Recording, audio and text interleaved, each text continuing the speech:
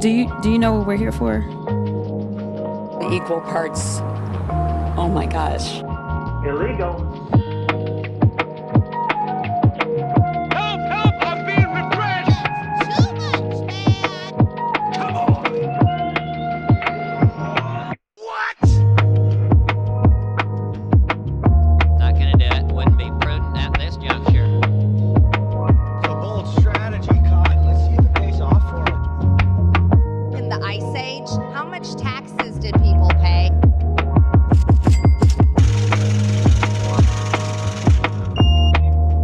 Follow the rich white man. Consequences. I'm staying in the race.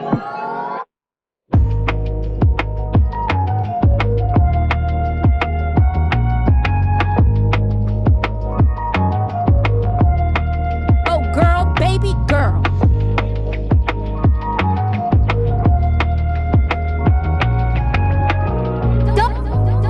Don't even play.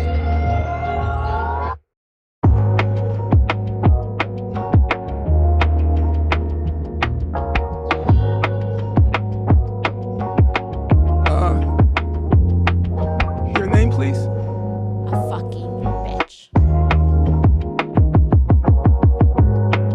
This woman is dangerous, ladies and gentlemen.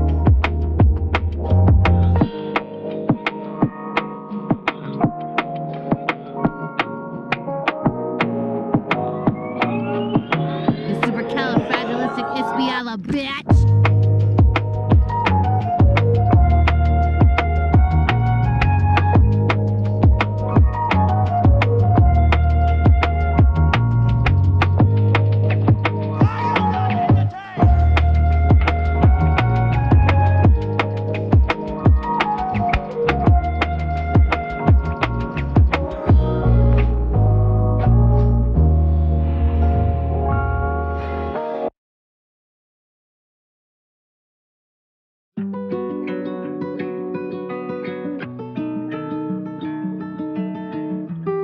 There's no point in you betraying your future self to gratify your present self. It's a stupid game.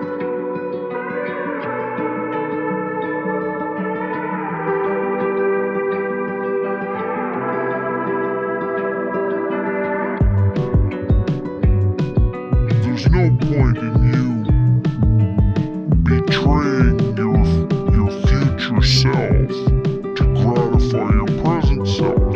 It's a stupid game.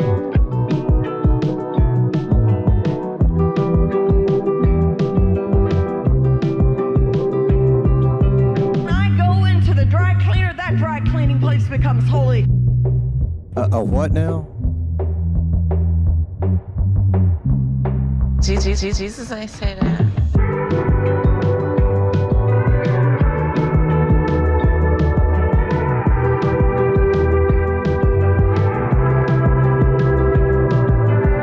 So I just want to address something. I was wrong.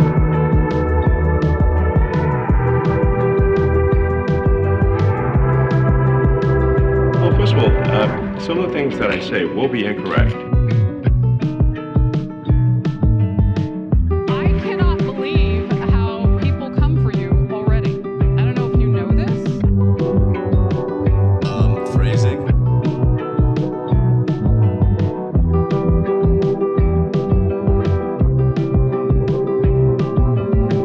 There's an old saying in Tennessee, I know it's in Texas, probably in Tennessee, that says, fool me once, shame on you. If fool me, can't get fooled again.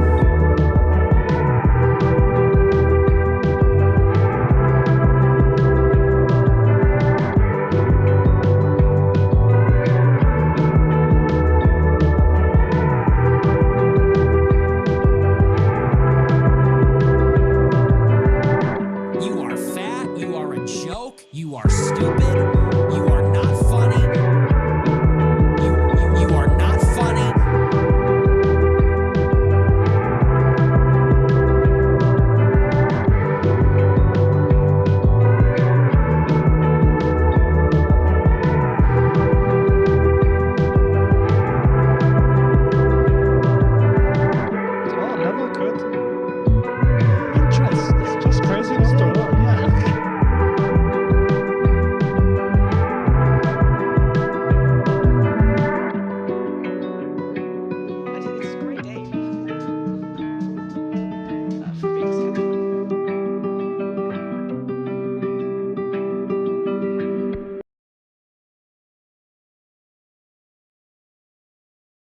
This is from 12 Rules for Life. I don't want reality.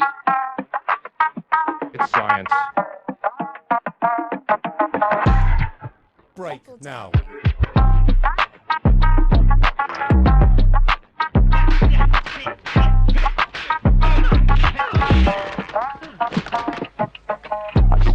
And now you'll see just how I won that game here. I see that you know your judo.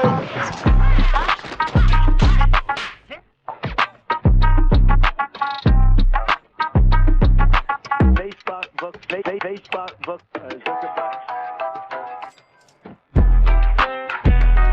China. I have to have my China. China.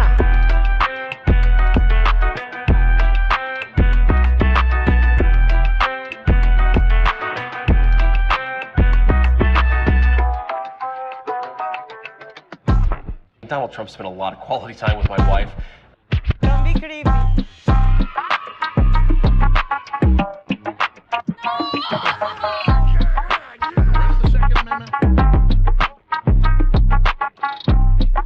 Immediately, if not sooner. I did everything right and they indicted me.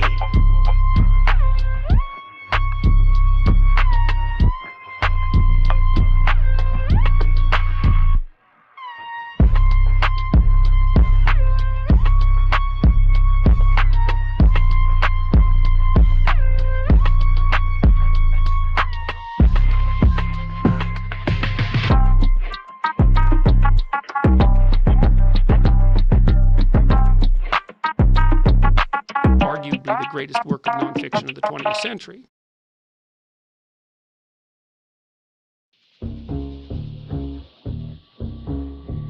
Winter is coming.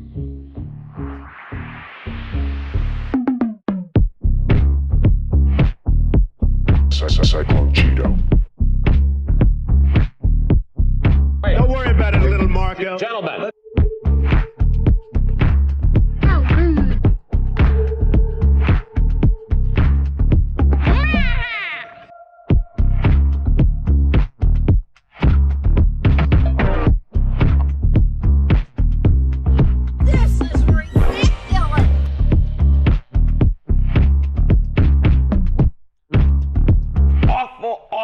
Awful. Weak.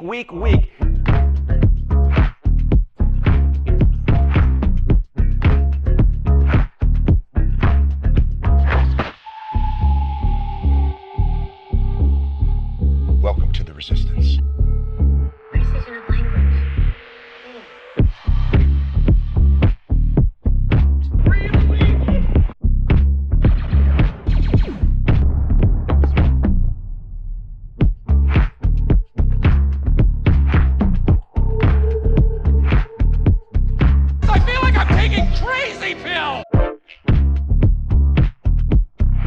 He looks good, and he looks hard. Aren't I a good guy?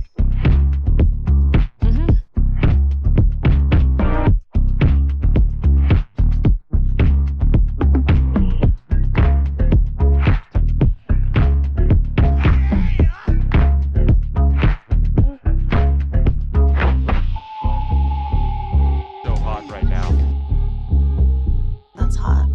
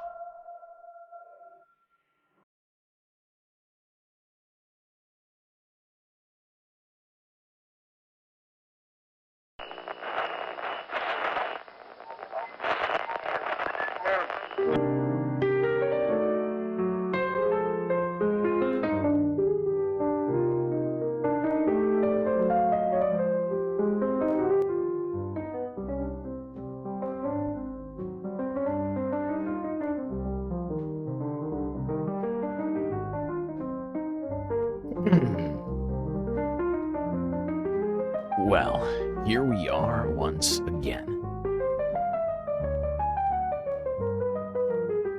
Floating somewhere between Earth and space, just trying to figure it all out. Got a hell of a lot for us to talk about here tonight, Space Fams, so I suppose we better get right to it. As always, do not forget to buckle up those seatbelts, otherwise you might go floating off into that deep, dark void.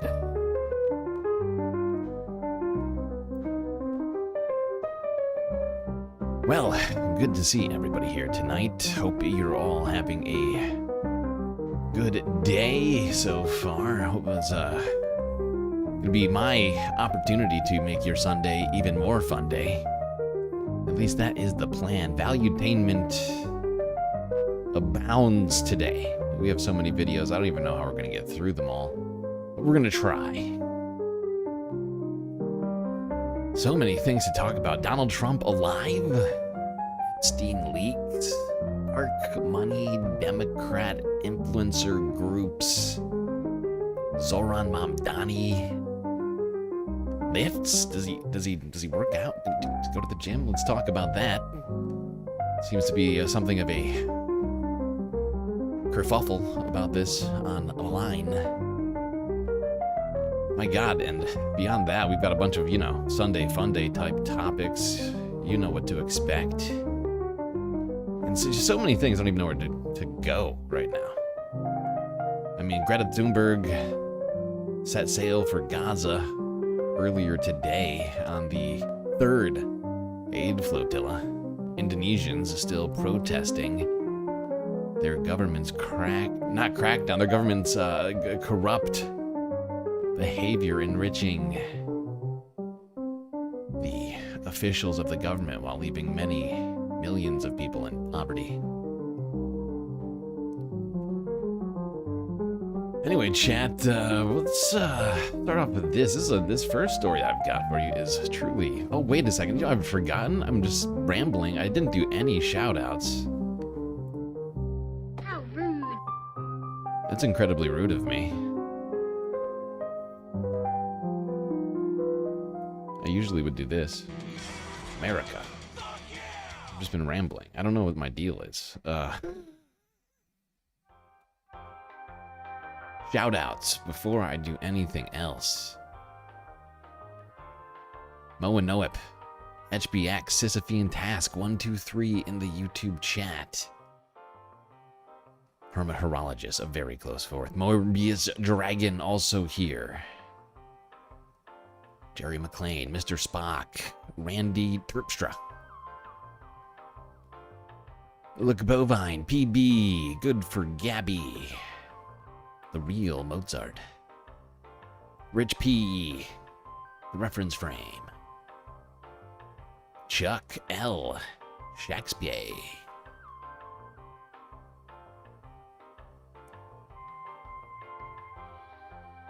Orb Rumor. Nightbot is here. Violet Quinlaw. D-Derb, Pitchforks, Dragon. Nadia Yvette Chambers. The Anarchist. Wow, so many people in the chat. The mind verily boggles. Anyway, good to see you folks. Let's start off with this first story, which, I don't know, for me, pretty exciting. I'm trying to figure out how I can get the money together to go watch this, or if there's going to be some way to, find some alternative avenue to view it. But apparently a documentary on Democracy Now!, one of our favorite channels around here, is going to be premiering on the big screen. Let's go here. I'm not going to bury the lead. Let's go to Democracy Now!, let them tell the story.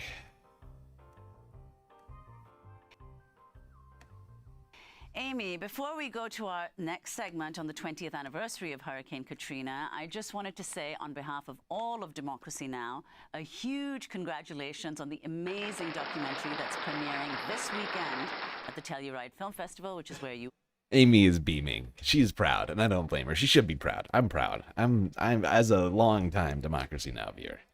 Amazing documentary that's premiering this weekend at the Telluride Film Festival, which is where you are.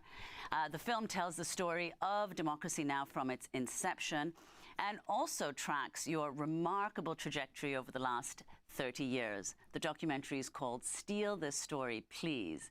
So tell us about the film and how you feel as its premiere at Telluride approaches this Sunday afternoon. Well, shit. I'm sorry. No, this is a huge... Okay, wait, hold on.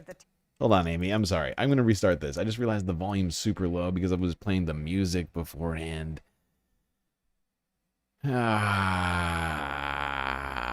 Terrible start.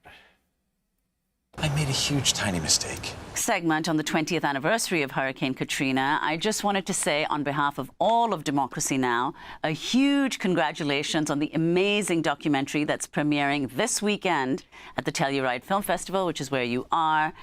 The film tells the story of Democracy Now! From its inception and also tracks your remarkable trajectory over the last 30 years. The documentary is called Steal This Story, Please. So tell us about the film and how you feel as its premiere at Telluride approaches this Sunday afternoon. Well, it is amazing to be here on this first day of the Telluride Film Festival. Thank you, Nermeen. We're really excited about this documentary that's premiering. And of course, you and Democracy Now!'s Juan Gonzalez, who was there from the beginning, are featured in the film. Look at Amy. She's so excited. Well, she deserves it. As well as many others and the stories we cover, which of course is going to the title, which is Steal This Story, Please. The film is made by the Oscar-nominated filmmakers Carl Deal and Tia Lesson. They are the filmmakers who directed Trouble the Water, about Hurricane Katrina, as well as The Janes, about an underground network helping women get abortion, and Citizen Coke. So the film is premiering this Sunday, and for people in Colorado, and especially around the Telluride area, I want to invite you to the premiere, which is Sunday at 1 o'clock. It's going to be at the Masons Theater. The old Mason Hall still is, over 100 years old. It is where Michael Moore premiered Roger and Me. Really thrilling. I mean, this is a highly unusual film festival. The festival is going to be honoring the Iranian filmmaker Jafar Panahi, who was arrested and imprisoned by the Iranian secret police in 2010 as well as 2022 for his filmmaking. I will also be part of a panel on Saturday at 4 p.m. at the Abel Gance Outdoor Cinema called Truth Be Told, Journalism and Filmmaking in the 21st Century. It's a special panel. Will include the great filmmaker Werner Herzog. He is flying in from the Venice Film Festival right now, where he just got a Lifetime Achievement Award. Ezra Edelman, Marshall Curry, these filmmakers, as well as David Remnick. A film has been made about the New Yorker, and Jacqueline Stewart. So again, the panel is Saturday at 4 o'clock. Everybody over at Democracy Now! You can see it on their faces. Everybody is so excited about this, and they should be. I mean, this is huge, and this film is not just going to be at the Telluride Film Festival. After it debuts there, it's going to be available nationwide in some format. So that, I mean, it's very exciting. It's very exciting. And then the film premiere of Steal This Story, Please is going to be 1 o'clock on Sunday. It is really thrilling. We're very excited. Also, there are other very, very interesting films here. There is a biopic that is now going. Amy can't help but be like, look, I know we have a film, but have you heard of these incredible films? She can't help herself. Come out here, Deliver Me From Nowhere, an unusual biopic about Bruce Springsteen. And Bruce is coming in today. The film, he is played by Jeremy Allen White, and also starring in that is Jeremy Strong. I got to meet them last night, along with, and we'll be interviewing her soon, E. Jean Carroll, a very interesting documentary made by the filmmaker Ivy Meeropol on E. Jean Carroll. Ivy Meeropol is the granddaughter of the Rosenbergs, who were executed in the 1950s during the Red Scare. So I'll report on all of this next week on Tuesday on Democracy Now!, but I really hope to see folks at the premiere who are in this area and maybe are already at Telluride or at other places around the state. 1 o'clock on Sunday for the premiere of Steal This Story, Please. But let's continue on the issue of films, Nermeen. Well, thank you so much, Amy, and congratulations again from all of us. We also should say to our audience, the film will eventually release across the United States. Just watch our website for details.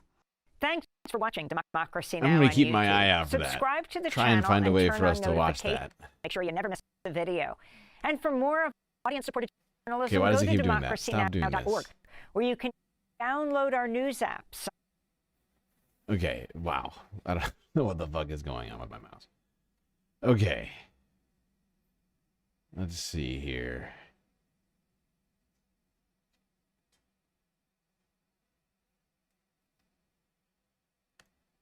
All right, I just figured we'd open it up with that on this Sunday Fun Day. Big news in the leftist independent news space.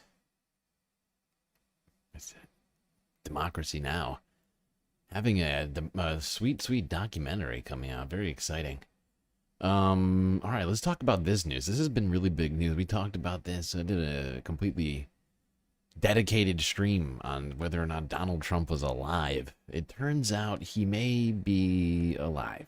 But let's talk about let's just talk about this situation before we get to that. The idea that Donald Trump could be dead has raced around the internet, as Twitter absolutely exploded into a meltdown over the possibility of the President of the United States not being alive. It's come from the fact that public appearances have been scant as of late, JD Vance referenced that he would step up as president in the face of a terrible tragedy, and some are speculating that activities amongst fast food places close to the White House have increased. However, the fact that he has no public events scheduled for this weekend is the real kicker. We're talking about a man who has an extremely public profile suddenly going dark, although given how far these rumors have spread, it is extremely likely that an official statement will be coming out soon. After all, the fact that Trump finds his audience in social media and has frequently posted his opinions and movements on there as something of an unofficial press release for the White House is significant, as one would assume he would have posted a video of him. All tariffs still in effect. Today, a capital H, capital P, capital A, capital C, highly partisan appeals court incorrectly said that our capital T tariff should be removed, but they know the United States of America will win in the end. And that does sound like Trump.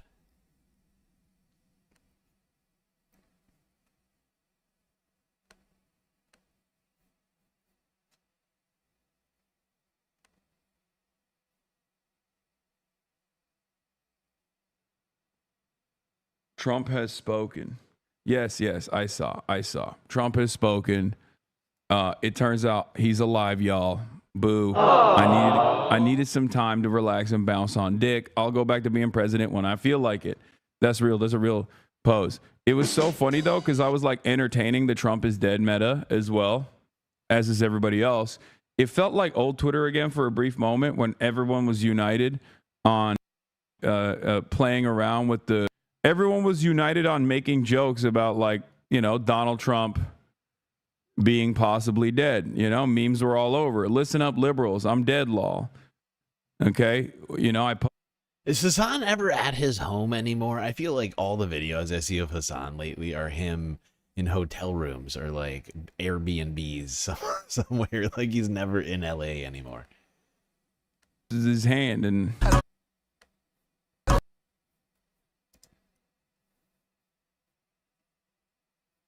Whoa. No sound. What happened?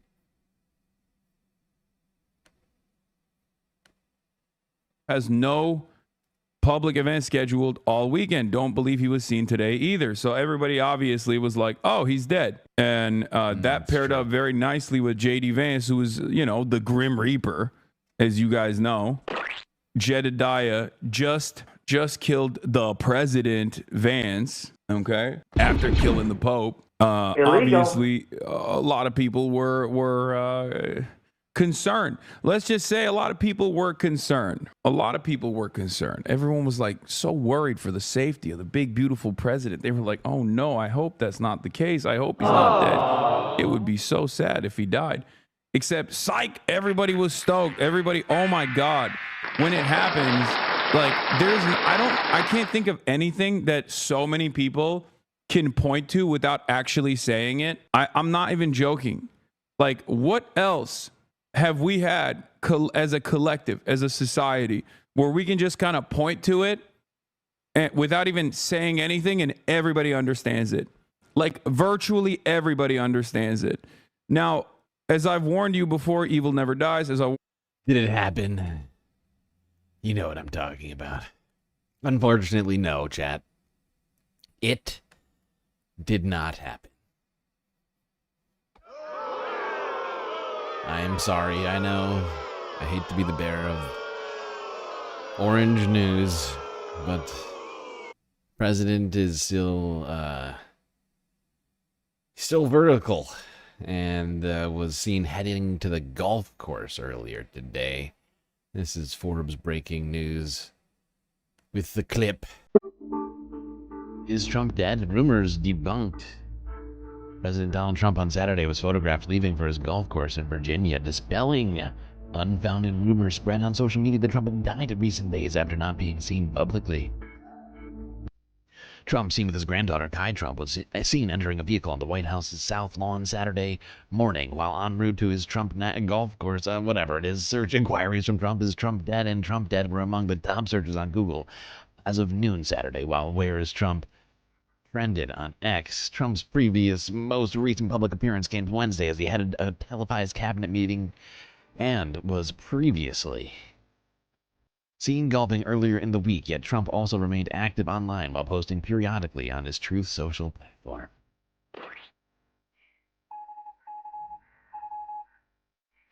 Most social media users pointed to Trump having not been seen publicly since his cabinet meeting Wednesday.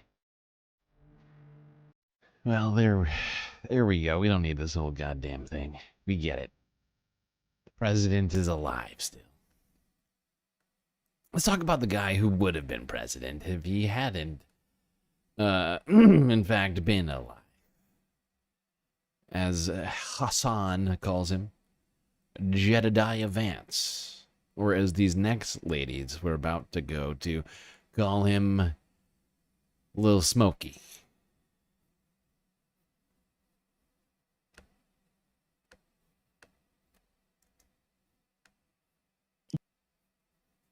Gavin Newsom has Fox News in a huge flutter because they think he's mimicking Trump, when reality is he's mocking Trump, but he's also mocking J.D. Vance brilliantly. So let's hear what Little Smokey had to say, and then we'll see Gavin Newsom's response. I think is really worth taking a look at, because this happens too much in our country. And if you look... Pause. Look at the eyeliner application today. I mean, that is... We've gone from day to night application. And also the second thing that strikes me here is look at all of the white men behind him, the optics of that. Okay, Angie, I'm so sorry. The eyeliner. No, I agree. I agree. The IHIP ladies are hilarious with the nicknames and the Little Smoky shit. I don't know what it is. They're killing it over there. both comments. I mean, this is really teetering on smoky eye here. Health crisis in the United States of America. We take way more psychiatric medication than any other nation on earth, and I think it's time for us to start asking some very hard questions about the root causes of this violence.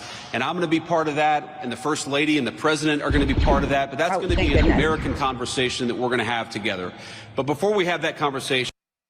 Wait, did he just say that he's going to have a conversation about psychiatric and psychological problems with Kanks? With Kanks and Melania. And Melania.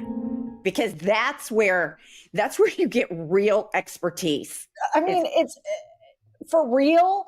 I mean, like, he's the most batshit crazy person on the fucking planet right now. We're going to go talk to him about mental health, and Melania with her anti-bullying campaign. I mean, JD Vance is an absolute disgrace. He is a disgrace to humanity. If he were my son, I would want to just bury my head in the sand. I cannot imagine the shame that his mother must feel about raising such an evil sociopath as that man. Yeah, you should be ashamed of I think he's more yourself for having that diabolical than thought. Trump. But here's what Gavin Newsom has to say in response.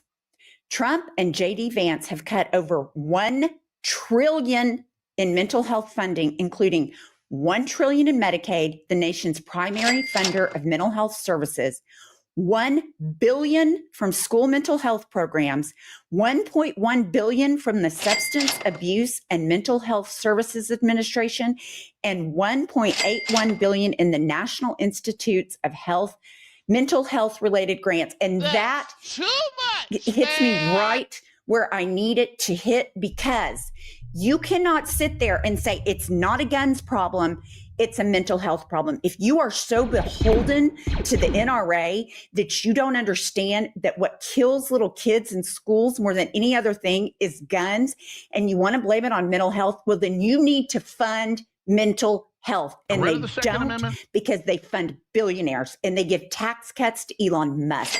They don't give a fuck about children. And I think we need to change the language that they're not giving tax cuts to Elon Musk. They're giving corporate welfare to Elon Musk. They are giving handouts.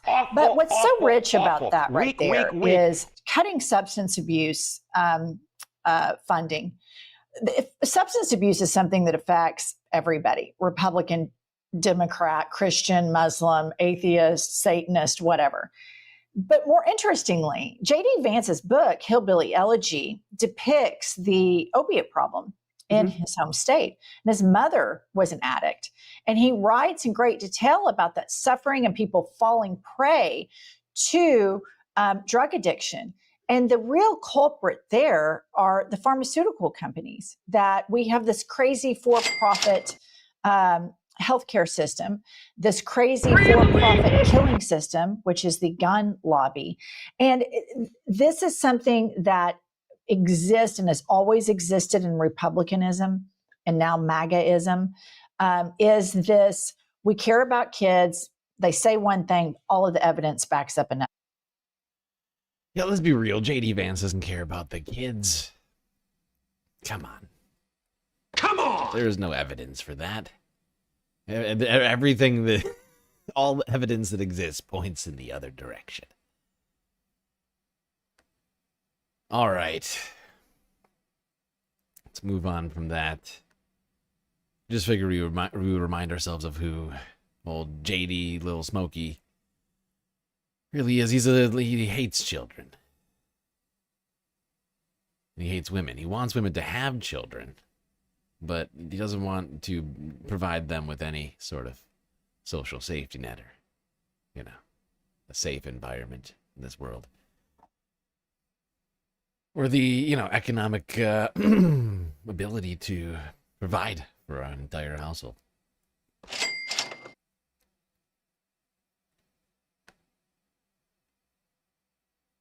I really hope Lil Smokey sticks as a nickname. It really is a good one. All right, let's go on here. Back to Hassan Piker, who has got some breaking news.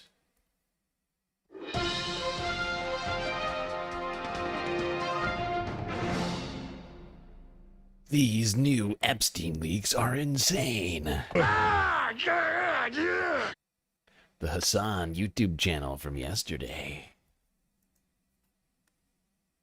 Jeffrey Epstein connecting Sultan bin Sulayem to Ehud Barak while the latter two are in Russia in 2013. Can I send you his email, Sultan bin Sulayem? Any idea how to create the actual contact? My friend Sultan bin Sulayman is in St. Pete. I think you should meet. He is the right hand of Maktoum. It's so funny that like the TrueAnon account in between braces like insane AI posting and in between his like incessant reply guy behavior as a bit will post absolute bangers like profoundly important pieces of journalism. We got it all, baby. Here's a leak to Ehud Barak's emails, 100,000 emails where you can see him and Jeffrey Epstein talking about meeting Peter Thiel, who owns Palantir. You can download the whole thing on DDO Secrets via our Telegram. Here's an additional 25,000 leaked emails from Deputy Minister Benny Gantz, an additional 50,000 leaked emails from Gabby Ashkenazi. Ugh. Ian Carroll Show used some clever tech and discovered that Jeffrey Epstein and Ehud Barak were conducting surveillance on a number of powerful U.S. politicians and businesses. Yeah, I don't care about Ian Carroll. I'm sorry. I don't think he's credible. Anyway, a busy day in June of 2014 as Jeffrey Epstein and Ehud Barak. Did I understand that right?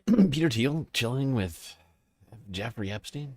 I don't think he's credible. Anyway, a busy day in June of 2014 as Jeffrey Epstein and Ehud Barak jiggle meetings with Victor Vekselberg and Peter Thiel. Both Vekselberg and Thiel would later invest in separate Israeli spyware companies. Peter is Monday at 8 p.m. Victor. And before 6 p.m. is Peter coming around 7 p.m.? Yes, definitely after 3 best. Jeff, I'll meet VV in some 2 hours time. He probably stays on New York till Monday. Bro, this guy couldn't write for Does it make sense to have a cup of coffee with him on Sunday? EB. I'm returning to New York Sunday morning now, so have time Sunday if you want. In a separate email to billionaire Gary Fiegel, Ehud Barak says he's actually met Thiel once at Davos, but Thiel likely doesn't remember as he was, I guess, under some drug impact. It's so strange. What was Ehud Barak, former Prime Minister of Israel, doing with Jeffrey Epstein? Why were they consistently talking to one another? Why were they emailing one another about linking up with Palantir's very own Peter Thiel? Why does the Israeli state utilize Peter Thiel's surveillance technology? Why does the American state utilize Peter Thiel's surveillance technology, Palantir?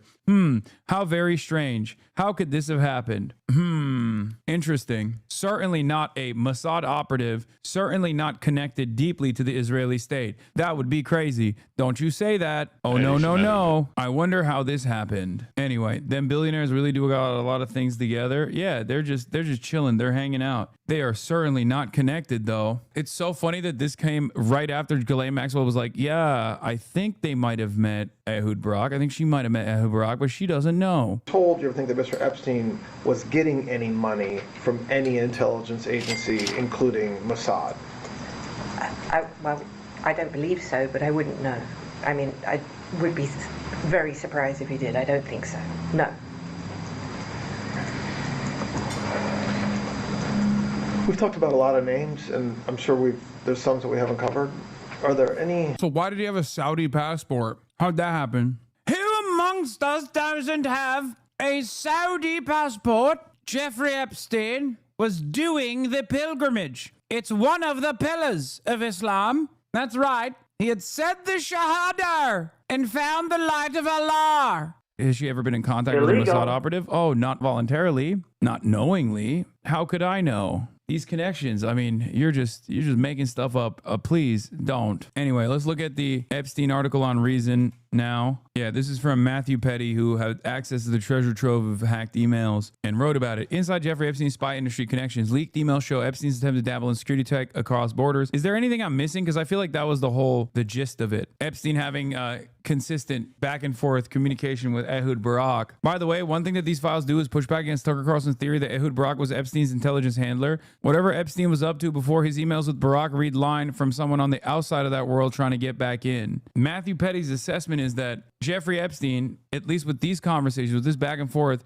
seemingly was not in the know at that point. Or maybe like Ehud Barak wasn't his handler, but clearly had a close relationship with the Israeli state. So he could have been an asset for a while and wasn't active, or he could have been an asset for a different division, and he was trying to elevate his importance in the Israeli state, in the eyes of the Israeli state, by directly talking to Ehud Barak, by setting up additional things for Ehud Ehud Barak. This doesn't mean that he wasn't an Israeli asset. It very clearly is an Israeli asset. I don't think a member of the Mossad would also be directly emailing Ehud Barak on a private email server. You know, I suspect that they have better OPSEC than that. Maybe they don't. I don't know. Maybe they're that stupid, but it feels to me like that's not a thing that they would do. But of course, a simple financial advisor is not doing this kind of I don't think. He talks with the Israeli email consistently about Putin invading Ukraine in 2014 and 2015. Reportedly, a startup focused on overhauling 9/11 emergency dispatch technology could bring Epstein into that world. One of his co-founders and directors was Pinchas Bucharest, a former director of Unit 8200. Bucharest told Haaretz, the Israeli newspaper that broke news of Epstein's involvement in 2019, that the investment was structured to conceal Epstein's role. Barak brought the money, and as far as I'm concerned, it's his. I don't know Epstein, and I haven't met him.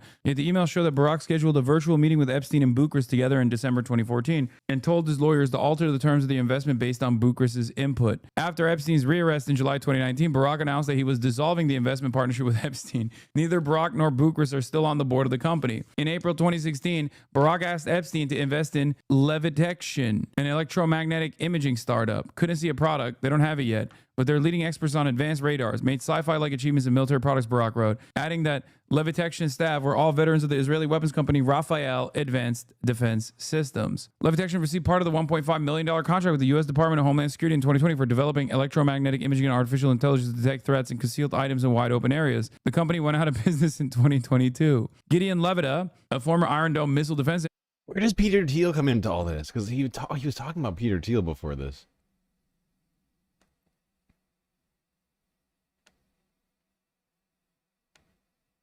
Negotiations, and to the American Speakers Agency that represents him now. Neither to McCormick, Vexelberg, Belyakov, Bucharest, Carbon, British Royal Court, I saw a business opportunity, Barak told Haaretz in 2019 in a later interview with the Wall Street Journal. At the time, seemed to be an intelligent person, socially well-connected, and of a wide areas of interest from science to geopolitics, and said he did not participate or know about any of Epstein's parties with women or girls. Thiel acknowledged the Wall Street Journal in 2023 that he had met with Epstein more than once in 2014 for unnamed networking opportunities. The report did not mention Barak's involvement. I think enough about what Epstein's agenda might have been, Thiel told the paper. Interesting, this is all popping off as my 2019 report on Peter Thiel Epstein and Ehud Barak's Carbine 9/11 was just ultra vindicated by new release emails. Report on this yesterday, and this is the 2019 report. How the CIA, Mossad, and the Epstein network are exploiting mass shootings to create an Orwellian nightmare. Part of the reason why I don't like Ian Carroll is because he, from what I've seen so far, has like kind of bastardized Whitney Webb's work. Like exploiting mass shootings as in like to create an environment of mass surveillance.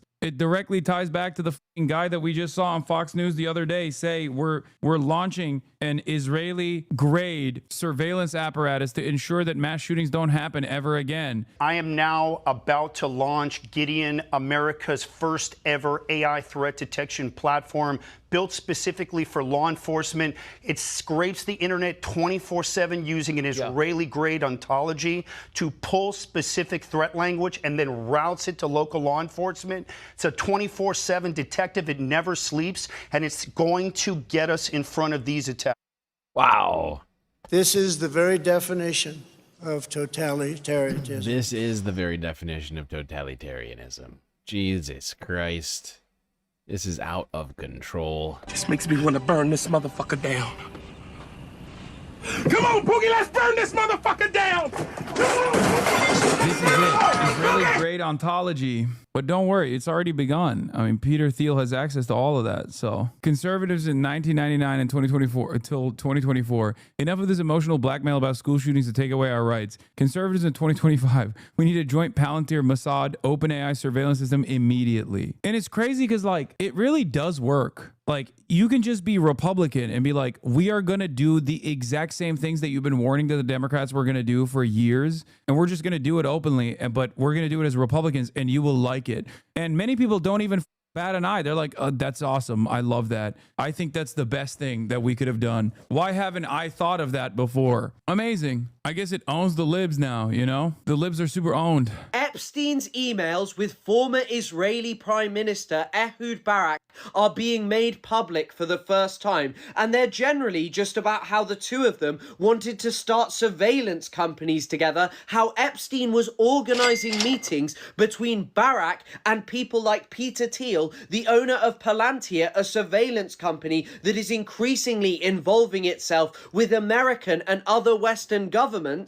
And you also have some really crazy ones like this, where Epstein says, with civil unrest exploding in Ukraine, Syria, Somalia, Libya, and the desperation of those in power, isn't this perfect for you? And there's also this one where Epstein says, Wethy Chine's looking for to start personal protection company in Beijing. I think he meant like wealthy Chinese. Kidnapping has begun. Wow, it turns out maybe he is a Chinese spy after all. Just Kidnapping kidding. has begun. These were released to the public by hackers. They are confirmed to be 100% real. And if you want to read a full article about it, check out Matthew Petty's article. But you can also check out TrueAnon on Twitter, who are about to do an episode about this. And I think many people thought that this was going to be about how Epstein was blackmailing Israelis. But in many ways, it's more horrifying, because what it actually is about how Epstein, after being convicted of heinous crimes, was basically using his position and his social connections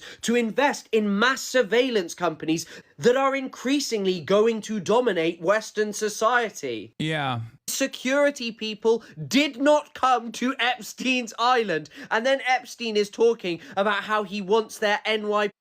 Wow. A lot of stuff coming out around Epstein's involvement with Israel, and now Peter Thiel's name is being thrown into the mix and an involvement with Mossad and potentially Epstein. Very, very troubling stuff. Let's go here.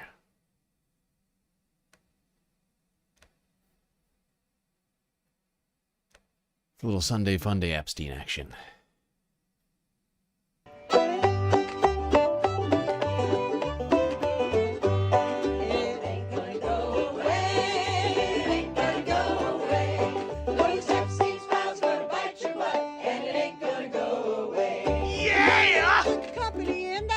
In a sleazy kind of way. Don't want us to have a look on a presidential day. It ain't gonna go away. It ain't gonna go away. Yeah! Epstein file's gonna bite your butt, and it ain't gonna go away.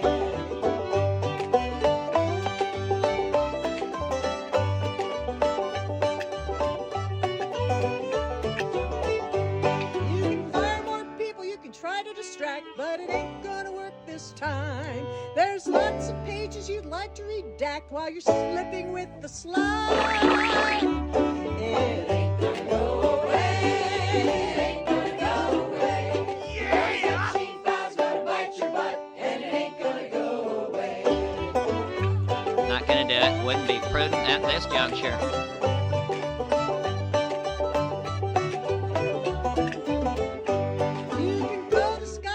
Go play golf. You can go to war today. You can point your finger at everyone else, but it ain't gonna go away.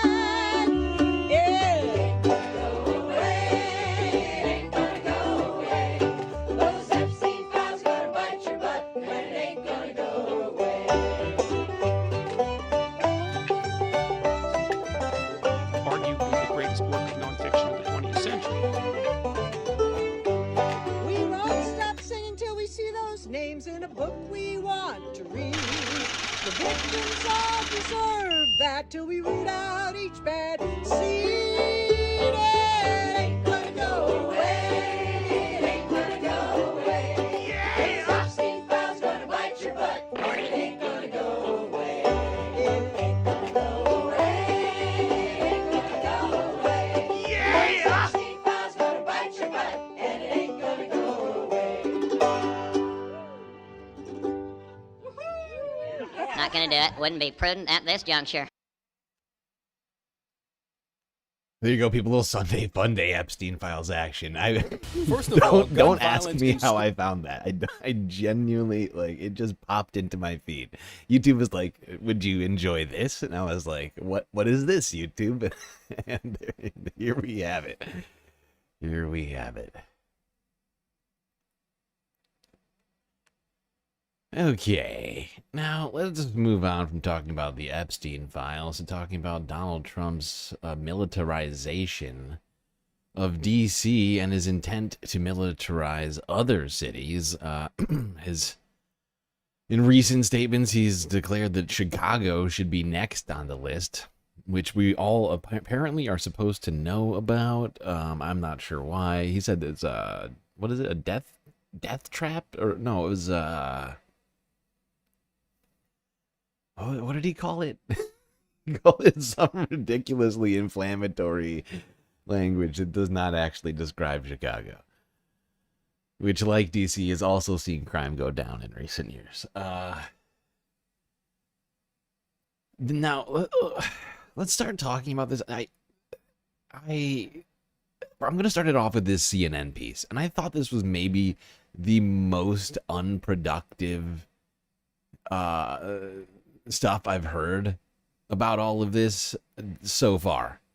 Like, maybe, I mean, I'll let them. I won't. Oh, God. Awful, awful, awful. Weak, weak, weak.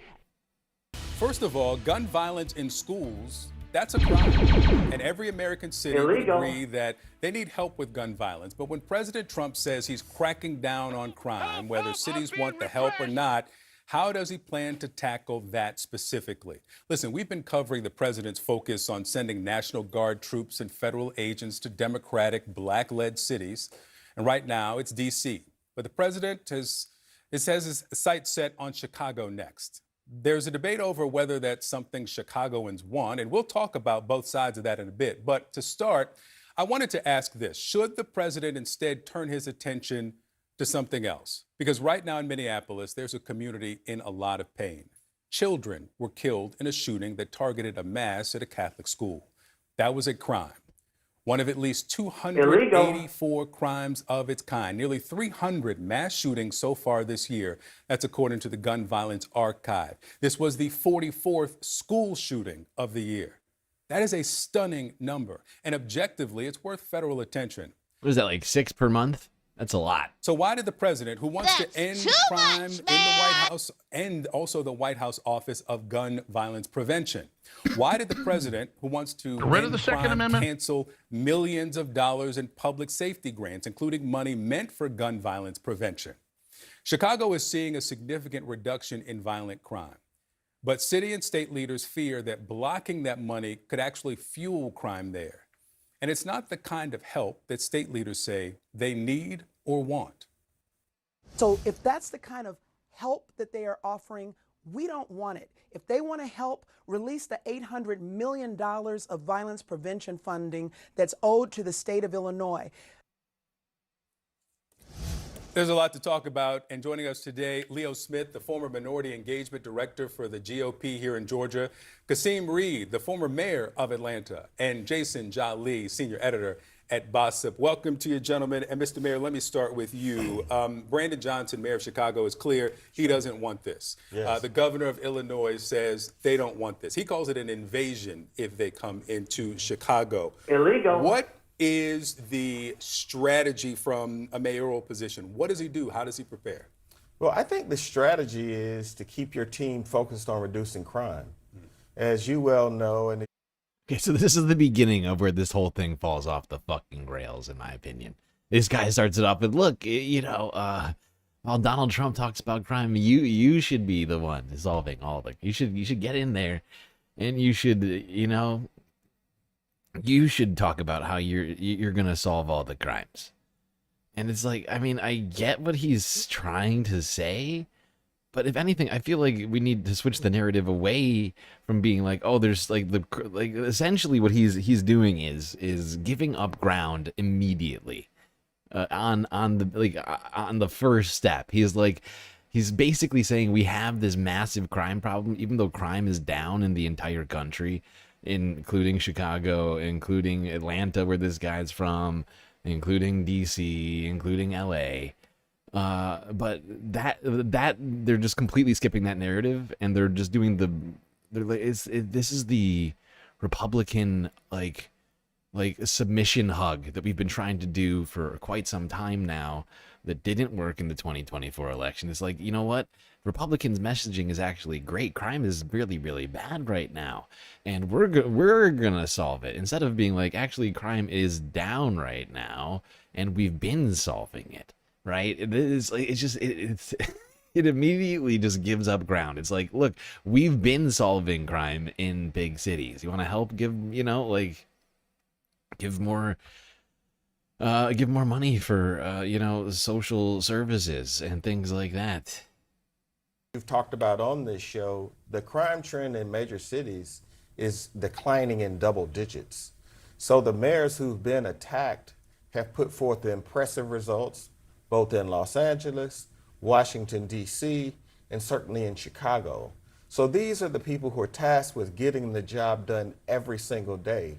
The trends are moving in the right direction. Yeah. And rather than being able to focus on policing and reducing gun violence, they're now being attacked by the President of the United States and being used as a publicity stunt to distract from other issues, because none of them want. So why help. start it off And by at the saying same we time- should be focusing more on crime, when that shouldn't be the focus? It should be, in my opinion, it should be, look, we've already been solving crime, and Donald Trump is illegally occupying these cities. Donald Trump is calling martial law in the entire nation and going after Democrats in a political attack, a literal political attack, a threat with,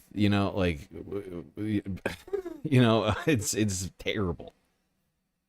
In the budget bill that was passed, dollars that would have gone to cities and states to reduce violent crime were cut to provide tax benefits to the wealthiest Americans. Leo, the mayor says this is a publicity stunt. What do you think? Well, I think there's certainly showmanship happening here with this presidency. I think we all know that. But it's also he made a campaign promise that he would do these things, and we're seeing the results of an election unfold, unfortunately. The other thing is we do have to deal with the reality, and I think collaboration is a reality that we must embrace. And Collaboration is the reality that we must embrace.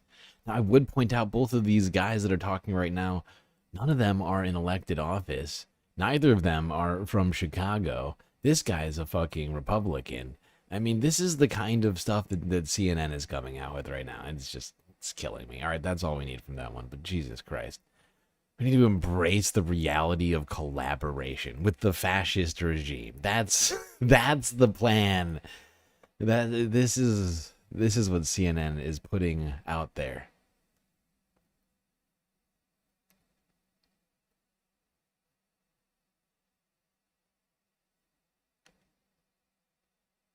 All right, let's go here. NBC Montana from yesterday. Chicago braces for federal troops on city streets. National headlines tonight. Chicago is bracing for the presence of federal troops on city streets, while city and state leaders say they have yet to be contacted by anyone in the White House. All signals are pointing to it happening nonetheless. Here's national correspondent Christine Ferzau. The next phase of the Trump crime and immigration crackdown could begin as soon as next week in America's third largest city of Chicago. Chicago still has a crime problem. So President Trump, again, made a promise to American people, we'll make this country safe again. Plans for a military deployment to the city have been underway for weeks, according to the Washington Post. The effort expected to focus largely on illegal immigration. We're going to take the assets we have and move them to problem areas like sanctuary cities where we know for a fact they're releasing public safety threat, illegal aliens to the streets every day. That's where we need to send the majority of the resources. Those resources may include this military base. I'm Tom Homan. I'm a bad guy. Outside of Chicago, requested to be used to assist immigration and customs enforcement in their efforts. Since National Guard troops arrived in Washington, D.C. earlier this month, immigration-related arrests have skyrocketed. Like this Mexican national, ICE says had previously been arrested for sex crimes. NBC Montana is the worst NBC of all. They're like, it's so exciting. Look how they're coming to take Chicago. Look, they found one criminal among the thousands of people they've picked up so far. Great job. Look, Aren't I a good guy? Oh, the Trump administration is so good. They found one criminal. Oh my gosh. $175 billion spent, one criminal found. Great job. Great job, guys. Really good.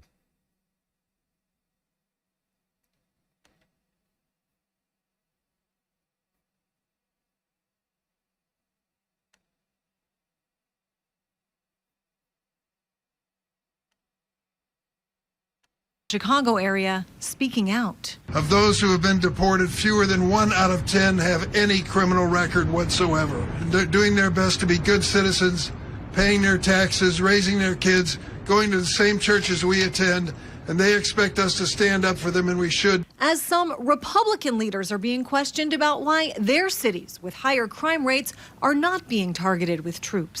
Just consider Speaker Johnson's state and district. Just look at the murder rate. That's nearly 4 times higher than California's. The president has said he wants to send the Guard to Chicago and other places. Why not Shreveport? I don't know. That's not my call.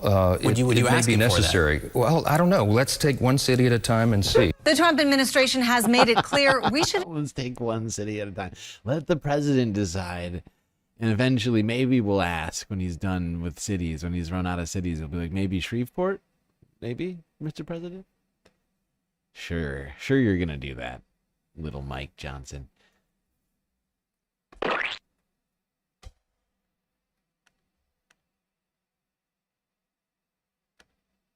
Okay, I'm going to start a goal in chat.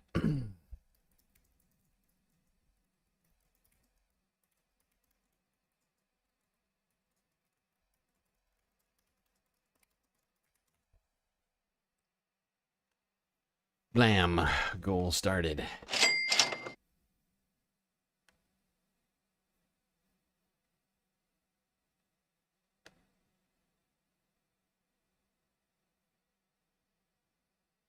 Did you watch that entire interview with Mike Johnson? I actually didn't get a chance to watch it yet.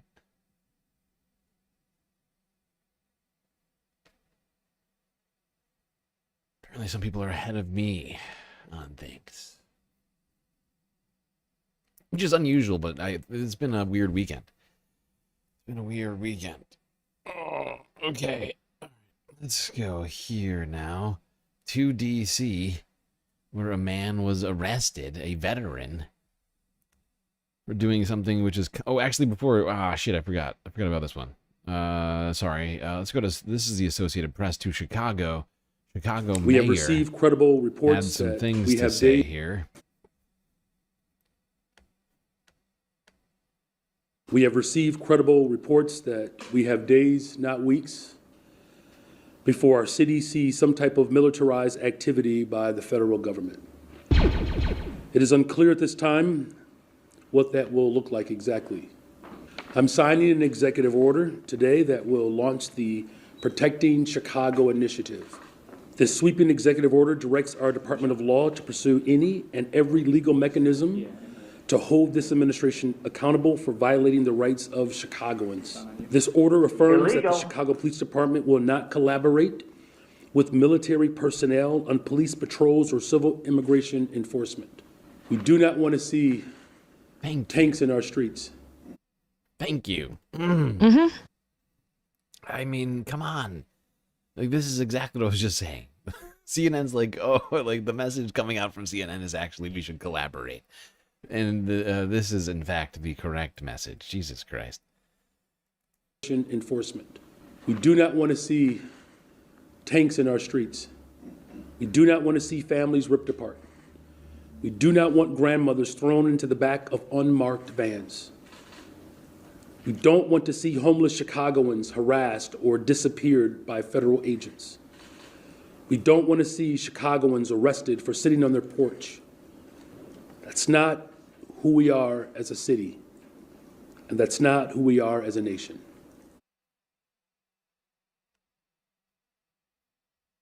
There you go. The mayor of Chicago saying Chicago will not be collaborating with Donald Trump's administration in his federal crackdown on Democrat-run cities. Now let's go to D.C., where a veteran was arrested for doing something very much constitutionally protected. Yep, I'm being detained because I expressed my First Amendment right to burn the United States flag in public, not causing harm or causing any danger to any citizens or personnel in the area. Do this for every single one of you American citizens.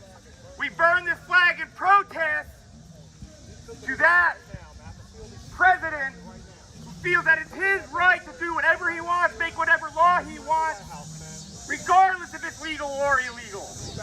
It is our First Amendment right to burn this flag, regardless of what the president says.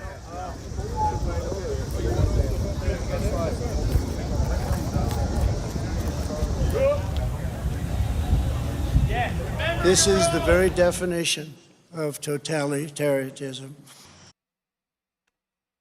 It's true. This is full-on totalitarianism. We begin with President Trump's authoritarian. Let's go here. Talk about his some of his most recent comments.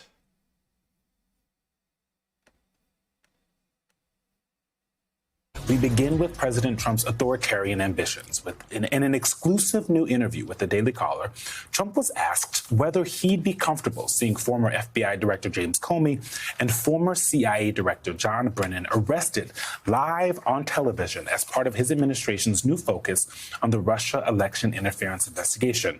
His response would not bother me at all. That attitude, punishing perceived enemies while rewarding devotees, is exactly what we're seeing across the federal government. At the Centers for Disease Control, Trump has already installed a new hand-picked loyalist, a business investor with no medical training, to replace a career scientist to run your nation's top public health agency. Then there's the Federal Reserve, where emergency hearings are underway right now after Trump's attempt to oust Fed Board Governor Lisa Cook over alleged mortgage fraud, even though she has not been charged with any crime. But the aim is clear. Get her out so he can put in a loyalist. Illegal. And that's become Trump's playbook across the government, forcing out officials at the CIA, the Department of Transportation, the Bureau of Labor Statistics, institutions where nonpartisanship is essential to what they do. It's their lifeblood. Trump is also ramping up his war on blue cities, manufacturing crisis after crisis as a means to seize more power. In addition to National Guard deployments, Trump is threatening new immigration crackdowns in Boston and Chicago using agents from ICE and Border Patrol, agencies whose budget Trump tripled this year. And if you're wondering how far he intends to take this, well, folks, here's your president in his own words. So the line is that I'm a dictator, but I stop crime. So a lot of people say, you know, if that's the case, I'd rather have a dictator. But I'm not a dictator. I would have the right to do anything I want to do. I'm the president of the United States. If I think our country's in danger, and it is in danger in these cities, I can do it. They say, we don't need him. Freedom, freedom. He's a dictator. He's a dictator. A lot of people are saying maybe we like a dictator. Joining us now, Executive Chair of the Democracy Defenders Fund and former White House ethics czar under President Obama, Norm Eisen, former federal prosecutor and MSNBC legal analyst Joyce Vance, and former... Okay, we don't need to listen to this whole conversation. There you go. That's your president, Supreme Dictator Trump.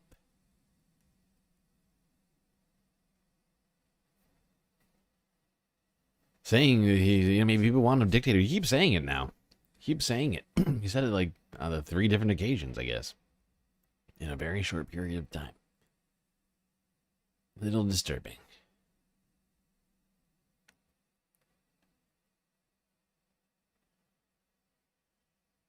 But one man in the Republican Party has been committing a lot of crimes on a daily basis, it would seem. I don't want reality. That's right. Markwayne Mullin. Sam Cedar. Emma Vigeland on the Majority Report. It is Casual Friday. Want to welcome back to the program Dave Weigel, author, journalist covering politics at Semaphore. Dave, welcome back to the program. It's good to be back. I'm looking at my window at Occupy DC, which looks exactly like it did last week, but now it's safe. Dave, I don't know if you have a car or not, but do you drive around without a seatbelt on because you're worried about a carjacking? No, because just statistically, you're more likely to be in a car crash than get carjacked. So why would I do that? Oh, well, because you're obviously not you love Senate crime. material. It's because you love violent crime. Virtue signaling over here. Yeah. Well, actually, let's play this clip right now because it's obviously because you're not a senator. And here's Markwayne Mullin. Give me a joke. Revealing that he doesn't understand that dynamic of the chances of him being in an accident are far greater than being carjacked. Pop this up. And by the way, I'm not joking when I say this. I drive around in Washington, D.C. in my Jeep, and yes, I do drive myself, and I don't buckle up. And the reason why I don't buckle up, and people can say whatever they want to, they can raise their eyebrows at me again. Illegal. It's because of carjacking. I don't want to be stuck in my vehicle when I need to exit in a hurry because I got a seatbelt around me. And I wear my seatbelt all the time, but in Washington, D.C., I do not because it is so prevalent of carjacking. And I don't want the same thing happen to me, what's happened to a lot of people that work on the Hill. And by the way, hey, I mean, isn't there something so uniquely American about buying a Jeep, like a big Jeep, and being a real tough guy? Didn't he challenge, was it Sean O'Brien, to a fight on the Senate floor?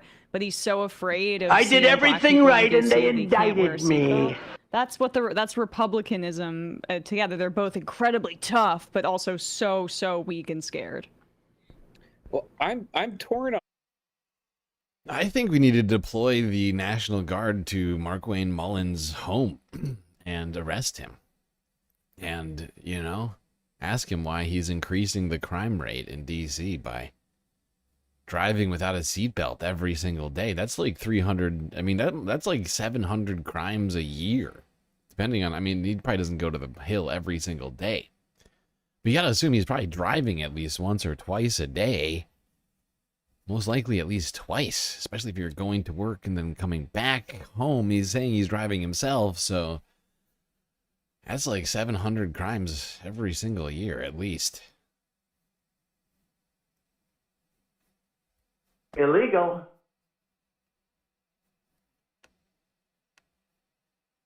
The carjacking stuff because not his approach.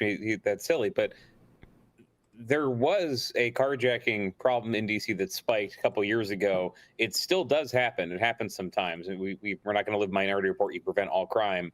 The issue is just basically a procedural issue where the city raised the age for trying juveniles. A lot of juveniles were just recommitting this crime because they weren't being tried as adults, and the city already has been changing that. And so the goofy thing about this whole discourse, many goofy things, one is just that the city had been rolling back some of the reforms that they didn't have a press conference to say, sorry, we went too far, but there was a carjacking problem. It has been getting better, but you do hear when this kind of take comes out that just there should never be any crime whatsoever in the city. One crime is too many crimes. Very hard to pull that off. Being terrified when this, it is sort of fascinating, right? As these crime rates plummet, you have a man who's been convicted of 34 crimes demanding 0 crime from every single Democrat-led city. Maybe if he wants to, lower the crime rate of DC, he should go back to Florida.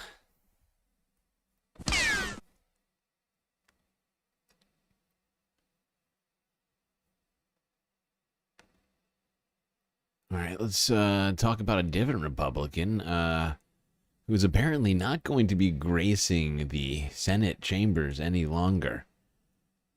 Iowa devil woman Joanie Ernst. This woman is dangerous, ladies and gentlemen. And sources tell CBS News that Republican Senator Joanie Ernst of Iowa will not seek re-election next year. Big news today. Ernst has represented Iowa in the Senate since 2015, and she plans to officially announce that she's vacating her seat next week. So for more on all of this, let's bring in our Friday political panel, Democratic strategist Megan Hayes and Republican strategist Matt Gorman. The Matt and Megan show, officially calling it. Happy Friday to you both. Great to see you. Let's start with this news about Ernst. Republicans are hoping to hold on to their Senate majority in the Senate. They've got a majority. It's kind of slim. Is Iowa in play at all with this news? No, look, this was rumored about for several months now. They were going to have to spend money in Iowa most likely sometime during this cycle. I expect a lot of the Republicans to consolidate behind Ashley Hinson, who's one of the reps there. And let's be honest, it wasn't an A tier of crop of candidates on the Democratic side anyway, because there's not much of a bench in Iowa to begin with. They've been kind of decimated over the last 10 years or so. So Joanie's going to have a race, certainly. I expect Republicans to consolidate around Ashley. Democrats will still have a primary, most likely. I mean, it's interesting, Megan, because I cover Capitol Hill. All right, there we go. CBS News pundits skeptical about Joni Ernst's seat being taken by a Democrat, but it could happen. Anything could happen. A phoenix could rise from the ashes.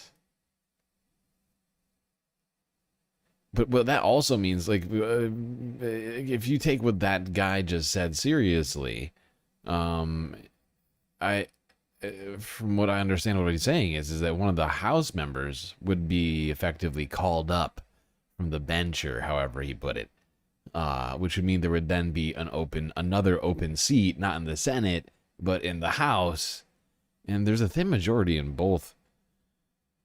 So either one way or the other, it does present some kind of opportunity.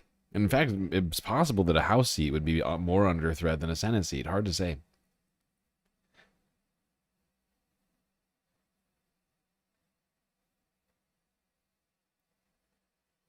All right, let's go here.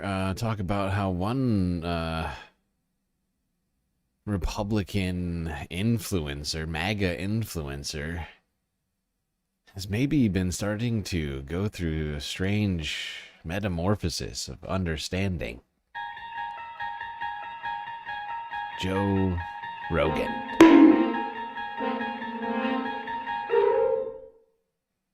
All right, I never thought I'd be saying this, but I have kind of a beautiful clip coming from the Joe Rogan Experience. Now just bear with me, because in this clip, Joe Rogan is talking to another MAGA voter, and they both seem to be skeptical about Trump's election fraud claims. They say, is Trump just lying to us about that? They both seem to realize that Trump's been a shitty, no-good president. And here's the thing. They realize this a little bit too late. Joe Rogan seems to now have these weekly realizations that, oh wait, the guy I voted for does want to deport absolutely everybody. Oh wait, the guy I voted for does want to attack the media institutions and basically every single check that we have in our system. And as I see Joe Rogan go through these realizations, it just makes me wonder, where were you when Trump was running on this? They ran saying mass deportations now. They ran saying that they were going to target political opponents. But either way, the reason why I continue to cover this, and it's quite controversial, people on my... He was ignoring it because he could see the dollar signs in front of him, of course. Disagree, but it's because Joe Rogan is sort of a microcosm of how a lot of Americans feel. Whether we like it or not, Joe Rogan has a massive, massive platform, a massive audience, and something that he does is he kind of just represents the average bro voter. Or broette, women voter, it doesn't matter.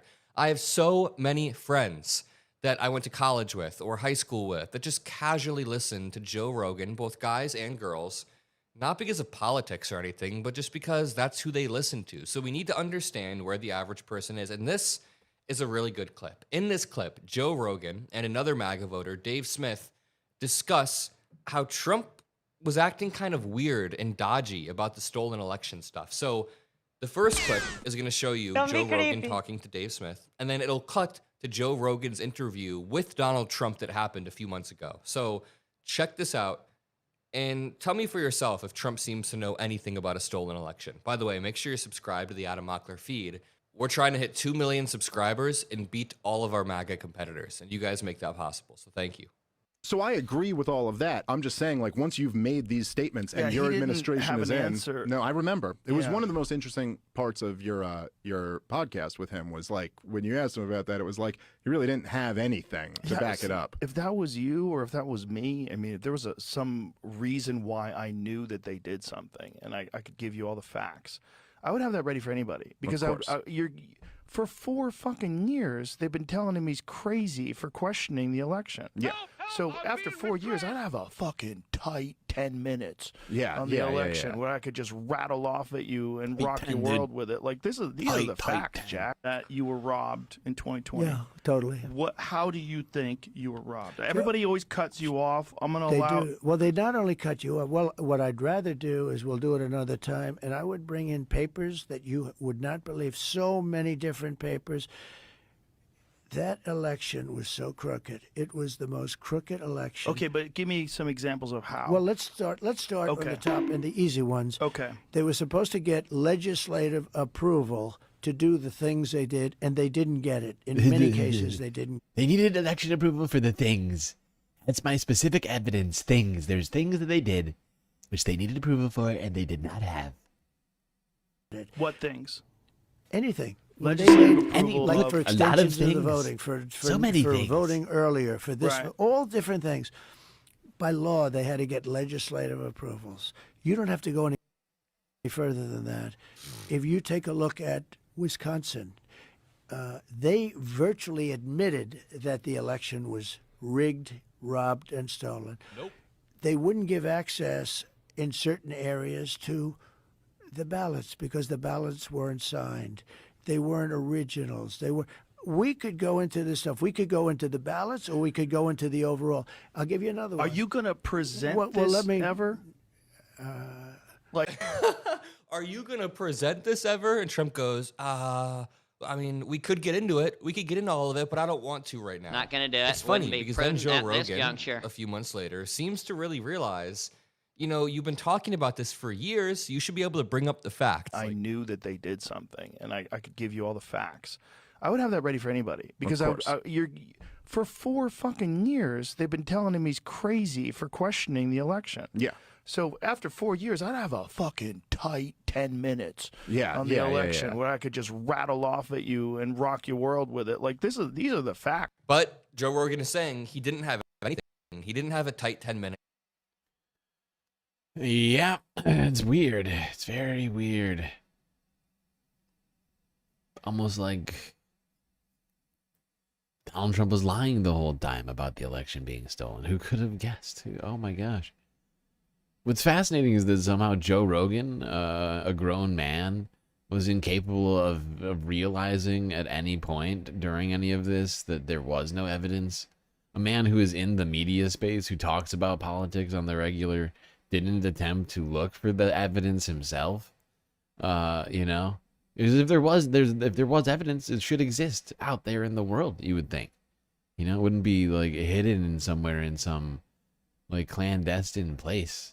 There'd be at least some amount of evidence to this massive nationwide election. We're talking about millions of votes being changed essentially or thrown out. However it may have happened, but you would think there'd be some amount of evidence to that. There's been none.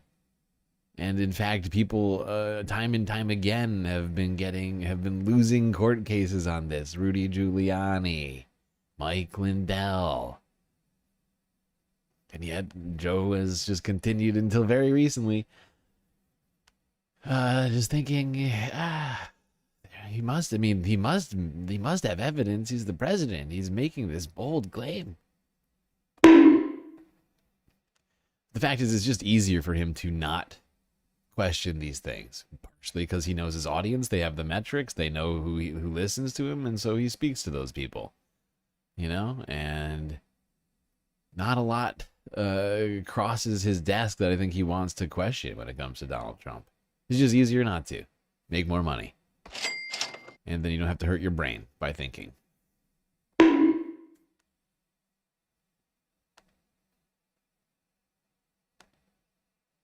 Let's talk about particular online media space that I think many of us have started to think is perhaps a bit problematic. Let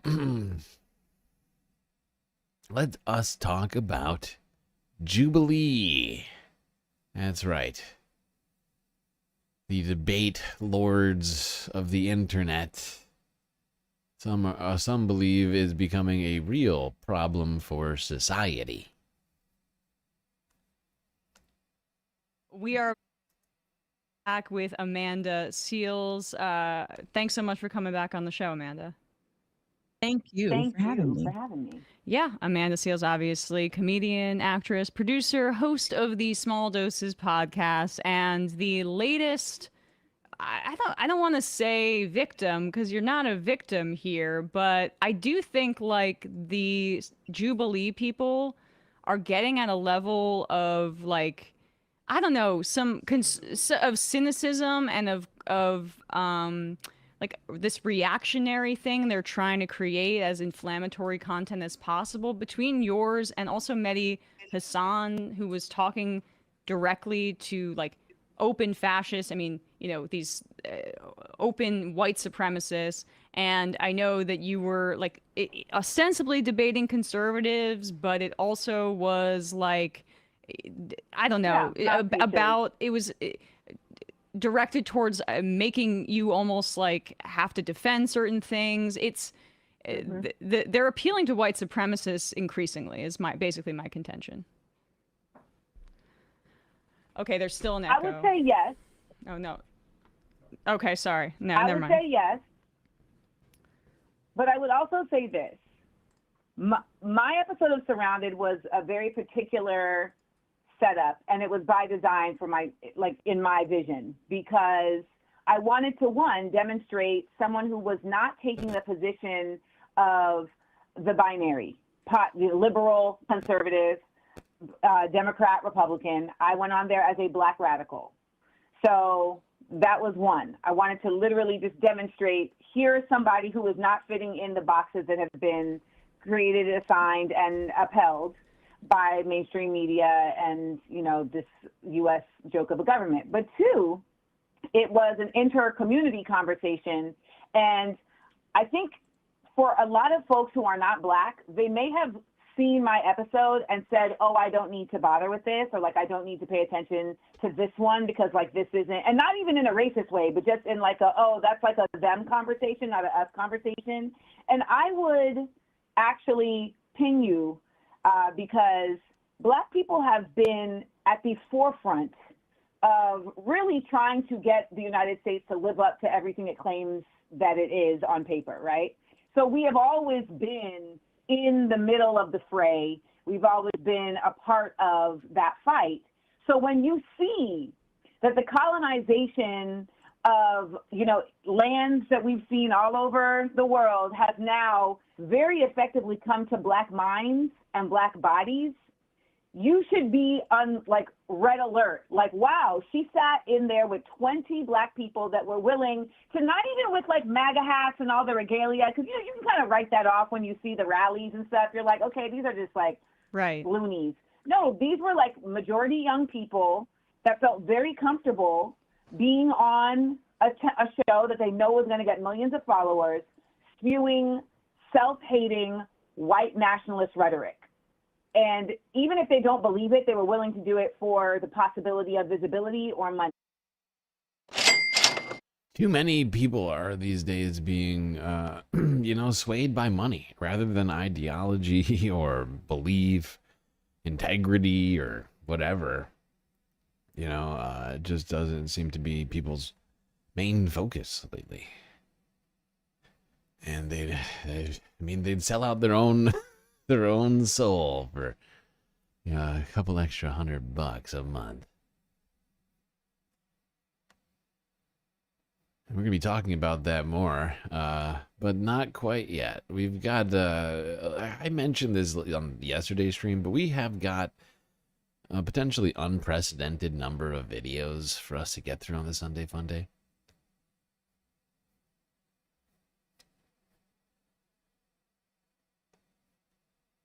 So I got to keep this thing moving, first of all.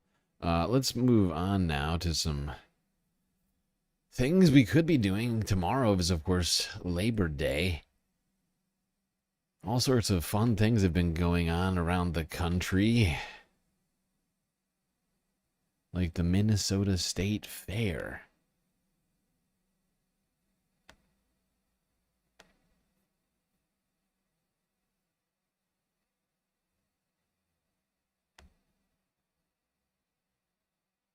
By the way, I just want to remind everybody that we got that goal going now. So if you want to make sure that we get all the sweet, sweet galactic content that we deserve tonight, do consider contributing. On YouTube, Super Chat, Super Stickers, memberships all count, as well as Cash App and PayPal. You know, I think I might just start accepting Patreon memberships too, to it. So if you want to become a new patron, or you want to upgrade your Patreon membership, I'll count that towards the goal as well. All right, to Minnesota. You hear us say it a lot at the State Fair. Stop by the WCCO booth at the corner of Carnes and Nelson. Beyond just helping fairgoers navigate the fairgrounds, who are the streets named after at the Minnesota State Fair? Good question. Jeff Wagner learned the history beneath our feet. Dominated by foot traffic, it's easy to forget the Minnesota State Fairgrounds is paved to handle vehicle traffic, complete with street names like a mini city. Do you ever use the street names to navigate, like you're in an actual city? If I cannot see anything I'm familiar with, yeah, that's what I go to. We use Andy's Diner. You use landmarks? Yes. Having those streets also helps people say, come over to this corner, and the building will be right over here. But of course, landmarks are helpful too. Carrie Huber is an archivist for the fair. How did the streets get their names here at the State Fair?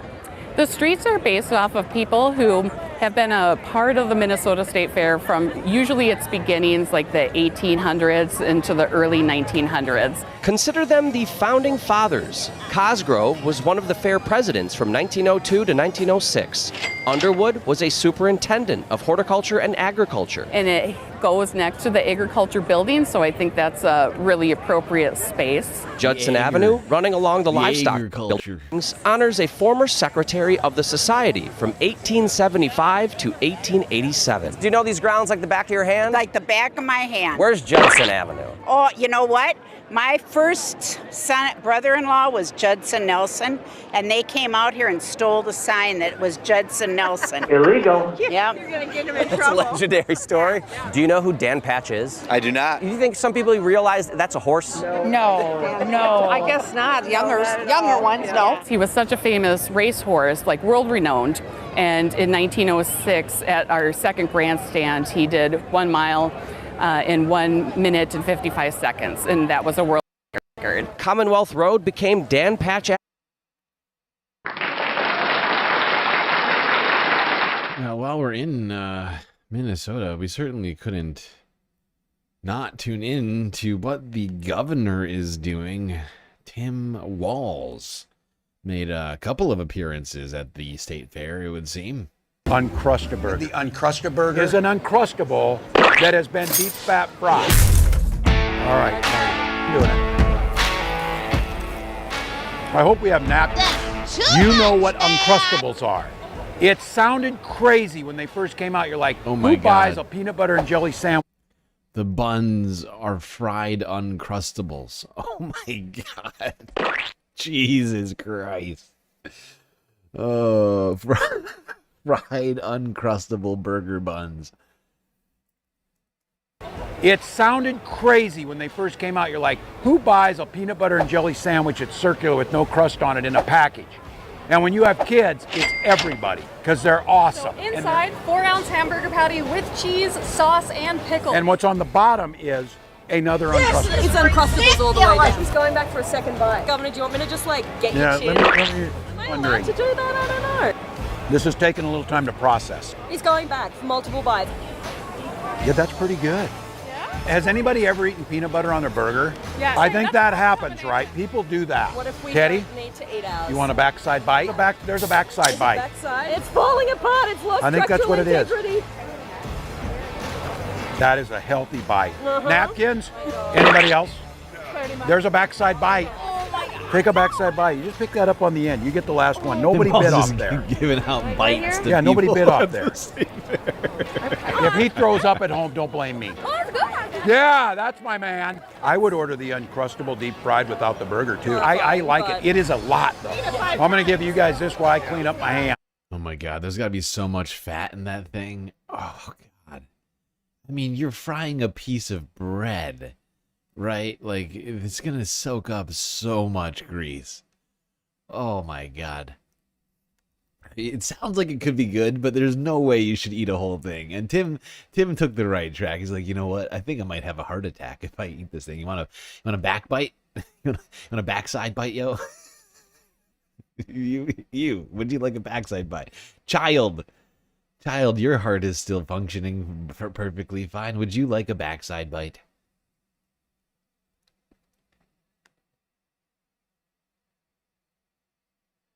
All right, let's look at some more Minnesota State Fair action back at CBS Minnesota.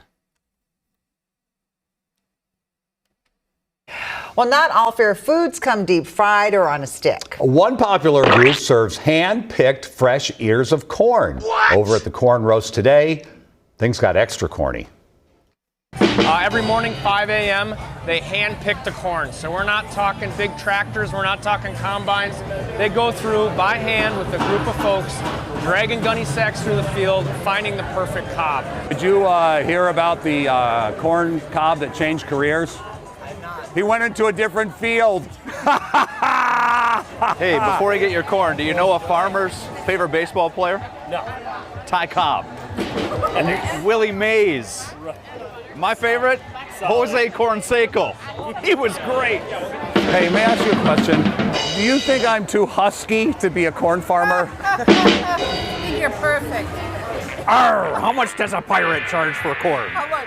A buccaneer. Oh my God. Question, sir. Do you know why the dieter stopped eating corn? Too many carbohydrates. Do you know Popcorn's favorite movie star? Mary Poppins! That corn cob is the size of that little girl's arm. Look at that. That's a hilarious picture. Oh, God. Star. Mary Poppins! Oh, hi, young man. Here you go. May I ask you a question? Why is it so hard to make plans with a corn farmer? Because they always play it by ear. I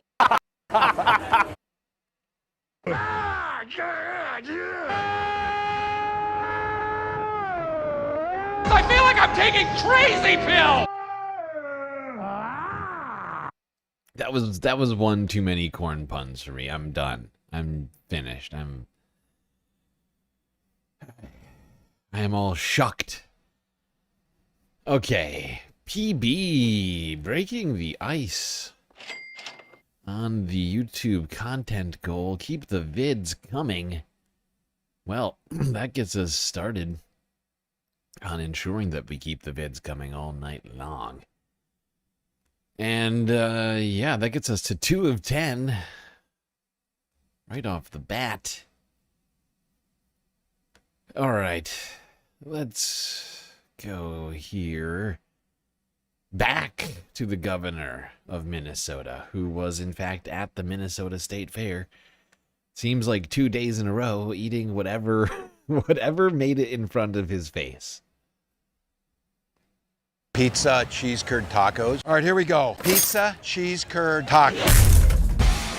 Hey, Minnesota. What you talking about? Pizza, cheese curd taco. Wisconsin, do you hear that? Pizza, cheese curd taco. Not just cheese what curd, now? not just plain boring cheese curd. Pizza, cheese curd taco. Pretty flaky, looks pretty good. Here we go. Oh, God. Yep, that's a winner. You can taste the cheese curd. Plenty of tomato sauce in it. But I have to tell you, the tortilla around it, this is solid. Right here, folks. Cheese curd tacos. It's really good. I do actually want to bite. Oh, I'm going to take one bite. Backside bite. The shell. Tim Walz with the goddamn backside bites, dude. What is his deal? What a guy. The shell. Cheese curd taco. Who are these guys? Did you have a cookie? Good to see you all. Where are you from? Nice. Favorite thing? Yeah, giant slide. Oh, giant slide is great. You know what I did a couple years ago? I didn't do it this year. That slingshot thing. It's terrifying. Think about it. Think about it. I didn't know jumping on the trampoline. Oh, that's fun too. Thank you, guys. Pizza, cheese. There you go. There was Tim Walz, governor of Minnesota, spending a whole bunch of time at the Minnesota State Fair, taking it all in, giving out a lot of backside bites, as he called them, to the people of Minnesota. Very, very normal guy. Very, very normal guy. Just hanging out. I hear the space police outside. Okay, let's go to a different gathering that happened in Michigan. Click on Detroit, Local 4, WDIV from 2 days ago. Largest gathering of redheads breaks the world record.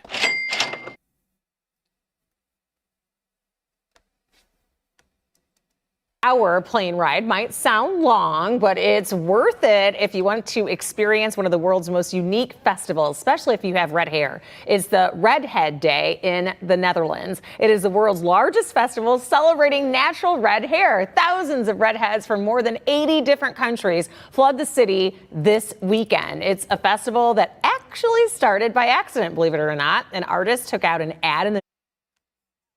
An accidental festival.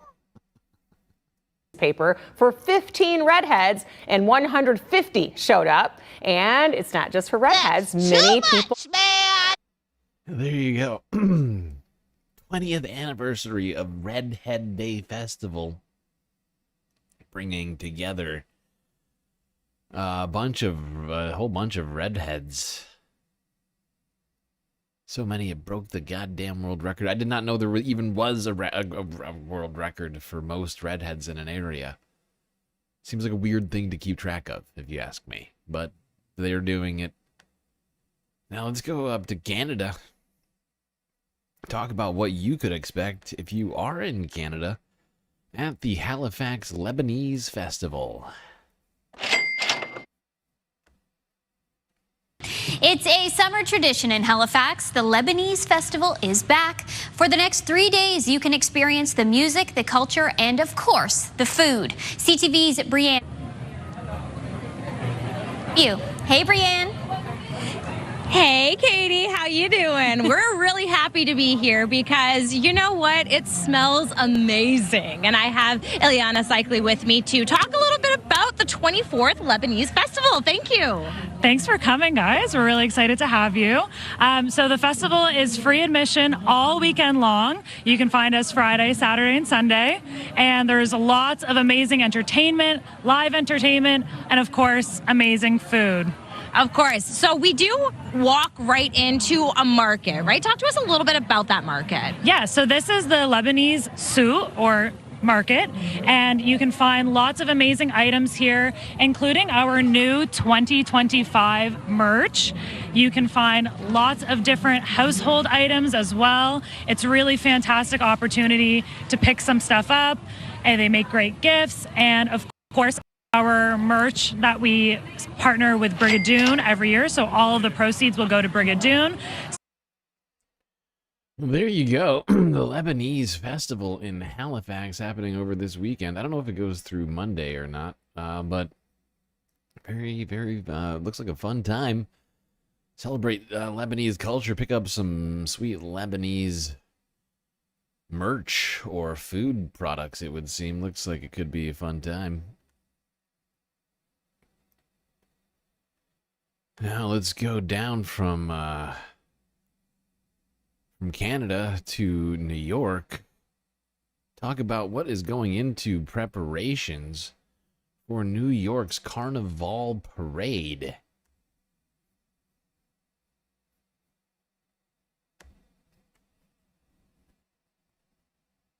This a little bit earlier, the security preparations underway for Monday's New York Caribbean Carnival Parade. But there is so much that goes into the parade, including all the costumes. And final preps are certainly underway to make sure everything is a go.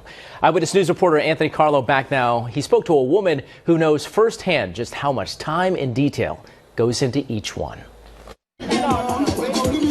Inside this tiny storefront in East Flatbush, the Caribbean sound leads you to an explosion of creativity, down to every last feather. Vibrant costumes bursting at the seams with culture and pride. But before you see the masqueraders wear it on the parade route, the laborious design process starts here on mannequins. Every piece right here is done by hand. Tracy Clark is the head costume designer.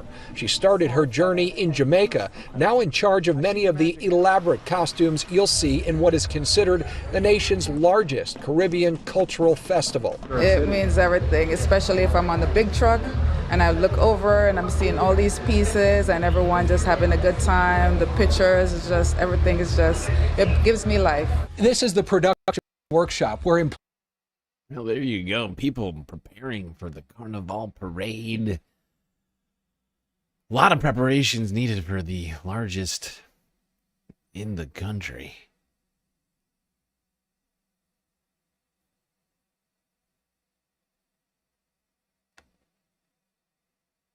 Now, let's go all the way to Hawaii.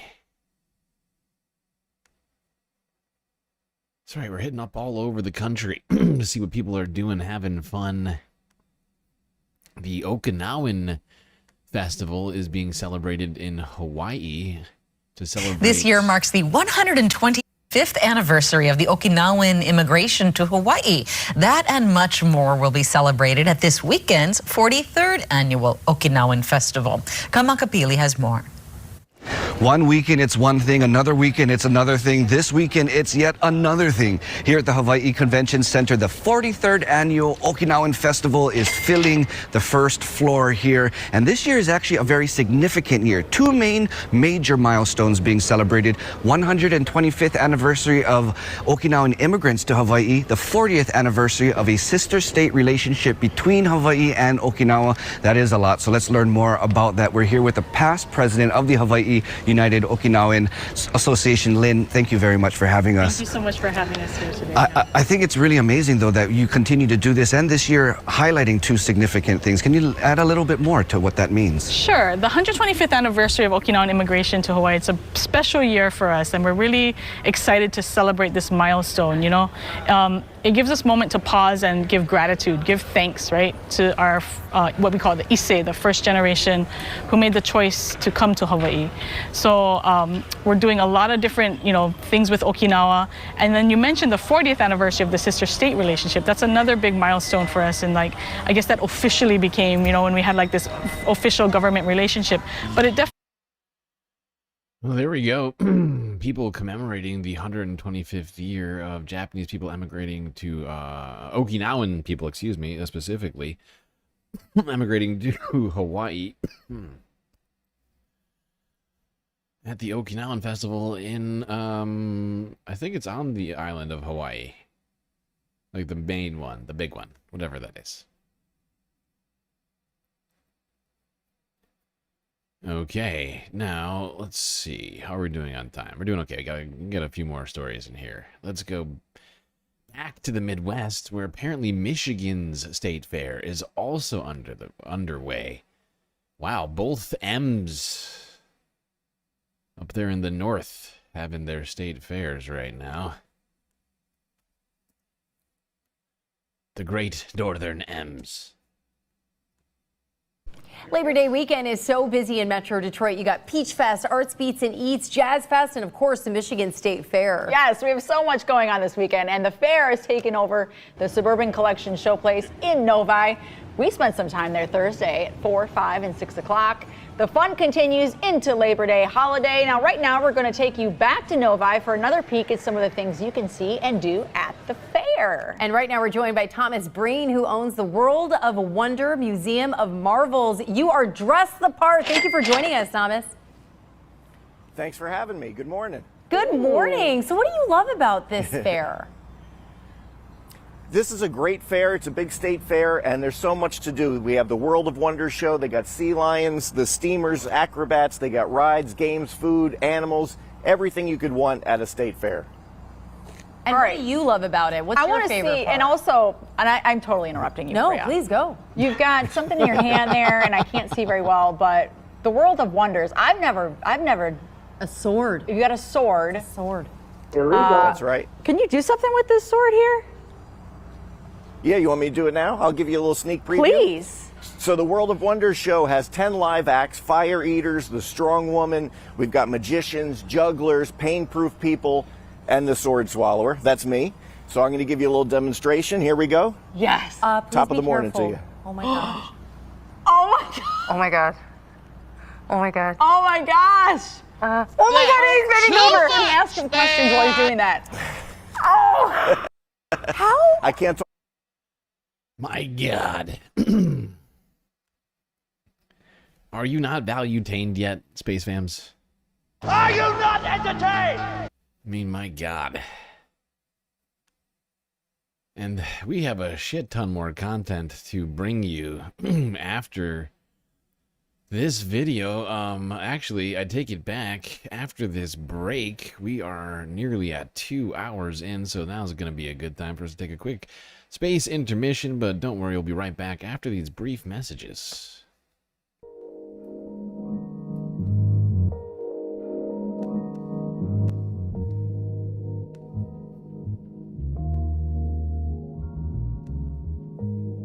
All right, I hope everybody's been enjoying the show so far. If you haven't already, hit the like button and don't forget to subscribe. Hit that bell icon too so you get the latest notifications, ensuring that you do not miss a single episode of this Spacecast. While you're at it, do not forget that we are completely funded by individuals like you. And without Space Fam's contributions, we would cease to exist. I would go floating off into that deep, dark void that we call space, never to be seen again. Thankfully, we have a myriad of ways for you to show your support: YouTube, Super Chat, Super Stickers, and memberships. Cash App and PayPal if you prefer your money go directly to funding the stream rather than the bottom line of Google. But of course, the very best way to get the most space benefits for your earned dollars is to go on to Patreon and become a Galactic Patron, where for the very, very low price of $3 a month, that's right, count them, $3, 10 cents a day, essentially. It's what it costs to get a myriad space benefits unseen by the rest of the goddamn Milky Way galaxy. Things like an avatar on the stream, shout-outs at the very end, and much, much more. And just to remind everybody, we still need to complete the goal. We've got 2 hours and 15 minutes left to complete it. We're at 2 of 10. Anyway, that's enough for me. Enjoy the break, grab yourselves a drink, maybe a snack, and I will be right back.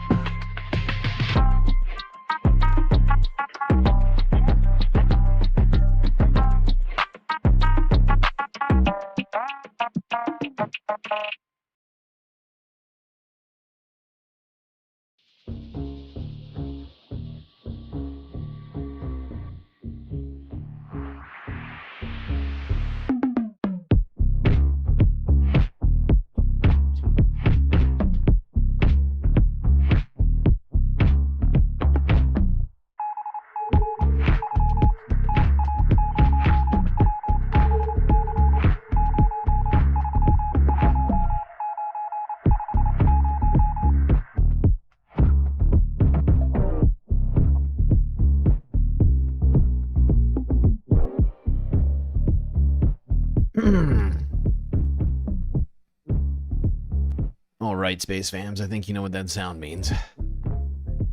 It means it's time for us to get back to the stream. That's right, the break is over and the second half is about to begin, so you'd better get back in your seats, otherwise you're gonna miss it.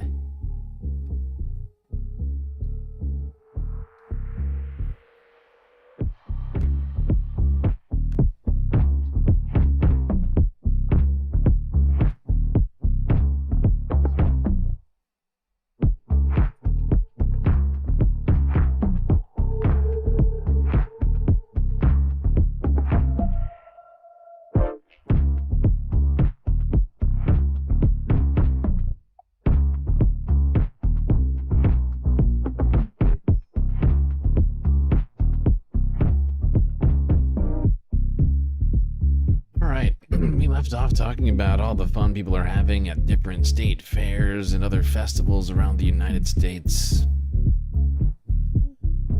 Now let's switch over to talking about other things that people enjoy. Things like monuments and museums. Start here. NBC News 5 days ago.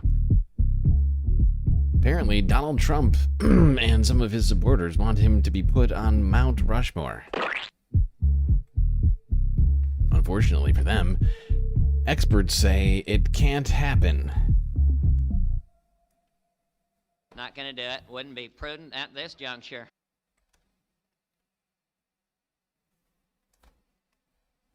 Mount Rushmore, an American icon. Did it just blow your mind? It was a little overwhelming when you first see it. Untouched for more than 80 years, there is now an effort by some supporters of Donald Trump to add his face to the monument. I think history is going to show that he's in the same pantry. Congresswoman Anna Paulina Luna has a bill in Congress that would add Trump to Mount Rushmore. Interior Secretary Can anybody make out that word that man just said? Pantry? They're in the same... I listened to this earlier. I tried to listen to this multiple times. I have no idea what this fucking guy just said. I think history is going to show that he's in the same pantry. Congresswoman Anna Paulina Luna has a bill in Congress that would add Trump to Mount Rushmore. Interior Secretary Doug Burgum left open the possibility. Will we ever see President Trump's face on Mount Rushmore? What do you think? Well, they certainly have room for it. But the practical reality is much different. Dan Wenk is the former superintendent at Mount Rushmore. You can't change somebody's work of art. Over the years, people have proposed adding faces to the sculpture, from Susan B. Anthony to Ronald Reagan. Wenk says the answer is always the same. It doesn't matter because it can't be done. But aside from the historic, political, and artistic reasons against changing Mount Rushmore, there's one big barrier, and it's non-negotiable. I wouldn't want to be messing with Mount Rushmore. From an engineering and geological perspective, adding any face is near impossible. A close look shows the mountain filled with deep fractures, like this massive fracture that runs right by Washington's head. Paul Nelson, an engineer who worked on the mountain, warns any new carving could cause serious damage. But it's not something that can be messed with. Is that fair to say? No. Yeah, I wouldn't want to start blasting or carving rock. While the mountain looks deep and wide from the front, a side view reveals a massive valley behind the sculpture, leaving very...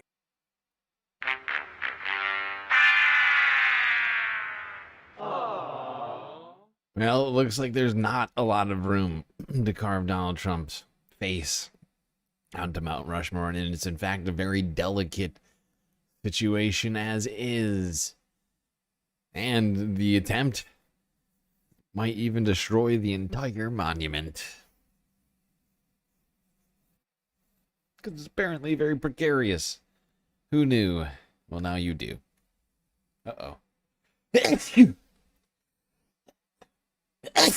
Oh, goddamn. Oh, okay, I'm all right. Everything's fine. All right, let's go from monuments to museums. Let's talk about the Smithsonian and how visitors are reacting to Donald Trump's desire to change exhibitions discussing slavery and Jim Crow and things like that. Basically rewriting black history in America. President Donald Trump is pressuring the Smithsonian museums on their view of U.S. history. In a recent Truth Social post, he called the Smithsonian out of the capital M museums throughout Washington, but all over the capital C country, are essentially the last remaining segment of quote-unquote all caps woke. The Smithsonian is all caps out of control. Everything discussed is how horrible our capital C country is, how bad capital S slavery was, and how unaccomplished and downtrodden unaccomplished the downtrodden have been. Nothing about success, nothing about capital B brightness, nothing about the capital F future. We are not going to allow this to happen. And I have instructed my attorneys to go through the capital M museums and start the exact same process that has been done with capital C colleges and capital U universities, where tremendous progress has been made. This country cannot be all caps woke because all caps woke is broke. We have the all caps hottest capital C country in the capital W world, and we want people to talk about it, including in our great museums. Capital M museums, of course. Not regular museums. Everything discussed is how terrible our country is, how bad slavery was. We asked visitors at the National Museum of African American History and Culture for their reactions. It's unfortunate. I think it's really important to preserve American history, and African American culture is American history. Really understand so that we don't repeat history. I don't believe the president has the right to change it because the next president won't believe in that. Yes, that woman makes a strong point. I have heard before that supposedly forgetting history leaves you doomed to repeat it. And put it back. So you have to leave things as they were because that's the truth. I don't think it's good to erase the past. Even though it's hard to see how our country used to be, I hope we can learn from our mistakes and come together as one instead of being separated. I think our country is most Yep. successful. However, you cannot learn from your mistakes unless you recognize them, unless you're actually aware of them. How can you learn from them if you're not aware of what those mistakes were? Or have them put in the proper context? Can't do it. Not gonna do it. Wouldn't be prudent at this juncture. Let's go here. See what this influencer's take was on the Smithsonian. Some blonde lady? I have no idea who this is. I'm so glad Donald Trump is unwokenizing the Smithsonian Museum. How many times are you at a museum, or how many that one time you went to a museum and you went to a room that told you all about the horrors of slavery, and then you left that room and went to the cafe for some pizza, but you kept thinking about that room and it made you feel bad? The whole point of history is that it's behind us and we can forget about it, like we forget about terminating the pregnancy from that Republican lawmaker. History is drawing a hand turkey on Thanksgiving and waiting for your dad to say I love you. Racism is gone anyway. I personally have 2 black cats. And in 2020, they burned down a police precinct. Illegal. So unfair that they talk about slavery like it was only negative, because actually, it made a lot of people money. And things that make people money are fundamentally good, like subprime mortgage lending or Herbalife. Smithsonian version of slavery also erases how white people were slaves, like Britney Spears.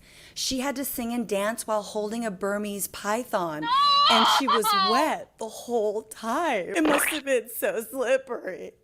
Also, and I hate to say this, but black people started slavery, just like they started rock and roll and TikTok choreography. And then white people got more famous for doing a better version of it, like cocaine. Anyway, Caitlin Kyla Christie here, signing off, saying hi. There you go. Some unhinged woman on TikTok saying a bunch of very disturbing things. Of course, that was, in fact, Francesca Fiorentini, comedian, and I'm just kidding. That was a bit. That was a bit that she was doing.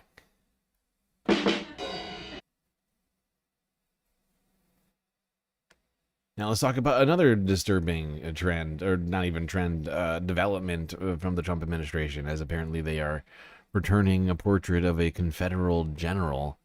Confederate, sorry, what did I just say? My brain just broke. They are returning the portrait of a Confederate general to a place of honor at West Point. This is ridiculous. It's heartbreaking to me. There are a lot of great Americans. None of them fought against our own government, period. None of them fought to uphold the enslavement of my ancestors, period. So I don't understand why Donald Trump, who, by the way, has, shocked a lot of people in his ability to appeal to black voters, is spitting in those black voters' faces by putting some of the most painful imagery that you could in the middle of our military, which we all respect and revere. So I just don't like this topic. I don't like him doing this. I know we have to talk about it, but I just want to say, it's hard for me to respect people. And I respect everybody. It's hard for me to respect people who would make the argument that this is the man we should be upholding.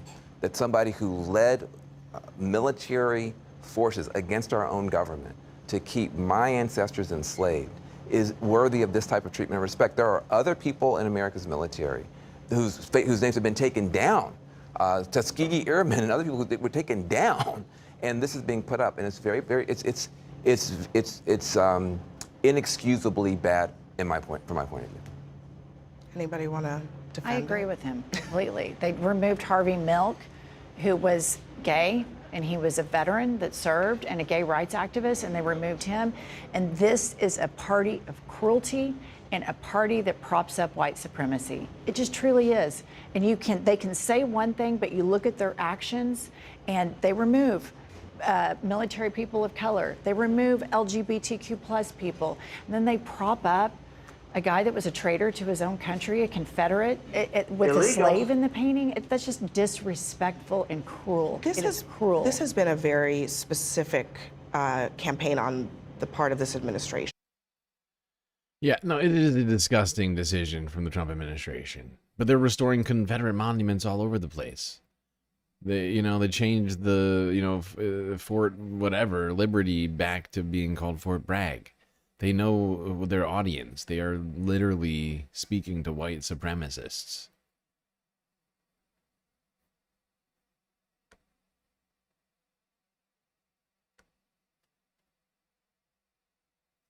Okay, now let's go to this troubling situation. Now, it would seem that we talked about this a while ago, the Cracker Barrel logo situation. You might remember a bunch of Republicans losing their freaking minds over a business deciding to change its logo and started having little hyperventilating sessions online over it. In the response, within a week, Cracker Barrel announced that it was going to change back its logo to the old Cracker Barrel logo with the cracker and the barrel in it still. And then this happened. Then they overcorrected. In fact, I would say that was an overcorrection to begin with. But then they really went, let's go here, talk about what's going on their website right now. Cracker Barrel has quietly removed DEI and LGBTQ+ related pages from its website after uproar over its logo change. The company made headlines recently after it decided to go back to its original logo after fierce backlash from conservatives over the change. Tommy Lowe, the company's founder, weighed in on the multi-million-dollar controversy. That's nothing. It's a bland nothing. It's pitiful. And food is something that you need to work on. Spending $700 million to do that is all I'm doing. I'm just throwing money out the street. CNN's business and tech writer Claire Duffy has more. Hey, Victor. Yeah, conservative activists and influencers are now claiming total victory after they had said that Cracker Barrel's move to walk back this new logo didn't go far enough to address a rebrand that they were calling woke. Cracker Barrel has updated several pages on its website, including changing a culture page to remove reference to employee resource groups like an LGBTQ+ group, a DEI and belonging group. The company has also removed a pride page from its website. I want to read to you what that page had said. It said, on behalf of Cracker Barrel's LGBTQ+ Alliance and DEIB team, we want to celebrate you for being you. It's our greatest mission to ensure that we want to celebrate you for being you, unless it includes mentioning you on our website. Right. Awful, awful, awful. Weak, weak, weak. There we go. Cracker Barrel removing all mentions of the existence of anyone other than white men from their website. So as not to offend their white supremacist fans.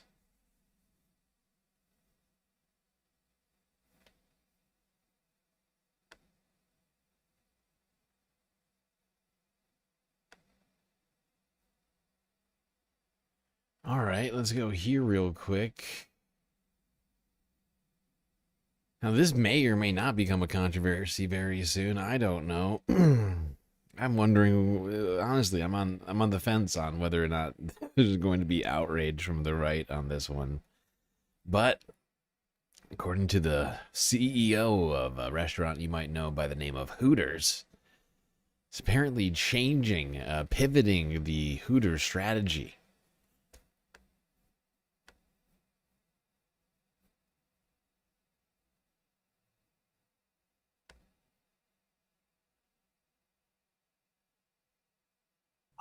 Hold on, we don't need this whole thing.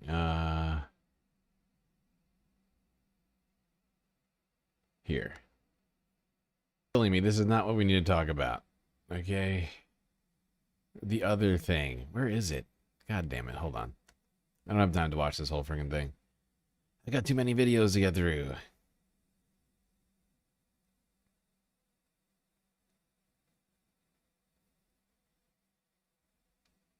Oh, here. This is where it is. It's back here. I was probably going past it. The point is, this guy goes on to say that he's changing the vibe of Hooters. No more overly friendly Hooters girls. No more underwear shorts. It's gonna give them actual shorts for human beings. You know, and making more family oriented. And I'm just wondering, I mean, it's sort of like, I feel like it's going to be a struggle for them to actually demonize this thing to some degree, because it hits on both sides, right? Because they're always talking about how they want things to be more family oriented and how women should stop being one way, but then also suggesting that women should be basically servants to men. So it's like, I don't know how they're going to handle this one, but I guess we'll see how the atmosphere at Hooters changes in the near future. Although I certainly won't be going. I don't think I'm trying to think of a time when I was actually in a Hooters. Would have had to been, I don't know, like 15 years ago or something. Can men get a job? Do they have to wear the same outfit? I don't know. It's a good question. All right, let's talk about another business story. Labubu. That's right. The doll, which is taking over the fucking planet, is coming to multiple states in the United States, but consumers need to be warned about a concerning trend within the Labubu market. The Lafufu. Or for those of you not in the know, fake Labubus. Even if you don't have one, you have definitely seen one. They are kind of unmistakable. Labubu dolls have taken the world by storm. Yeah, and because they are so popular, those knockoffs are showing up in stores. They're known as Lafufus. It's a Labubu, but Lafufus are the fake ones, and those have also been popping up just pretty much everywhere. And tonight, the government is telling parents, you got to be careful. Crop 4's Jack Mulman explains why. At Stonestown Galleria in San Francisco, the Labubu craze has taken over. From the Pop Mart stores selling Labubus to Labubu dolls coming out of vending machines. Yeah, so I had my Labubu for a couple months. The little spiky teethed monsters are everywhere. Even third-party stores are selling the real thing. A Labubu, you know, it has its appeal. But there's a new warning from the U.S. Consumer Product Safety Commission about fake Labubus. Officials say the cheap knockoffs are here to make a quick buck off the craze, but are full of parts that can break off and be a choking hazard to small children. The CPSC. There you go. Lafufu, endangering children. My God. Do people have no decency in this world? All right. Let's talk more about Labubus. And they are, in fact, taking over the planet right now.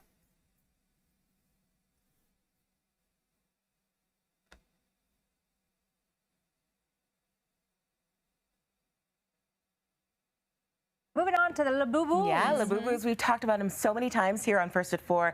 They've become more than just a viral trend. Yes, for sure. their parent company is reporting Labubu is on track to become a $1 billion business by the end of the year. I thought they already were, but I guess they're on their way. Soon, Yeah. if not already. The sales are surpassing Hot Wheels and Barbie dolls. Your reporter, Sarah Horbakowitz, took some time to figure out the Labubu craze.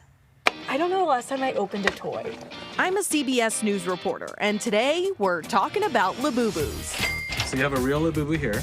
Why do you want a Labubu? Because it's cute? Yes, and it's cute, and it's super cute. It's cute and it's super cute. I get And it. it's If you super haven't cute. heard, I get they're that. the I get that latest too. craze in That viral makes sense. toys. And a celebrity accessory, with some shots flying miles.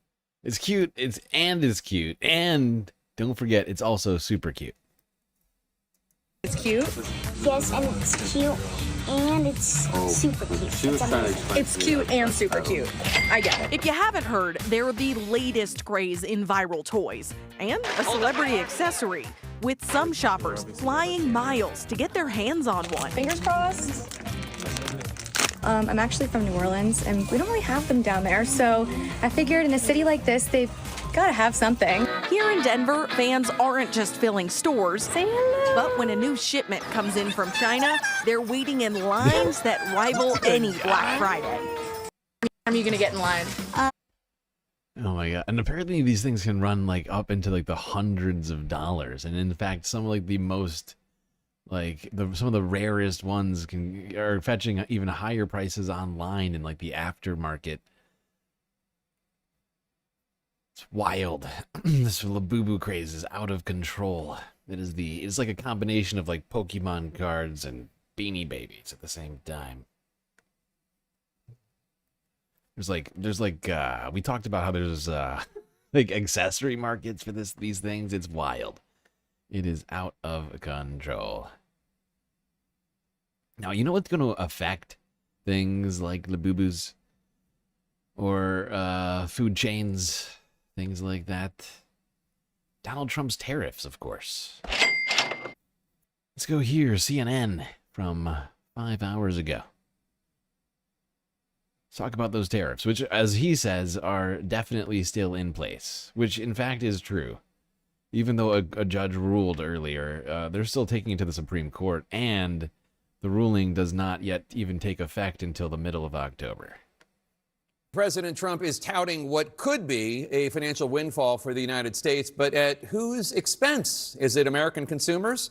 It's based on Trump's new tariff rates for various countries. The Congressional Budget Office updated its projections and now estimates that Trump's tariffs could reduce the U.S. deficit by a whopping $4 trillion over the next 10 years. Let's bring in Justin Wolfers. He's a professor of economics and public policy at the University of Michigan. So, first of all, what do you think are the chances that the tariffs will actually last through 2035, which the CBO is basing its estimates on?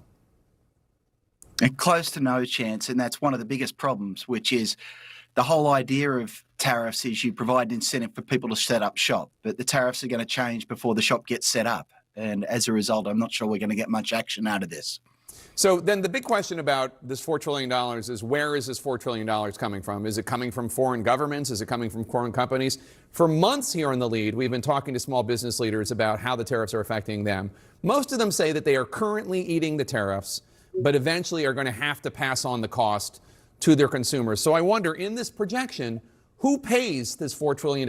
Is it mostly American consumers? Yeah, Jack, I want to come back to something you said in The Lead. You said this windfall for the American budget. It's not a windfall, it's a tax. And when you charge people a tax, the government gets revenue. It's as simple as that. In this case, here's how it works. If Best Buy brings in a washing machine, say from Korea, that washing machine gets shipped to America and it sits in the port in customs, and it can't get out of customs until Best Buy writes a check for the tariff. So at the first level, Best Buy, an American company, is paying the tariff. But we economists like to look at it a little harder. Everything's connected to everything else. So there are some other things that could happen. Well, Samsung could decide what they want to do is keep their market share, which means they'd have to cut the price they're selling that washing machine at. But there's a price index called the Import Price Index, and it measures the price of our imports, not surprising. That has not fallen a penny. What that means is that Trump's promise that foreign companies would pay this tax turned out to be false. Awful, awful, At the awful. moment, Best Buy's paying the tax, but probably... There we go. Justin Wolfers on CNN. I like this guy. I've seen him. He made an appearance on the Majority Report, I think, last month. Seems to say it like it is on the economy and on Donald Trump's trade policies and things like that. The trade war is just hurting us. And the fact is right now is a very problematic time, because right now we're in the midst of, there was supposedly a bunch of people who were considering building manufacturing plants in the United States, or at least they're changing the way that they're manufacturing or who they're working with to lower their tariffs. And suddenly tariffs get struck down by a federal judge. But in that ruling, it gives 2 months almost of time where these things are going to continue to exist.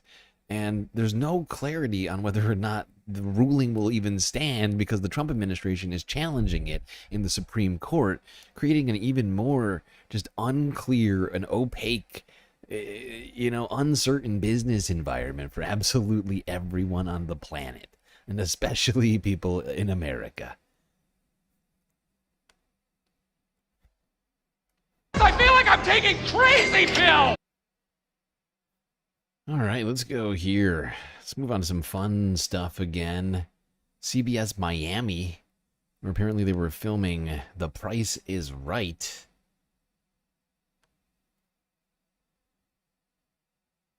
And people were lining up out the door to get on TV.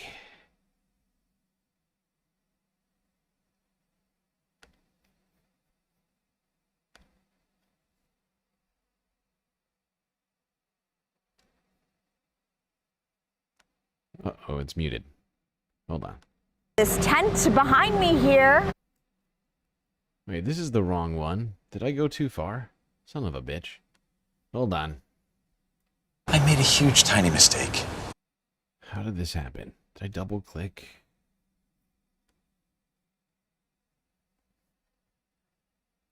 Hundreds of people are lined up hoping to come on down for The Price is Right. Auditions to get on the show are happening right now, right here in South Florida. And CBS News Miami's Lisa Petrillo is live at Toyota of Hollywood. She's with all the fans there in the line. Lisa, if that tease a couple of minutes ago is any indication, these people are super pumped today.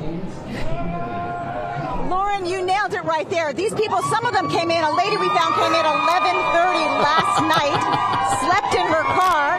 People are inside trying out, but we're going to talk to some of the fans. Come on over here, Kaylee. You've got this sign here. Let's show it. I've been watching 50 years of The Price is Right. Tell me why and what this show means. It's just pure joy. You get to celebrate people winning things, and it's just fun and terrific. Makes you feel good. Can you give me your best come on down? Come on down! There we go. People in Miami. Literally out of control, excited for The Price is Right. All right, let's go here to another show. This one is a circus of, well, I don't know what else to call it. A circus of horrors. No! If you've driven along Hespeler Road recently, you may have noticed this tent behind me here at Cambridge Center. Cirque Italia is in town for the next couple of weeks for their Paranormal Cirque 4 show. We're going to go inside and check it out, see what it's all about. All right, we are now inside the tent here, and things are getting set up for the big first show taking place tonight. Wendy Blades, spokesperson for Paranormal 4, and also a very talented performer, joins us now. Thank you so much for your time. No, thank you. Thank you for coming. So I know tonight's the big night. This is going to be the first show. How long is this expected to last for? The show is about 2 hours. There's a brief intermission. There's going to be tons of effects, horror, jaw-dropping skills, circus performers from all over the world. So in terms of when people think of a show like this, acrobats, fire. What can we potentially see tonight? Acrobats, fire, sword swallowing, hair hanging, and so much more. Jaw-dropping skills, dynamic performances, fire, magic, so much, so much more. And it's not just circus, it's a... Well, there we go. Cirque Italia performing great feats. Horrifying display of acrobatics and other sorts of things. It looks pretty cool. Looks pretty cool to me. Let's go from Canada, which is where that's apparently happening, back to the United States to talk about some people doing some other incredible things with their body. This time not for any acrobatic purpose, but for one of endurance. One woman is attempting to set a record for swimming, the first New Yorker to complete the Triple Crown of open water swimming, which includes swimming in the Hudson. I think the Channel? I can't remember all of them. Welcome back to... I can't remember all of them.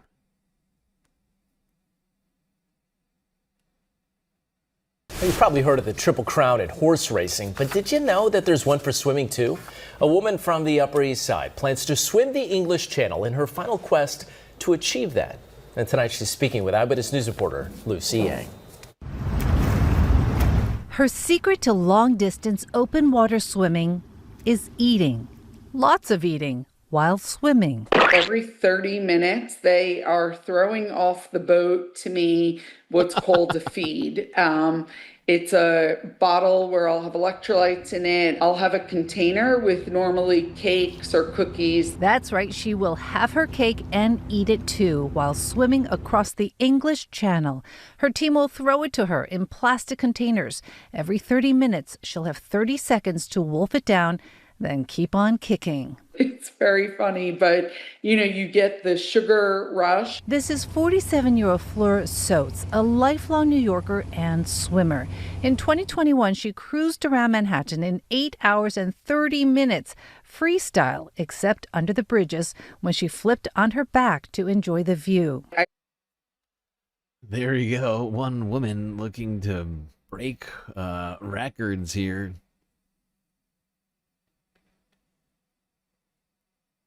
Pretty crazy. I can't imagine just like treading water while eating food.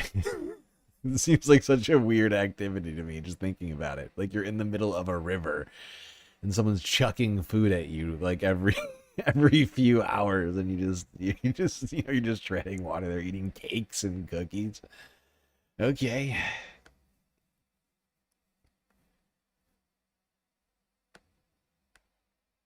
All right, let's go here now to CBS. Another water-related situation happened in North Carolina.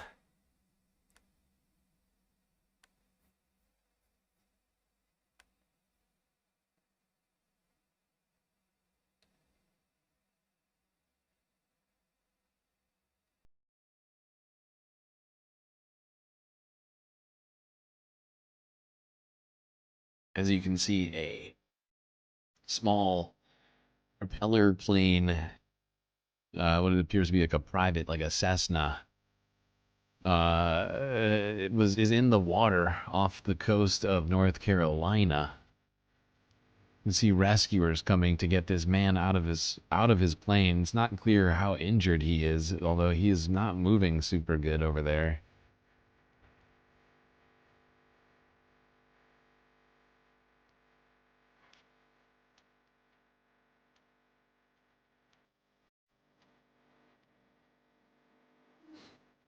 They did get him out.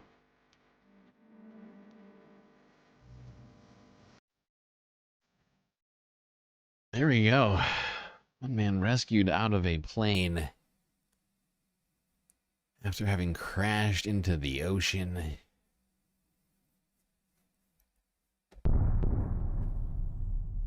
Now another vehicle was pulled from the water in Oahu, Hawaii. Let's go there. Let's see what's going on here. And a Tesla that ended up in the ocean along Kamehameha Highway near Crouching Lion this morning was pulled out of the water this afternoon. HFD tells us they were called to the scene at around 7:30 a.m. The driver was able to get out of the vehicle on his own. EMS was called to make sure he was okay. No word on why. How do you figure that car got there? I'm just like looking at the way that it's angled. How do you do this? How do you fucking do this? You gotta be, I feel like you gotta be on like driverless or something like that to do something like this. How the fuck do you do that?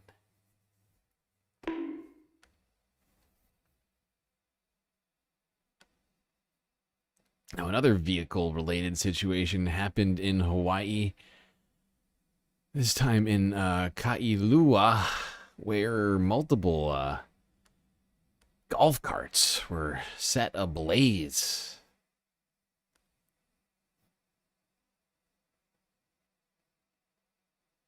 Multiple golf carts went up in flames last night in Kailua. It happened around 11 p.m. at the Royal Hawaiian Golf Club.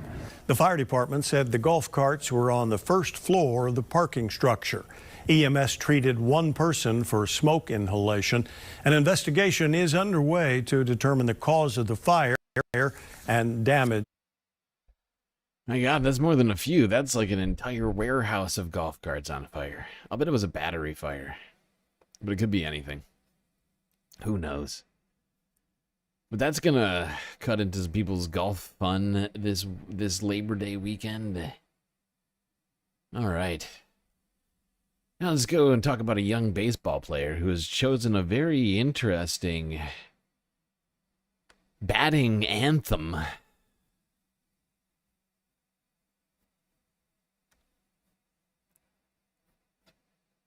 Finally here for an 8-year-old, Slugger has the ultimate hype music when he walks up to the bat. That's right. His anthem is a theme song that is breaking news and making headlines.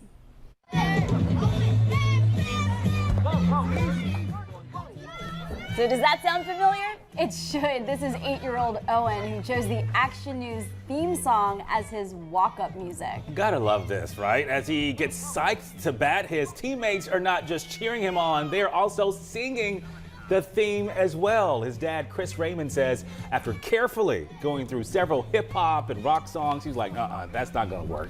He settled on the Philadelphia News anthem as his first choice.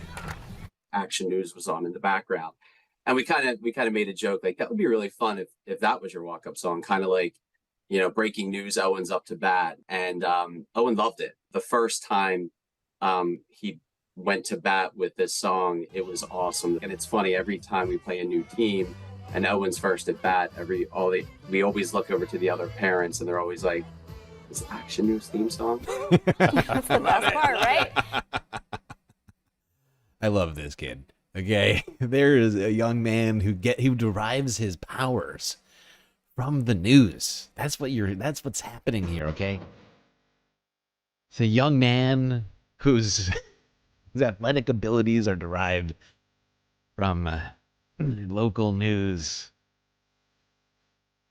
Yeah! That's a galactic individual, if you ask me.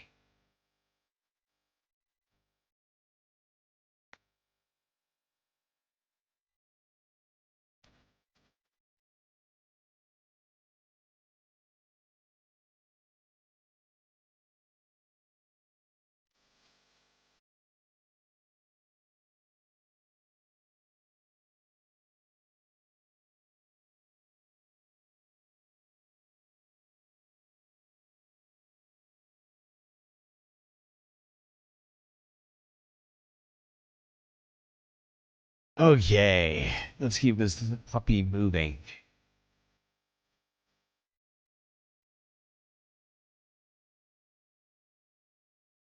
All right, staying in the world of baseball, let's go to the LA Dodgers game that happened earlier this week, where a famous K-pop star from the Korean band BTS came to throw the first pitch.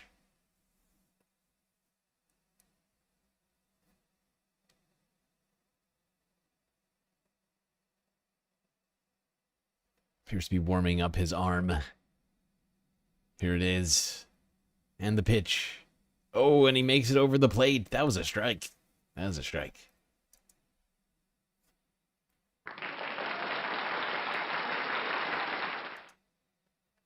There we go. V of BTS. Someone who I've never heard of before. I'm not going to lie. Don't listen to a lot of BTS. But some people do, and a lot of people seem to like those BTS guys. So much so he's throwing pitches at LA Dodgers games. Now, some people won't be throwing any balls in the Bay Area after an arson has caused a local high school football field to be damaged. Well, a crushing blow at Mount Diablo High School in Concord. Look at this. Right there on the football field, the newly renovated field was torched just days before the season's open. Wow. PB calling pitches from the chat. It looked like it was on the outside to me. Wow. High and outside from Grand Theft Autobot. Got a bunch of umpires in the chat, apparently. Opening game. The district says this new field cost $1.8 million. As for how it was torched, most likely fireworks. Here's NBC Bay Area's Jody Hernandez. It really is a shame to see what happened out here tonight.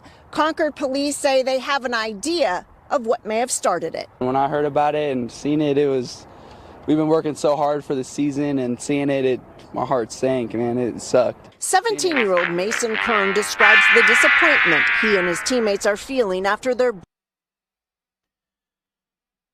These poor kids. No more football. Their sights set on a state championship. We just got to keep using it as fuel and just get better week after week after this. With our team, I feel like we're able to pack us in one backpack and we can go play in Alaska if we had to. Luckily, the field is insured. The coach hopes the repairs can be done by some... Well, there we go. At least the high school insured this field. For a second there, I was like, oh my God, $2 million. Where's the school going to get all that money? All right. Now let's go to talking the world of football. One young girl in Rochester, New York, landed a viral hug with one of the Buffalo Bills' most famous athletes, Josh Allen. Let's go here to News 8 WROC for the story. And away we go. Buffalo Bills getting ready for the start of the regular season a week from this Sunday. But some members of the team still finding time to give back to the community. Damar Hamlin and his Chasing M's Foundation, along with his teammate Christian Benford. Oh shit, I forgot about this one. Various back-to-school events today. 7 News reporter Michael Schwartz giving us the ABCs on what it takes to help inspire young people for the upcoming school year. Sorry, somehow my brain looked past this story because there's 2 Buffalo Bills stories in a row. But this is actually a completely different Buffalo Bills story. This one's from Buffalo, not from Rochester. The Bills training camp is in Rochester, which is why, whatever. Okay, here we go. Stay with this. Christian Benford and Damar Hamlin are giving back to their community in Buffalo. Okay, there we go. Usually defense looks to take away, but today 2 key members of the Buffalo D are giving back. And the first stop is here at the Buffalo Erie County Public Library with cornerback Christian Benford. The room was packed to hear Bills cornerback Christian Benford read his book, Stylish Safari, The Adventures of Being You. It was awesome to have all of them here. It was a pleasure. I'm blessed. The book, released a few months ago, teaches kids to be themselves. Let them be them. Let them find themselves. And it was awesome to speak that and see the parents' eyes opening and see the kids just dancing around, high fives and stuff like that. That's pretty cool. It's like saying to be yourself, and if you get bullied, keep being yourself. Well, there we go. A couple of the Buffalo Bills spreading the love to the community in Buffalo. Who was expecting the defensive lineman on the Buffalo Bills to be writing children's books? I certainly wasn't, but there you have it. Now let's go to the Josh Allen hug that broke the internet. The most viral moment of Bills camp this year had nothing to do with touchdowns or tackles. It was about the determination of one young girl from Penfield defying expectations the world has for her and others like her. Thad Brown can explain. Yeah. 9-year-old Juliana Pascucci had one goal for her trip to Bills camp last month. She was going to hug Josh Allen, and I tried to temper it like that might not be something that Josh could do. Juliana has Down syndrome. She also has relentless high expectations for herself. Her family calls it the juju effect, which apparently took over when Allen turned away to leave. She was just so desperate for her hug that she was just shouting his name. He turned around and came back, and we were just like, oh my gosh, I can't believe this is actually happening. Our cameras were there for the moment, which was quickly posted to social media and now has nearly 3 million views. It was one of my son's soccer coaches that sent us the video originally and was like, is this you? Probably like a couple hours afterwards, and I was like, what? And so that's when we realized, like, it was everywhere. Viral fame has not been overwhelming. Only friends and family recognize the Pascuccis, but still. Going to work the next day for me was just kind of funny. Probably like once an hour, somebody stopped me and be like, was that you? There you go. One young girl determined to meet her football hero, I guess, and she made that happen with her determination of will. Now, apparently another woman has... how do I put this? Another woman you might be familiar with has gotten more than a hug from a famous football star. You may have heard of it. Taylor Swift. Travis Kelce announcing their engagement. That's right. Internet exploded. I think some people's actual heads exploded. No wedding date as yet, but news of the engagement of pop star Taylor Swift and National Football League player Travis Kelce greeted with millions of likes after they made the announcement on social media. The 14-time Grammy winner and 3-time Super Bowl champion have been dating since 2023 when the singer performed at the Arrowhead Stadium, the home of her intended team. Here's a few reactions to their engagement from fans. Look at that rock. I couldn't be more excited. I feel like my friends just got engaged, and this is the best news I've heard all week. I can't wait. I love you so much, girl, and please invite me to your wedding. I'm super excited. I think one thing that I'm most excited about is that Jason Kelce's kids get to call Taylor Aunt Tay, and I'm ready for Travis and Taylor to have kids. Oh my God. People are freaking out. There might be something of a, some amount of, what do you call it?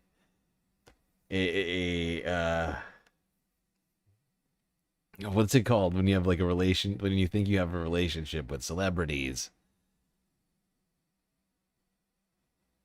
I cannot think of it. I can't think of the word. There's a word for this. All right, let's keep going through the Trav news. Let's go here to CNN. See what the CNN talking heads, they have advice for Travis and Taylor. Mr. Wonderful. Apparently Anna Kasparian's working at CNN now, apparently. I don't know. It's time for the News Nightcap, Paper Rings edition. Now, if you somehow missed it today because you were underneath a rock, it is Love's story, and Taylor Swift just had hers. She said yes. She and her new fiancé, Travis Kelce, posted these engagement photos on their Instagram accounts, and everyone here is married. Shocking. So you each have 30 seconds to tell us what marriage advice you have to make it a perfect love story for this Romeo and Juliet. Sochi, you're up. Being each other's cheerleader. They're already doing that. We need more of that, and we need him to support her to do another tour. I have a feeling the tour is coming. Yep. All right, Scott. I think my advice to Travis is that he has to remember that in this particular relationship, he's not the MVP. He's more like the kicker. Like, we're never going to hear about you unless you mess up something up. My practical advice is finances. Finances are important, and they should have a rule. Neither of them should more than $200 without clearing it. You might want to add like $200 without clearing it with the other. The net worth of these two combined is going to be well over $1 billion. This is ridiculous. This is ridiculous. Oh God! All right, we got one more. We got one more on this. Hassan has got some stuff on this over here. Time now for right our wing panel. Chelsea Daniels. Freak out over Travis and Taylor getting married or engaged.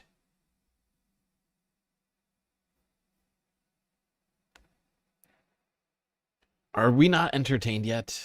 Just checking in. Are you not entertained? I mean, come on. What have we not? Let's talk about President What have we Trump not done reacting yet to the so Taylor far? Swift, Travis Kelce engagement. We're halfway through the second stream, and we are just, I mean, come on. We are hitting everything. Literally everything. That's where we're at now. Yeah, that's right. If you didn't know by now, you know. Travis Kelce and Taylor Swift are officially engaged. It got 5 million likes in 20 minutes. Taylor Swift's Instagram post announcing her engagement with Travis Kelce has gotten over 1.1 million likes in less than 10 minutes, and it got 5 million plus likes in 40. The girly pop nation is looking at this as a off ramp. They're holding on to this. They're like, finally, something good in the world. Americans can't make fun of the British anymore for obsessing over a royal family. Low key, you're not wrong about that. I have to call my Taylor Swift correspondent to see if she picks up for this, because this is like.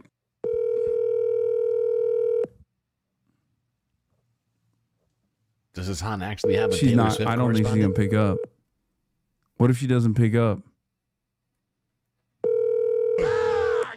Good morning. Hello, Cutie Cinderella. You're live on the broadcast. Cutie I figured Cinderella. you only call me when you're live. Cutie Cinderella's Hassan's Taylor Swift insiders. Cutie Cinderella. Okay. Yeah. So yeah, no, of course. I think you thought it was Austin's show. That's the gay one on your other podcast, the one you care less about. This is Cutie. Yeah. Okay. I'm sure QT. you've heard the news by now. Letter Q, letter T. Yes, of course I've heard the news. Did you feel a disturbance in the force? Like, is that what happened? Like how? No, I didn't feel a disturbance in the force, but it is exactly 13 days after the New Heights podcast. Okay, what does that mean? 13 is Taylor's favorite number, you stupid idiot. Oh, come on, Oh, you okay. dumb. All right. Well, that's okay. That's good to know. That You dumb Hassan. How do you not know? 13. Come on, that's important. I don't know why, but supposedly, you all should have known that was important. Can I get a random PBD Zohran Mamdani drop? Of course you can. Zohran Mamdani. That's a good use of a galactic individual membership message highlight. Get yourself a sound shot there. Zohran Mamdani. Zohran Mamdani.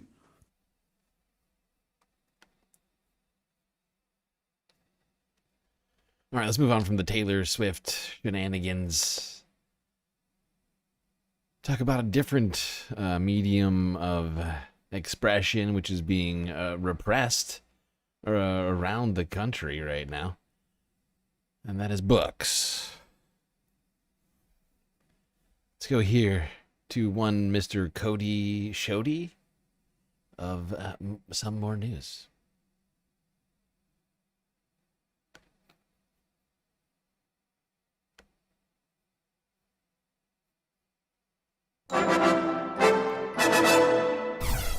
Huh. I keep getting targeted ads for coffins, like all coffins. Something called Tomb for One More, Blow a Casket, an app called Crypt with no Y, of course, whatever. Clocking in. Hey friends, sup. That stands for Snake Coup, which perfectly brings me to today's subject, book bans. Because here's some news. Most US states are either banning books or fighting to unban books or fighting to unban the books they banned in the first place. Illegal. And hey, I know what you're thinking. What are books? I also had to Google them. I went down a whole rabbit hole, which is a phrase apparently referencing a book. It turns out that books are assorted stacks of pressed tree pulp that have information on them. That information is often put there by nerds, which makes fearing or banning books real weenie stuff. You scared of nerd books? Come on. Banning them? Come on. Can't even burn them? At least book burners can get a fire going. Book banners have not proven that. You're not gonna pass that Final Four on Survivor, you book banners. Hey, did you know Survivor's been on TV for 24 years and counting? They're going on season 50 like it's The Price is Right. Survivor is the book of network TV shows. Network TV being the book of entertainment when you think about it, which I will not. So imagine if someone tried to ban Survivor. They'd look like a real weenie, right? Case closed. Awful. Okay, but for good measure, let's talk about book bans a little more. Fine. Book bans are for weenies. Hey again. So if you live in the United States, you might live in an area where books are getting banned. There might even be some people fighting against those bans, or maybe there aren't. Either way, we are a book ban nation. The main folks tracking book bans are PEN America. PEN, the first three letters of the word penis, is an American nonprofit that's led the fight for global free expression for more than 100 years in a truly legit way and in an on the right side of the Cold War way, and also not totally in a legit way for Gaza lately. It's complicated and important and not quite the topic this week. The point being that PEN America is the least worst option for exploring book bans, which is why we will be using them a lot today. So for example, from just 2023 to 2024, PEN found more than 10,000 instances of public school book bans in the United States. Some of that is overlap, so this came out to over 4,000 unique titles banned across 220 public school districts. But still, the United States, aka a freedom country, banned a book over 10,000 times in a school, aka a freedom factory, in just one academic year. While this problem was relatively specific to three very unsurprising states, Florida, Texas, and yes, Iowa, this is a widespread problem. Public school districts in 29 states, funded with the tax dollars from everybody in those states, banned a book due to complaints from a tiny fraction of taxpayers in those states. Often bigots. Let's be clear, there's no two sides here. A small group of people, usually bigots, are dictating what kids can and cannot read in these states. This is really ridiculous. Peer-reviewed study, a researcher at UC Boulder indexed US book bans from the years 2021 and 2022 and found a book was 5 times more likely to be banned if the author was not white. Meanwhile, the American Library Association's figures say 45.5% of all ban attempts against titles in the 2022 to 2023 school year targeted authors who identify as LGBTQ or books with subject matter suggesting that LGBTQ people exist. Recent bans overwhelmingly target authors who are not a straight white man. They often do this targeting without much attention to the actual content of the book. And of course, along with people of color and people of gay, queer, etc., straightforward historical fiction about the Holocaust gets banned all over modern America. Most notably and recently, there was Mouse, a graphic novel by Art Spiegelman about exactly how awful the Holocaust was. Around the year 2022, districts in Missouri, Tennessee, Texas, and Iowa all banned Mouse. The Missouri district also banned several ordinary works of nonfiction about the Holocaust, straight up history books, because they're bigots, you see. And bigots have a great talent for making their hate everyone else's problem. Come on! It is true. Bigots, a small group of bigots are making their bigotry everyone else's problem.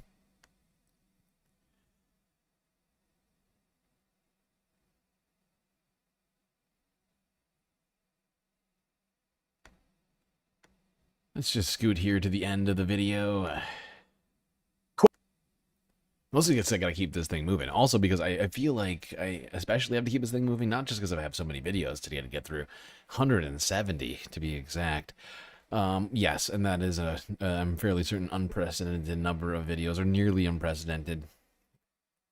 But we gotta get to the Democrat, the dark money Democrat influencer campaign, which I feel like a lot of people want me to talk about.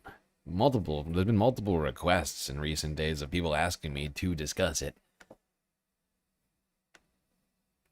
Quote, while there were cruel masters who maimed or even killed their slaves, although killing and maiming were against the law in every state, there were also kind and generous owners. The institution was as complex as the people involved. Though most slaves were whipped at some point in their lives, a few never felt the lash. Nor did all slaves work in the fields. Some were house servants or skilled artisans. Many may not have even been terribly unhappy with their lot, for they knew no other.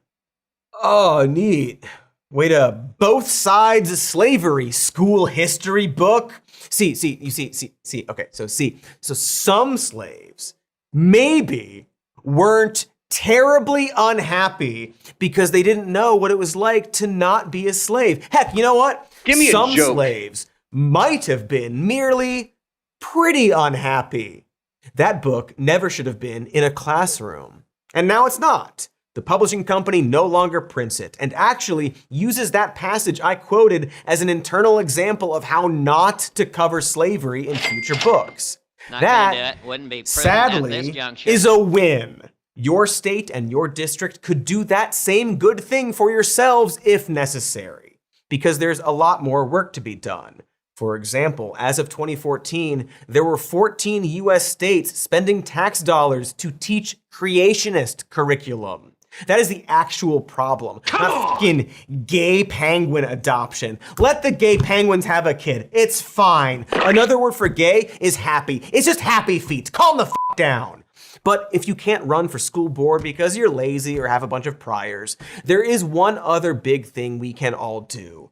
We really need to normalize allowing experts and professionals and artists to do their jobs. Even before Trump, there's this weird growing push, perhaps related to the internet, where ignorant people seem to think that they should get a say in stuff they know nothing about. I know this sounds kind of mean, but I think it's important that we mock those people. I think it's important that ignorance is once again shameful, so that those people might finally shut the f*** up and go read a book. This mockery can come in many, many fun ways.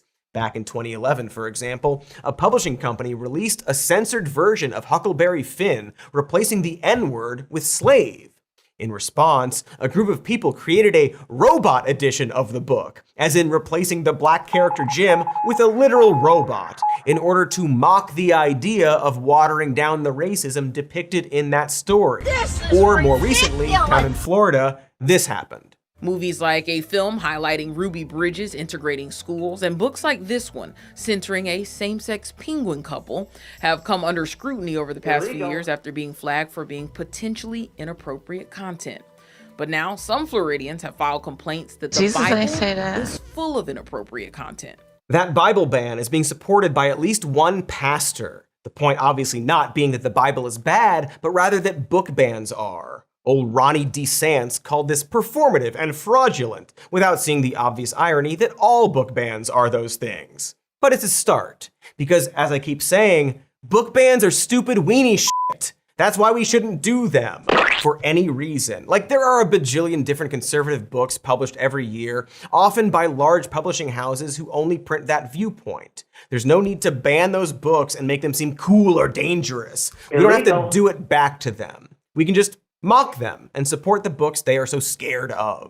Make it cool for kids to ignore book bans, which it already is. The writer of this episode co-hosted an entire podcast about the author Kurt Vonnegut. Like and subscribe. It's called Vonneguys. Amazing title for a fantastic author. And that writer of this episode discovered Vonnegut in high school. Specifically, the Vonneguys.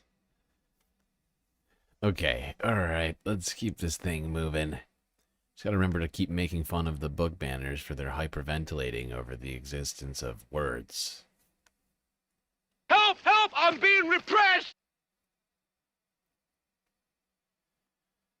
One man has been trying to do that for quite a while. His name's Walter Masterson. Might be familiar with him. He was trolling Moms for Liberty at a school board meeting in New York recently.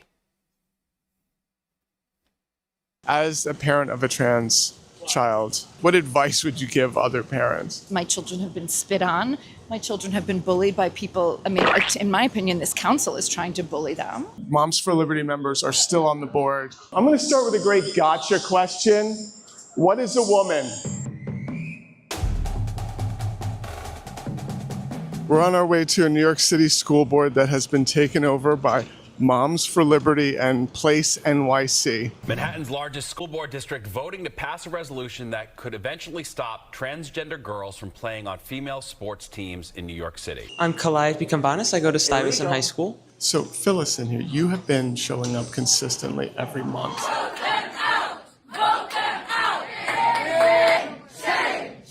What is the resolution? It's called 248. They say it's calling for a conversation about the policy that guarantees trans rights in New York City schools, but really what they're calling for is to repeal this policy.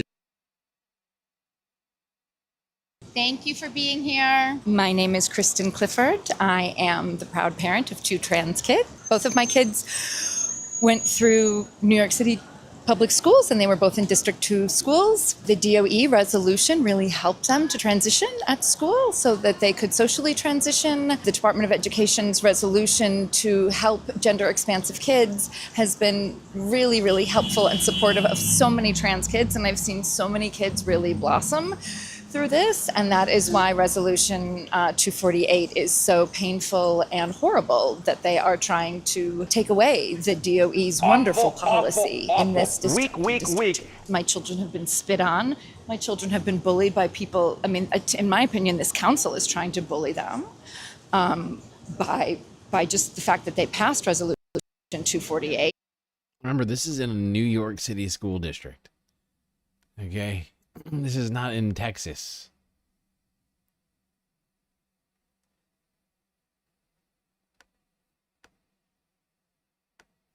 Your question. An adult human female is a biological state of being which is also socially experienced. What is a woman? An adult human female. What is an adult? America says 18, South Korea says 19, Thailand, New Zealand says 20.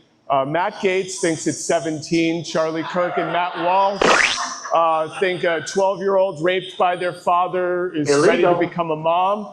So you cannot define a woman without using a social construct. The Olympic Committee used to test female athletes for sex verification. They had to discontinue this practice because female athletes were constantly being disqualified because of chromosomal abnormalities. They finally discontinued the practice, concluding that the complexity of human genetics meant that not all the cells in a person's body have the same genotype. As a parent, you naturally want to protect your daughter. But if your daughter runs too fast, jumps too high, throws too hard, she will be transvestigated. The size of your daughter's hands, her hips, her feet, the sound of her voice will be transvestigated by grown adults. Don't believe me? Look up any comment section on Michelle Obama, Venus, Serena Williams, Dwayne "The Rock" Johnson, Whoopi Goldberg. The members of this board from Place NYC and Moms for Liberty want you to obsess about trans people in sports to distract from them implementing school choice. What is school choice? School choice is a wealth transfer. It is a way to take tax dollars out of public school, put them into private school. So when they ask, what is a woman? They are trying to pick your pocket. Thank you. There we go. Walter Masterson smashing it here at the school board meeting in New York.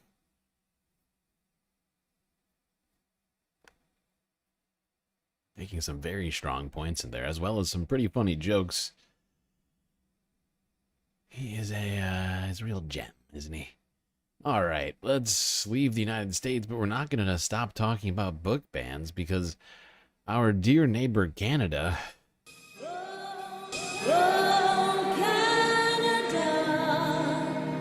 well, they're also banning books. Illegal. Let's go to Alberta with CTV News from 3 days ago.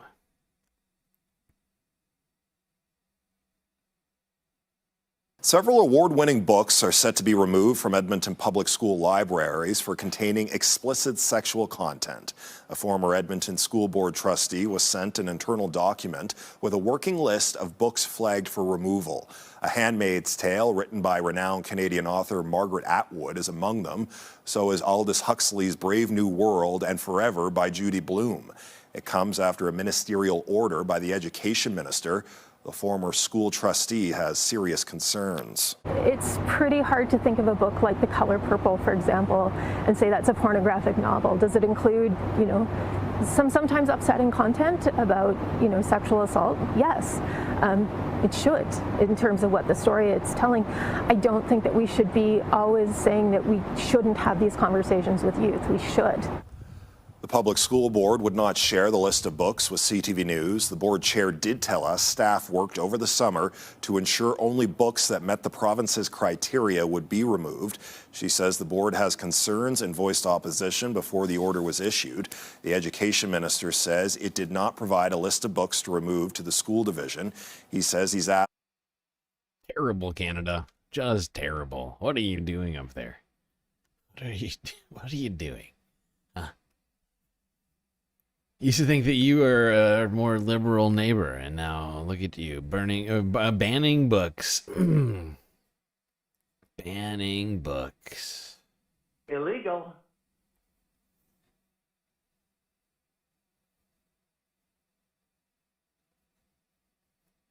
They're getting rid of Handmaid's Tale because Danielle Smith doesn't want the voters to learn of their nefarious plans. Yeah, that actually kind of checks out. Choice. What is school choice? Danielle Smith just wants all of the women to go back home to making food for their husbands. And I think that she should be the first one to do that. Several award-winning books are set to be removed from Edmonton public schools. Whoopsie, sorry. Let's go here. Staying in Canada, let's talk about an event that's actually celebrating books, specifically independent comic. Creators, artists, and lovers of graphic novels and comics are gathering for a two-day event to celebrate and share their inspiration of the art form. The festival is called the Prairie Comics Festival, and people can check it out at the Manitoba Museum for free. Joining us now is the artistic director of Prairie Comics Festival, Inc., Samantha Biko. Good morning, Samantha. Good morning. Oh, Jesus Christ, people. We are like 45 minutes away from the goal ending, and we're only at 2 of 10 right now. So please do consider, if you got a couple of extra bucks, Cash App, PayPal, YouTube, Super Chat, Super Stickers, maybe start a membership for yourself, maybe any of those things. Maybe become a patron. All those things would help towards the goal right now. And if we don't complete it, we are in danger of not getting all of the sweet content that we deserve. Thank you so much for joining us. Now, graphic novels, comics, very popular right now. Why is this literary form really so big right now?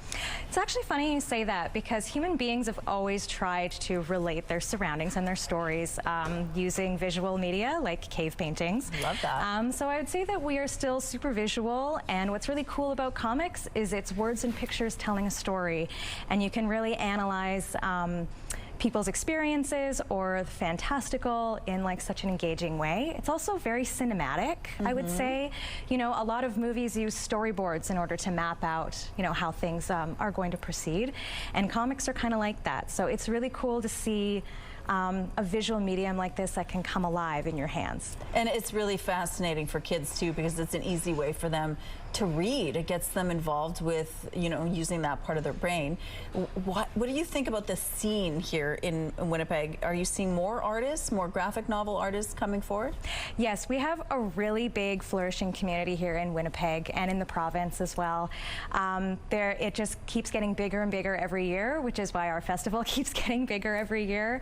And it's just so cool to see all of the different stories coming out. It's also really just great that artists today are enabled to share their stories, you know, via social media, via, you know, creating zines, which are, you know, a more DIY, low-cost way of getting their stories out. And building the community is such an important part of that, to create. Okay, I think that's all we need from that one. Comic book artists, independent comic books being celebrated at a event in Canada. Now let's move it along to this horrifying story. This woman had this next story is truly horrifying. I am not overblowing it. One woman who is running for the House, a House seat in Texas, by the name of Valentina Gomez, showed her distaste for books, a specific book earlier. This is, I gotta say, trigger warning. This is a real fucked up video. Prepare yourself for this. By the way, while you're watching this, I just want you to think about what would be going on if this... Well, actually, I won't bury the lead. We'll let this play out. Your daughters will be raped and your sons beheaded unless we stop Islam once and for all. We're done turning the other cheek. Remember, David didn't pray for Goliath. He killed them. America is a Christian nation, so those terrorist Muslims can fuck off to any of the 57 Muslim nations. There is only one true God, and that is the God of Israel. So that was Valentina Gomez, a woman who is running for a House seat in Texas, who is from another country, I'd point out. She is originally from Colombia. And is, I mean, I just want you to think about that. I just want you to think about that image for a second and think about what would happen if someone running for office who was a Democrat, who did that, burned the Torah, right? What would happen if, I don't know, Zohran Mamdani? Zohran Mamdani. What if Zohran Mamdani took out a fucking flamethrower and torched a Torah and said all the Jews should go back to Israel? I think we would all have no problem saying that's anti-Semitogen right there. But of course, Zohran would never do such a thing because he's not a fucking animal. This fucking woman, though, no problem. I mean, oh my God.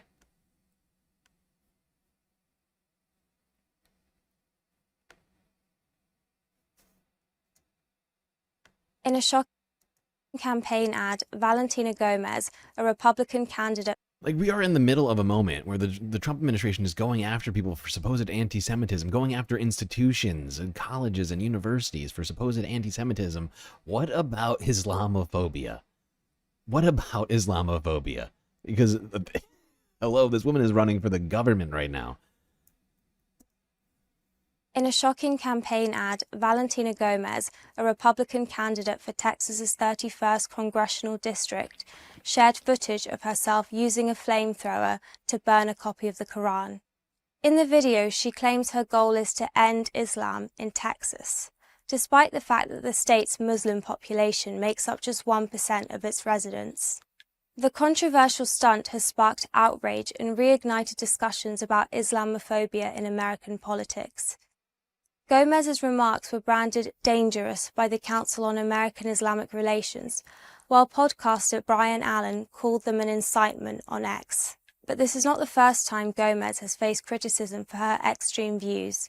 She has also spread hateful rhetoric targeting the LGBTQ community, black people, and immigrants. Last year, Gomez posted... I mean, it's incredible. She's going after immigrants. She is an immigrant. This woman literally came from Colombia. Like, honestly, like, and I hate to say this, but people who are this, like, self-hating, essentially, like, have serious mental problems.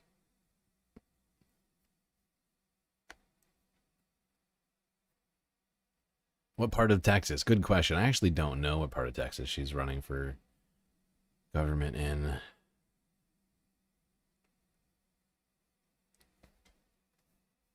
All right, let's go. Let's talk about Zohran Mamdani. Zohran Mamdani. And the New York City mayoral race, which is continuing to heat up. Numbers continuing to shift. Oh, shit. Before we do that, I want to talk about this, because this is honestly a cathartic moment, I think, should be for many of us, if you haven't heard of this yet. Do you remember that woman who attacked a pregnant Palestinian inside of a Panera Bread and, like, tried to throw her coffee into their face? Do you remember that? Like, an elderly woman who claimed that, like, a shirt was anti-Semitic because it's like there was a watermelon on it or something. On November 16th, 2024. Well, let's talk about her real quick.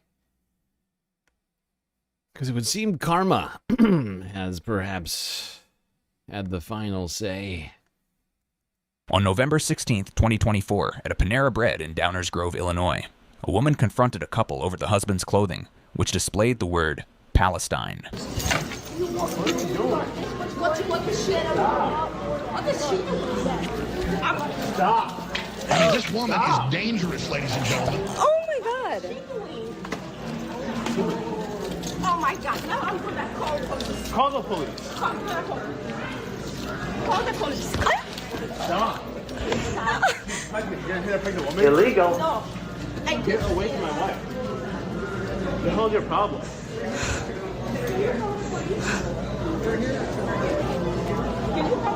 Get away. Get away from me. Go. What's your problem? What's your problem? What's your problem? Can you get away from my wife? Stop. I'll punch you. Get away from me. I'm gonna punch you too. Punch me. Okay. Punch me. Illegal. What the hell? The woman left the store, and the next day police went to the woman's residence and waited for her to return so they could speak with her about the incident. We got contact with the other individuals. 7-4.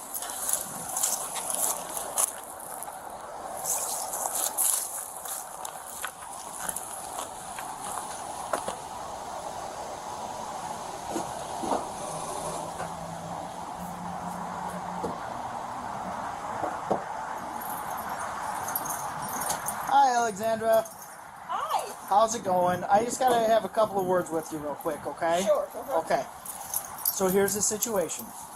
Okay. So yesterday you had an incident in Panera, correct? Right. Okay.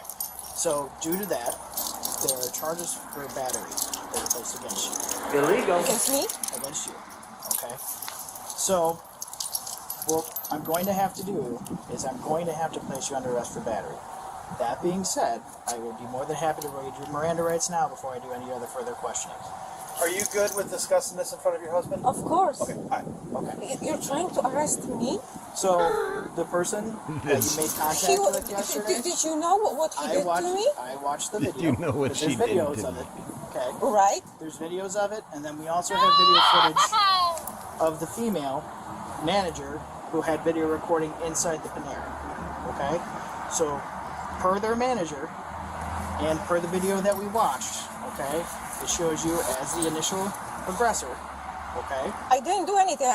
He just you know, stepped in front of me, and I said, well, I don't like what you're wearing. Okay. So again, I just say I do not like what we you're have wearing. We'll be going back to the PD, and we'll have a further discussion on it, okay? But if you don't want to speak further, I can read your Miranda rights now. And then we can do it again at the PD. Look at her And further face. statement on it. Look at her face. She's like questioning her life choices right now. She's like, maybe I shouldn't have assaulted those people in that Panera Bread. Oh, that's fine, but Can you say what actually happened or what the video shows? so the video shows an altercation between your wife and a male party who is in between his wife, who is recording your wife due to her actions that happened at the Panera. No, her wife was recording me. You, yes. So I said stop recording. Okay, so she cries and cries and cries for like 10 minutes. So this is just from the beginning of what they did. And they have to show her evidence, even though they really didn't have to. They give her so much. They give her like, Her name and address. if she was black, she would be in the cop car already right now. Like when she reached into her pocket, she would have gotten shot. And instead, they're like they're like basically standing here, just having a pleasant conversation with her about all of this for like a half an hour. And she's not even in cuffs.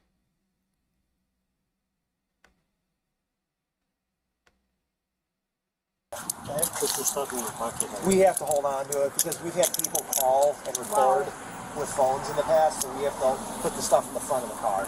Well, so what's wrong if she's recording? If she got recorded at Panera and you're saying it's perfectly legal, so it's like double standard now. Well, It's a double recording standard. in the car itself. It's a but, double again, It's just standard. our policy that the stuff Oh my making sure God. that it goes into the front of the vehicle or the rear of the vehicle, not with the person that's in the vehicle. So, I'm not going to go looking through any of this. I'm not going to try to unlock her phone, nothing like that. It's just going to go right into the front seat of my partner's So car. sit tight real quick because I'm going to double lock this so they don't tighten on you when you're sitting inside the vehicle, okay? I'm sorry. I'm so sorry. I'm so sorry. And we'll I'm try to so keep sorry. things That was up to date as we bad. can. That's not good. Anyway, there we go. We got enough of that. Just going to remind everybody that we are running out of time quickly on the goal for this Sunday Funday. Only a half an hour left. And, any funds that you contribute now on YouTube will at least be able to see by the end of next month. But in, like, a few hours, it's going to change. And anything that you see in September, you won't see until the end of October. So do consider helping us out now, especially if you want the rest of the content tonight, because I know I want to get through all of this stuff. We're barely scratching the surface right now. We've gotten through like 65 of 165 videos right now. Maybe a few more. But let's go to the NYC election, talk about anti-Semitism. Sorry, that's not what I mean. Let's go and talk about Zohran Mamdani and how he is taking over the New York City mayoral race. Even though out of the race for New York City mayor Democrats, today, of course, Zohran Mamdani refuse. out of the race for New York City. Even though many Democrats are refusing to endorse Zohran right now, his numbers are seemingly solidifying.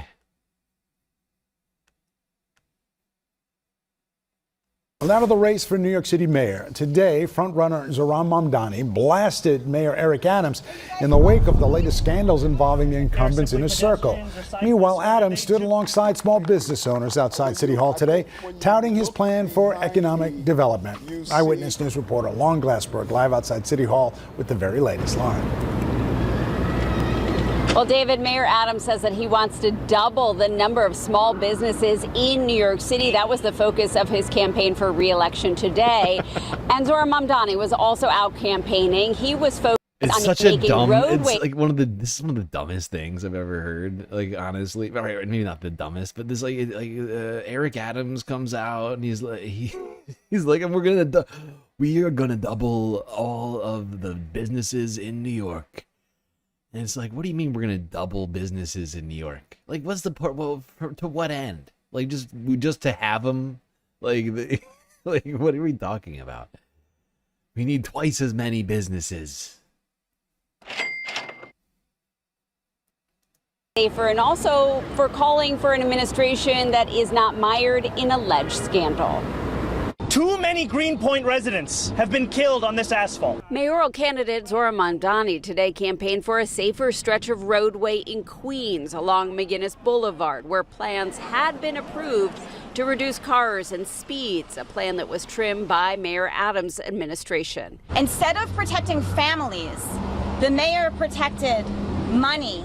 And he protected power. Last week, the former chief advisor to Eric Adams was indicted on new bribery charges for allegedly selling out the city. Illegal. According to the district attorney, Ingrid Lewis Martin conspired to have the Department of Transportation withdraw the street redesign of McGinnis Boulevard in exchange for money, a TV appearance, and free food. It begs the question of what the safety of New Yorkers is worth. Who takes food for bribes? Food bribes, really? Is that how far we've come as a society? People are taking food bribes now? My God.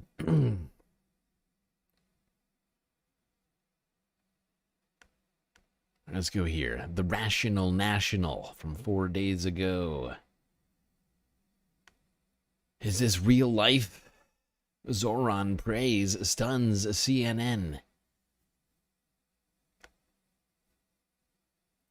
Do you ever just come across something and think, is this real life? Is this really happening? Am I the only sane person in this room? Well, I got 3 videos that I need to share with you so that we can collectively together recognize how insane things are. So, first video here, this speaks for itself. This was from yesterday during Trump's cabinet meeting, and just watch.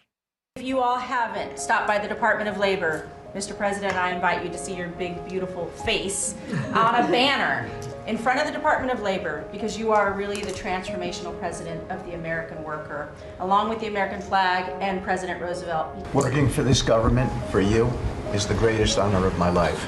I tell it to everybody, and I really do feel that way, and I thank you. You have breathed life back into the profession of law enforcement. Your respect for law enforcement is so incredible. It's making a difference. This is just such a great opportunity, really, to recognize your leadership as a true champion for working people. Well, everyone knows there's no stronger advocate for hardworking American families than you. Well, Mr. President, first of all, thank you for the opportunity to work for you. Our country has never been so secure thanks to you. You have brought us back from the edge. And there's only one thing I wish for, that noble committee finally gets its act together and realizes that you are the single finest candidate since this Nobel Award ever talked about. This is one of the grossest displays that I've ever seen. These people have no shame at all. To receive that reward. It's pretty great to celebrate Labor Day with a builder who loves labor. The great Trump projects have come from the very men and women we're going into this weekend to celebrate. Thank you for saving college football, by the way. We're all very grateful.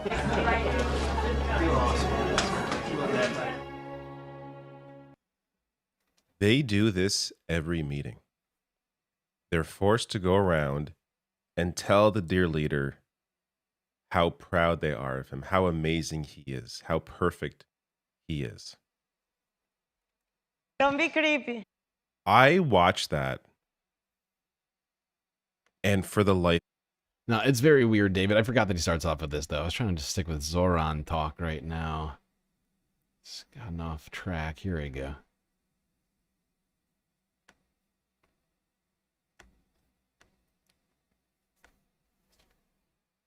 Jesus.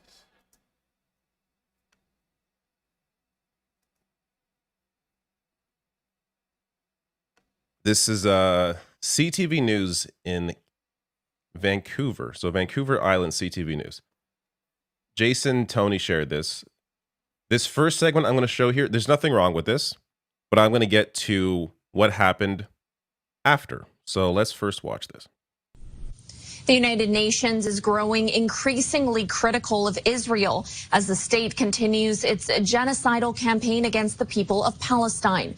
The UN says that despite numerous calls from global humanitarian agencies, Israel has intensified its attacks on the northern strip of Gaza. The heavily bombarded area remains under fire, even as aid drops attempt to provide medical care and food to the millions of Palestinians that continue to starve, a situation that the UN says is beyond catastrophic. There was nothing wrong with that. But CTV News had to later apologize. So this is the apology I'm going to show you here. So again, Jason, Tony, I could have sworn he got to the Zohran thing at the beginning. Why am I losing my mind? This is not Zohran. All right, fuck you, David. Oh, here it is. There you go. Thar it blow. Jesus Christ. Last example here. This was on a CNN panel on the 24th. So, Case Study QB shared this one out. This is John Fugelsang, who is also an actor, but is also a political commentator. And what he says here makes perfect sense. But the reactions on the panel, as if he's like a crazy person, are just amazing to watch. Spicy. Zohran Mamdani, who is running for mayor of New York, Zohran Mamdani. His policies are much closer, as a Muslim, his policies he's fighting for families, for mothers with children, for food, for transportation, for expanded housing, much closer to the actual teachings of Jesus Christ than the Christians who can't stop smearing Zohran Mamdani for being a Muslim socialist. His policies are closer to the gospel. Christ never talked about abortion, never condemned gay people, never condemned immigrants, would not shut up about poverty. It was like that look from Van was hilarious. I gotta watch that one more time. Mamdani for being a Muslim socialist. His policies are closer to the gospel. Christ never talked about abortion, never condemned gay people, never condemned immigrants, would not shut up about poverty. It was like his Layla at all of Jesus' speeches. He's actually doing what Christ called for as a Muslim, and it's infuriating right-wing Christians. Okay, go ahead. I'm a little lighter than that. I was unpopular. I mean, that's a little unpopular, but spicy. It's a little unpopular. He literally just stated, it's a little unpopular for you to say the truth right now. How dare you? How rude. How dare you say something factual? Jesus, I say that.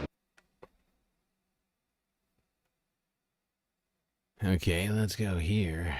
This was Zohran Mamdani 3 days ago, giving a speech at a Wall Street protest, which I believe he organized.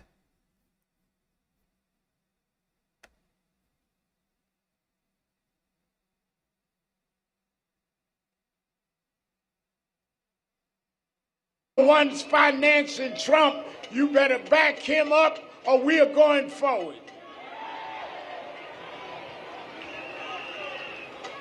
And I saw Mayor Ras Baraka spoke from Newark. I invited all the candidates for mayor to be here. So I don't endorse candidates, but I take attendance.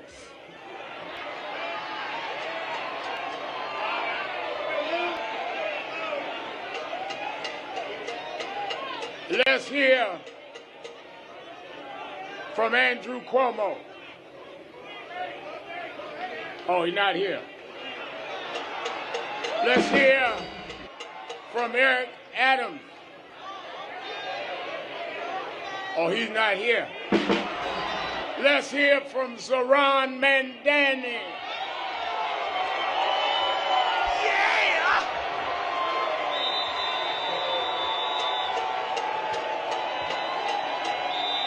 How are we doing today?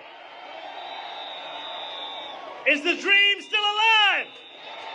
Is the dream still alive? Is the dream still alive? We know that dream lives on in every single person who is here today. It is a dream that we have heard time and again that it has to be deferred. And yet we know that its time has come as we stand here in the wealthiest city, in the wealthiest country in the history of the world, as we stand here by Wall Street, where last year they had more than $40 billion in bonuses. We ask ourselves, how is it that 1 in 4 New Yorkers are still living in poverty? We ask ourselves, how is it that we have still yet to answer the question that Dr. King posed all those decades ago? Because what he said then and what we must answer now is, what good is it to have the right to sit at a lunch counter if you can't afford to buy a hamburger? Come on! Our freedom is only as good as our ability to exercise it. And I want to thank Reverend Sharpton. I want to thank the King family for continuing to show that this dream lives on. And it will live on until we achieve that dream, where every single person in this city and in this country has the dignity that they deserve in their lives. So my name is Zohran Kwame Mamdani. I stand before you as a man looking to be the next mayor of this city. And I tell you that every day I will wake up with Dr. King's dream at the forefront of my mind, a dream where we make this city, the most expensive in the United States of America, affordable for each and every person across this city. So thank you so much for being here. Thank you for marching. Thank you to the Rev. Thank you to the family. And to Donald Trump, we say this to you. We will continue to fight for that which our forefathers have fought for. Because what we fight for is no less than what we deserve. And we will not let you take that dignity from us. Not going to do it. Wouldn't be prudent at this juncture. There we go. Zohran Mamdani. It's an impassioned speech at a Wall Street protest earlier this week. Also earlier this week, actually it was last Sunday, Zohran, of course, we talked about it on the day, held a scavenger hunt across the city. He posted this video about that scavenger hunt to his channel earlier today.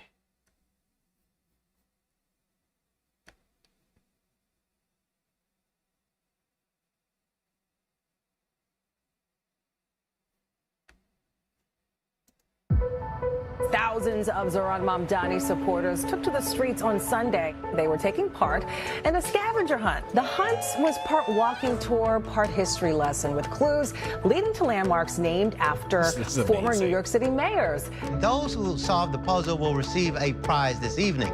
To begin the hunt, meet us in front of the Gilded Hall. Mayor Smith.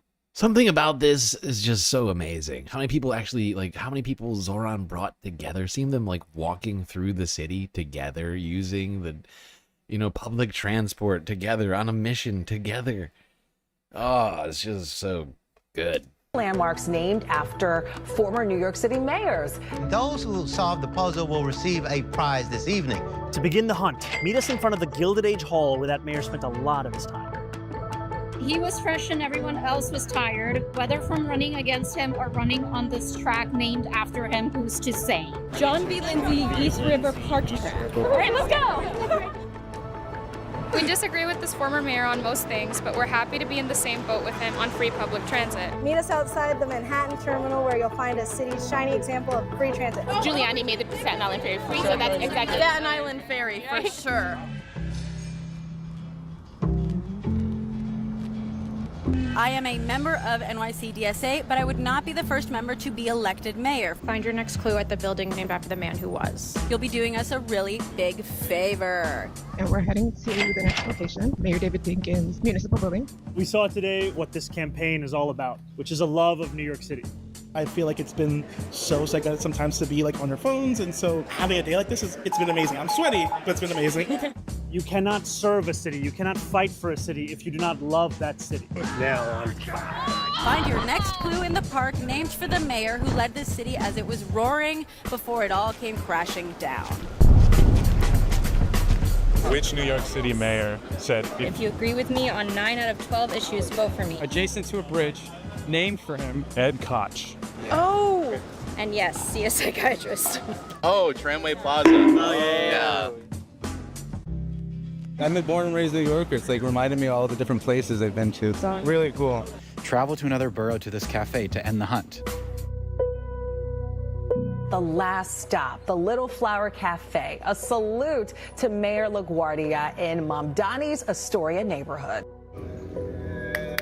Hello. All right. Nice to meet you again. Yes. Somebody who says, you know, all of us matter, not just the folks that can tell us how their portfolios are going. That's cool. I'm for him. As New Yorkers joined us, whether by walking or using public transit, they got to see what has been evident to so many of us for so long. The last stop.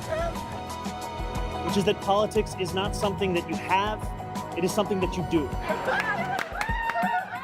And it's something where you can meet new friends, you can rediscover old ones, and you understand that above all, to deliver the city that is currently the most expensive in the United States of America into one that each and every New Yorker can afford, it is something that we will do together. Thank you so much. Thank you, guys. Well, there we go. A truly awesome scavenger hunt put together by a mayoral candidate, Zohran Mamdani. So many people went, they ran out of prizes. That's right, PB's got it in chat. They ran out of prizes. So many people showed up. They were thinking, yeah, maybe a few hundred people show up, not thousands. But in fact, thousands of people did show up. And unfortunately, people still got the experience, but not everybody got the prize. As sad as it is. But hopefully they got something out of it. And hopefully you're getting something out of this stream. Hopefully you're enjoying it. But we are going to have to take a quick break. And we are going to have to go into a final countdown on the goal. We've only got 15 minutes left on it. And, yeah, so do consider contributing. Cash App, PayPal, YouTube, Super Chats, Super Stickers, things like that.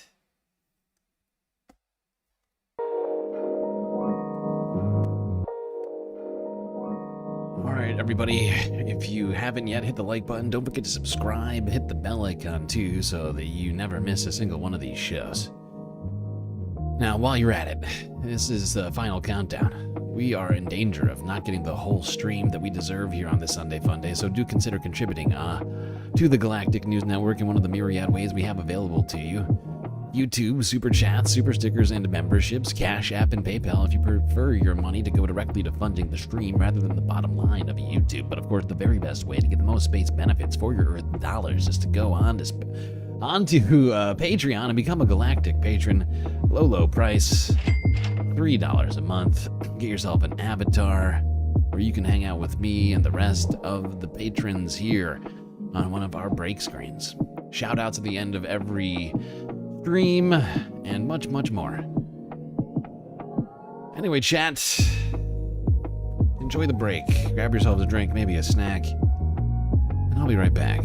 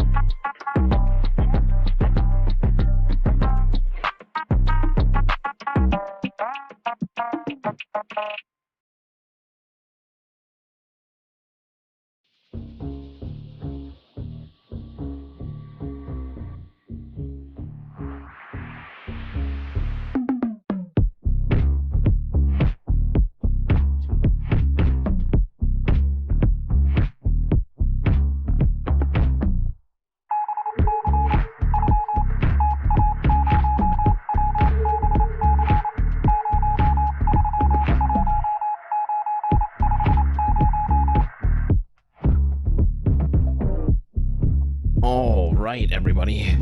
You know what that sound means. It means, of course, that it's time for us to prepare for the third half of the stream. Yes, indeed. Break is over. Which means we gotta get back to the content immediately, if not sooner. Immediately, if not sooner. So get back in those seats, Space Fams, otherwise you are going to miss the beginning of that third half that I just mentioned. And I'm going to extend the goal. I see we've only got 3.5 minutes left, but I have faith that somebody somewhere, or somebodies, that somehow together we'll be able to complete this goal. Right now we are at 2 of 10 for this Sunday fun day. I'm gonna go back here to the space office.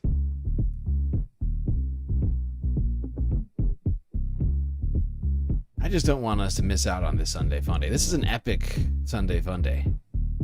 A lot of fun, a lot of valuetainment prepared for today, as well as news.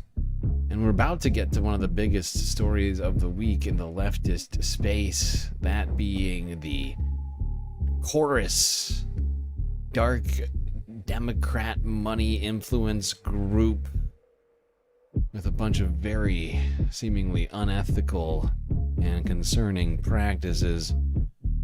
But before we get there, we gotta finish the Zohran talk.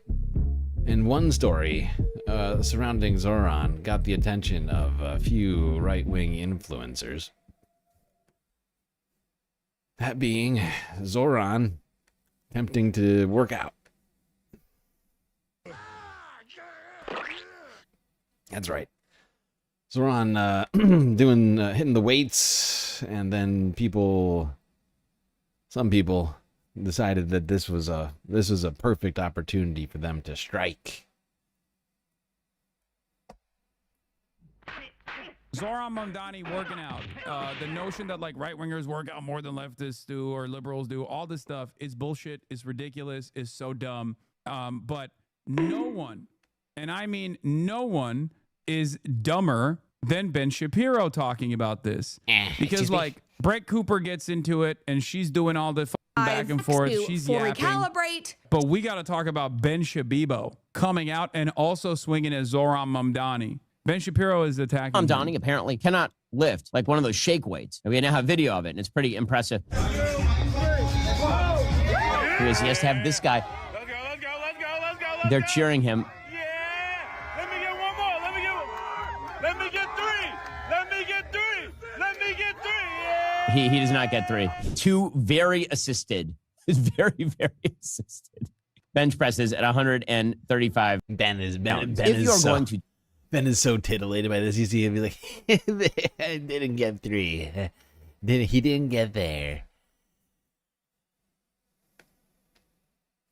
Something like this, and you're a public figure. Isn't Ben Shapiro like a midget? Or what's the word? A little person? What is he, like 5'1" or something? I don't know how much you can bench. This is not a great time to try it out. It's like in front of a giant. Why? Who gives a shit? Nobody cares. Nobody cares. Why is this a problem? Who gives a shit? Come on! Zohran has never presented himself as like this fucking specimen that it can. Stomach Club coming in with a sweet, sweet super chat. I need to hit the ab laser. Wait. Hit that ab laser indeed. Although I'm trying to imagine what an ab laser actually looks like. Is it shooting the abs? And what is the laser doing? Is it toning? Or is it like burning fat? Anyways, that gets us to 3 super chats. Thank you, Stomach Club. Oh, shit. And then the Lucky Minute coming in hot with a super sticker. Sour Hour, Little Lime.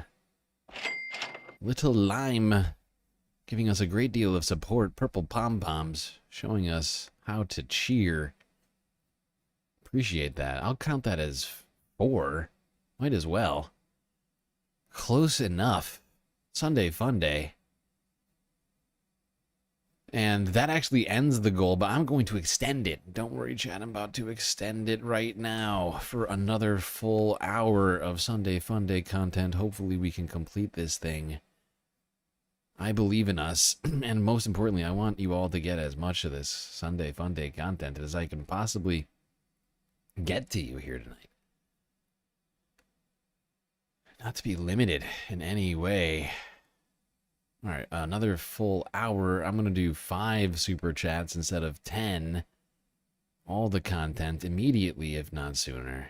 Goal started. Here we go, people.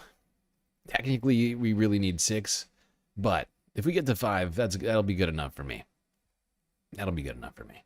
By the way, don't forget Cash App, PayPal, also accepted forms of donation, as well as new Patreon memberships or upgraded Patreon memberships. Like lift super high weights or whatever. If anything, it's more embarrassing when I see RFK Jr., who literally has made working out a important. Hassan on double speed almost sounds like Ben Shapiro. Actually.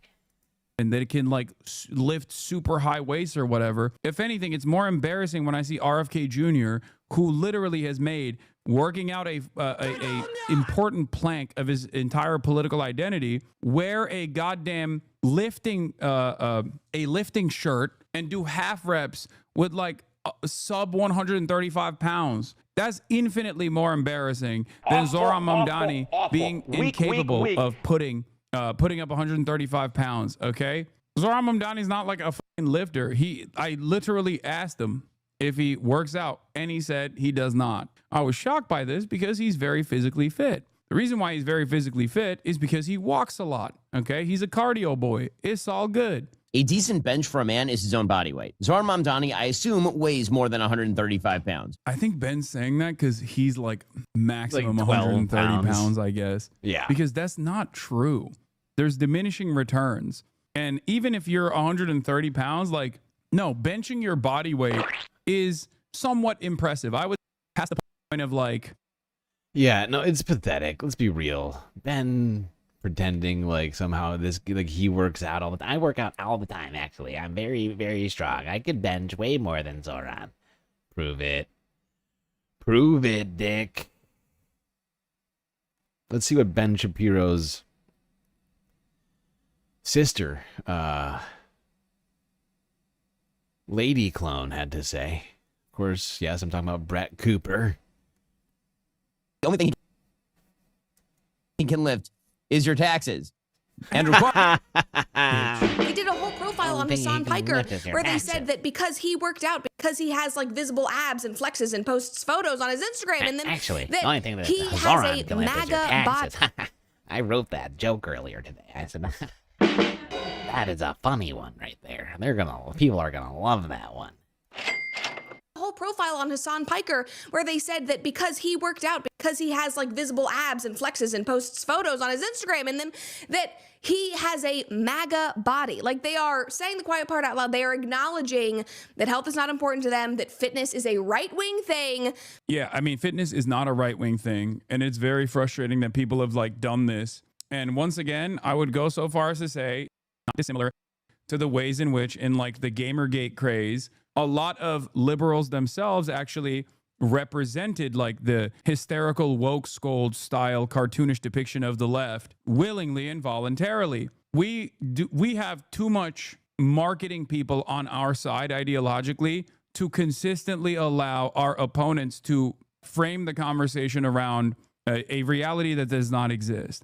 Not that it matters whether someone is like physically fit or not. Ultimately, I don't give a shit about that kind of thing, even though I personally like it. And I think it's good if people are physically fit in general. But from a political perspective, I don't think it says anything about your politics. Having said that, however, if you were to look at like areas where a lot of Democrats congregate versus areas where a lot of Republicans congregate, and you just put a lineup of like the average Republican versus the average Democrat, I think the physically fit voters would most likely lean on the side of the average Democrat. It's partially born out of material conditions, of course. It's born out of like having disposable income or time to go to the gym, not living in a food desert. Republican areas are poorer on average than Democrat areas are.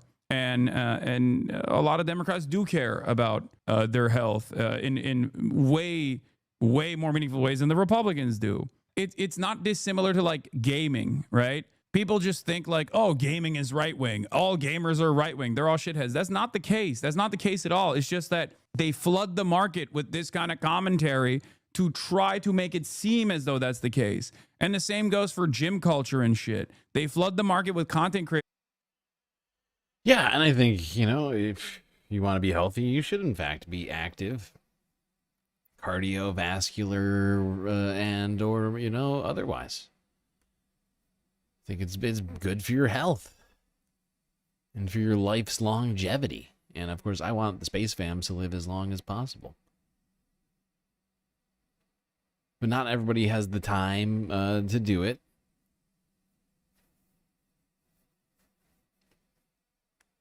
Either way, I think it's kind of funny that Ben Shapiro is the one to come out and make fun of Zohran's workouts. He's the one to make fun of it. Like of everybody. I mean, come on. Come on, Ben.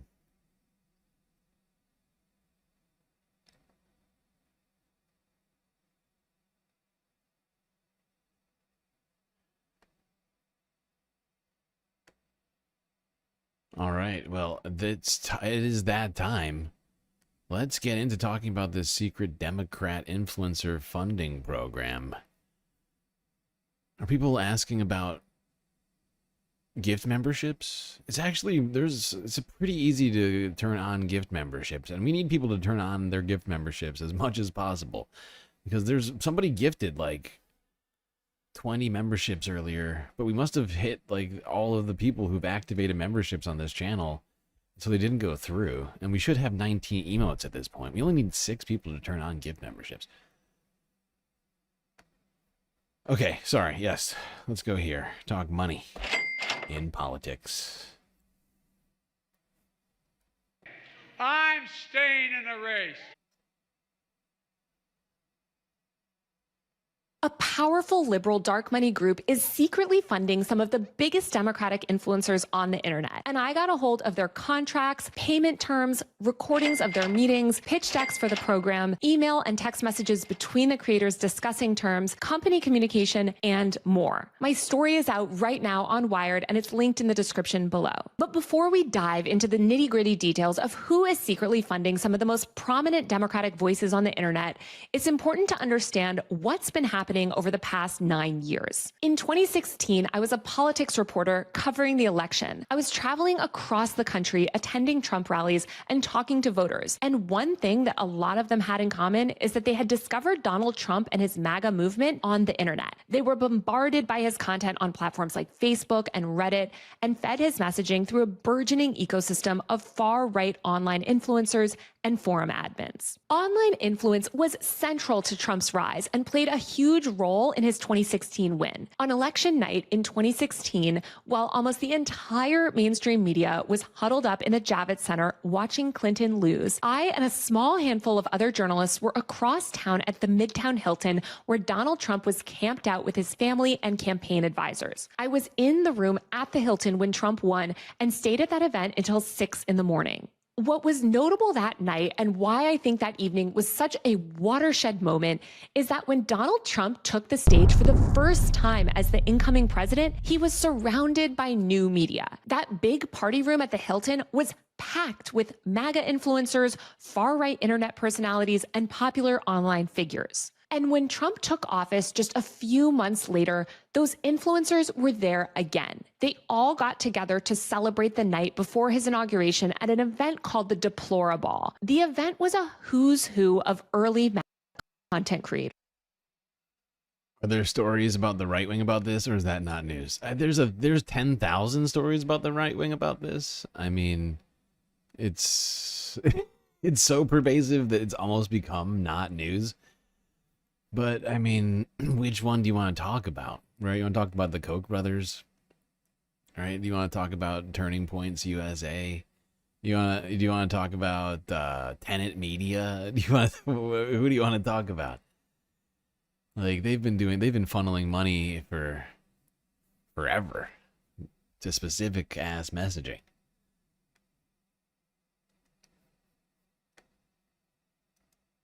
It was organized by right-wing influencers Jack Posobiec and Mike Cernovich. Other online figures like Cassandra Fairbanks and Gavin McInnes were also in attendance. The Deplorable was held at the National Press Club, and a Peter Thiel associate involved with planning the event said, quote, "Doing it at the press club asserts that we're the new force in town." The whole night, and I was there, was about how MAGA influencers were the new media. Attendees vlogged the party and posted an endless stream of content to Instagram and Twitter. The Deplorable was live streamed on YouTube and the conservative live streaming platform Right Side Broadcast Network. When Cernovich spoke to the crowd, he talked about how the influencers had been able to seize control of the media through the internet. He said, quote, "We ran Twitter. The ground had shifted and media had been permanently upended. But back then, legacy media, and certainly the Democrats, absolutely refused to acknowledge it. I will never forget getting up on stage at a DC event in 2016 to give a slideshow presentation about influencers like Jake Paul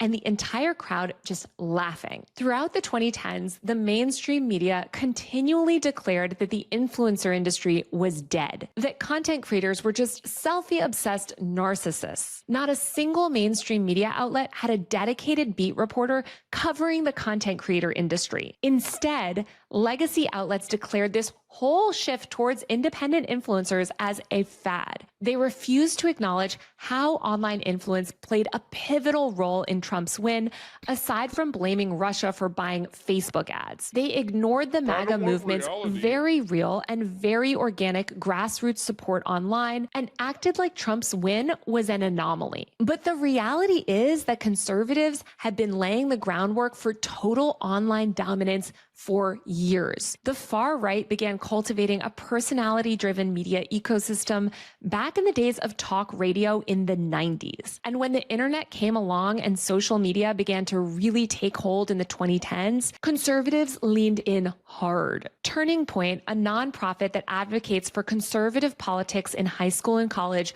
was founded by Charlie Kirk in 2012 and quickly emerged as a de facto influencer network. Ben Shapiro founded the Daily Wire, which birthed a slew of right-wing influencers just a couple years later in 2015. Around that same time, Gamergate, a misogynistic hate campaign aimed at driving progressive women out of video games and media, provided a blueprint for how the internet could be weaponized by the far right. Gamergate also catapulted the first generation of MAGA influencers to fame. The alliances that formed around Gamergate's participants, including Milo Yiannopoulos, Candace Owens, and other future right-wing internet stars, eventually metastasized into a sprawling network. In their book, Meme Wars, the writers Joan Donovan, Emily Dreyfus, and Brian Friedberg argue that Gamergate funneled an entire generation of young reactionaries to MAGA. Steve Bannon, who was central to Donald Trump's win, praised MAGA influencers like Milo for creating an online army that got turned on to politics and Trump. These far-right online creators and the groups of reactionaries who followed in their footsteps eventually came to amass enormous power and serve as the backbone for the broader right-wing media ecosystem even today. When 2020 hit and the pandemic forced everyone online, you'd think that the Democrats would have embraced new media. But after all coalescing around Joe Biden, it was primarily progressive and Democrat influencers themselves who banded together to try to get Trump out of office, with minimal support from the party. Yeah, minimal. I mean, what was the party doing to support independent creators and that were actually independent, right? Because there's a difference between paying for messaging and supporting independent journalism.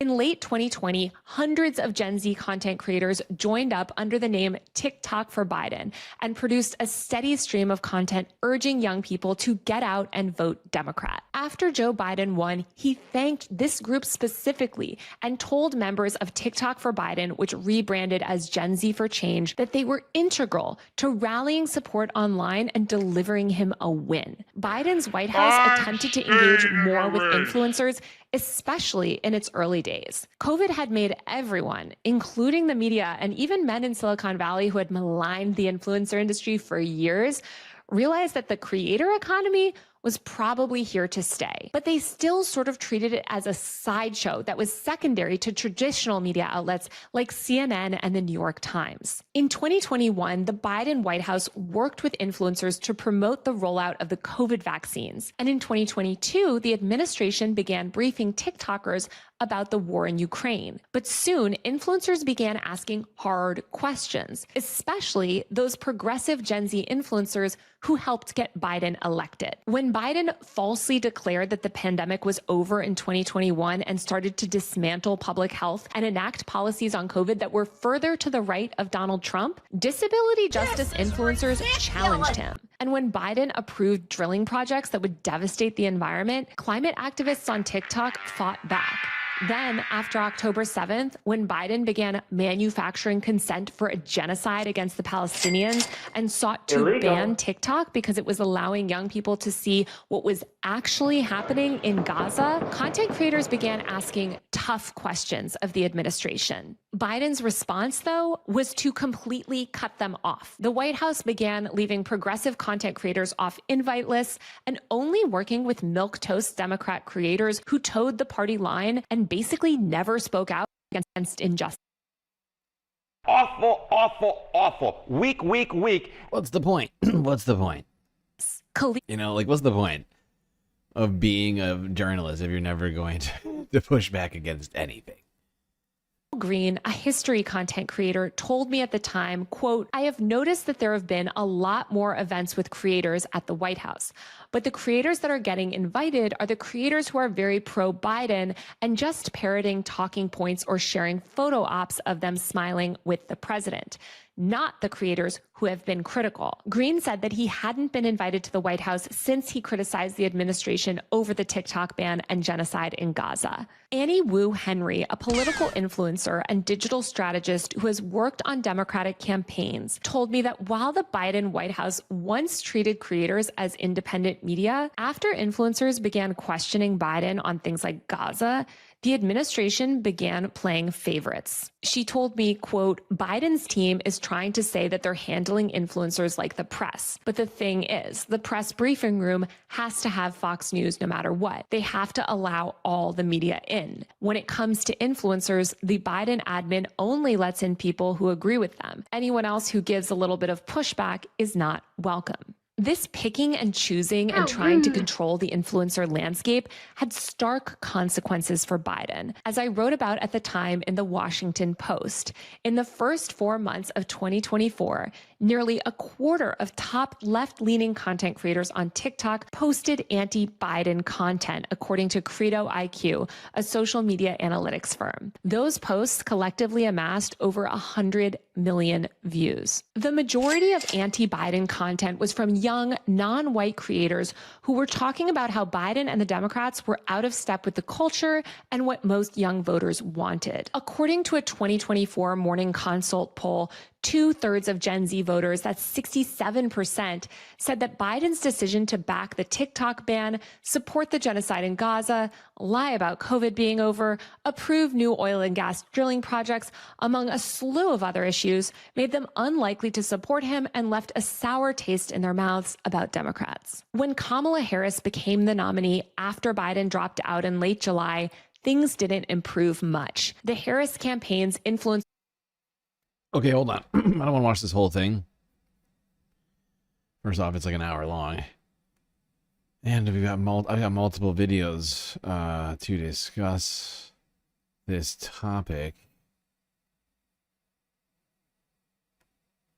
Because we know to some degree how, you know, the Biden administration had alienated influencers, and then the Kamala Harris administration did it even worse. Like with kicking Hassan out of the out of that campaign event, things like at the DNC, right, whatever you want to call it, stuff like that certainly I think rubbed a lot of people on this side of the aisle the wrong way.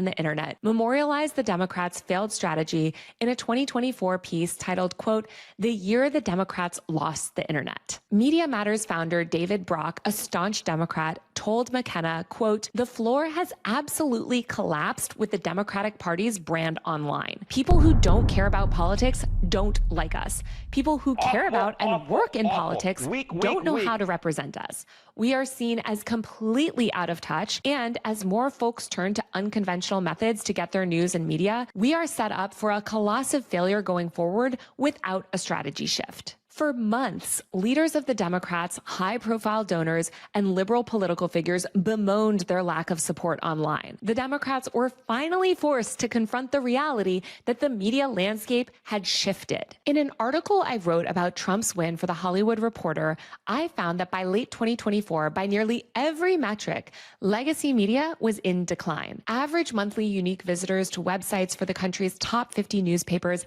declined 20% to under 9 million in the fourth quarter of 2022. According to ComScore data, the amount of time people are spending consuming legacy media content is getting shorter every single year. The influencer economy, however, is skyrocketing. It's set to surpass $500 billion by 2027, according to a recent Goldman Sachs report. In 2023, 30% of consumers trusted content creators more than they did 6 months ago, according to a report by Sprout Social. And since that report was published, the numbers have only ascended. Rather than confront the wildly unpopular policies that the Democratic establishment continues to cling to, liberals convinced themselves that they only had a messaging problem. They began crowing online.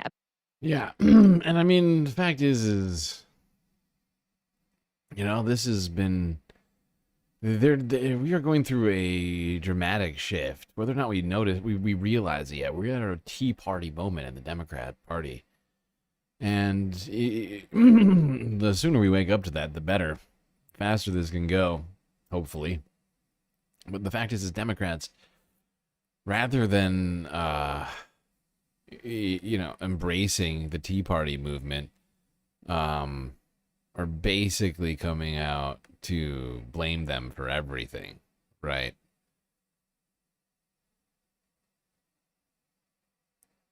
I don't know why I just switched screens. My bad.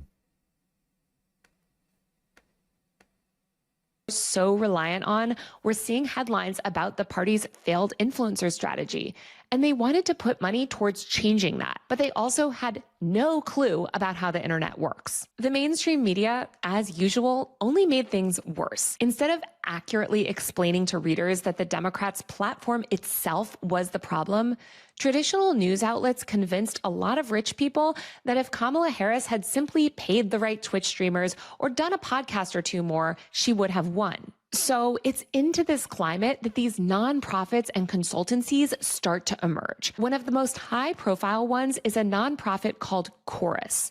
Chorus launched with a splashy profile in the New York Times written by journalists Shane Goldmacher and Ken Bensinger. Chorus billed itself as a nonprofit advocacy organization and creator-led hub dedicated to helping independent media figures expand their reach and push democratic policy. Chorus also positioned itself as a quasi-newsroom, akin to what conservative groups have built on the right, but for liberal creators. According to a pitch deck that I obtained, Chorus claimed that it wanted to change how progressive content creators operate by providing ongoing stability, resources, and support that legacy journalists and conservative commentators count on. I love thinking that people like David Pakman and Brian Tyler Cohen somehow need support. These guys have been on the internet for over a decade. They have both been on both of their channels have existed, I think, for more than 10 years apiece. And they are both, in terms of like the sort of the strata, like the sort of bifurcate, what do you want to call it? He's the top tier of earners on YouTube. The fact that to think that man needs support in any way, or the David Pakman or any of these other, you know, many of these other people that I'm hearing about being involved in this, like, what? Why would they need money? Why would they need more money or help?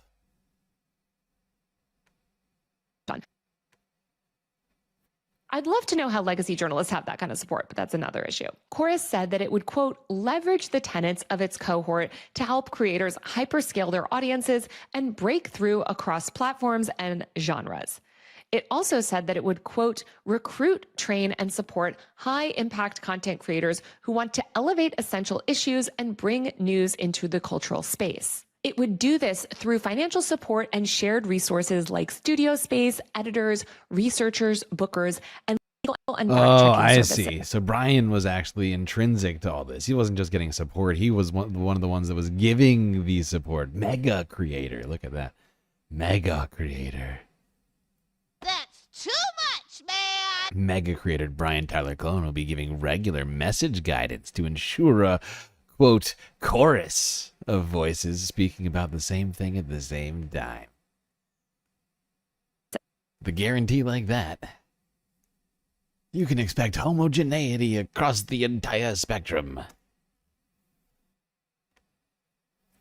Chorus boasted that the brand was able to amass 50,000 followers on social media accounts and that it had already attracted at least 4,000 donors to support its mission. From the beginning, it was clear that Chorus was tightly aligned with the Democratic establishment. In January, Chorus bragged that the organization was the first to host a, quote, creator-led forum for the Democratic Party chair candidates. That same month, Chorus announced a partnership with Impactual LLC, a centrist Democrat consulting firm with deep ties to the Democrat donor space. The content creators that Chorus initially touted as being part of its founding group also included several holdovers from the Creators for Kamala days. But as Chorus's fundraising deck made it down to By the way, as somebody who's not receiving any sort of dark money from any dark organizations, who is completely funded by individuals like you, do consider contributing to the Galactic News Network, as without your donations, we would cease to exist.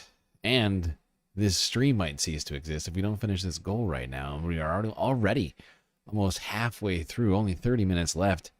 5 more super chats, super stickers, memberships.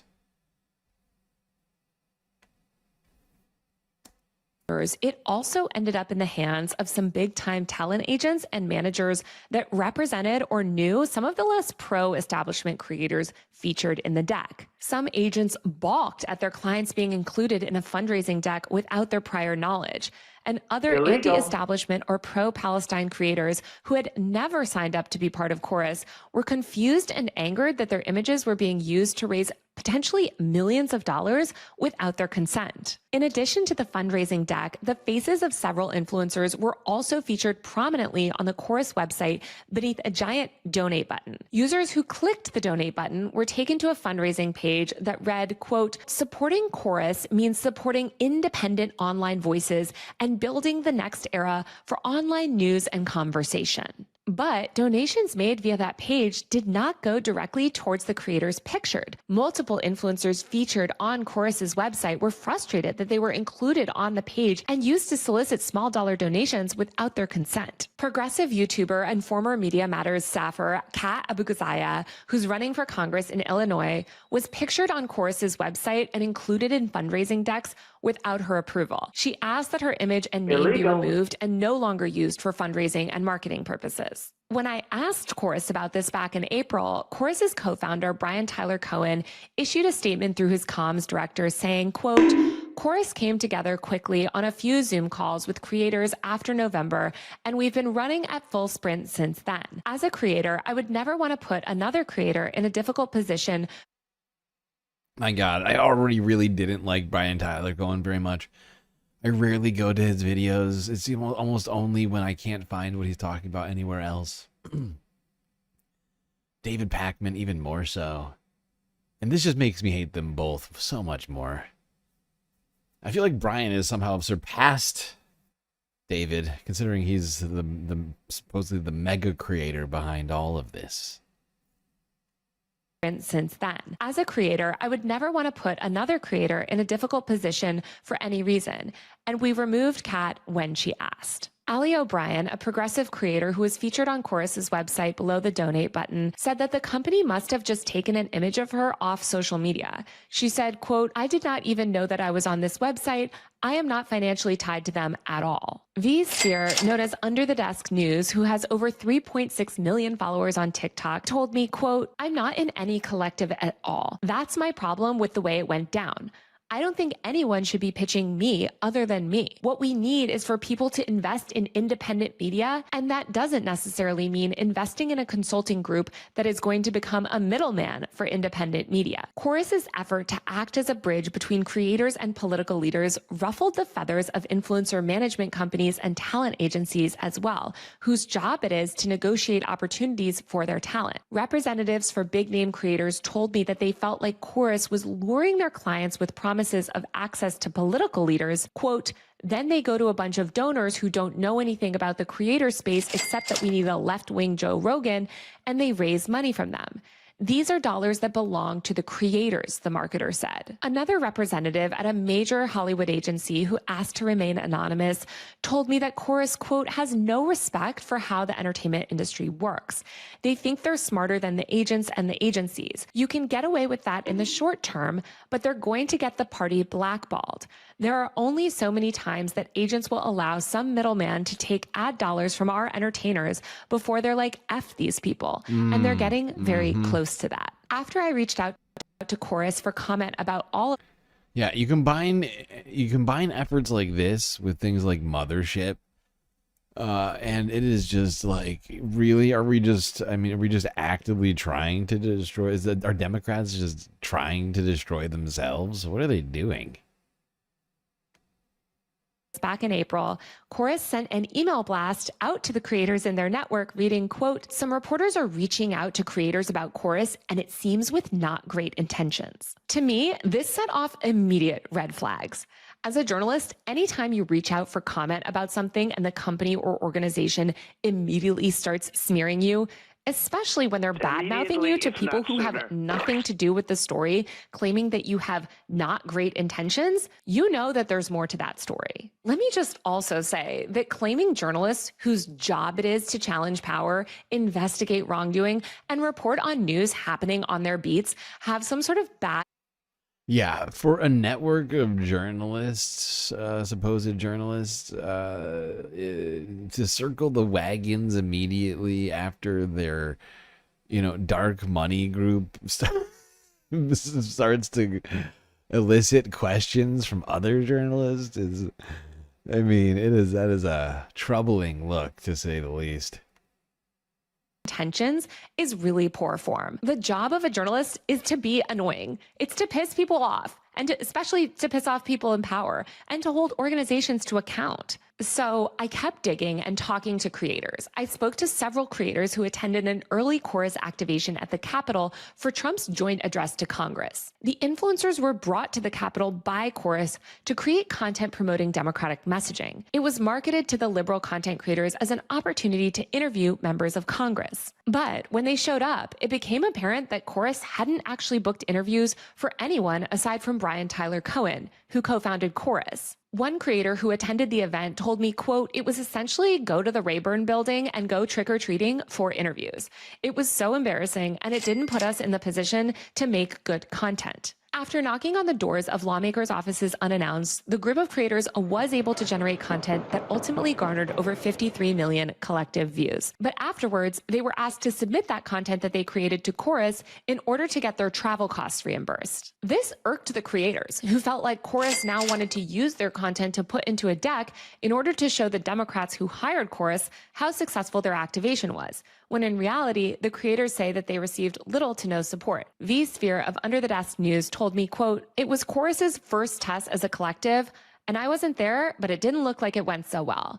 Creators made good content, but they would have made that content without Chorus. Through a spokesperson, Brian Tyler Cohen responded to me saying, quote, while not everyone who went to DC with Chorus had the same experience, this trip led to dozens of interviews and posts that generated an audience more than 50% bigger than the speech itself. I'm proud that an organization only a few months old had that kind of impact, and we're iterating so the experience and our reach can be even bigger next time. But a few months later, influencers began reaching out to me again about Chorus.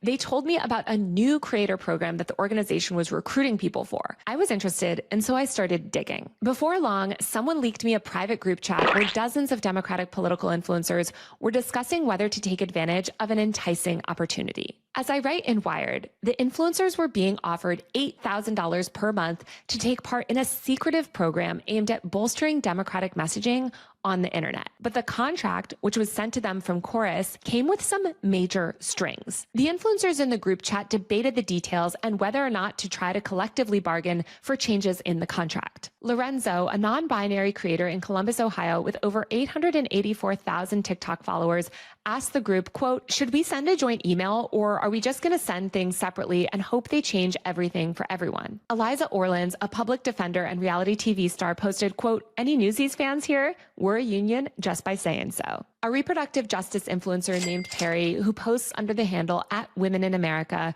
posted in the thread, quote, reading through this revised Chorus contract like, you win some, you lose some. I also think there's at least 4 other things that should change, laughing face. But the vibe I got from their email was that there would be minimal, if any, changes. Erin Parnas, a Gen Z news influencer who has been called the Gen Z Walter Cronkite, posted to the chat, quote, I don't feel strongly about pushing, to be honest, in regards to the contract. And that's quote, how the cookie crumbles. Quote, I don't feel strongly about pushing, to be honest, in regards to the contract.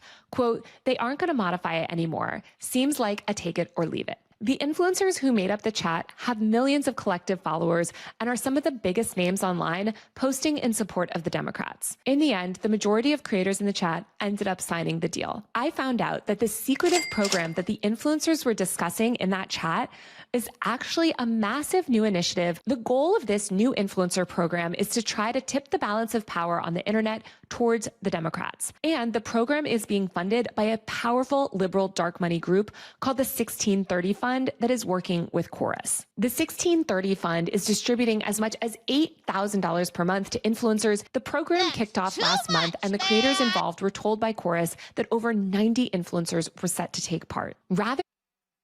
That's like $10 million right there. Jesus Christ. That's a ton of money. An extra $8,000 a month. That's 6 figures a year. Unbelievable. Oh my God.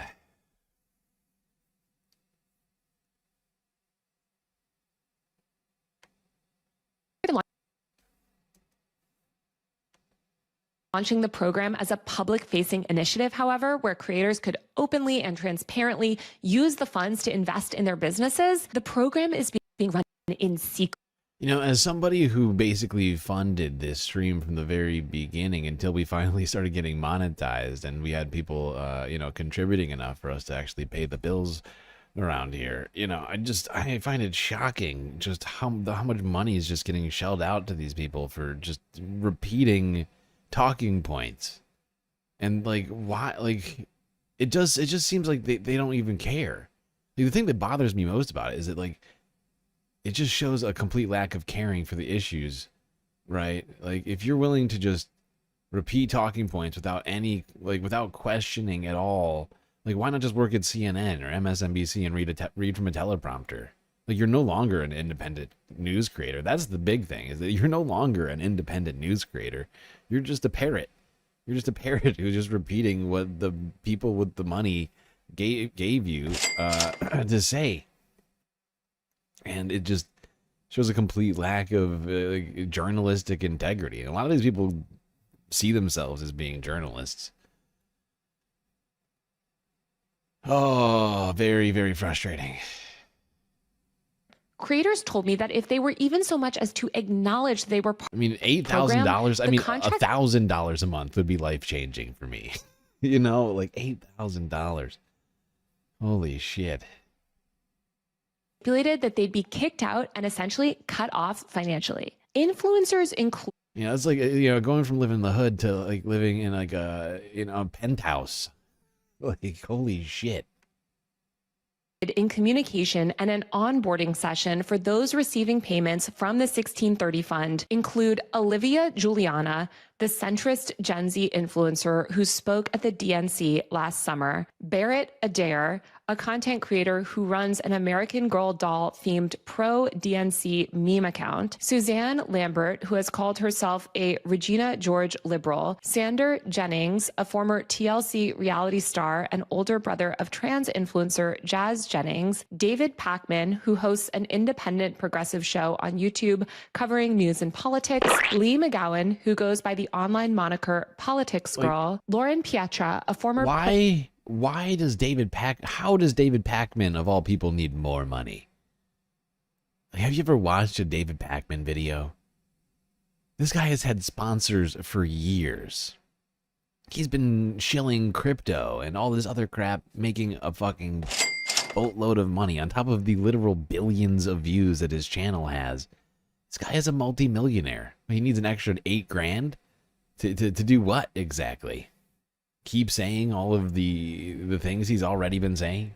Who hosts an independent progressive show on YouTube covering news and politics, Lee McGowan, who goes by the online moniker Politics Girl, Lauren Pietra, a former Playboy executive turned political influencer who hosts a podcast by Democrats, and dozens of others. According to copies of the contract that I obtained, the influencers are not allowed to disclose their relationship with Chorus or the 1630 fund, or thus functionally that they're being paid at all. Here, I'm just going to quote a bit directly from my Wired piece, which is linked below. Dozens of liberal influencers are believed to have been approached by Chorus and the 1630 fund about a financing opportunity this spring. They were told that Chorus appreciated the work they were doing online and were asked if they'd be interested in being part of the first cohort of a new program that Chorus was running to help, quote, expand their reach and impact, creators told me. Following the initial outreach from Chorus, many creators expressed concern about some stipulations within the contract. According to copies of the contract, creators in the program must funnel all bookings with lawmakers and political leaders through Chorus.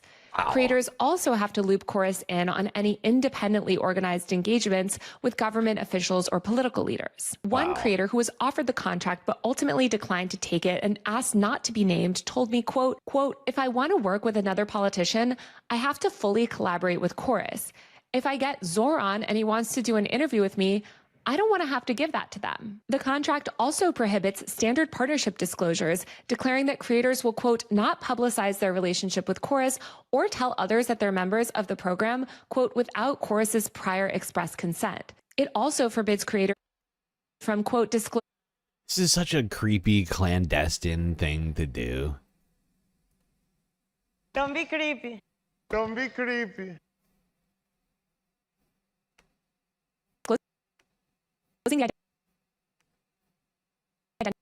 What the fuck? Play the video, please.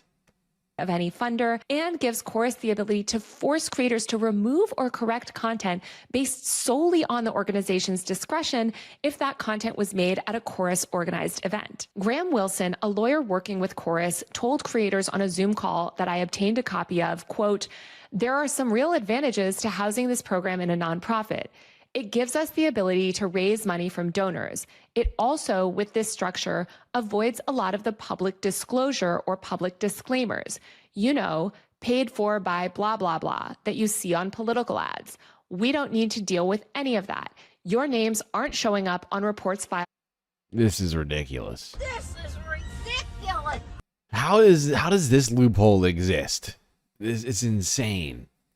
It's because of the way we've dealt with technology in general. In the recent decades, the advent of the internet. But holy shit.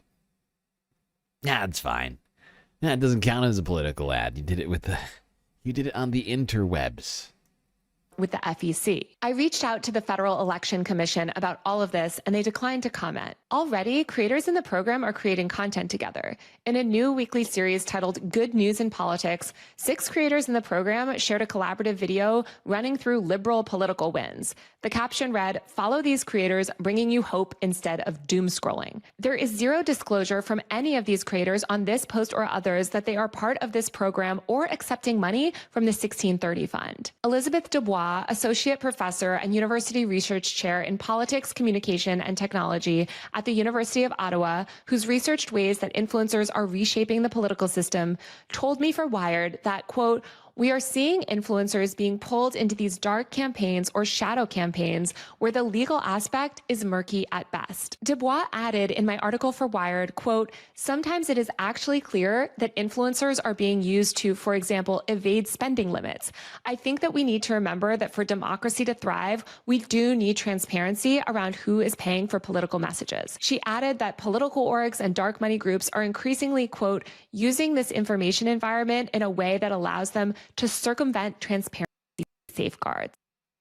You know, this is Democrats throwing out everything, like literally everything that they're supposed to stand for, and in order to be able to continue taking PAC money. Like, that's basically what this is, right? This is a response to the fact that PAC money didn't win them the last election. So they're now they're trying to find new ways to make PAC money win elections, rather than coming out with messaging, with, you know, with like actual political ideas and strategies and solutions, you know, like on an ideological basis, speaking to the voters and getting money from them, like people like Bernie and AOC have been able to do.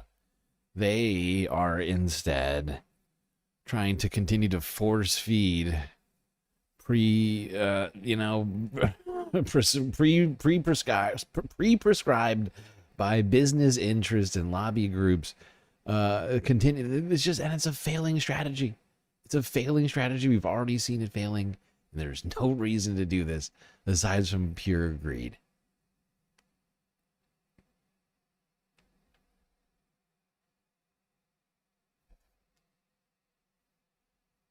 Thomas Walker with a super sticker.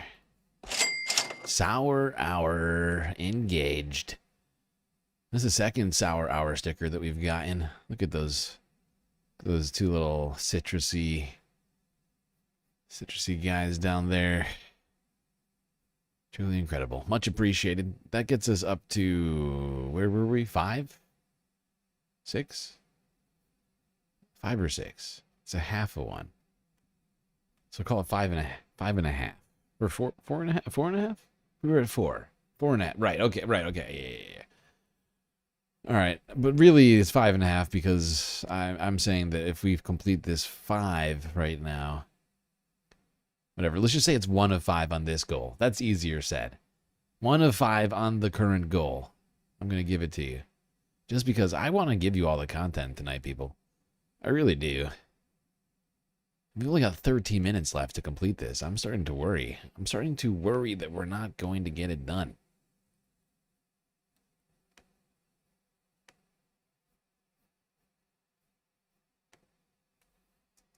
For my Wired story, I also spoke to Don Heider, the chief executive of the Marculla Center for Applied Ethics at Santa Clara University. He told me that the restrictions outlined by Chorus and the 1630 Fund violate ethical norms. He said, quote, "If the contract for getting money from a particular interest group says you can't disclose it, then it's pretty simple. You can't take the money. We're living in an era where a lot of powerful people have basically taken the rule book and thrown it out the window." And this is the part that really shook me too. As an independent journalist and content creator myself, I think that trust is so absolutely important. With big public media companies, we know where their money is coming from. And with influencers, we should know where their money is coming from too. Of course, a lot of influencers post undisclosed sponsored content. And I reached out to the Federal Trade Commission also about all of this. But I just think in terms of journalistic integrity as a content creator covering news and politics, you should be transparent about who's paying you. For instance, say you're watching one of my videos and I'm suddenly talking a lot about the Democrats, how they're the future and how they're amazing and how we all need to vote for them and support their failed policy agenda, blah, blah, blah, blah. Then it turns out that I'm actually getting paid tens of thousands of dollars from the largest and most powerful Democrat dark money group. It seems to me that that's the type of information your followers or audience have the right to know. And I'm sure creators will say, oh, but Chorus never told us explicitly what to say. And sure, maybe they didn't write out exact lines for you, but the creators who joined this program are expected to attend regular advocacy trainings and daily messaging check-ins, according to a Chorus representative's comments on a Zoom call that I obtained. Those messaging check-ins are led by Brian Tyler Cohen on rapid response days, and the creators also have to attend at least 2 Chorus newsroom events per month, which are events Chorus plans often with lawmakers. And again, I just have to say it again, because even if Chorus never explicitly told any of these creators to take down specific content or that they weren't allowed to say certain things, I still think the fact that the contract itself doesn't allow for transparency shows that this is not an ethical agreement. We should know who big Democrat influencers are taking money from. So let's talk a little bit about the 1630 Fund, which is funding this whole initiative. As I wrote in Wired, the 1630 Fund has emerged as a powerful funder in Democratic spaces in recent years. Its website notes that issues supported by the organization include climate solutions, racial justice, voter access, and other essential social change goals. The organization was first founded in 2009 as a... The fact is, there's many of these things I do not have any issue with fighting for, right? Like, of course I support, I support these things. But I think it's something about this makes it just, what's the word? Just unethical. It just seems unethical to not, make clear that you're receiving money to repeat specific messages, right? Like, that's what you do. Like, when people do ads, like when the Majority Report reads ads, they don't, they don't go like, oh, and we're just talking about this because I like it. They're like, no, this is a paid ad. We're receiving money for saying this right now. The Anarchist gifting a Galactic News Network membership. Oh, and Trip received it. Wait, did we solve the... Wait a second. Wait, are gift memberships working again?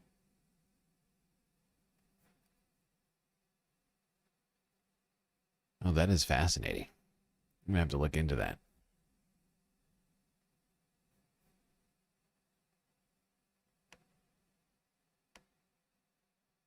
Response to conservative dark money groups like the Koch network. And since Citizens United and Trump's presidency, money flowing into the organization has soared. In 2018, the 1630 Fund provided $141 million to more than 100 liberal causes in order to bolster Democratic support during the midterms, according to a tax filing obtained by Politico. In 2020, the fund distributed more than $400 million to groups aimed at helping defeat Trump and flip the Republican Senate majority, according to the organization's public tax filing, which was first obtained by Politico. In 2022, the 1630 Fund spent $196 million backing state ballot measures on abortion rights heading into the midterms, according to NBC. Just 4 donors accounted for close to 2/3 of the 1630 Fund's revenue in 2023 alone, according to its tax filing. The largest donor to the 1630 Fund gave the group $50.5 million,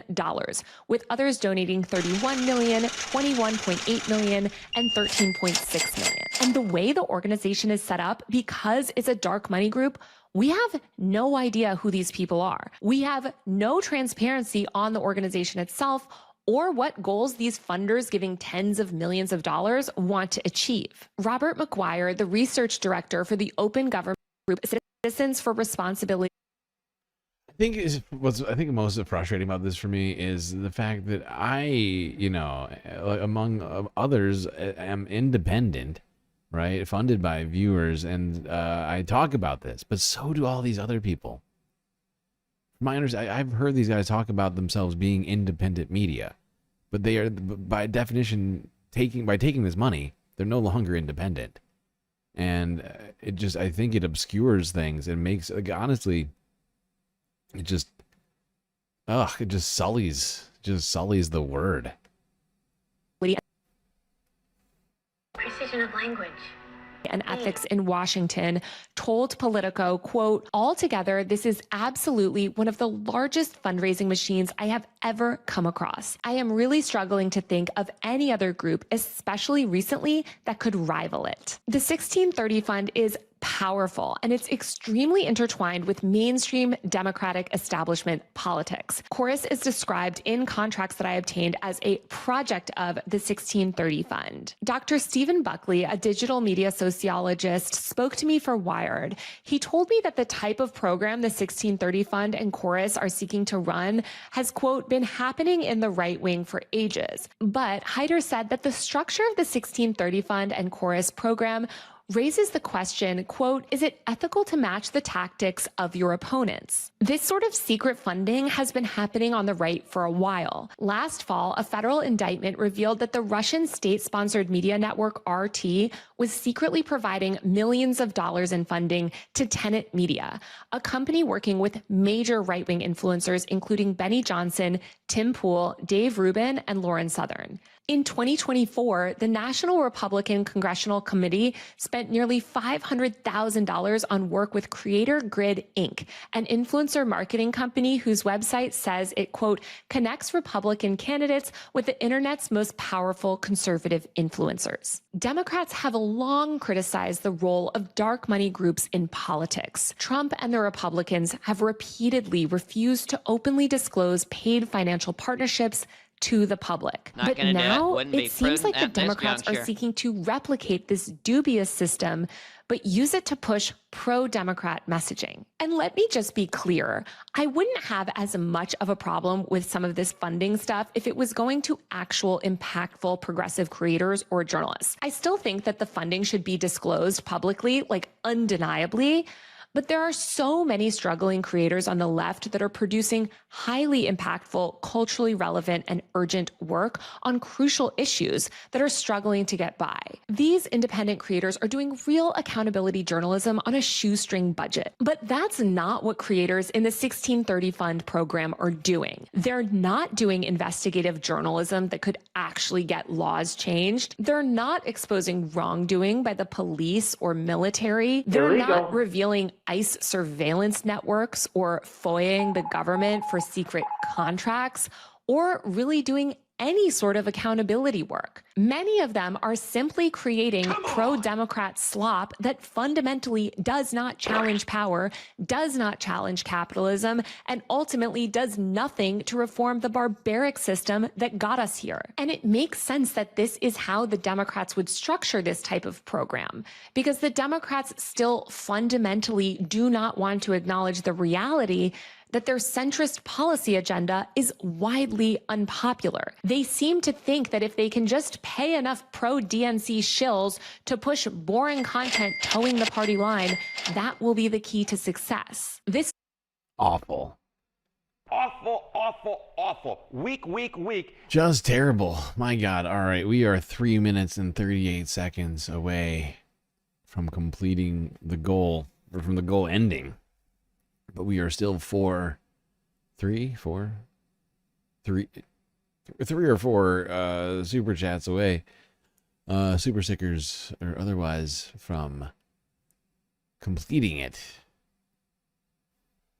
Puts me in a real bind over here. What's her name? That's Taylor Lorenz. Sorry, I didn't mention. I assumed everybody knew who she was. She's a much bigger creator than I am.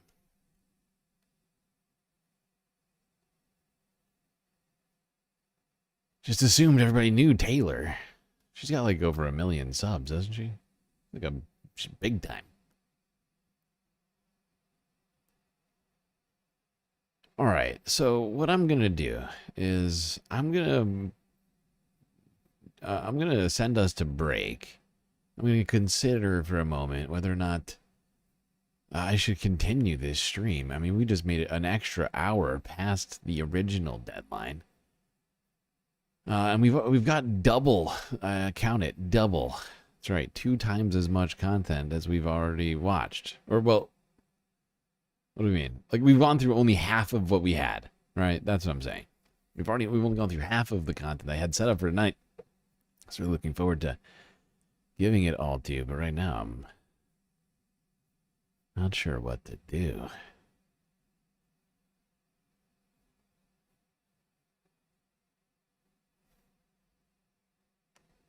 All right, quick break.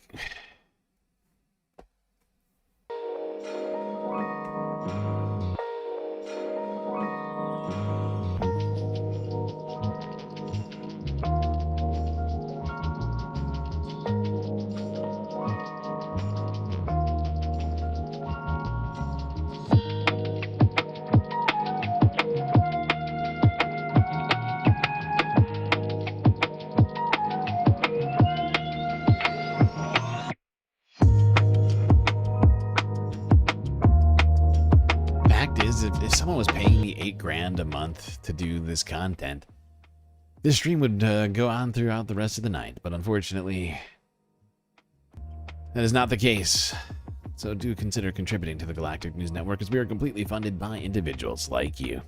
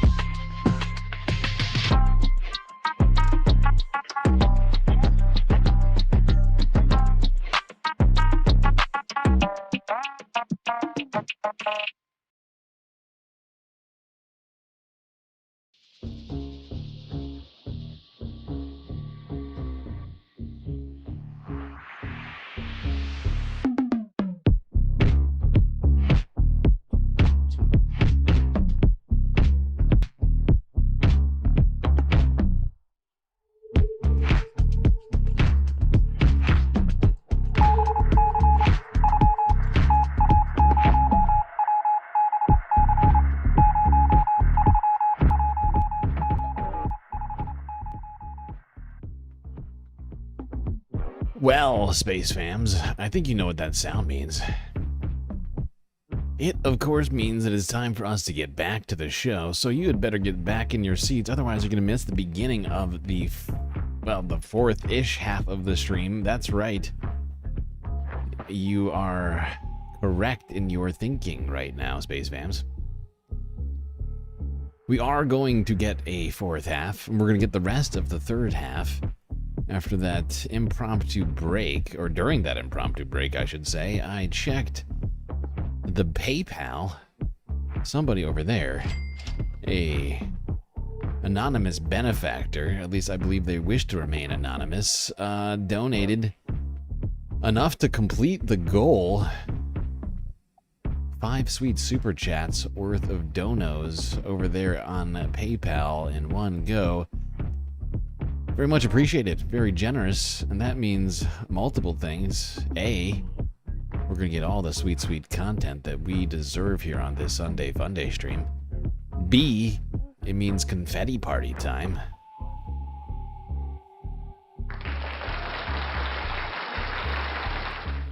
That's right, Space Fams, bask in the glory.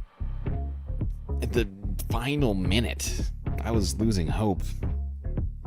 Sitting there wondering what to do. We had not completed the goal, and we'd got an extra hour in a final attempt. Saved by the bell. Bask in the glory, Space Fams.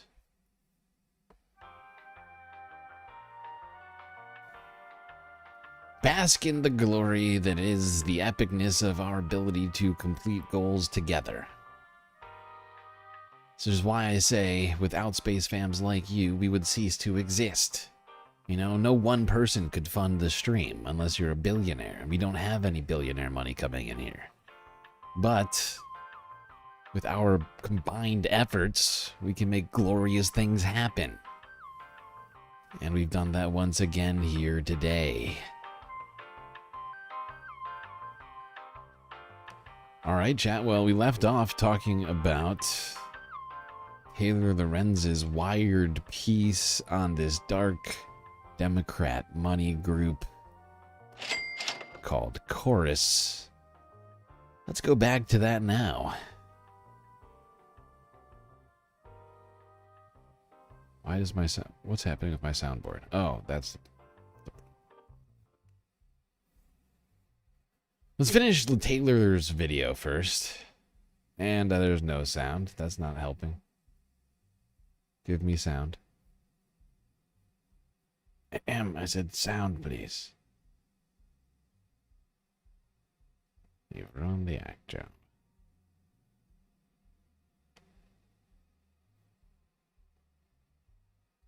Replicating the same type of gatekeeping that's rampant in the mainstream media.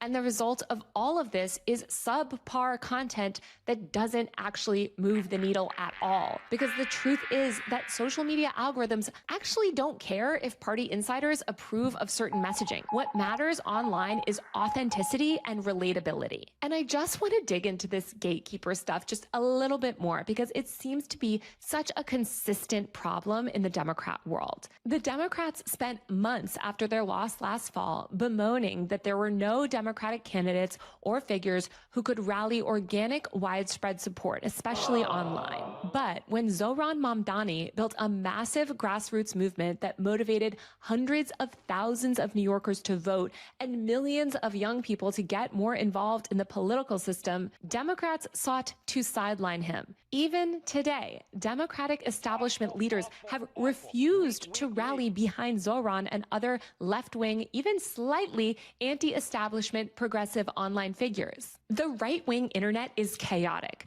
but ultimately the Republican media world isn't trying to build more gatekeepers or brokering access. And most importantly, they're willing to embrace content creators who don't always parrot the party line. And while this program might be the latest attempt, it's not the only one out there. As Teddy Schleifer recently reported in the New York Times, quote, at donor retreats and in pitch documents, liberal strategists are pushing the party's rich backers to reopen their wallets for a cavalcade of projects to help Democrats find the next Joe Rogan. The proposals are meant to energize glum donors and persuade them that they can compete culturally with President Trump if only they throw enough money at the problem. We must energize the sad donors. They're so sad they can't find their wallets.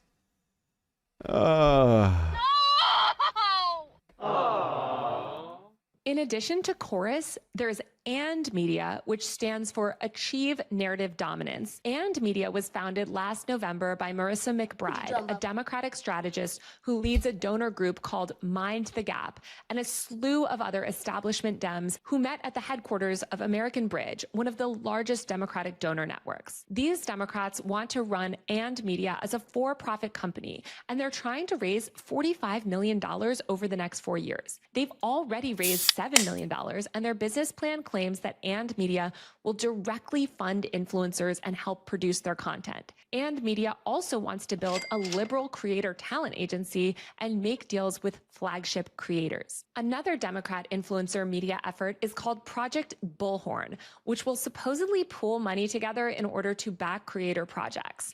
As Teddy reported in the New York Times, quote, the money is running through Jason Birkenfeld, who has advised the political giving of Eric Schmidt, the billionaire former chief Google executive, and others. Mr. Birkenfeld pitched the project to major Democratic contributors at a briefing featuring Senator Cory Booker of New Jersey. Project Bullhorn is seeking to raise $35 million in its first year, and it plans to raise a fund specifically to back left-leaning content creators on YouTube.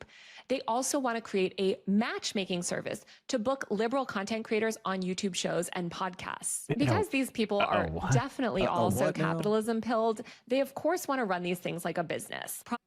A leftist journalism adjacent dating service? What are you talking about? What you talking about? That sounds insane.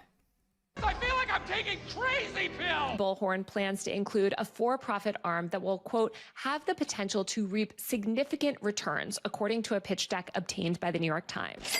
Another program called Double Tap Democracy was recently started by Rachel Irwin, who led a $30 million influencer program last cycle for Future Forward, the biggest centrist Democrat super PAC. Double Tap Democracy is already working with at least 2,000 influencers who have smaller followings to push Democrat messaging. And Rob Flaherty, the top official behind Kamala Harris's 2024 campaign influencer strategy, who also oversaw Biden's White House digital team, is also apparently seeking to raise money for a new for-profit company called Channel Zero, which will boost Democrat messaging. So the guys who lost the last election because they worked for Kamala Harris after they got done working on Biden's team, people who lost the last election are going to be the ones to usher in a new Democratic Party, huh? Or a new messaging system. Yeah, that sounds like a bad idea, if I've ever heard one.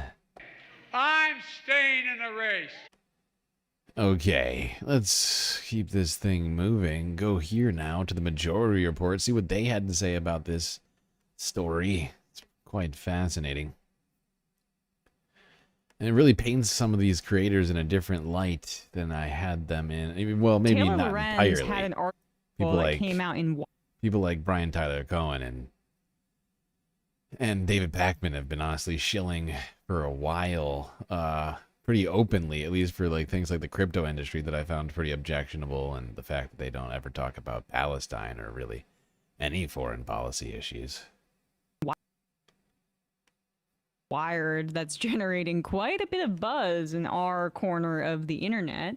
Wired, one of the best publications right now, you know, broke all that Doge stuff, broke the Jeffrey Epstein, there's metadata showing that they edited out minutes of footage of his cell in Adobe and that they left that in place. Like, I still think that story should have way more legs than it does. They left whoever... The FBI agent who did it left breadcrumbs or was too sloppy and showed that they edited footage out of that jail cell thing. But it just, you know, there's so much news and that's what benefits Trump here. But that's a big aside. So Taylor Lorenz had this article entitled "A Dark Money Group is Secretly Funding High-Profile Democratic Influencers," showing that essentially there have been some Democratic, or liberal influencers and podcasters like us that were offered $8,000 a month to take part in a secretive. It's just like, oh my God, that's like a full salary per year for like a high salary. Like I would say $100K. Yeah. $8,000 a month to take part in a secretive program aimed at bolstering democratic messaging on the internet. But the contract sent to them from Chorus, a nonprofit arm of a liberal influencer marketing platform, came with some strings. Among other issues, it mandated extensive secrecy about disclosing their payments and had restrictions on what sort of political content the creators could produce. I wonder if Palestine is like a little bit of a do not go there kind of deal. You're going to see me with a really nice watch, and I'm going to be like, I won't endorse Zohran until I have a constructive conversation with him. And community-based constructive conversation. The folks that were, I guess, in this kind of group of influencers that this thing called the Chorus Creator Incubator Program, funded by a powerful liberal dark money group called the 1630 Fund. They included I don't know what that means. The program kicked off last month, and creators involved were told by Chorus that over 90 influencers were set to take part. Creators told Wired that the contract stipulated they'd be kicked out and essentially cut off financially if they even so much as acknowledged that they were a part of the program. Some creators also raised concerns about a slew of restrictive clauses in the contract. Influencers included in communication about the program, and in some cases on an onboarding session for those receiving payments from the 1630 Fund, included Olivia Juliana, the centrist Gen Z influencer who spoke at the 2024 Democratic National Convention, Lauren Peretra, a former Playboy executive, I've never heard of her, hosts the Occupy Democrats podcast. At least it has Democrats in the title where you kind of know what you're getting. Who's listening? I don't know. I'm shocked to find out that Emma isn't following a former Playboy executive. That's strange to me. By Democrats? Barrett Adair, a content creator who runs an American Girl doll themed pro DNC meme account. $8,000 a month. Seems made up. God, I mean, and for a fraction of the reach that, like, I can't imagine that they're getting great bang for their buck there. How many people are watching the quasi-political American Girl doll whatever podcast? Who is doing that? Huh? Who is anybody in chat actually subscribed to that? Do you watch quasi-political American Girl doll stuff? Is that your thing? I haven't heard. It's fine if it most is. Of these people. I'm just shocked to hear that is even a thing that exists. Suzanne Lambert, who has called herself a Regina George liberal. This is fucking horrible. Nice.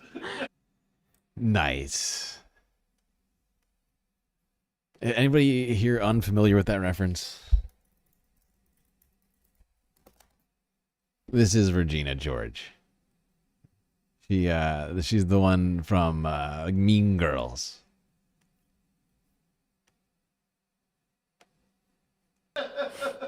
So you're both like, so you're a bitch, and then also a supporter of like Adam Schiff. Is that what? Yeah, I guess. Yeah. Maybe even You supercalifragilisticexpialidocious bitch. Right. Maybe even a supercalifragilisticexpialidocious. That's a possibility. I think so. Ariel Fodor, an education creator with 1.4 million followers on TikTok. Sander Jennings, a former TLC reality star, and older brother of trans influencer Jazz Jennings. David Packman, who hosts an independent progressive show on YouTube covering news and politics. Lee McGowan, who goes by the online moniker Politics Girl, and dozens of others. According to copies of the contract viewed by Wired that creators signed, the influencers were not allowed to disclose their relationship with Chorus or the 1630 Fund, or functionally that they're being paid at all. Here's a fun game I want people to play. Who's the most pro-Palestine person implicated in any of this? There's no none. one? None, exactly. Zero? Who's the most sort of even like socialist? Right. Yeah, none, zero of them. The two main guys caught up in all this. I mean, technically that Aaron Parnas is supposedly pretty big. I don't know about most of them. But David Pakman and, come on. These guys are capitalists. They're shilling Bitcoin.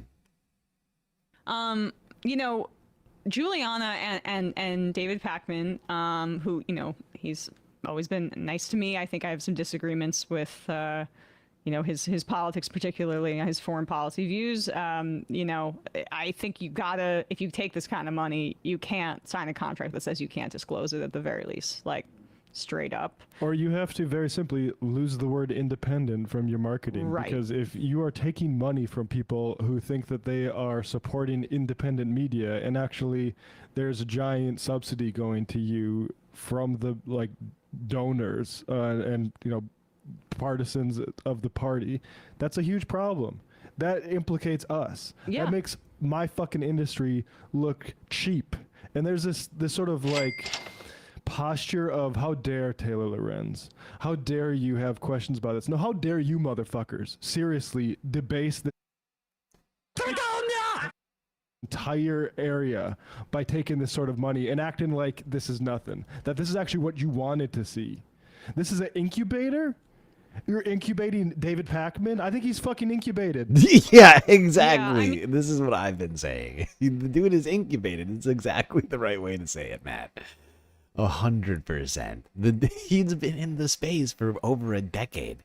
He was one of the first people on this. Like, it was like, you know, it was like people like Sam Cedar, David Pakman, and Brian Tyler Cohen, who got in way back in the day. They've been so, dude is born, okay? He's not just incubated, he's been born, he's as grown as you can be. Same thing for David. It's insanity. It's pure, it's nonsense. Like, these guys were at the White House, right? Remember, posing with Joe Biden and Olivia Giuliana too, and this was in the midst of him committing a genocide. Was that because it was a lot of the same people? Was that the direct connection? It seems like it. It seems that was the direct connection, and you see them posing the photos with them, and Umish Voter, I think is the name of the account, a great follow for like election type stuff, a progressive account, made this point that it feels like all of these influencers were there to convince old people that that Biden had young support versus trying to get young people on board with Biden. I thought that was such a great point. The old people are more likely to get their wallets out for Joe Biden and Kamala Harris. Oh, look at all these young, nice influencers that are saying, actually, people don't care about Gaza. People don't like Bernie Sanders that much or AOC. They want Alyssa Slotkin. Yes, they want Alyssa Slotkin. She's so charismatic. And we got a clip of Hassan that someone sent to us reacting to it. I am proud to say that the Majority Report, I don't think we were approached, right? I mean, we would have... Maybe Sam was, and Sam laughed at it. Yeah, I mean, or it got lost in junk email and we would have never responded to it anyway. But in terms of, like, you know, calling yourself independent media and then taking a bunch of money, this was our same critique of TYT, who then accused us of being a part of this, like, because we have advertisers. Because we have advertisers. Right, because we have advertisers. Actually, like, are paid to announce... Exactly. As I was also saying before, the Majority Report literally says this is a paid advertisement for these guys right here. You see this? This is an ad. I'm being paid to shill a product to you right now. But the fact is, the Majority Report actually is discerning about who they've even allowed. I think a lot of this has to do with Sam, honestly, from the beginning. Not sure, you know, where that ethical framework comes from. But Sam, I mean, like, you know, things like Sunset Lake CBD. You know, they're unionized, a co-op, whatever, blah, blah, blah, stuff like that, right? Like, not, like the newest crypto trading platform. owned by the whatever, like the Winklevoss twins or something. Like, they actually have reasonable sponsors of things that people actually might want and aren't, supporting genocide.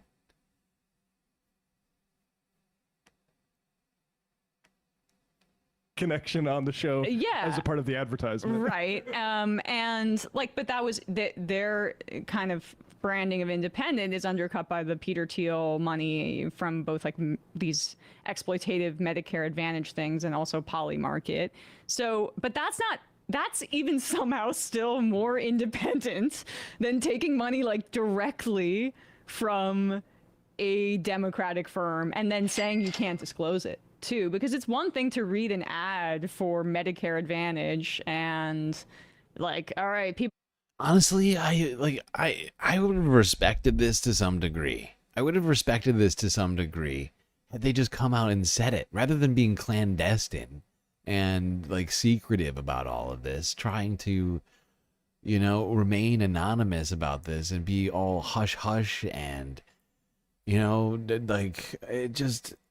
If they had just come out and said it, look, we are doing the thing that we said we were gonna do, rather than hiding it, I think it would have played a lot differently. Look into it and see how shady this plan is, but you're reading the ad. This is just a subsidy that really affects your coverage that you're literally. You get what I mean? Because of course, some aspects of this, I just I don't appreciate the neoliberal messaging that's coming out of these people. But do you get what I'm saying? In terms of just if you're gonna do that, right? It would have been way more respectful for the Democratic Party to just be okay, this is what we're doing, all right, rather than this, whatever you want to call this. But supposedly a billionaire is the one who runs the 1630 PAC or the whatever. It's a 501c3. I don't know exactly what it is. That organization that's funding much of this. Not allowed to disclose. It's actually taking creators under their wing so they know how to properly post thumbnails and descriptions that are going to get engagement. This is just about best practices. And I would love somebody to give me an $8,000 a month retainer to teach me about how to do thumbnails. Please, I'm seriously. As long as you don't have to say as long as I don't have to change anything I say and you're just going to teach me how to do thumbnails, that'd be lit. $8,000? I mean, have you seen my thumbnails? They need work, okay? Come on. I do great. My thumbnails are pretty great. Let's be real. But yeah, I mean, it's the same thing with Pac-Man and Pac-Man needs help with fucking thumbnails. Matt Leck needs help with thumbnails. These guys have been doing thumbnails for forever. Yeah, actually, it's all the people who supported Palestine who are responsible for what's going on now. So Hassan reacted to this. Here's his take.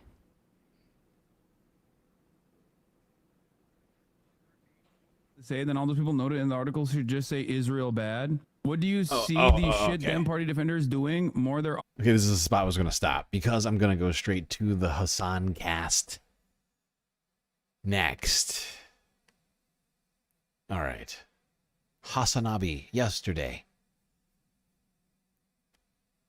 It's the Democratic Party trying to employ people to actively propagandize to an audience that thinks they're getting real information, real unvarnished truth from independent content creators online. And the only thing that they're doing is basically the same regurgitated CNN talking points that political consultants deliver in mainstream news.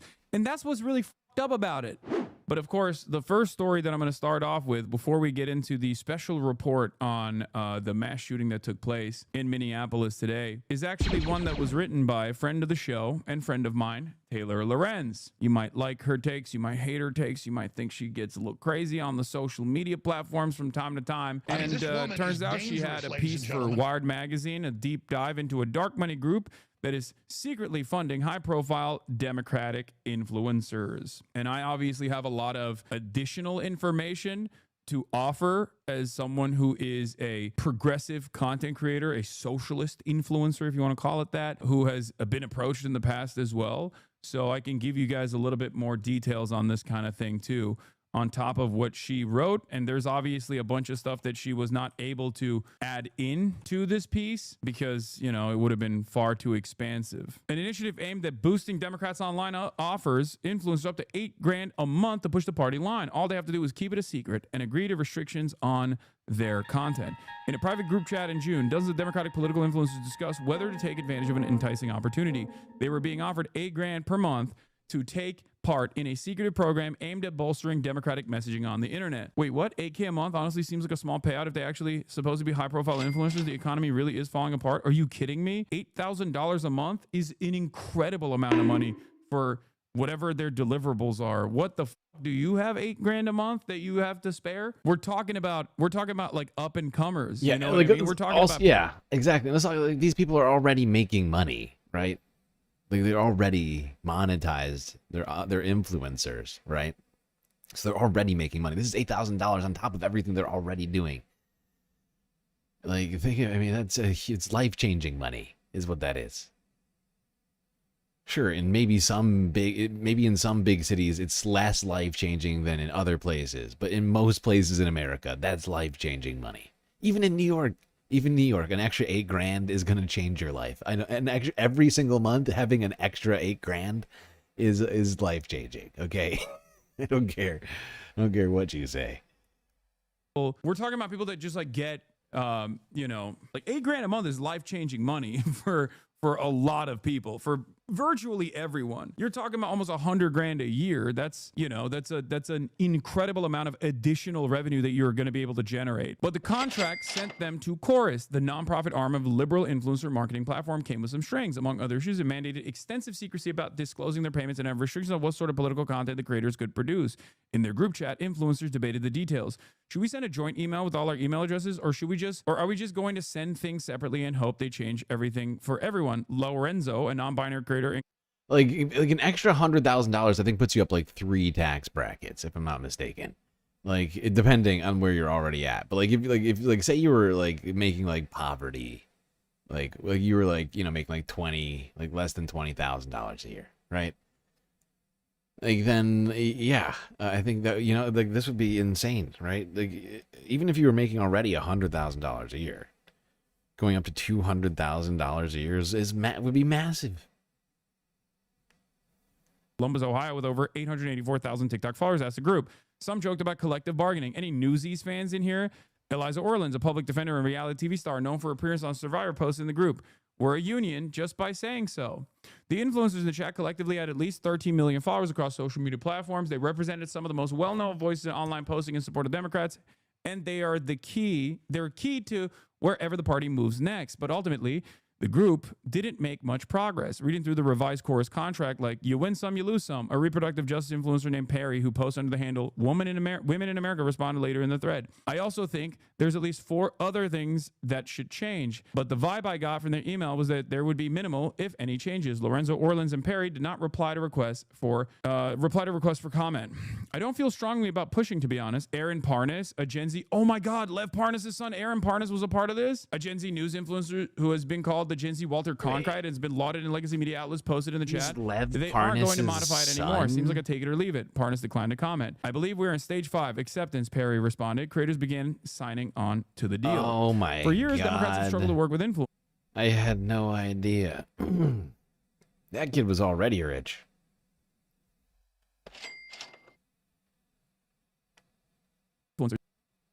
Right? Isn't Lev Parnas pretty wealthy? Am I thinking of the wrong person right now? 2024, President Joe Biden's White House snubbed several prominent content creators after they lightly criticized the administration over its policies on climate change, COVID, Gaza, and the TikTok ban. Content creators who challenged Kamala Harris, including Hassan Piker, a well-known influencer on the left, were similarly unwelcome at campaign events. After the Democrats lost in November, they faced a reckoning. It was clear the party had failed to successfully navigate the new media landscape, while Republicans spent decades building a powerful and robust independent media infrastructure, maximizing controversy to drive attention and maintaining tight relationships with creators despite their small disagreements with Trump. The Democrats have largely relied on outdated strategies and traditional media to get their message out.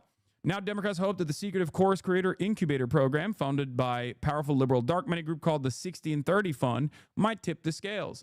The program kicked off last month, and creators involved were told by Chorus that over 90 influencers were set to take part. Creators told Wired that the contract stipulated they'd be kicked out and essentially cut off financially if they even so much as acknowledged that they were a part of the program. Some creators also raised concerns about a slew of restrictive clauses in the contract. Who knows how much Brian Tyler Cohen is taking in from this, right? Because I don't think he's included in that group of 90 influencers who are getting that money. Because he's the one who's like running this, right? Like he's the one who's running the influencer messaging meetings and all this other stuff. He's probably getting paid some completely different figure. Millions, I would assume. If they're willing to shell out $10 million a year just on the content creators, let alone all the other overhead this comes along with this, like whatever, running these websites and all this other garbage. They're taking in, they took in, like on that, when we were watching that Taylor Lorenz video, she was going down the list on how much money they had already supposedly taken in. It was over like $100 million already. So they just got money sitting, like just throw it away. Why not give it to Brian Taylor Cohen, I guess? This is so insane, bro. What are we doing? What are the creators doing? What are the liberals doing?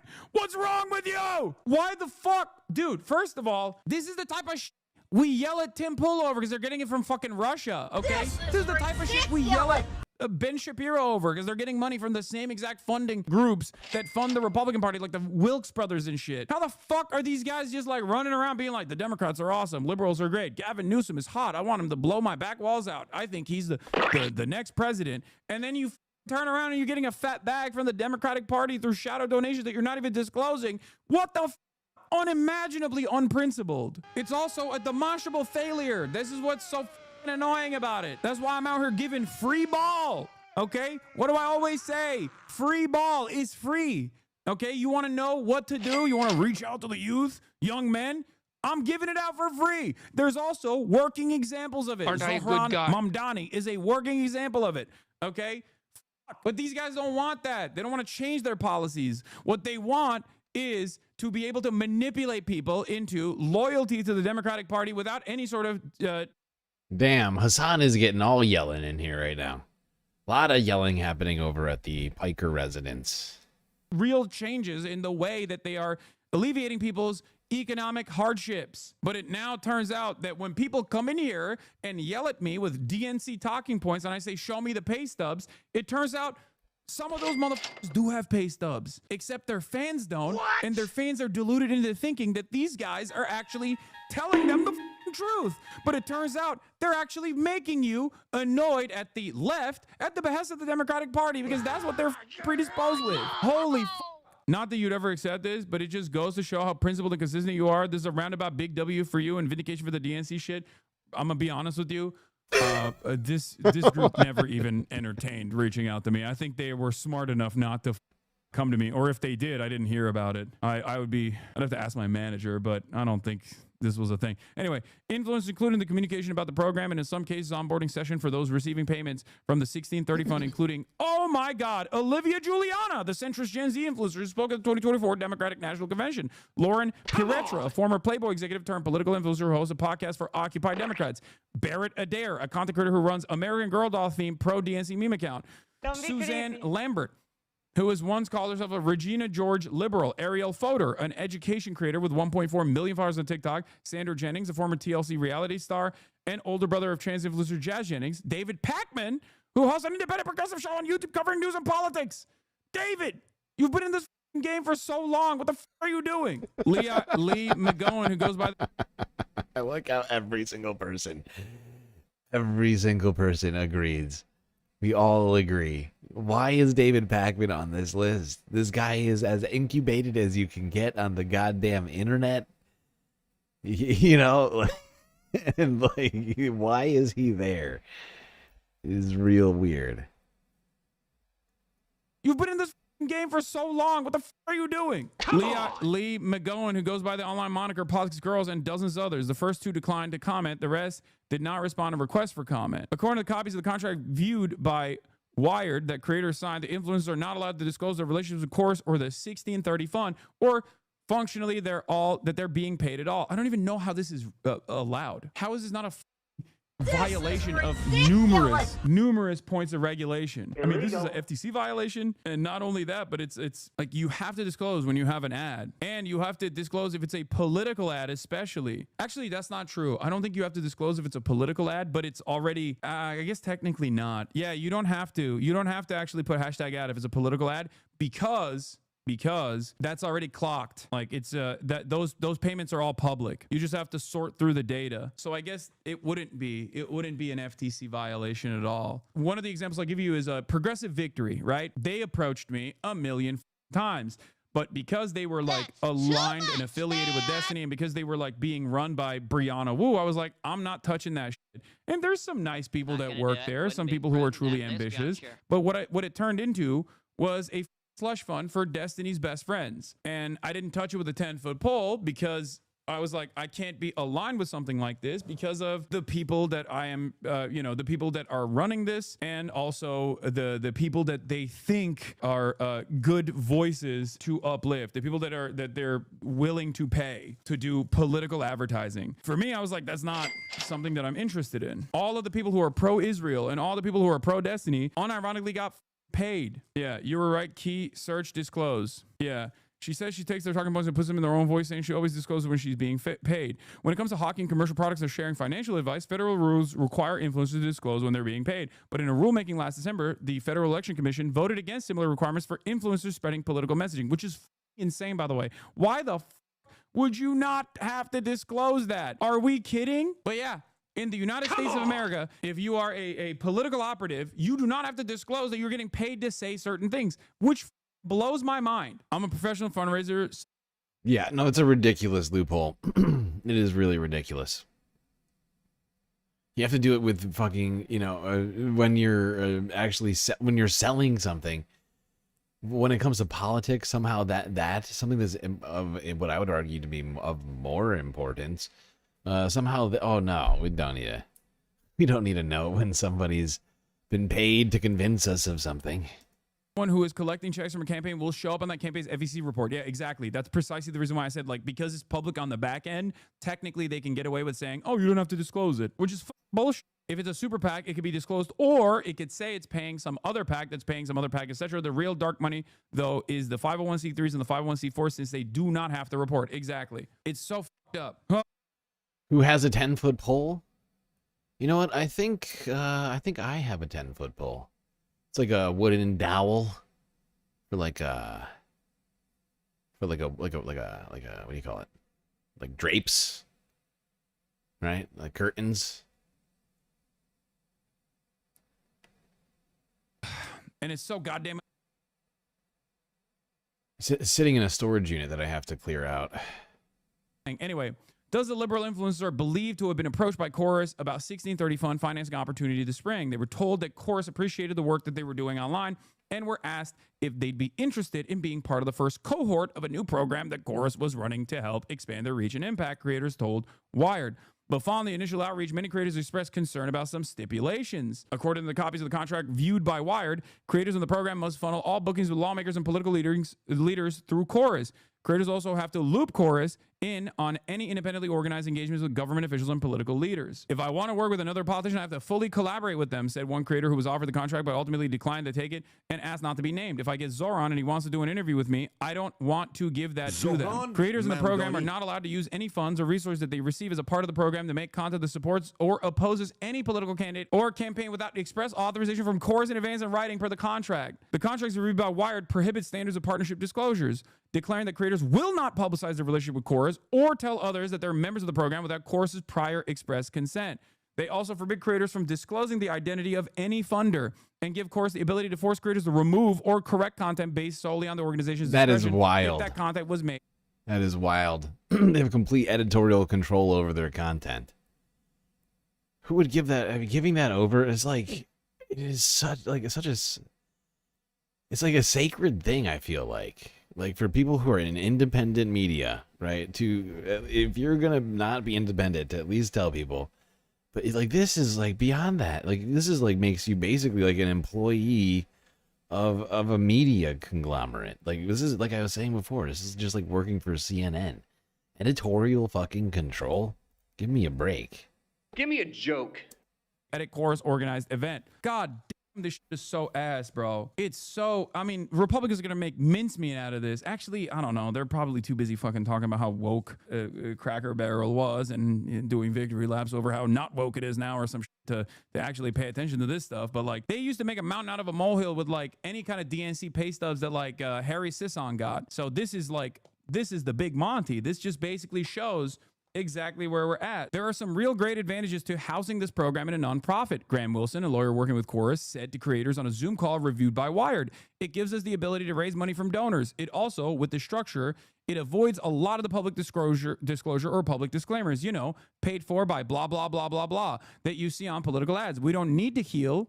We don't need to deal with any of that. Your names aren't showing up on like reports filed with the FEC." Wilson did not reply to a request for comment. The Federal Election Commission also declined to comment. The goal of Chorus, according to a fundraising deck obtained by Wired, is to build new infrastructure to fund independent progressive voices online at scale.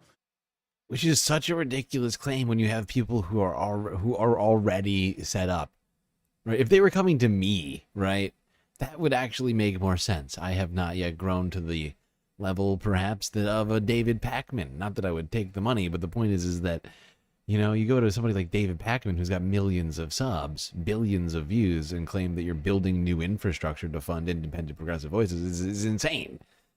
It's a ridiculous premise. The creators who joined the incubator are expected to attend regular advocacy trainings and daily messaging check-ins. Those messaging check-ins are led by Cohen on rapid response days. The creators who have to attend at least 2 Chorus newsroom events per month, which are events Chorus plans This often is a with job. lawmakers. This Elizabeth is Dubois, like you went from being an independent creator to working at CNN. It's just CNN by a different name. It's called Chorus, the Chorus News Network, also CNN. an assistant professor at University of Research Show Chair in up, Politics Community show up to the office twice a month for a rundown. Technology at University of Ottawa, who has researched the ways influencers are reshaping the U.S. political system, says that we are seeing influencers being pulled into these dark campaigns or shadow campaigns where the legal aspect is murky at best. Sometimes it is actually clear that influencers are being used to, for example, evade spending limits, she says. I think that we need to remember that for democracy to thrive, we do need transparency around who is paying for political messages. Keith Edwards, a Democratic content creator who has skyrocketed the I should get rid of my storage unit. I hear you on that. It's one of the few expenses that I feel like is something I need to take care of. Unfortunately, there's a lot of really important stuff in there. And I have no space on the space station or in my closet-sized apartment down on Earth. And yeah, unfortunately, you know, it would be easier right now for me to work on cleaning it out to some degree if I had a functioning vehicle. But last year, it was like last year early on, like in the winter, like the early, like the very beginning, it was like January, February, my car stopped working. Took it off the road. So I have no functioning vehicle right now. I opted to, rather than fix it, keep paying my rent and keep the stream alive. And since then, I haven't had a vehicle. So getting to the storage unit and getting the things out of the storage unit is like a real hassle right now. That I need to do it, right? Because I gotta find a way to either get rid of parts of it and then move the rest of it. I don't know what I'm talking about. I've sidetracked myself just now.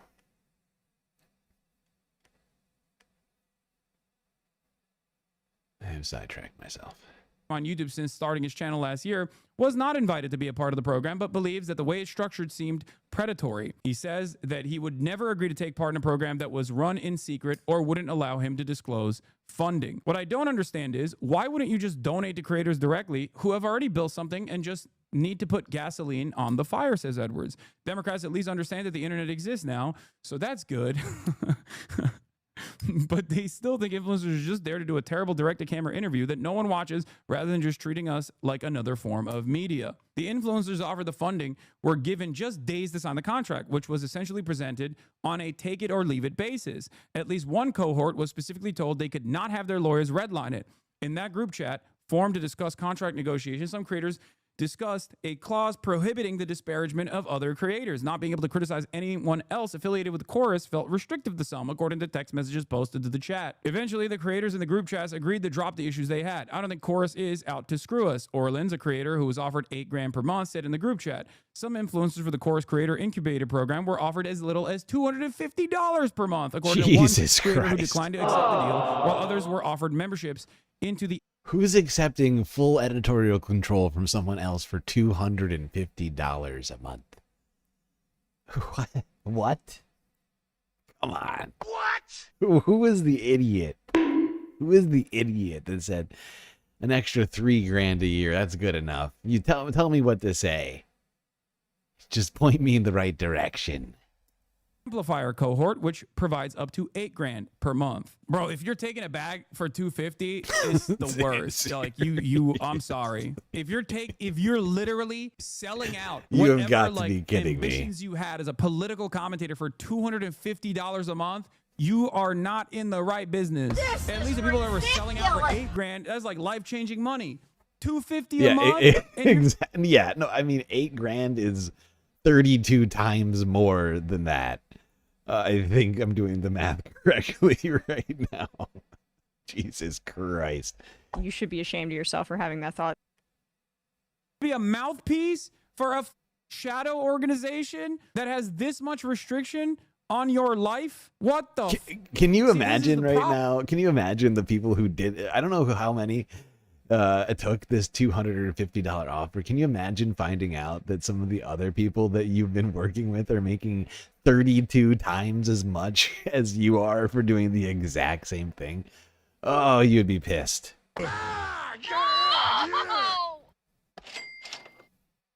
A lot of people don't understand. The issue here is like, if this is your job, this is your goal, if this is your career ambition, seriously, if you want to become a political content creator, if you want to be a political commentator, you have to have a unique worldview. You have to have some things that you truly believe in. You can't be a hired gun. What the fuck are we doing? It's so stupid. The 1630 Fund has emerged as a powerful funder in democratic spaces in recent years. Its website notes that issues supported by the organization include economic equity, affordable health care, climate solutions, racial justice, voter access, and other essential social change goals. The organization was founded in 2009 as a liberal response to the conservative dark money groups and organizations like the Koch network, and under Trump, it has soared. In 2018, the 1630 Fund provided... Yeah, Jerry's making a phenomenal point, though. The Republican like dark money groups are giving out money like it's going to light itself on fire or something. I mean, Tenet was giving out, hundreds of thousands of dollars, millions of dollars a year, 100,000 an episode. I mean, didn't Tim Pool receive like $500,000 a year, or like a month or something like that from it was insane. The number was insane. Like, it makes this all look like child's play with the money that was coming out of Tenet Media.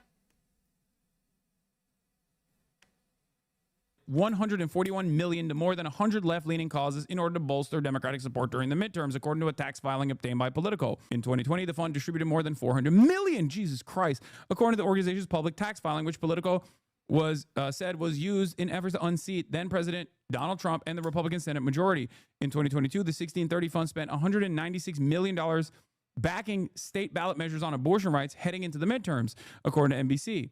Just 4 donors accounted for close to 2/3 of the fund's revenue in 2023, according to its tax filing. The largest donor gave the group $50.5 million, with others donating $21 million, and $13.6 million. The 1630 Fund, which is not required to disclose its contributors, has for years been a major funding source for liberal and progressive causes and groups, including those that... This whole thing is insane.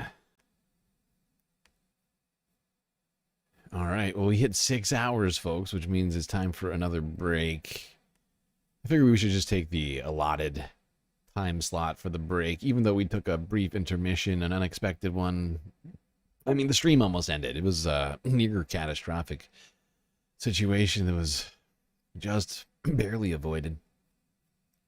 Finally, we got enough donations to keep the stream alive for the rest of the night.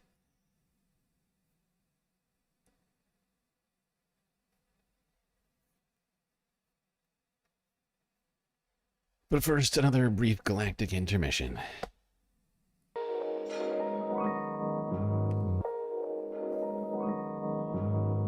Okay, I hope everybody's been enjoying the show so far. If you haven't already, hit the like button and don't forget to subscribe. Hit the bell icon too so you get the latest galactic notifications on your device. While you're at it, do also consider contributing to the Galactic News Network, as we are completely funded by individuals like you, not funded by dark money groups, funded by billionaires. That's right, individuals like you bring this content to this galaxy. Thankfully, we have a great number of ways for you to show your support and keep this show alive: YouTube, super chats, super stickers, and memberships. Cash App and PayPal if you prefer your money go directly to funding the stream rather than the bottom line of Google. But of course, the very best way to get the most space benefits for your Earth dollars is to go on to Patreon and become a galactic patron. For the low price of $3 a month, you can get access to a cornucopia of benefits unseen by the rest of the goddamn Milky Way galaxy. So what are you waiting for, Space Fams? Take the plunge. Get yourself all those sweet benefits. Get yourself an avatar on the stream, a shout out at the end, and much, much more. Anyway, chat, enjoy the break. Grab yourselves a drink, maybe a snack. And I will be right back.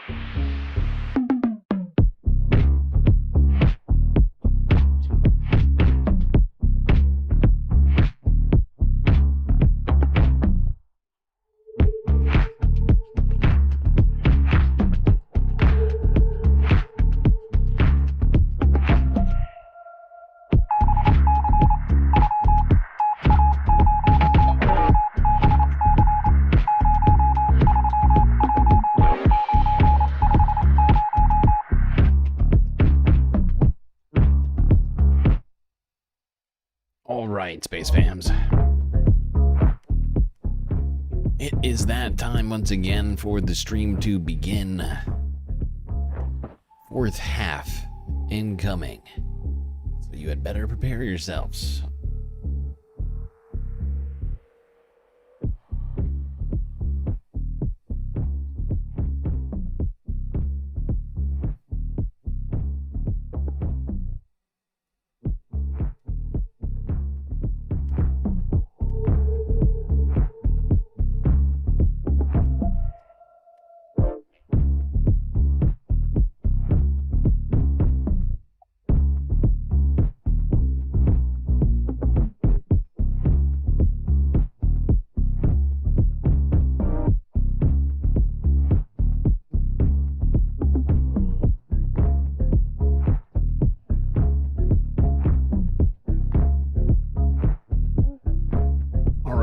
We ended the third half talking about the Lorenz wired piece, which has lit the center-left to leftist internet space on fire.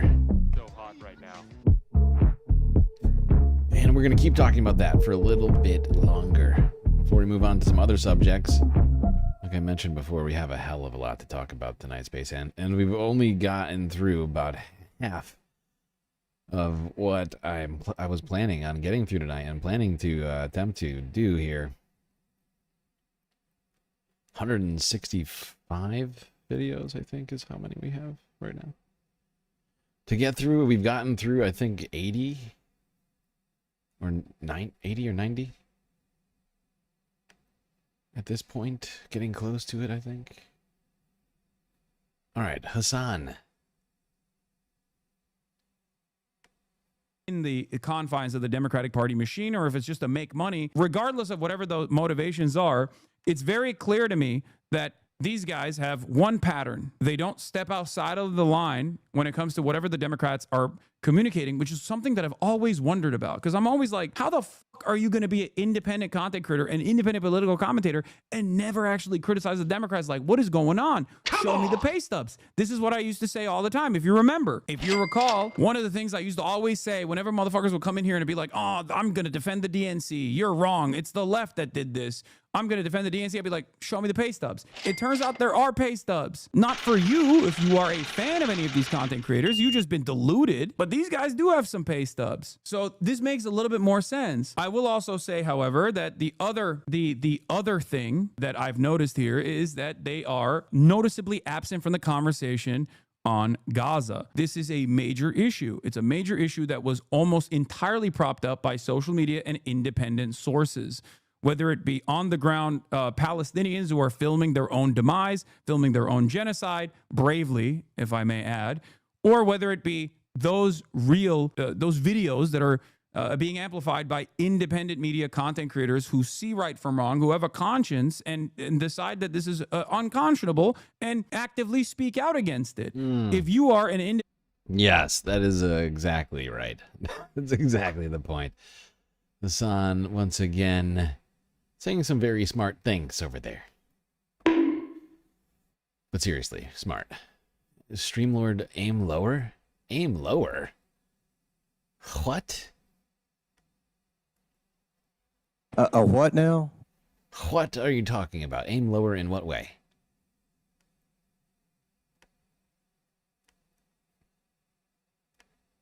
It's a very confusing statement to my brain. Okay. I've lost my place. Oh, because I was reloading. Oh, because I wanted to make sure that it was 165. It is actually 166 videos. All right, let's move on from Hassan now to the Vanguard boys. That's right. The boys of the Vanguard also on this situation. They're looking through some of, I think they're looking through some of David Pakman's comment sections as of recent. This person says, yes, as so-called independent media, you need to disclose where you're getting money from. That's your duty to your viewers. You could be 100% correct, but the way you handle it makes it look shady.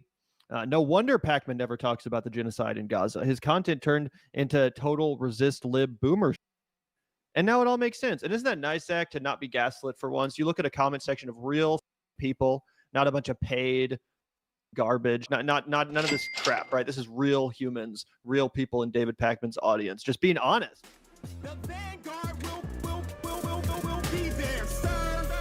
Yeah, and I feel like he keeps doing this other thing, and I tweeted this out the other day. We can kind of go through memory lane. I was hammering at all of these people. Here's David Pakman, real progressive guy. Hamas appears to bomb their own hospital. Israel blamed. So for anybody who says that this money isn't explicitly for people who denied genocide, that is a lie. Here's David Pakman. This dude's takes are so bad. Pushing a now debunked lie that we knew was a fucking lie at the exact time. As did all the other people Chorus decided not to hit up. But he, let's see. He says, after a recent Wired hit piece, now fully debunked, false claims started circulating, and sadly, some people choose to unsubscribe from my website, Substack, or unfollowed me on YouTube. That outcome is exactly what the author was hoping for when they put out a misleading and inaccurate article, which is crazy because he doesn't debunk any of the article. Like, so many people will fall for the most fucking fake shit as long as it's from a content creator that they... Yeah, rather than coming out and addressing anything that happens, he just comes out and browbeats his audience for being upset. He's like... he's just like... Nasty fake news Taylor Lorenz made false claims, started circulating, and sadly some people chose to unsubscribe. From my website, membership, Substack, YouTube, the YouTubes, but whatever, it's fine. You know, if you want to ruin America, go ahead.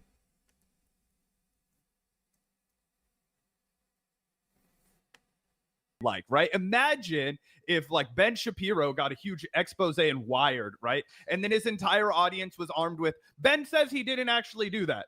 Oh, Wired's wrong. Ben says he didn't do that. Ben says they're liars. Ben says the money he took was the same as the money everybody takes. You guys are just trying to smear him because he's getting too close to the truth. He's just being too effective, right? That's essentially what everybody in the like liberal apparatus is doing right now. They're saying, oh, I like this guy. He says that the article is a smear. He says the article is debunked when it has not been debunked. People keep saying there's been retractions from the article. There has been not a single retraction from the article. The only thing that has been added is that before Wired ran the piece, the Chorus folks neglected to comment, right? It's standard journalistic practice to reach out to folks and say, hey, do you have a comment on this piece that is coming?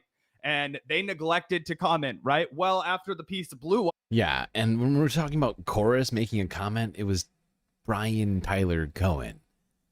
One of the people, you know, it was like this, like, oh, you know, it's like, I mean, what's a good example of this? I mean, like, he's basically their top PR person coming out and saying, we did nothing wrong, okay? And there's a bunch of lib scolds out there, a bunch of woke scolds coming after us right now. And it became a big deal for them and their audience. They then wanted to add their 2 cents in. Right, but you know what I'm saying? Like, he's their top PR person. Like, he's literally managing the messaging within the group, right? And he's the one who's coming out and saying, look, Chorus never did anything wrong, and all of your criticisms are stupid. You are fat. You are a joke. You are stupid. You are not funny.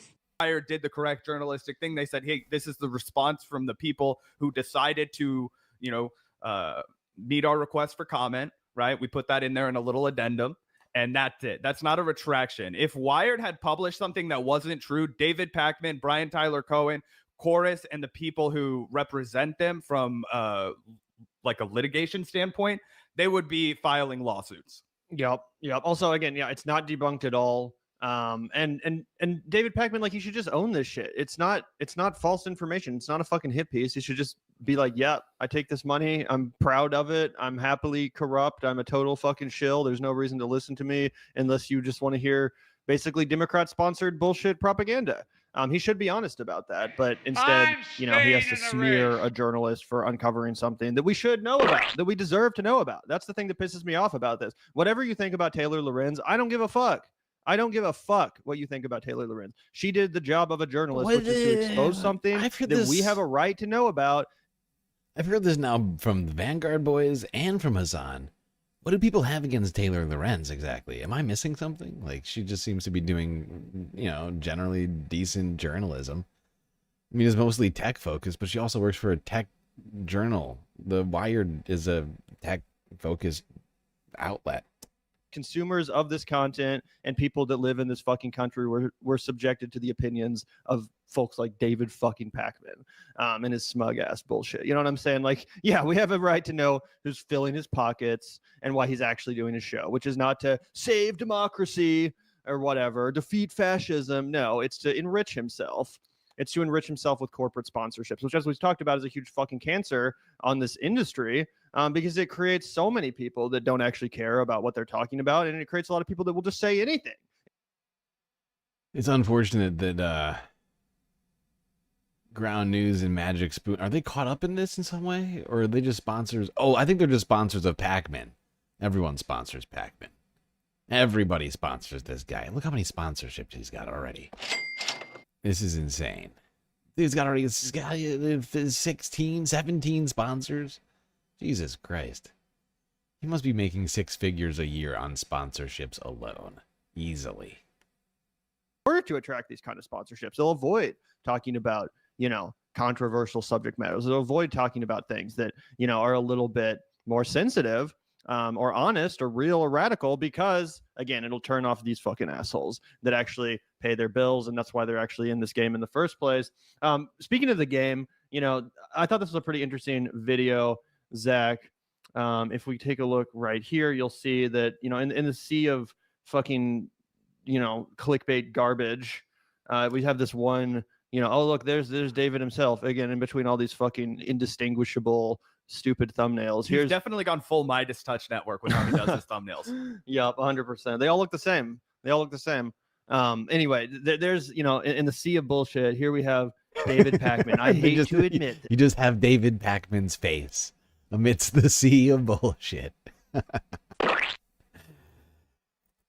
David's smarmy looking face. Anyway, there's, in the sea of bullshit, here we have David Pakman. I hate to admit this, but I have to. Don't do it. I thought this was a pretty interesting, honestly, kind of revealing video, Zach. All right. That talks about his process as far as like getting these interviews. He kind of disguised it as clickbait to make it look like he was going to be responding to the recent chorus drama, and he kind of touches on some of that stuff. But I do think this is worth watching because he gets into some pretty interesting sort of inner machinations of this interview process with different politicians, and I think there's some really interesting insights into the way he thinks about this. Is it just me, or does David look tired? Hold on. Is it just me? He's got some dark circles around his eyes. He's looking kind of, he's looking a little bit, what's the word?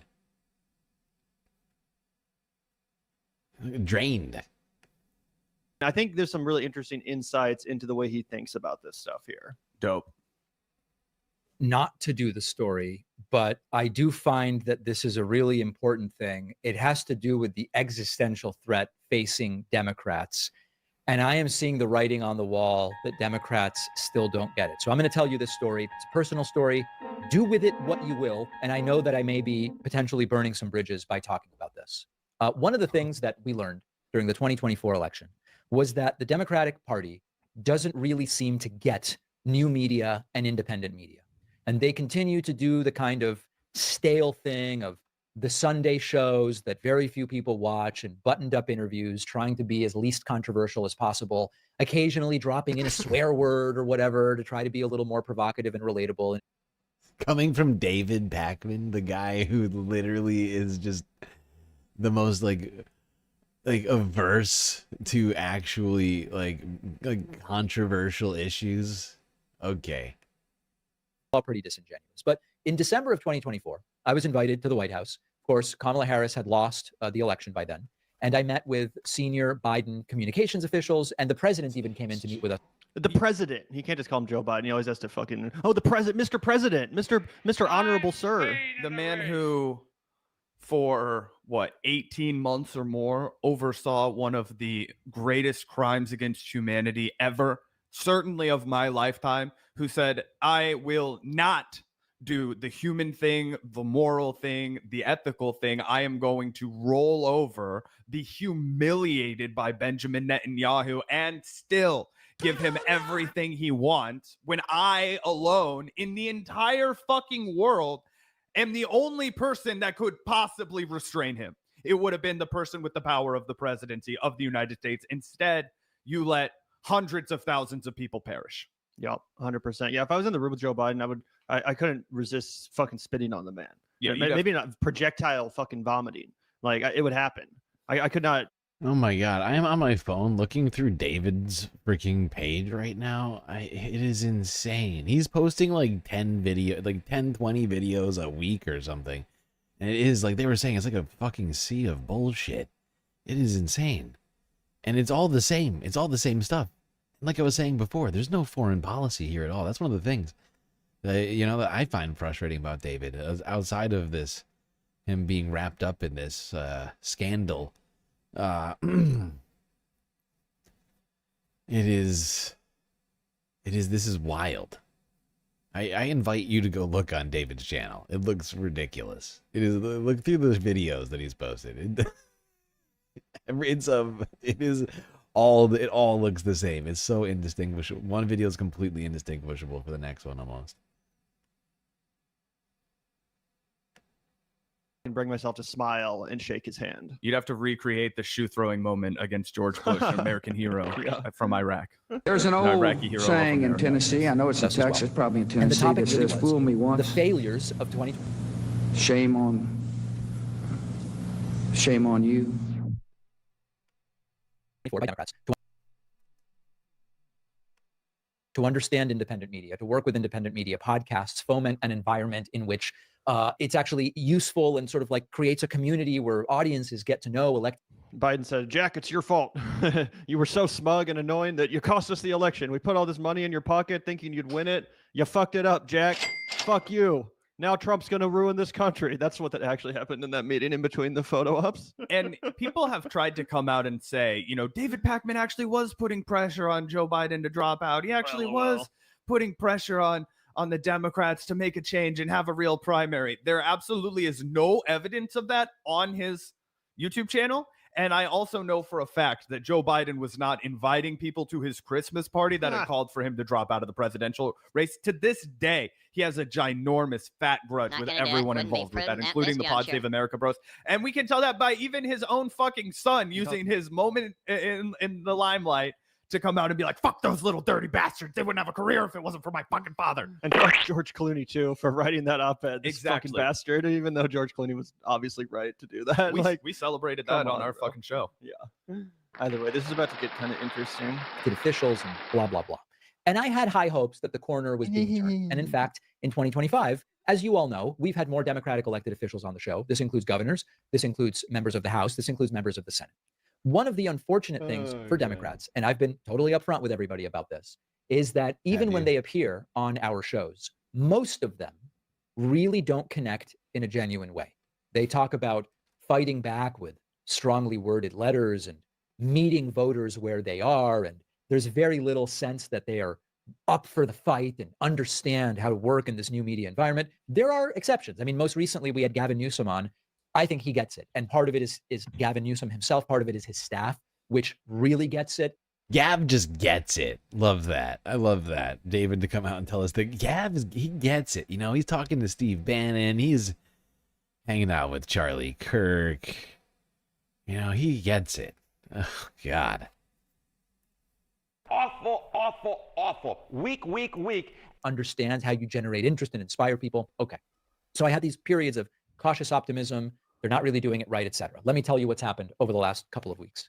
I'm not going to name names here, but I do think it's important to tell you the story. There is like 7 names. an elected official. I'm not going to name names, even though I just named 7 names. I do think it's important to tell you the story. There is an elected official, House or Senate, who we have been in touch with on the show off and on over the years. And that is an individual who has challengers in the forthcoming 2026 election. And this individual's challengers have been reaching out to me. The challengers for this elected official have been saying, David, fan of the show, I would like your endorsement, or at minimum, I would like to be on your show. What about maybe doing a debate, including the elected official that I'm running against? And so I want to kind of learn about what's going on in this race. I don't even know for sure that the elected is running for re-election. I assume that they are, but I don't know. Some bullshit, dude. So What the I fuck? reach out to just really quickly.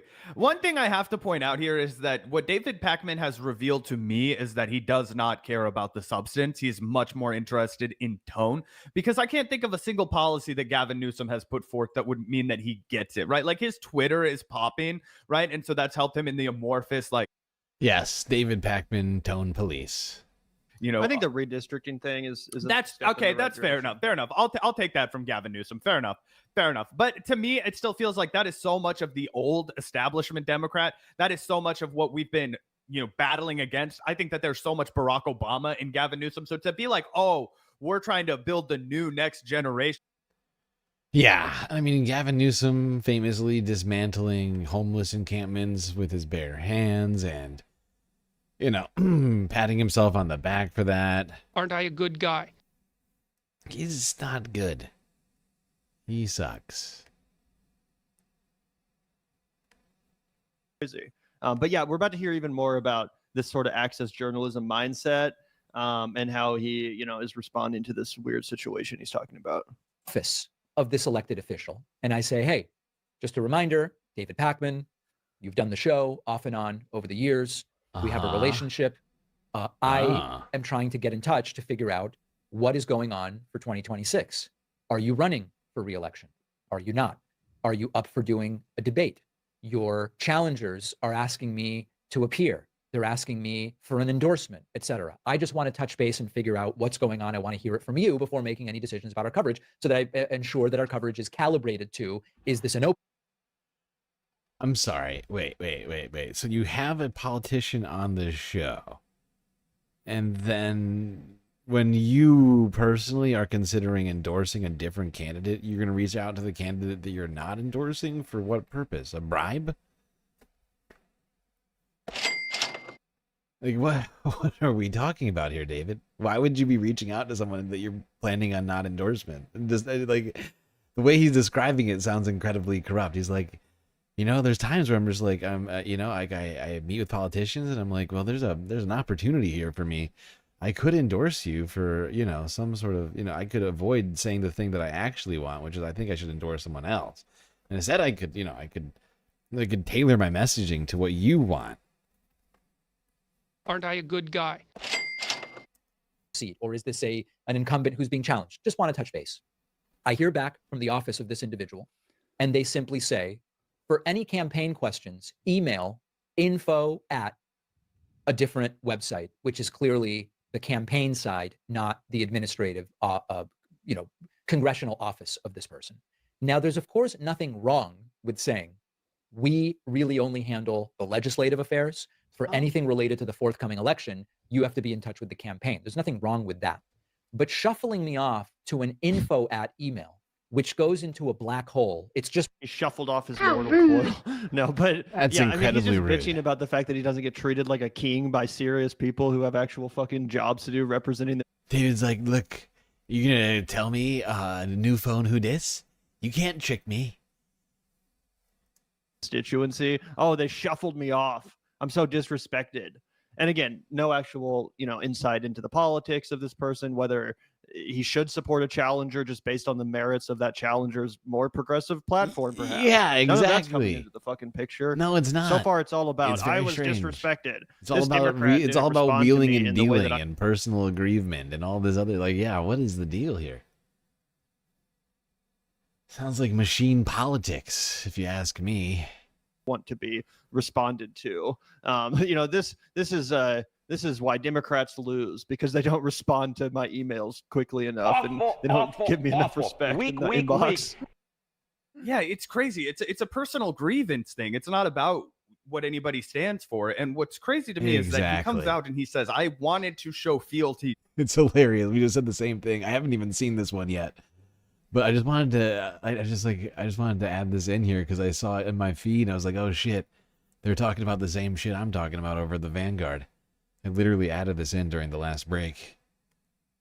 The incumbent. I wanted to say, hey, if you want for us to work together, scratch each other's back a little bit, like I could totally ignore this progressive guy. Like I don't care that you voted for Lake and Riley, maybe. I don't care exactly. That, you voted to. It's scummy. It is scummy and disgusting. Go fuck yourself, David Peckman. All right, let's move on from this horrifying scenario with the Democrats. Get on to talking about other things. It's Sunday Funday. We can't just be solely focused on this. And that took up almost a full... It's almost like a full half. We started that in the beginning, sometime in the middle of last half, I think. Must have taken almost 2 hours to get through all that. All right, let's go on here to the world of robotics. Boston Dynamics releasing multiple videos in the last 2 weeks of their robots doing some interesting things. This is from about 2 weeks ago.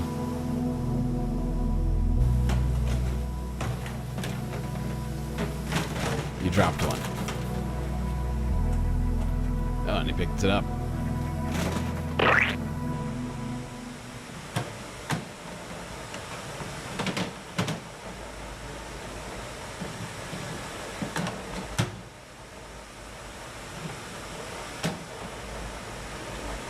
So you can see the guy with the hockey stick, he's trying to throw off the robot as much as possible and make their job more difficult. And the robot seems to be responding incredibly well to all of that. Doing things in many ways a human would. Not needing for the box to be in the right spot, just grabbing it and moving it to where it needs it.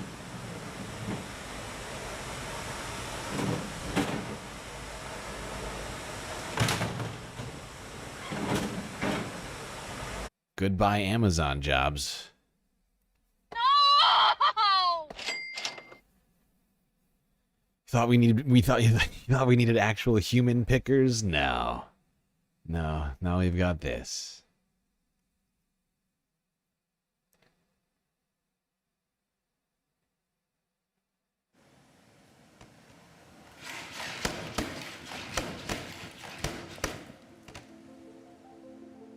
This is from 4 days ago. The scariest thing about a triple backflip on spot is probably finding all the different ways that the hardware can fail in these scenarios, and finding ways to mitigate them is probably the scariest and hardest part about a triple backflip.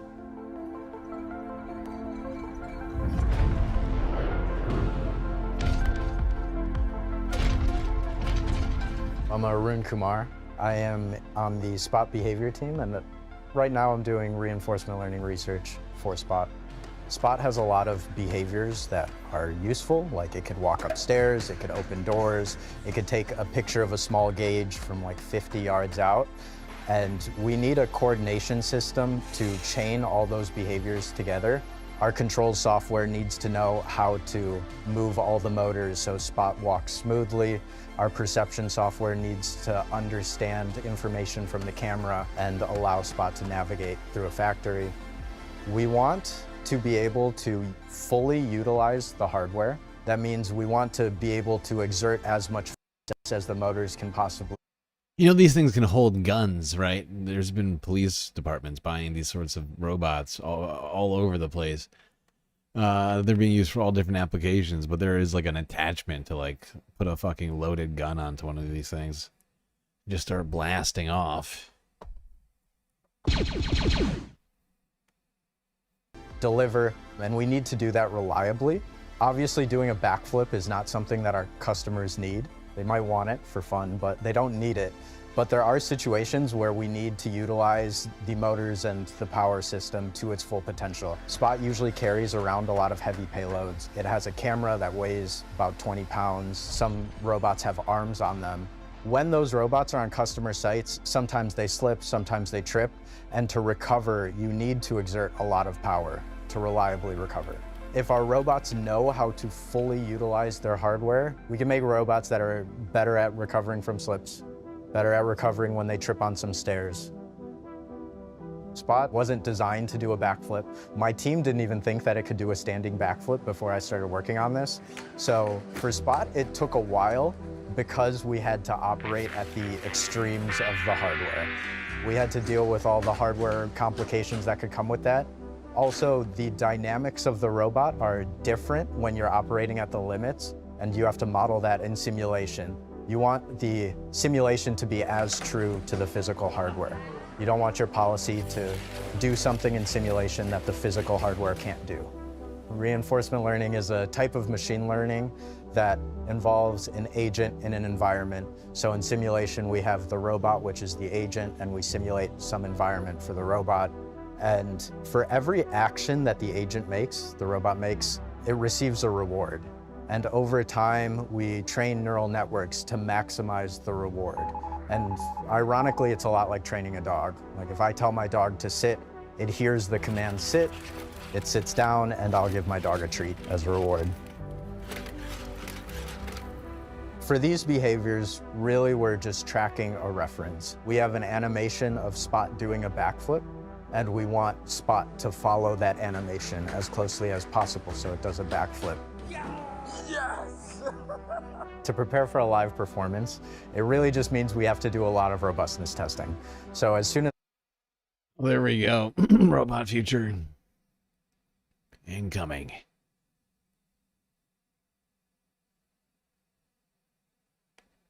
There was a recent video of police using these to enter a building. I've seen dozens of videos like that. Like I said, they've been implemented across the country faster than you realize. They're all over the place.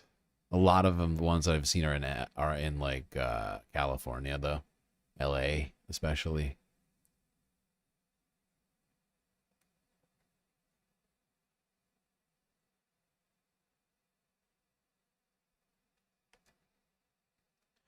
All right, let's move on from robots to AI.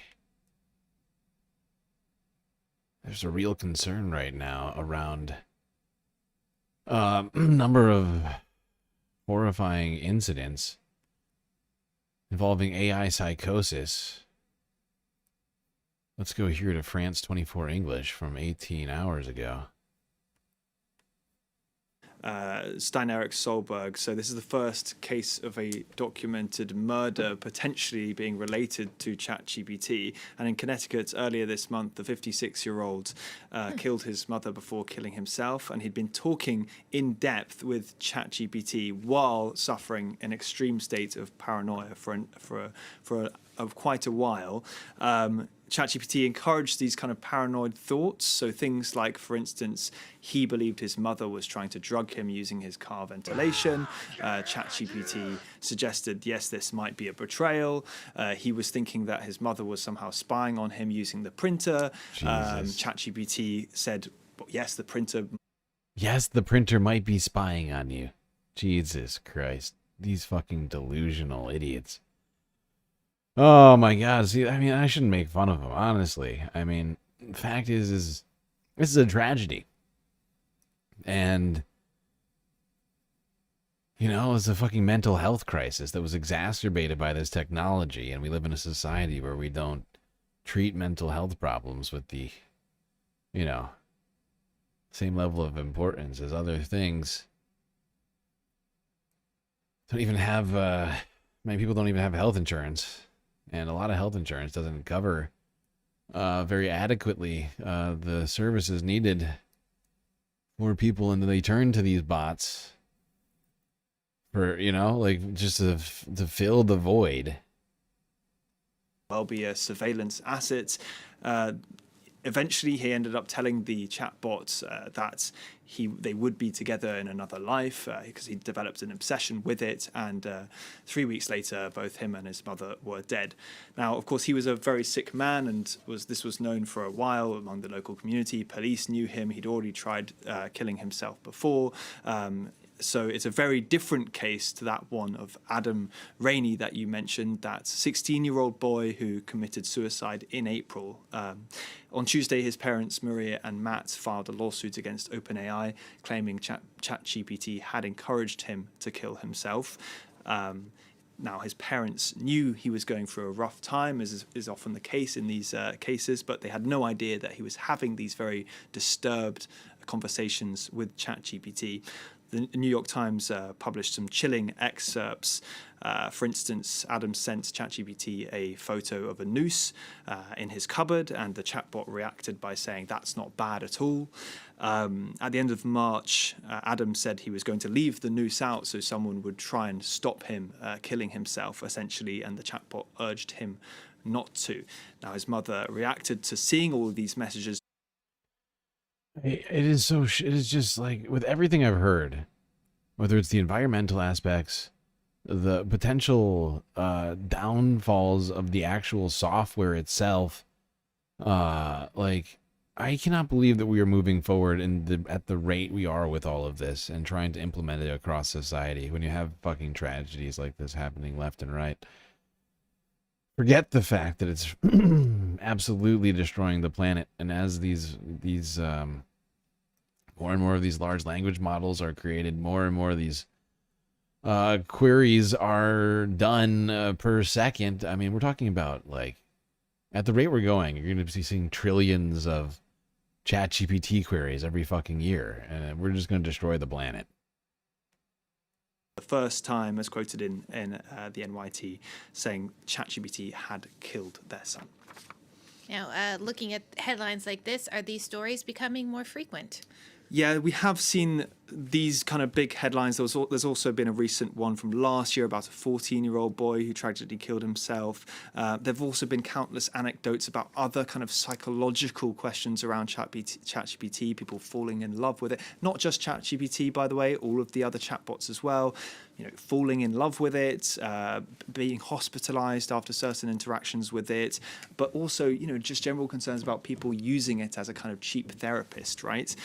Futurism's done some reporting on a help group called the Human Line, which has been set up to deal with these, reach out and help people who think they're going through AI psychosis or know people who they think are. Dozens of people have signed up to this. What I will say is just remember how many people are using these tools now.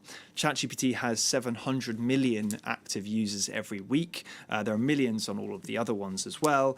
And every new technology does, of course, bring worries around misuse, violence. You know, imagine if cars were invented tomorrow, right? The amount of accidents on the road would cause an absolute scandal. But what I would say is the difference with this technology is its emotive power. Just this morning, I was posing as someone with suicidal tendencies to check the kind of response that ChatGPT would give me, and I was moved by the kind of answers it was giving me. It does feel like it really cares, and that's something that we've not seen in any technology in the history of humankind up until this point. So you can see how mentally troubled people might lean into these kind of feedback it's giving.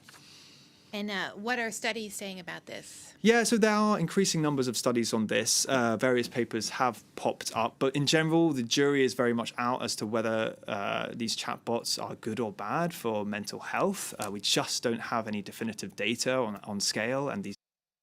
That is a ridiculous claim. I mean, in my opinion, we've already seen multiple studies on this that are showing that this is bad on every single level, right? Whether it was the study earlier this year that showed that people's cognitive abilities declined after a short period of intense use of ChatGPT, or all of these like tragedies that have occurred from this nascent product is not, it's barely, I mean, you know, like, it is already causing so many tragedies that is unbelievable that it's being allowed to move forward in the fashion that it is without any checks or balances, especially in the United States. We are removing all the checks and balances, even the very weak ones that existed already. And, you know, like, it's just shocking to me. This is what we're doing. But it seems like everybody's embracing it, even the stars. One star is under fire for his use of AI. Will Smith, who attempted to augment his crowd size. Phrasing.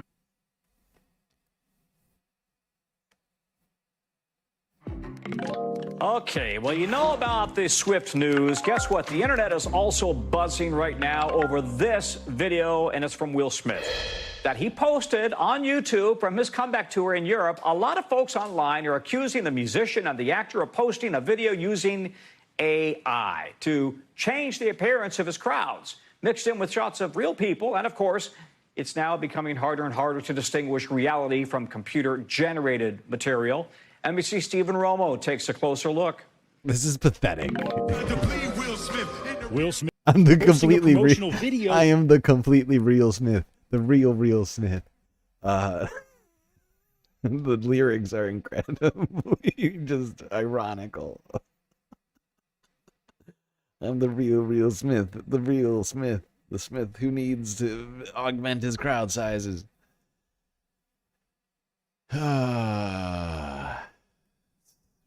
Pathetic, Will. Will Smith is a multi-millionaire. I think he's a centimillionaire. I think he's worth more than $100 million. I actually have no idea exactly, but I'm just guessing. He's got to be worth well into the $100 million range. Much, probably higher. It's possible. He's done so many films and movies. Would not be shocked. But this guy who has been, you know, a fucking film star for decades. Like, you know, it feels it necessary to fake the crowds. It's pathetic. It's fucking pathetic, Will. Yeah, and his ego is so fragile. He already proved that once back the Oscars. Remember that one?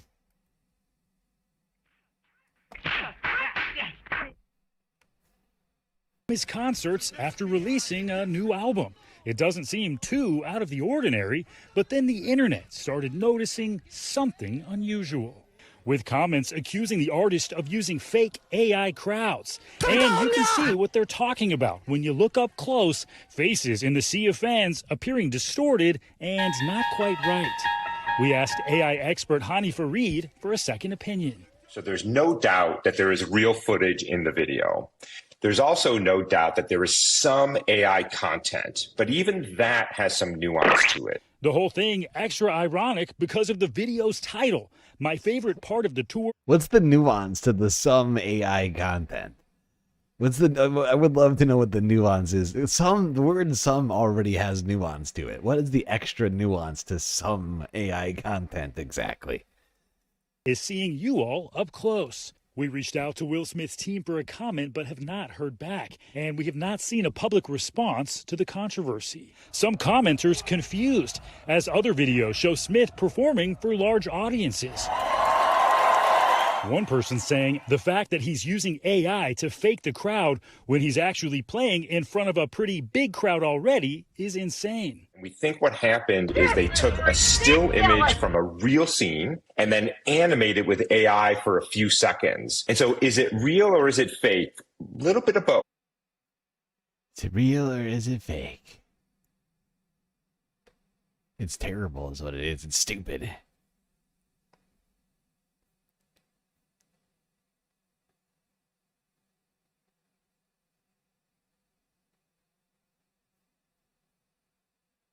But Will's not the only one getting backlash for using AI images J. Crew clothing brand is now also under fire for allegedly using AI models. Yes, you wouldn't want a realistic standard of beauty. Retailer J. Crew faces some criticism. I mean, it's the obvious path for clothing brands. They were already attempting to get people who are ungodly beautiful, already trying to push for unrealistic beauty standards on people. Might as well just go 100% of the way. Just make computer humans, flawless computer humans. Retailer J. Crew faces some criticism now for what some are speculating are AI-generated images promoting their brand. These photos look just like the J. Crew ads of the past, but they may not be real. The website Blackbird Spy Plane pointed out some glitches in the clothing and photo distortions. In a statement released to The Cut, J. Crew said it is exploring some new forms of creative expression and experimenting with different art media. That means, yes, we did use AI. Oh, God. Awful, awful, awful. Weak, weak, weak. Jesus Christ. Gotta make that money. It is a lot cheaper to use AI than it is to pay a photographer and, crew and models, makeup artists, all of that. It's expensive to create jobs. Much, much, much more profitable to just get the AI to do it, even, no worries. All right, let's move it along to some environmental stories. Starting in Hawaii. Let's talk about a produce partnership attempting to help Hawaii families. Look at this guy's shirt. I'm loving this shirt. That's a great shirt for the news. Great news shirt. A UH garden in Pro City is growing a way to help feed families in need. Anthony Ferreira takes us there. You may not notice it if you're zipping by on the H1, but just below the freeway is a piece of land where gardening and generosity are thriving. So about how old are these, Kahlo? You name it, they've probably grown it here at the University of Hawaii Urban Garden Center. We try to select varieties that are more adapted for Hawaii, and we do trials to evaluate these varieties. So one of the things I was looking for is to see which ones are more heat tolerant. Jensen Ueda's field trials help farmers grow beds filled with bounty, and his research is flourishing. I'm learning we can grow really good cabbage, and it's a lot of production. For our last trial, we did a cabbage variety trial, and we had about 500 pounds of surplus after we've collected the data. But what do you do with 500 pounds of cabbage? So all that product could go to the pantry. The Pantry is an Oahu-based nonprofit helping families struggling with food insecurity. So just last month, July 2025, was the most families that we've ever served in the history of our organization.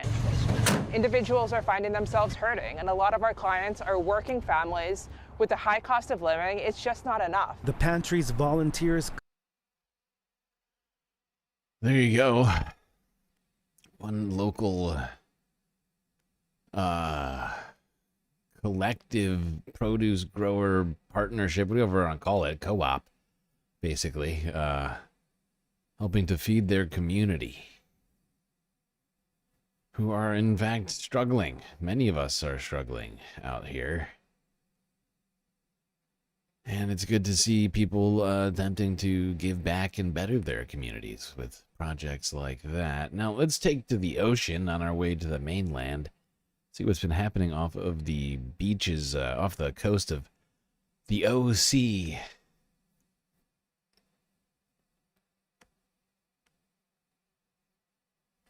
Now at 12:30, dozens of dolphins spotted off the Orange County coast as a giant pond shows off for some lucky whale watchers there. Well, the extraordinary sight was captured earlier this week off Newport Beach. And KTLA5's Orange County Bureau Chief Chip Yost live in Newport with more on the incredible video. It almost looks fake, Chip. It does. It's an incredible video. Let's get right to it. Show everyone this crazy video. This happened Wednesday afternoon, as you said, off of the Newport Beach coast. You can see in your video there, just an incredible sight. According to the folks at Newport Coastal Adventure who provided this video to us, there were more than 100 dolphins in this pod when their boat of whale watchers and dolphin watchers pulled up, and then the dolphins, look at that bottlenose dolphins, just put on a show, as you can see there, just jumping and jumping out of the water, bunches of them at a time. That's what's unusual about oh this. My God! Look Some at dolphins playing here and there. This seemed to be just a group effort. Everybody getting into it. All the dolphins getting into it. What's unusual is the numbers of this, but what the folks there at Newport Coastal Adventure and some of the folks who run these whale watching and dolphin watching boats say it's not unusual, though, for the dolphins to play around, especially when they see a boat nearby. Those dolphins were getting some serious air off of that wake. But dolphins have realized that boat wakes are really fun, apparently.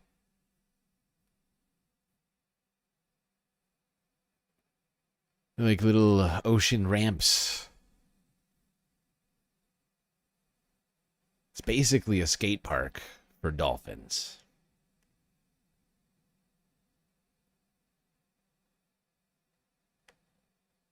All right, let's go here to LA. Talk about a secret.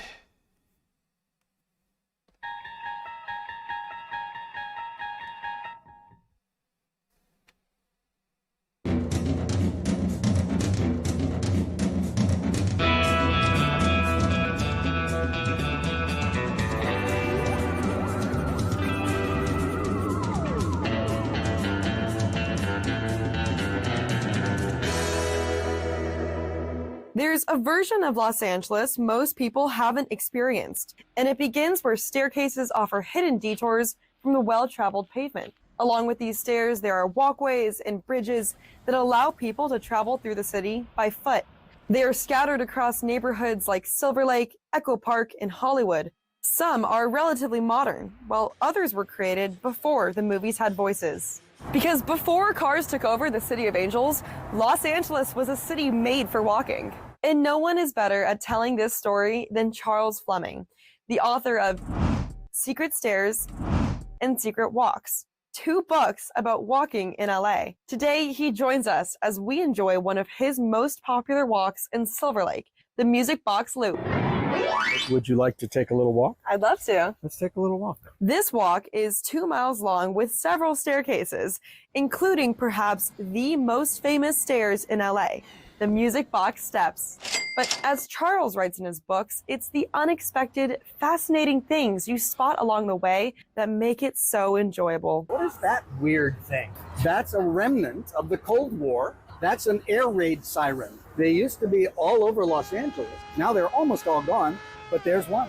And check out this little homage to Silver Lake's Link to the Silver Screen. It's part of the legacy of filmmaking in Silver Lake. Our walk has taken us from Cafe Tropical at the corner of Sunset and Parkman to our first stairway on Robinson Street, the Dylan Robinson Stairway.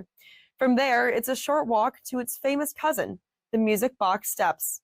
It was here when Stan Laurel and Oliver Hardy were brought here by Hal Roach to film this little short called The Music Box, so-called because their job that day was to take a piano to a house up on the top of this hill. Mm-hmm. It was a barren hill at that time. There were no apartment buildings. There was nothing. Just a house way up the top on Descanso. A plaque commemorates the Oscar-winning short, but these steps have been used in a number of films. In fact, Laurel and Hardy also used them in the now-lost film Hats Off. It was briefly seen in a Charlie Chase comedy, Isn't Life Terrible?, but had a significant role in the film short, Ice Cold Coke. Well, there you go, people. A Sunday FUNDAY story for you for sure. A historic walk through some secret stairways through Los Angeles's neighborhoods. Looks like a good time. Good way to enjoy the environment. And cool how LA was actually set up for walking. I think that's a great thing to have in a city, rather than having to drive all over the place. And it's better for the environment. Now, let's go up to Seattle, Washington. Talk about this story where an invasive alligator snapping turtle was spotted at Juanita Beach Park in Kirkland. A surprising find at Juanita Beach Park, Damn. a large snapping turtle. Look at that guy. He does not look very friendly. Kirkland Parks and I mean the turtle, not the guy. He seems perfectly fine. Community Services says the turtle was spotted under the dock. They're also sharing this reminder. Snapping turtles are invasive. Sometimes they're aggressive. If you see one, keep your distance and alert. Yeah. Yeah, I don't think it's recommended to go wrestling snapping turtles so much. But this guy did it successfully, so yeah.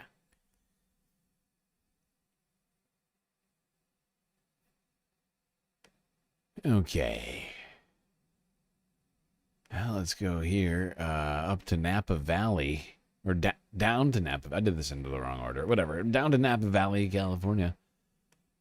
With the picket fire still burning, I believe.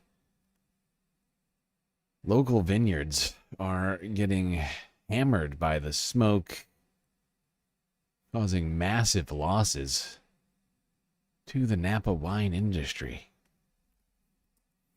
Crews are starting to get a handle on that wildfire burning in the North Bay. The picket fire has been burning near Calistoga for almost a week now. We've reported on it extensively. CAL FIRE says it's burned around 6,800 acres. It's 29% contained. They expect it to stay within containment lines so far at this point. While it hasn't burned any buildings and has stayed relatively small compared to fires in the past, it has had a large impact on the wine industry. Napa County officials estimate it could mean $65 million in losses for agricultural producers. Andrea Nakano has more.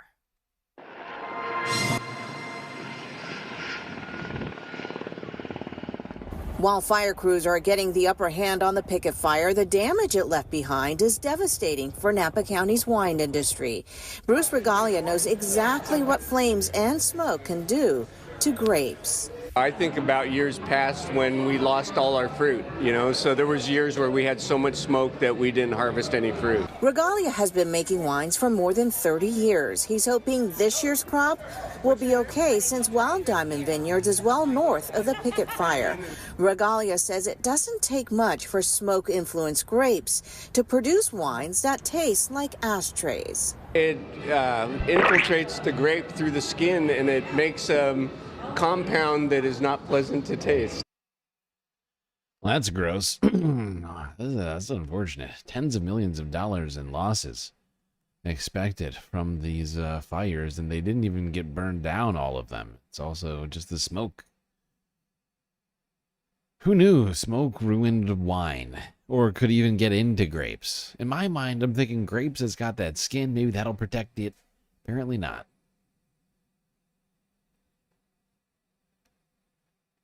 Probably because when they make the wine, they throw it probably sticks to the skin. Maybe it doesn't get into the fruit, but then you have to, the skins are always in the wine, or at least in the mash that they make to make the wine.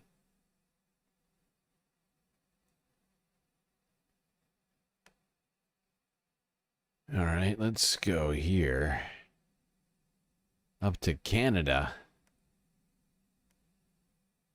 where an avian mystery is afoot. To Stratford. I think Stratford's in Ontario. I can't remember right now. I think.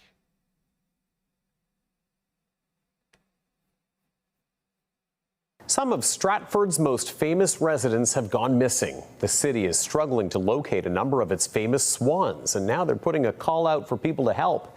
CTV's Colton Weems has more. I have family visiting in town, and we have swan on our scavenger list right here. And we also have roses and a statue of Shakespeare, and it looks like we're going to be hunting for a really long time to find the swans on the river. They're one of the main symbols of the city of Stratford, usually seen here on the Avon River, but the city says some of their iconic swans are unaccounted for. We believe we have 6 swans that have wandered. And we don't use tracking devices on our swans.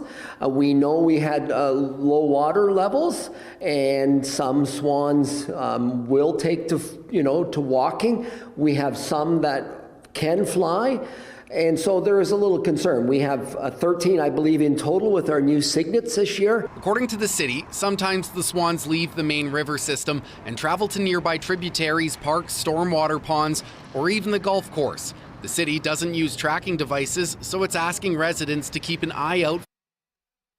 There you go. Stratford's swans have suddenly gone missing. An avian mystery, no doubt. Will it be solved?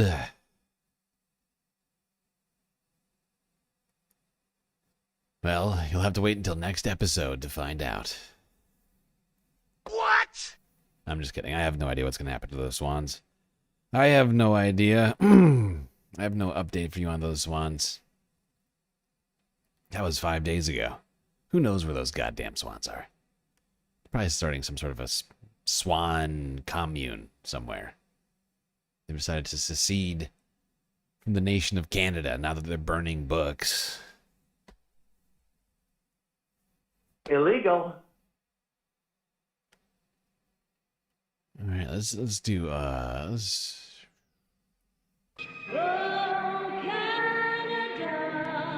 let's do another Canada story. This time with a reptilian or amphibious, right? I'm trying to think. Reptilian? My brain just broke. Let's talk about some turtles. How's that sound? CTV News. Well, if you've taken a walk out along the Grand River or one of the many parks or trails around the region, you might have noticed more little turtle hatchlings. A local animal research reserve has been working to ensure the next generation of the reptiles are off to a swimming start. They're reptiles, not amphibians. I knew it. I was like, dude, no, I know that they're in the water, but they're not technically classified as amphibians. I had to look it up. It was killing me. CTV's Ashley Bacon with that story. We mostly see the common snapping turtle and the painted turtle. Ontario is home to 8 turtle species, all of which are listed as at risk. Evolutionarily speaking, they rely on bet hedging, which means they have a lot of babies every year, but not a lot of them will make it.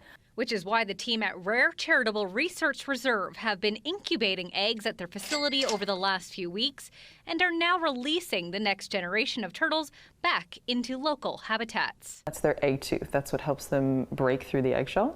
And just like kids' teeth, it'll fall off. Breaking free of its shell is just the start. Turtle populations face a number of threats once hatched. The main risk is when our adults are being hit on roads or their habitats are being destroyed. Suddenly there's no adults that are able to reproduce in the population. Turtles are really long-lived species, taking upwards of more than a decade to actually reach sexual maturity, which can be shocking to most people. And so in order to give them the best chance of survival, these head starting programs are critical. Giving them a There we go. A turtle hatchling Head Start program in Canada.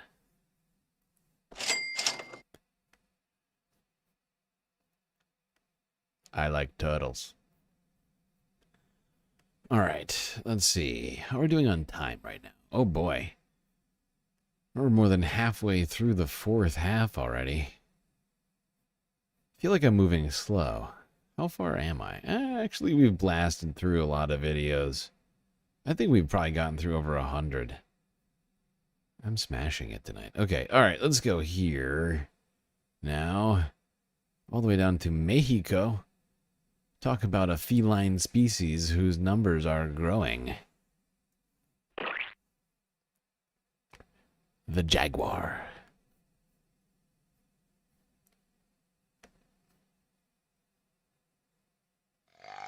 Mexico's jaguar population has grown significantly in recent years, up 30% since 2010. But the largest feline in the Americas remains at risk of extinction. That's according to the National Alliance for Jaguar Conservation, which released a national census of the animals on Wednesday. Researchers tracked jaguars using motion sensor cameras across 15 states.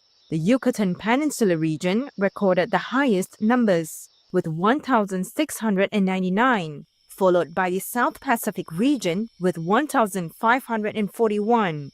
Humberto Fuentes from the Mexican advocacy group told Reuters that expanding protected areas has helped boost jaguar numbers. Today, the jaguar roams freely across 10 million hectares of protected land, including 1.2 million new hectares, 8 million existing, and 1 million in community reserves. This is almost equivalent to 4 Mexican states, all protected for the jaguar. There we go. Jaguar populations thriving in Mexico.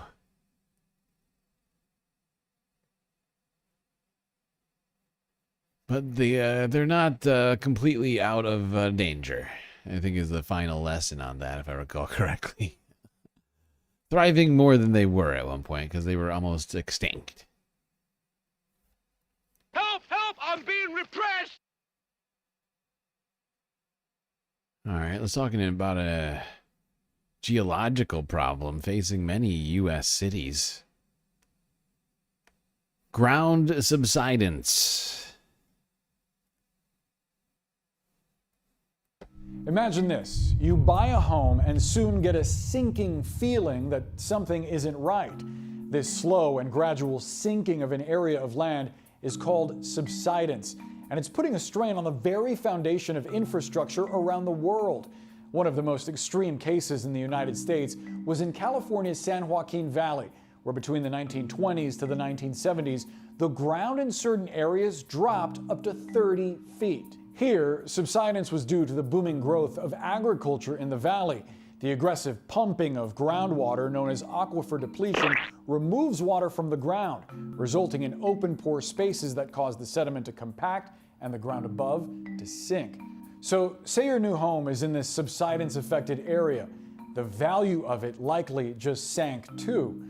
A study from UC Riverside estimates the cost could have dropped over $16,000. You add up the lost aggregate housing value across the Central Valley, and that is nearly $2 billion. And subsidence isn't just affecting rural areas. New research finds that 25 of America's 28 biggest cities are sinking. Of these, the fastest sinking city in the U.S. right now is Houston, Texas. Houston is dealing with severe depletion of groundwater. Like a lot of them seem to be in the Midwest and the West. Affecting rural areas. New research finds that 3 in Texas, Houston, Fort Worth, Dallas, Chicago, Colorado, Washington, Ohio, Indiana. The only ones on the East Coast I'm seeing are New York and Charlotte and North Carolina. Michigan, Texas, Nevada. Okay, DC, sure, Nashville. Okay. 2 in California, San Francisco and San Diego, Portland, Oregon. Oh yeah, it seems very much to be sort of centered for like Of these, the fastest sinking city in the U.S. right now is Houston, Texas. Houston is dealing with severe depletion of groundwater, like parts of California. But here, oil and gas extraction adds another layer to the problem. Some parts of Houston are sinking by as much as 2 inches a year. And while other areas are shocking. Oh, look at that. More proof that the abundance agenda is maybe not the best agenda. Texas, no regulations. And everything is going into the Earth's core, slowly but surely.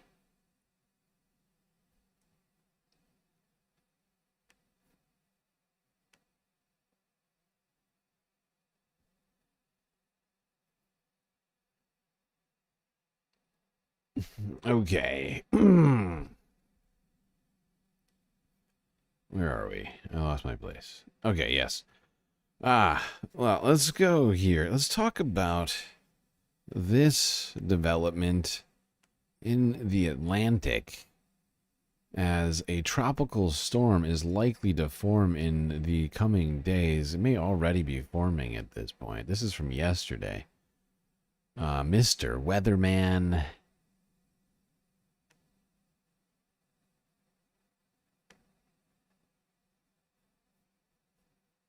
It is Saturday, August 30th, 2025. I'm meteorologist Brian Shields. Thank you for taking the time to subscribe and being part of this weather community. All right, there's going to be a system that forms in the Atlantic. I want to track that. More activity back behind it. Plus, in the short term, watching some big areas of rain that we've been tracking together overnight. Some near Trinidad and Tobago, northeastern sections of Venezuela. I've been keeping an eye on the activity. As expected, an uptick in the activity, a higher chance of rain and storms. Parts of the Bahamas, back through Cuba, still near the Cayman Islands and Belize overnight. We've had a couple showers kind of diving on down. Plus to the north, watching this area in Texas. I was talking about this yesterday and over the last few days. I'll zoom down to Texas in a moment with some potential of flooding, and then we swing back toward the Bahamas and off the coast of Florida and Georgia. You see more rain and storms. Really active period for some of us. Now, as we work our way out into the tropical Atlantic, here we are in the Caribbean. Short term, as I've been mentioning, some of the dry air and some dust that has been around, but watching this over toward the coast of Africa, the next bigger tropical wave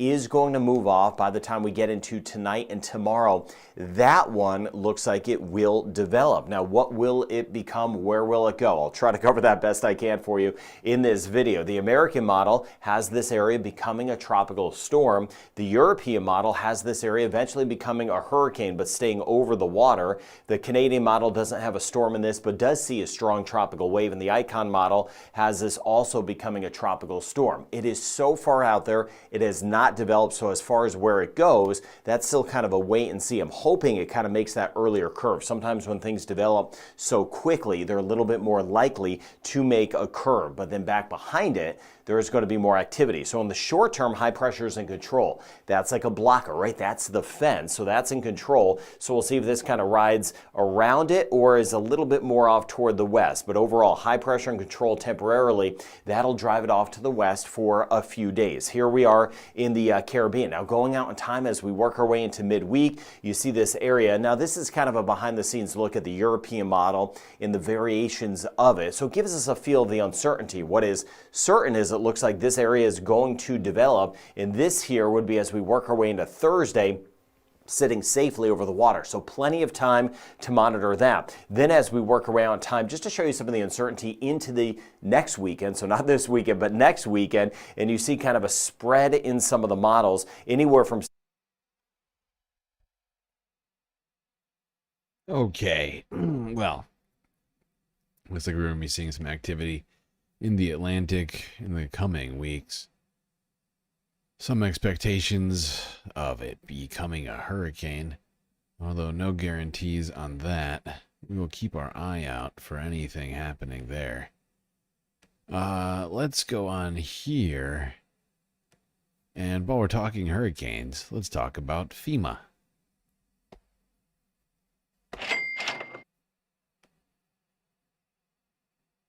CNBC doing a very interesting video here about who pays if FEMA goes away. Yes, who does pay? Tell me, CNBC. The United States has a long history of disasters. Take, for example, Hurricane Helene, which devastated western North Carolina. Misery and still more loss in the southeast almost a full week after Hurricane Helene swept through the region. What happened was unbelievable. Cars, trailers, everything just came down the river and through this large building called Riverview Station that we were housed in. It was devastating because everything of ours got flooded. We lost loved ones. We know people that were swept away in the water. The Federal Emergency Management Agency, or FEMA, is responsible for helping Americans in the aftermath of such disasters. FEMA has a lot of roles, and if you look at their mission statement, they help people before, during, and after disasters. Congress today is appropriating more money annually than ever to help communities recover from major disasters. But the rising costs of disasters have forced Congress to appropriate more funds than they planned in recent years. FEMA budgeted over $60 billion for disaster recovery in fiscal year 2025. Some of that money will go toward legacy storms, some dating back decades. FEMA's managing a backlog of over 600 open major disaster declarations. Starting in 2017 with Hurricanes Harvey, Irma, and Maria is when things started to explode. The Trump administration thinks this agency needs major change. I think we're going to recommend that FEMA go away. The problem is there is no urgency in FEMA. The bureaucracy is very, very strong, and it fights you. So what happens if FEMA goes away? CNBC traveled to North Carolina to find out.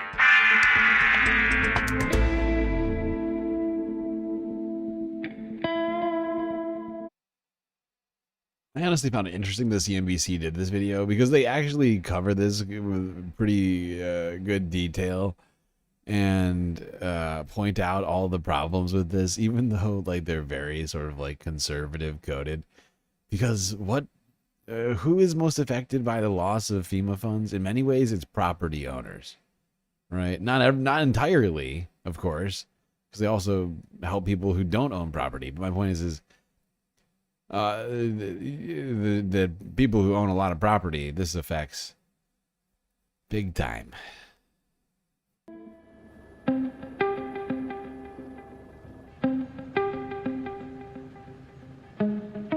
Hurricane Helene was one of the deadliest storms for the United States this century. It was also one of the most expensive. The storm is estimated to have caused over $78 billion in damages. Few areas were harder hit than North Carolina. Over 73,000 homes were damaged, and scores of businesses remained shuttered. I don't think people have recovered. We aren't even reopened yet, but we hope to be in October. Sarah Wells-Rolland runs the Village Potters Clay Center in western North Carolina. The business opened in 2011. The amount of people that came through the facility in the community classroom, that averaged about 100 people a week. So a lot of people, a lot of equipment, a lot of workspaces. There was a lot of staff, and they are out of work still. Hurricane Helene crossed into western North Carolina on September 27, 2024. In the storm, the French Broad River rose over 20 feet. The ensuing flood destroyed much of Asheville's River Arts District, wiping out scores of small businesses, including the Village Potters Clay Center. And we've been spending this whole year recovering. Wells-Rolland's business had a flood insurance policy through FEMA's National Flood Insurance Program. We were never insured for the amount that we needed, and it was because it's expensive. We never could afford a $500,000 policy. The business was bringing in around $743,000 in revenue ahead of the storm. They documented almost $200,000 in lost equipment. They received a payment of $165,000 for their claim. But it was pivotal because it's more than a third of what we've raised. Over 3 million properties nationwide are at risk of flooding. Most of them don't have flood insurance. The financial assistance that FEMA gives to individuals is not designed to replace insurance. FEMA's programs are designed to jumpstart that recovery process. And so if you're underinsured, you can get a little bit of extra help. If you need a place to stay, you can get some extra help. For the uninsured, the government pays a maximum of $42,500 for housing-related costs, and the same amount for other needs. Right now, the burden is on the survivor to extract the dollars and the help from the federal government. It is a very cumbersome process that somebody's dealing with during one of the worst stages of your life. Small businesses tend to struggle with recoveries from disasters like this. There's over 1,000 small businesses in the River Arts District. We generate $1.3 billion in revenue. And that's not something to take lightly. We're an economic driver for tourism, hospitality, restaurants, regional development. If we can't take on another loan, how do we get the funding to help sustain us so that we can stay open? Because we have to keep this open while we build back what we lost.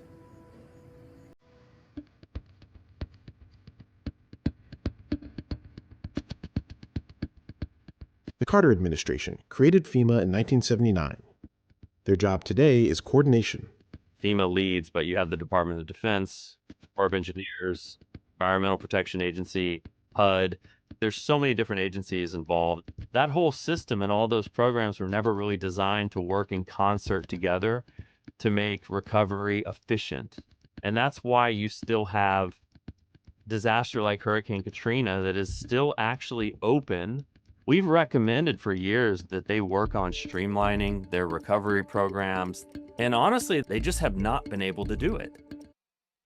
It's difficult, you idiot. All right, so some of this isn't perfect, but the fact is they're absolutely right. The FEMA is absolutely critical in helping people who are struggling at, in many cases, the worst point in their life. Their homes are flooded or destroyed, their businesses crippled, and they act as a crutch for a short period of time to help get people off, on their feet.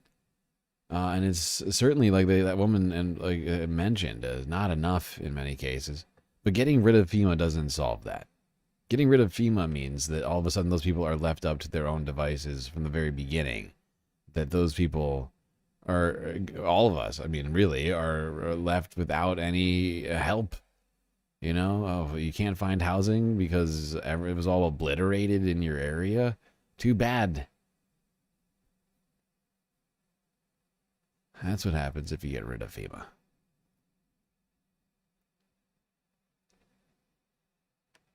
All right, let's talk about the oceans.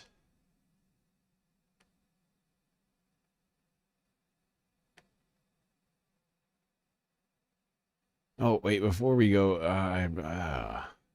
this is awkward. All right, let's go down to Argentina real quick. Talk about this interesting story involving a horse. Or is it 4 horses? Hard to say. A what now? These 10-month-old foals are the world's first genetically edited horses, cloned copies of a polo prize winner named Polo Purezza or Polo Purity. But instead of genetically identical copies, these horses were cloned with a single DNA sequence edited using CRISPR technology. What we did was transform this animal into a sprinter with greater speed off the mark over short distances. Argentine company Curon Biotech, which produced the horses, says gene editing could revolutionize the sport. Here's co-founder and director Gabriel Viqueira. The Polo Purezza has a muscular build similar to that of a long-distance horse. These horses run long distances, tire less easily, but lack explosive power over short distances. What we did was insert a sequence into the myostatin gene, which regulates muscle mass. This gives it... Okay. We don't need this whole thing, but suffice to say they cloned a frickin' horse 4 times. And now they're trying to use it in the World Polo Championships or something, and people are upset, claiming that it's unfair. Illegal. Which is probably fair, especially considering they gene edited it with CRISPR. But hey, whatever. All right, let's go over here now. To Euro News. This is from yesterday. No, sorry, 5 days ago. I'm looking at the wrong video. Same space, 2 harvests. Euro News visits the first seaweed farm at an offshore wind park. Winter is coming. 18 kilometers off the Dutch coast, the Hollandse Kustzout offshore wind park powers 1.5 million homes. It's the largest in the world, built without government subsidies, a clear sign that wind energy can stand on its own. But this boatload of journalists isn't here just to see turbines. In the waters between them, a new kind of crop is ready for harvest. Europe's offshore wind parks are growing fast, so why leave all the space between the turbines empty? Some believe it could be used to grow seaweed, a low-maintenance crop with high potential. Making it work economically is still a challenge. But this farm here in the Dutch North Sea is one of the first to test that idea at commercial scale. This is North Sea Farm 1, 5 hectares of seaweed grown on floating nets. Nearshore farms are becoming common, but doing it this far out at sea, that's new. 3, 2, 1, seaweed!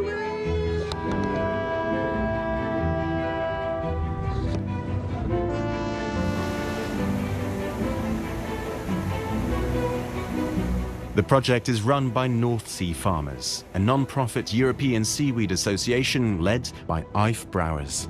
This is much more challenging technically because the sea is rougher, it's usually deeper, so you need more material for your farm, makes it more expensive, further away, so nearshore is much easier. However, there is also limited nearshore space. So where will you grow seaweed? Where will you scale up for the coming 10, 20 years? You need another solution. You need to test it and do it offshore. This first harvest is a breakthrough for Europe's growing algae sector. Seaweed captures carbon, supports marine life, and can be used in various industries. Growing it between wind turbines away from shipping traffic makes sense, but until now, no one has really done it, with the exception of small research tests. Now, there's proof this can work. Mike Salmon is an Irish aquaculture consultant working with Simply Blue, one of the project partners. Well, looking at from what we can see now, yeah, it works. It was quite successful. The seaweed did grow very well and very fast. So going forward, yes, this can work. And it's not just seaweed. Mollusks are happily growing on the ropes too. Offshore wind parks could host more than one kind of ocean farming. This is a phenomenal idea. I love this. Use the same space to to create a new kind of farming. It's brilliant. It is brilliant. You create energy and food in the same spot. It's fantastic. I love it. I love it. Now, while we're up in the North Seas, let's go here to what is being dubbed Europe's Atlantis, as archaeologists have been excavating underwater Stone Age settlement in Denmark. Here is global news from 5 days ago.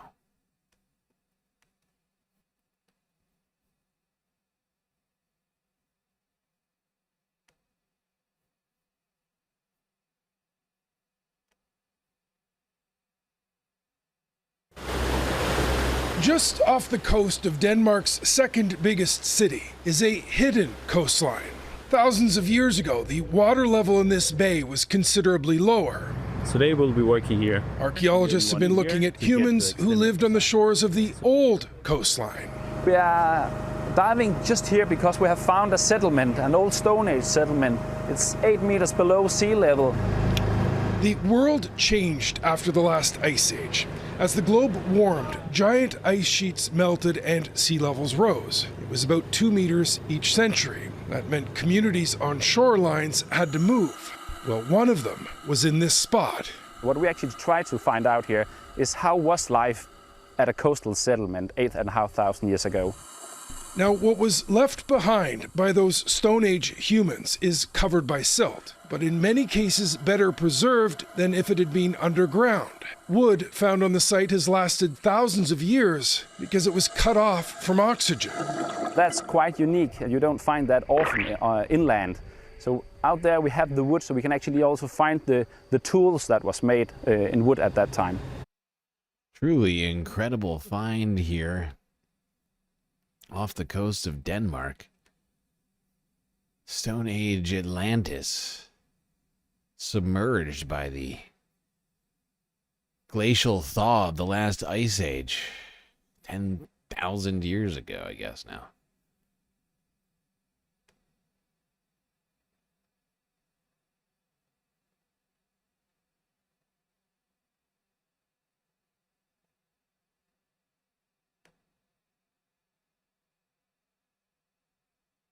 All right, let's go to Serbia. This was incredible. When I heard about this, I honestly, people, I mean, I couldn't be more excited about this. I'm not gonna lie. Like, this next story is fantastic. Oh my gosh. Let's talk about a problem that we have been having and been talking about for quite some time around here. Plastic waste. And a new study scientists have been doing that is looking at ways to combat plastic waste, and in fact have seemingly found at least one solution, one which I had never heard of before, and is showing promising results. Mountains of plastic waste cover Serbia's landfills. The country recycles just 15% of its municipal waste, far below European Union standards. At Belgrade's Institute for Biology, researchers believe a tiny insect could offer a breakthrough.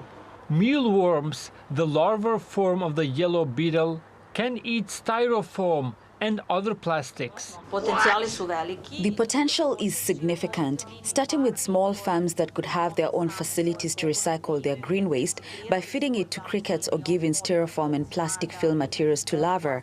These insects are extremely rich in proteins and can be used as an additive in animal feed, while their excrement can serve as organic fertilizer. The insects' gut bacteria break down plastic into carbon dioxide and water. Researchers say they found no trace of harmful microplastics left behind, and potential is massive. On a larger scale, this applies to manufacturers of construction materials. Styrofoam is widely used in construction for insulation, or producers of electrical equipment and appliances, which are packaged in both types of plastic. All of them could have such facilities, as this represents an ideal circular economy system. Your waste essentially becomes a substrate, and every stage of the process can be commercialized and sold. Belgrade-based company. Now, I don't know so much about selling these things as food, but the fact that these mealworms are showing so much ability to process different kinds of plastic products is A, is truly incredible, and B, we need to get on this. We need to get on this, like, immediately. Like, what in the fuck? I mean, this is so cool, and this is the sort of thing we need to embrace to solve at least some of our fucking problems.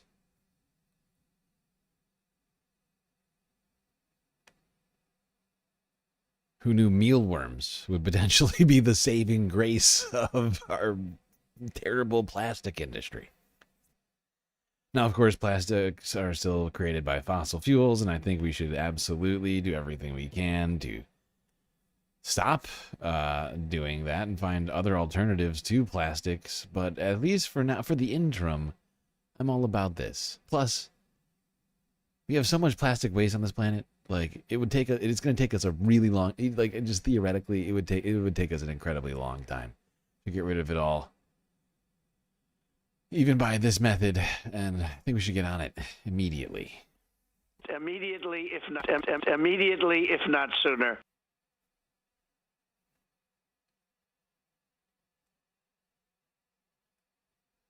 Okay. Now let's go to Uganda, where youths are turning slums into sustainable urban farms.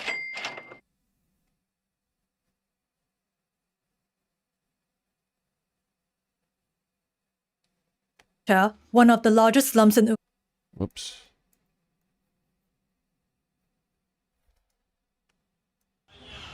In Camp Ocha, one of the largest slums in Uganda's capital, Kampala, Nora Bosa tends to plants in containers and vertical gardens.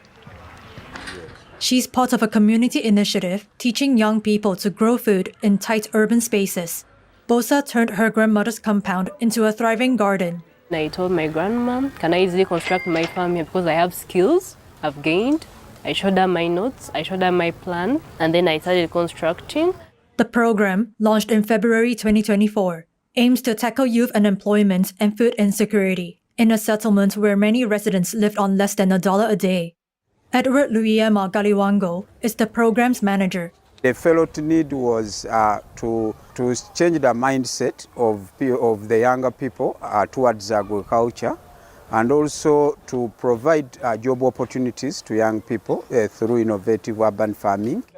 Nearly 800 youths have been trained, with many now growing food at home and selling surplus produce at local markets. This is absolutely what we need to be doing all across the planet to some degree, right? Like, you know, people live in food deserts or are impoverished or have little access to, you know, healthy foods. And we should be trying to take back our city spaces as much as possible, whether you're in Africa or the United States. You know, we should be using, you know, as much of the arable land for food production, really. And looking for innovative ways to to do this. It also brings the community together, so win-win. All right, let's go here now to Turkey.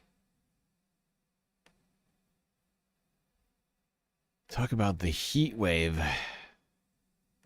which is driving Turkey's highland tourism boom. From Europe to the Middle East, global heat waves are changing the way people travel. For many, it's no longer about finding the sun, but escaping it. While Turkey's beaches still attract the biggest crowds, a growing share of that success is coming from the eastern Black Sea's highlands. Aydar Plateau is among the busiest, with its rolling green hills, alpine forests, and streams tumbling down from the Kachkar Mountains. We're from Mersin, where summers are known to be really hot. Without air conditioning, it's almost impossible to get by. So, as a family, we decided to escape to the Black Sea's beautiful highlands. You can see my little boy here. He's even wearing a coat because it's so cool. The journey here has gotten easier. The opening of the Rize Artvin Airport in 2022 cut travel time for many visitors, helping the region.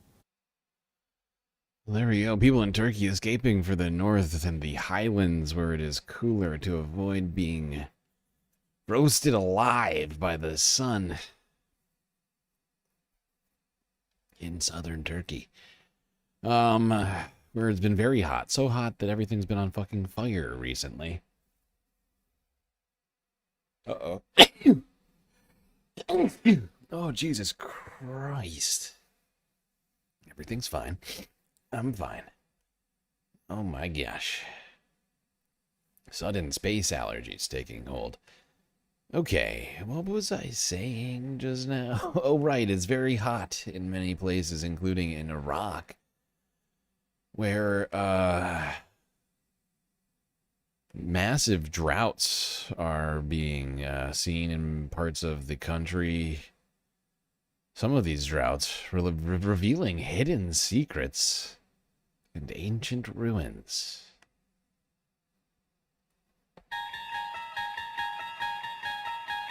A drought that's bringing long-buried history back to the surface. On the banks of Iraq's Mosul Reservoir, receding water has revealed previously lost ancient tombs. Fragment by fragment, archaeologists meticulously piece the remains back together before they're sent to a regional museum for further study and preservation. As the water level drops, we expect to find other archaeological sites. This work that we're doing now is very difficult, complex, and it takes time. These tombs are about 2,300 years old, dating back to the era when this land was under Greek rule.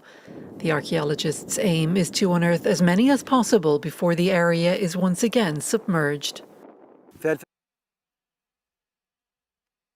There you have it, folks. Droughts in Iraq causing so much water to disappear from local lakes and other bodies of water, revealing ancient ruins. Giving archaeologists a glimpse at the past. Now, let's go to a place that's absolutely not having a shortage of water. It's really not that far away from Iraq. Pakistan, where everything has been underwater.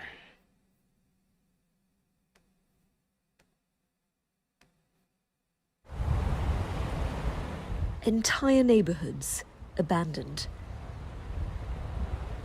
The swell of a nearby river upending thousands of lives. This is wild. Entering your home is now Unbelievable. Look at that photo. Oh my God, it just stretches out. It stretches out all the way to the vanishing point of the camera. Look at it.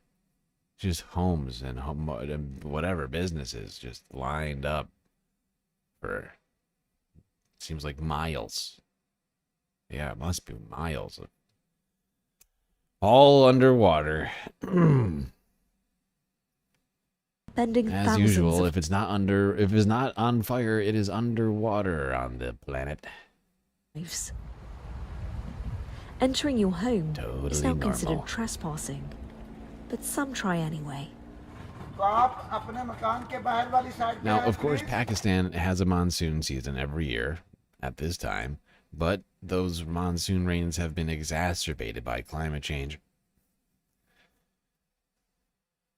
Oh, God, causing extreme devastation, like you see here. This neighborhood in Lahore has been completely inundated. Beauty parlors, shops, entrances completely blocked off. You'll see some of the wires have dropped very low. Some of them are in the water now. The power, electricity have been completely cut off to the neighborhood. A gated community is no protection. Residents were promised a scenic view and modern homes. This is what their dream neighborhood looks like now. In Punjab's capital, temporary camps. Samira is 9 months pregnant.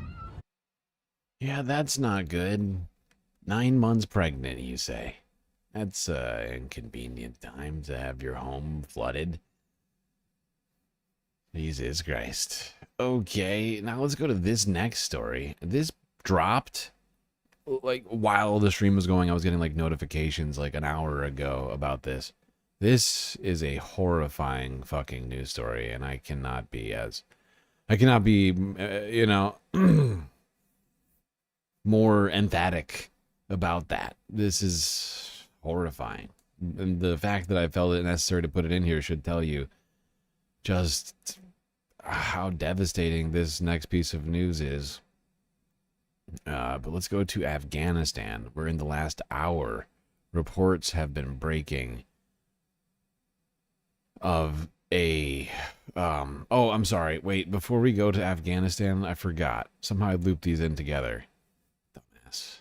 Let's go to India. This was from Friday, showing the Indian-controlled side of the Kashmir region, which was struck by floods. I mean, look at this. This is insanity. Oh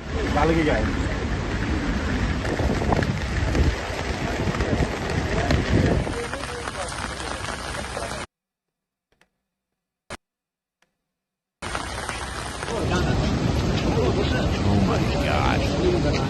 Look at that. Look how much subsidence just happened right there. The erosion. Just pure erosion. Just this entire, look, there's a car at the bottom of this thing. This looks like it was like a parking lot outside of a dam or something. The entire thing is just completely collapsed.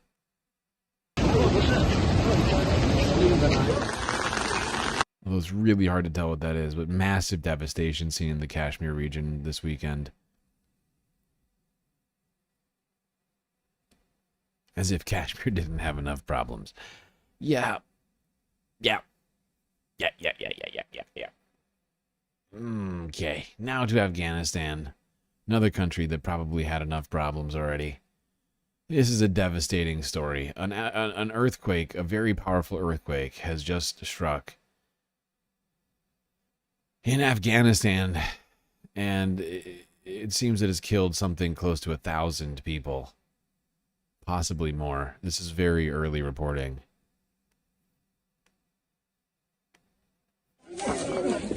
A 6.0 magnitude earthquake struck eastern Afghanistan near the Pakistan border, killing at least 800 people and injuring more than 2,500. Some of the injured were evacuated in helicopters.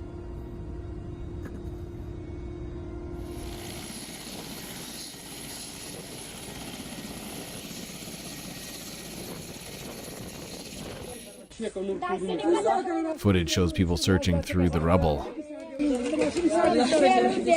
after many houses were flattened.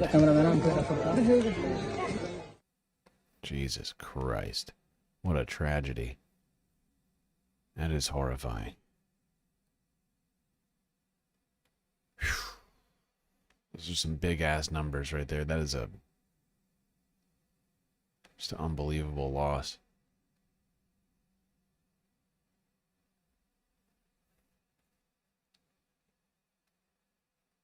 All right. You're almost done with this half right now. I'm pushing it actually right now. I'm almost ready to switch gears here. I just want to get through the environmental stories. We don't have that many left. Let's go here now to China. China! Where carbon emissions are falling. But are they falling fast enough? Here's the AP archive from 5 days ago.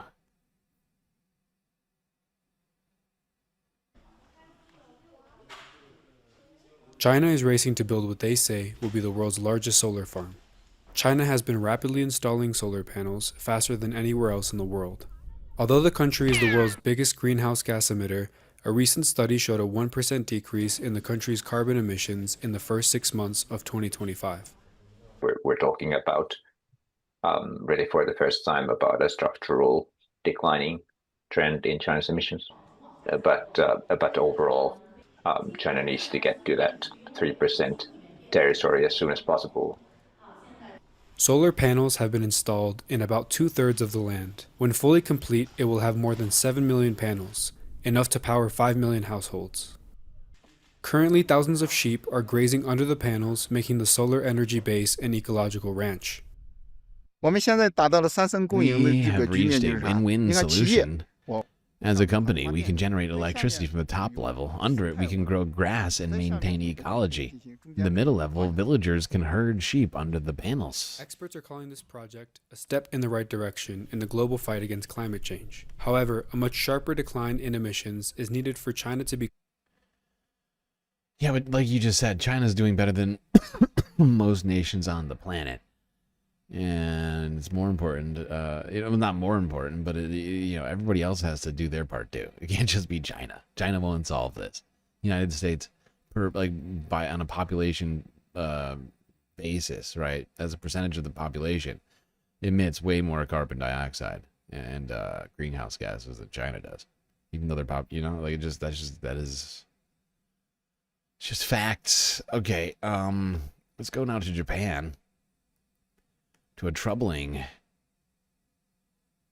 vision created by AI, which some are calling alarmist.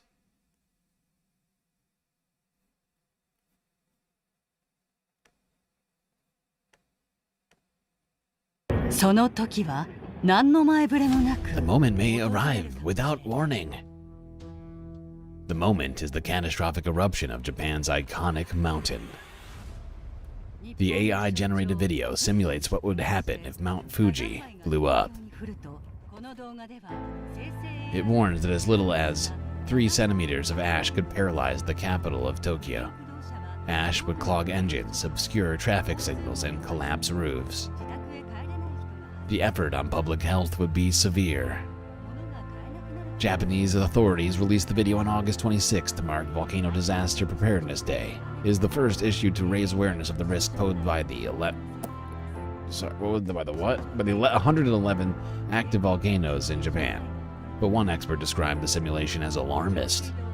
It shows a worst-case scenario that would only happen under special conditions, and this is not a highly probable event.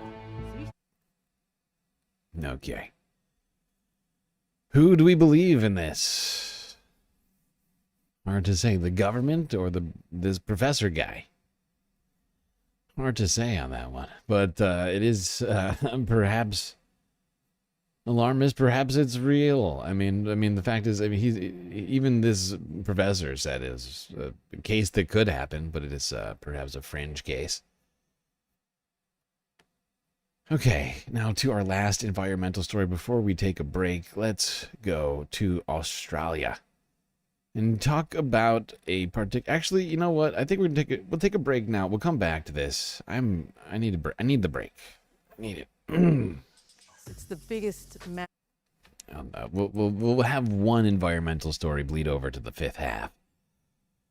Boy, oh boy, we have a lot of stuff to get through today, but we are making great progress. I think we've gotten through over 100 videos so far out of a very long list today. And I don't even know if a fifth half is going to be enough. We might even extend into a sixth half. I know that sounds insane, but it's possible. I don't know, but we completed the goal today on a Sunday fun day, so you're going to get it all. I refuse to sleep until I bring you all of the sweet, sweet content that I have prepared for today. Let's, quick galactic intermission. We'll be right back after these brief space messages.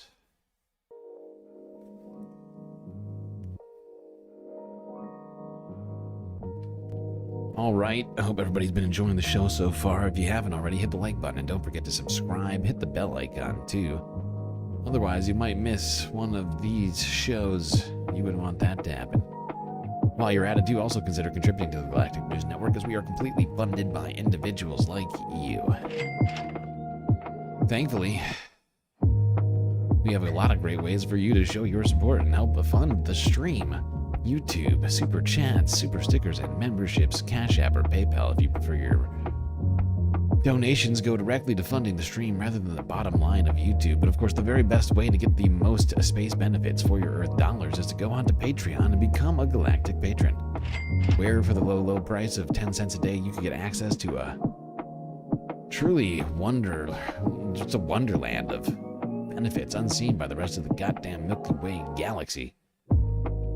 Things like an avatar on screen, on the break scenes, hang out at the pool, the bar, the lake, or the street.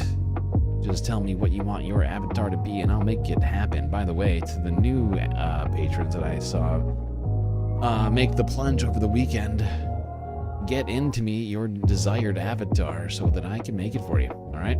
Anyway, everybody enjoy the break. Grab yourselves a drink, maybe a snack. I'll be right back.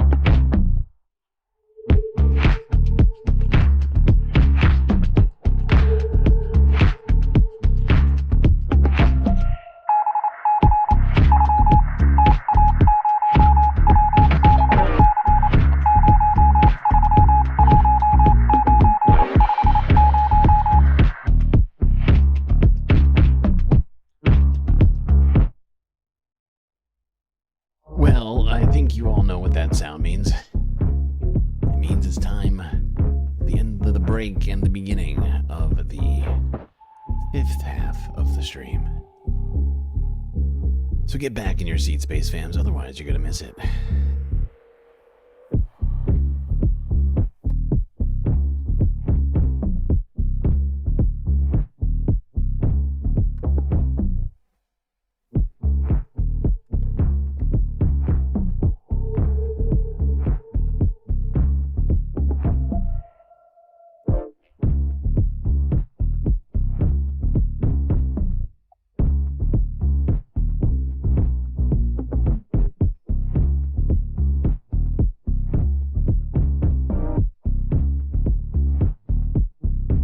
Okay, you know,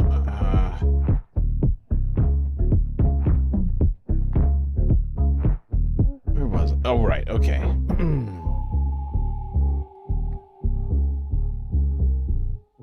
Let's go here now to PBS Terra. Talk about a small creature which wound up taking over all of Australia. The humble rabbit. It's the biggest mammal invasion that's ever happened on planet Earth, as far as we know. Whoa. People talked about the land being covered by a moving grey blanket. Within 50 years, they had covered 2/3 of the Australian continent. They're in our cartoons, they're on our cereal boxes, and all over our children's stories. Rabbits are adorable, but bring them where they don't belong, and you're asking for trouble. This is the story of how 13 rabbits took over Australia, and how biocontrol helped us fight back. I'm Shane Campbell-Staton, and this is Human Footprint.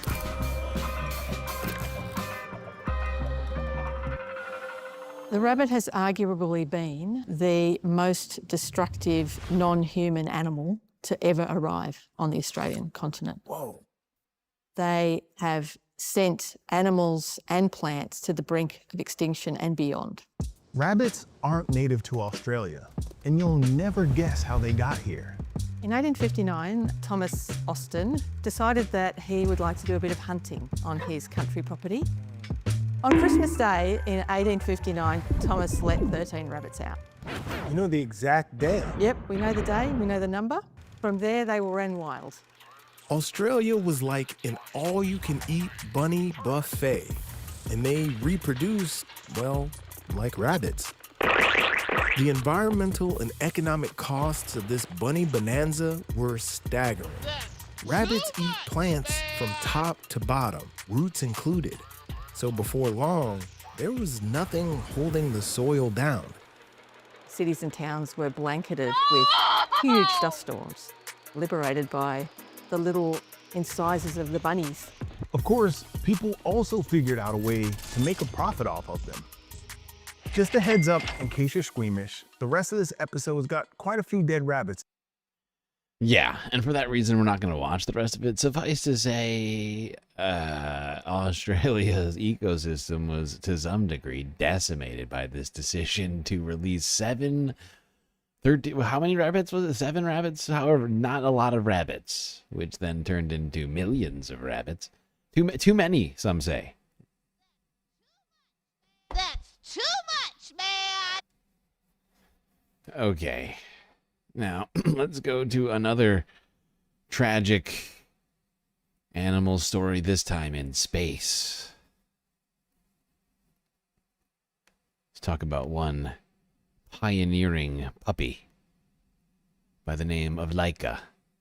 That's right, let's get historical on this motherfucker right here.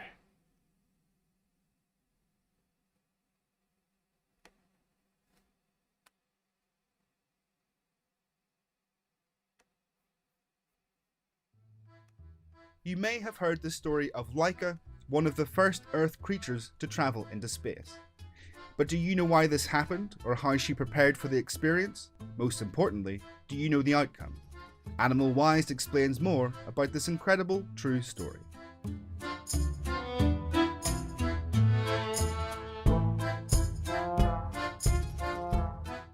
The United States and the Soviet Union were in the midst of a space race, but both knew that sending a human to space was very risky. No one wanted to take the risks posed by the uncertainty. Not gonna do it. Wouldn't be it was prudent decided at this animals juncture. could go as an experiment. Several stray dogs were collected from the streets of Moscow for this purpose. These dogs were considered more prepared for space travel as they had to endure extreme weather and starving conditions as a matter of course. Laika, a medium-sized mongrel with a pleasant and calm character, That makes was one sense. of them. As they were intended to assess the effects of space travel, these dogs had to undergo harsh and cruel training. They were placed in centrifuges which simulated rocket acceleration and put in machines which imitated the nose of the spacecraft. They were progressively enclosed in increasingly smaller cages to adjust to life in the cramped space capsule. Obviously, the health of these dogs was declining with this training. The acceleration, simulation, and noise caused severe blood pressure increase in the animals.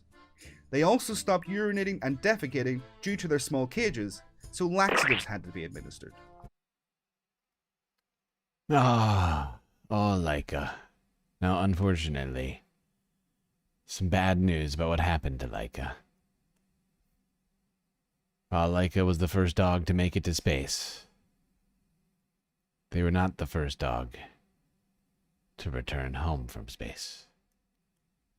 Well, Laika unfortunately never made it back to Earth because shortly after launching, she overheated and she tragically passed away just a few hours after being launched. You're fucking joking.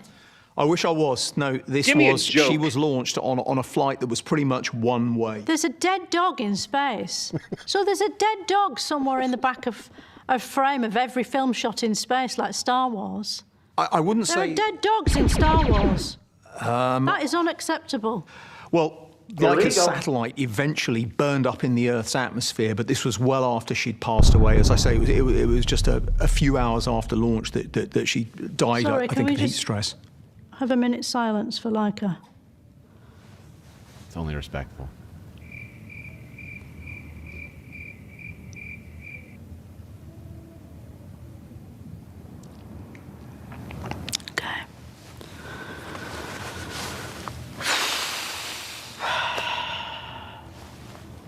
There's a dead dog in space. There's a dead dog in space. R.I.P. Laika, you little legend.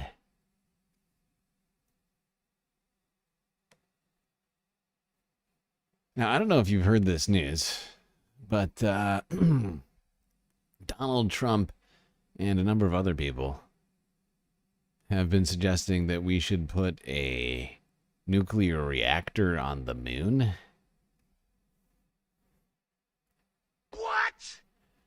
This blonde influencer lady had some thoughts on that. I don't know who this is. Who is this lady right here? I'm so glad President Trump is going to put a nuclear reactor on the moon.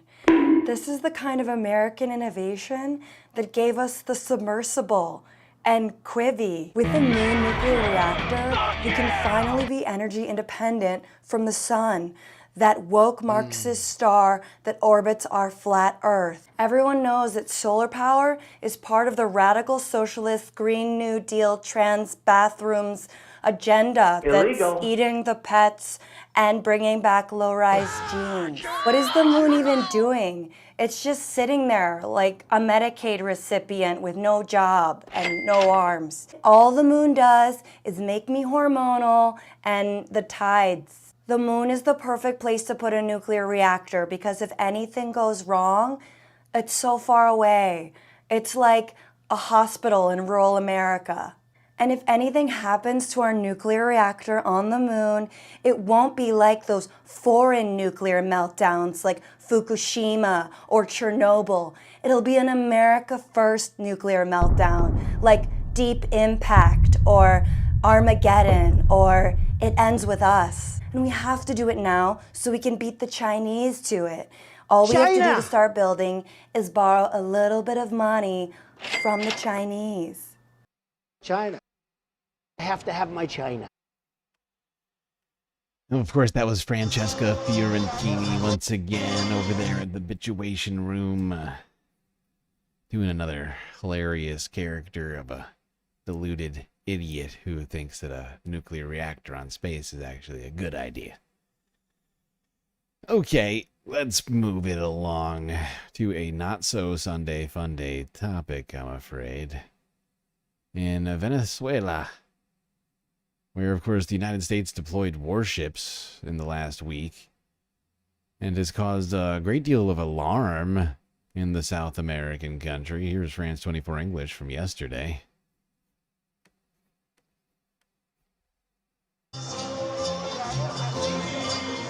Volunteers as old as 75 turned up to enlist, even those with trouble hearing.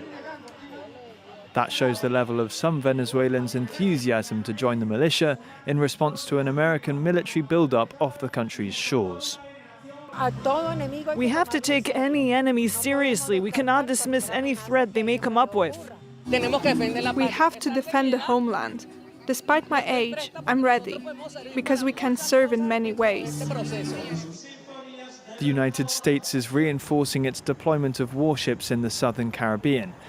A number of guided missile destroyers have been sighted there, and the AP news agency reports that 3 amphibious assault ships with more than 4,000 personnel could be joining them next week. The US says it's using the force to crack down on drug smuggling cartels. Washington accuses Venezuelan President Nicolás Maduro of running one such gang, and Maduro is stoking speculation that they will invade, though the US has not officially threatened to do so. Amid the tension and... I mean, it's effectively a blockade. It might not be an invasion, but it's a blockade. I mean, we're parking half a dozen destroyers and other Navy vessels off the coast of Venezuela and essentially playing DEA of the Gulf of Mexico, basically. Going all the way down to South America and deciding what can go out and come into Venezuela, essentially, by way of water. It's a blockade. And it does feel like it could lead to an invasion. Now, let's go to something less troubling. To Colombia, where an unknown human lineage has been found in archaeological evidence. Here's global news from 6 days ago.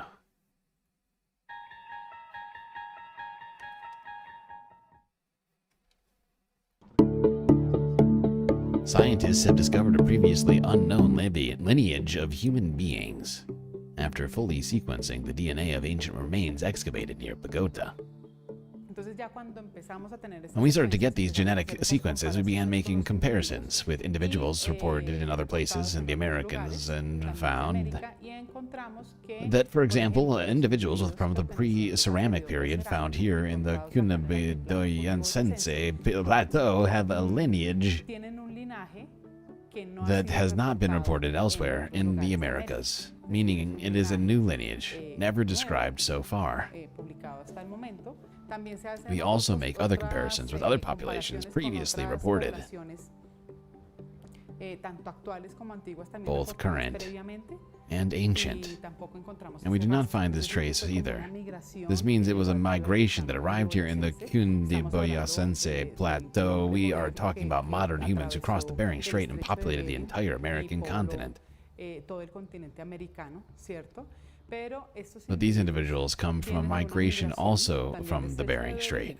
But it is a lineage that until now was unknown, meaning it has not been previously reported in the rest of the continent. Fascinating discovery on the history of human beings in South America. Previously undiscovered lineage of humans that crossed the Bering Strait during the last ice age. Now, let's move this thing along. Go here to Scotland, where 3 brothers are claiming a record for Pacific rowing.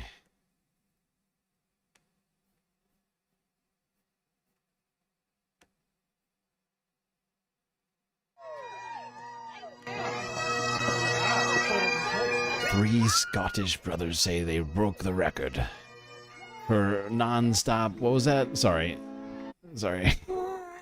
For rowing non-stop unsupported across the Pacific.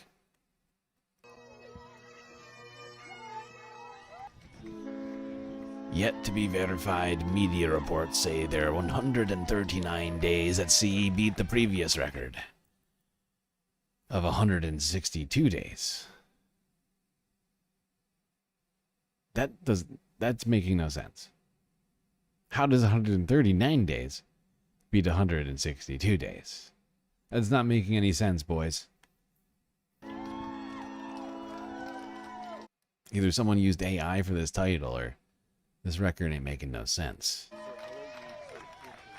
It's been unbelievable. There's been really tough times, and there's been euphoric moments, and I think it's been an experience that the three of us will never forget.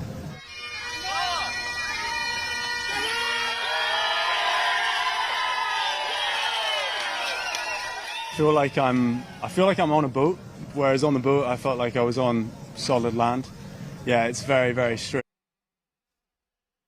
Oh, I'm just realizing what they did. I think they rode around the world or something insane like that, or like across the Atlantic. And so they beat the record by like 30 days. I get when they said non-stop rowing, I like in my head, like I just didn't put it, like my brain is dumb today. Dumb brain. This is one of the stories that I skipped. I didn't watch it. Like it's because it's Sunday Fun Day, okay? I try and watch the most important stories. Some of these I just sort of gloss through. I'm like, this is not important. This is just a Sunday Fun Day thing. So sometimes I'm just here learning with you. But thank you for helping me with that. Whoever that was in chat just said that.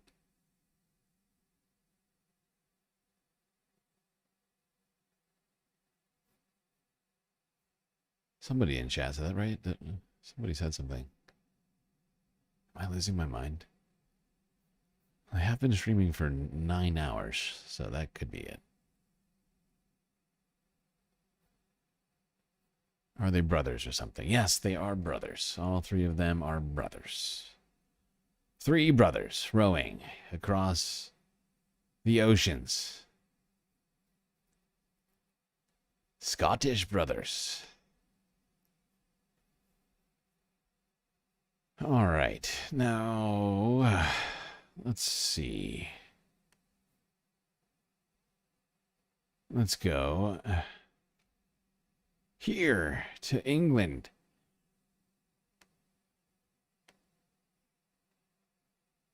To the medieval festival, where jousting and swordplay abound.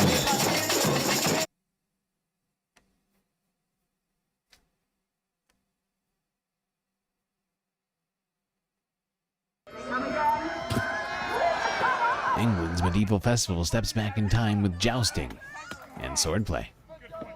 Living history is such an important way for us to keep in touch with our past. And to see them given a home like this, and a home where it's not just one type, but several different periods, I think is really exciting. Yeah, it's fun to just get like stuck into the history and like kind of live how people would have lived back then. And also it's just fun to hang out with your friends in a field, especially when the weather's nice.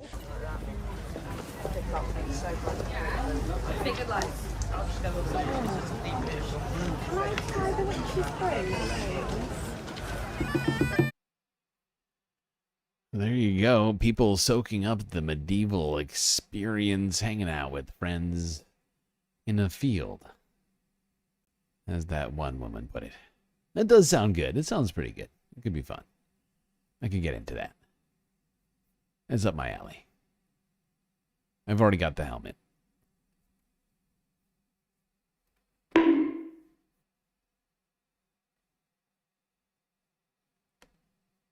All right.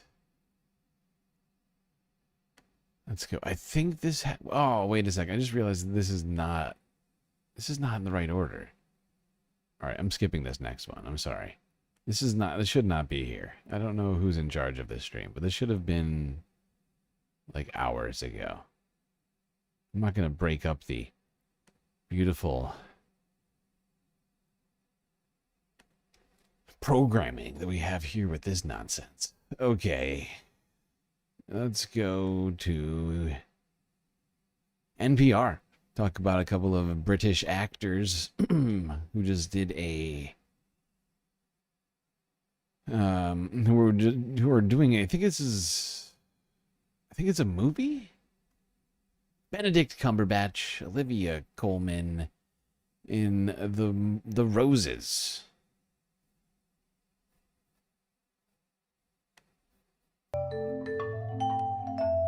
So there is zillion movies about the beginning of love, the flirtation and the first spark of attraction and that first kiss.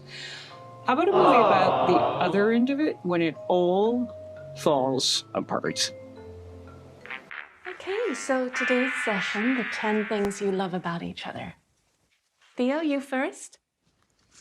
Sure. 1, I would rather live with her than a wolf. Did you say wolf? Yeah. Wow.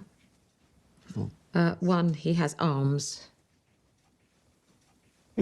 Well, I saw a documentary once about a man without arms, and it looked like a difficult life, particularly for the partner, so I like that he has arms. Yeah, it's fair.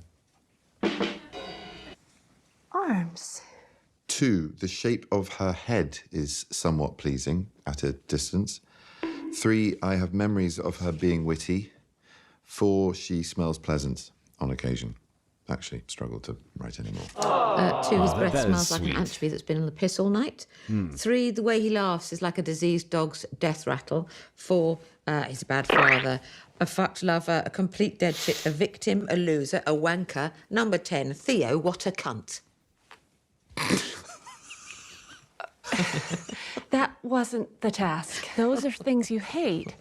It's not funny. That's actually quite funny. I see so much resentment, and defensiveness, an inability to apologize, to share your vulnerability.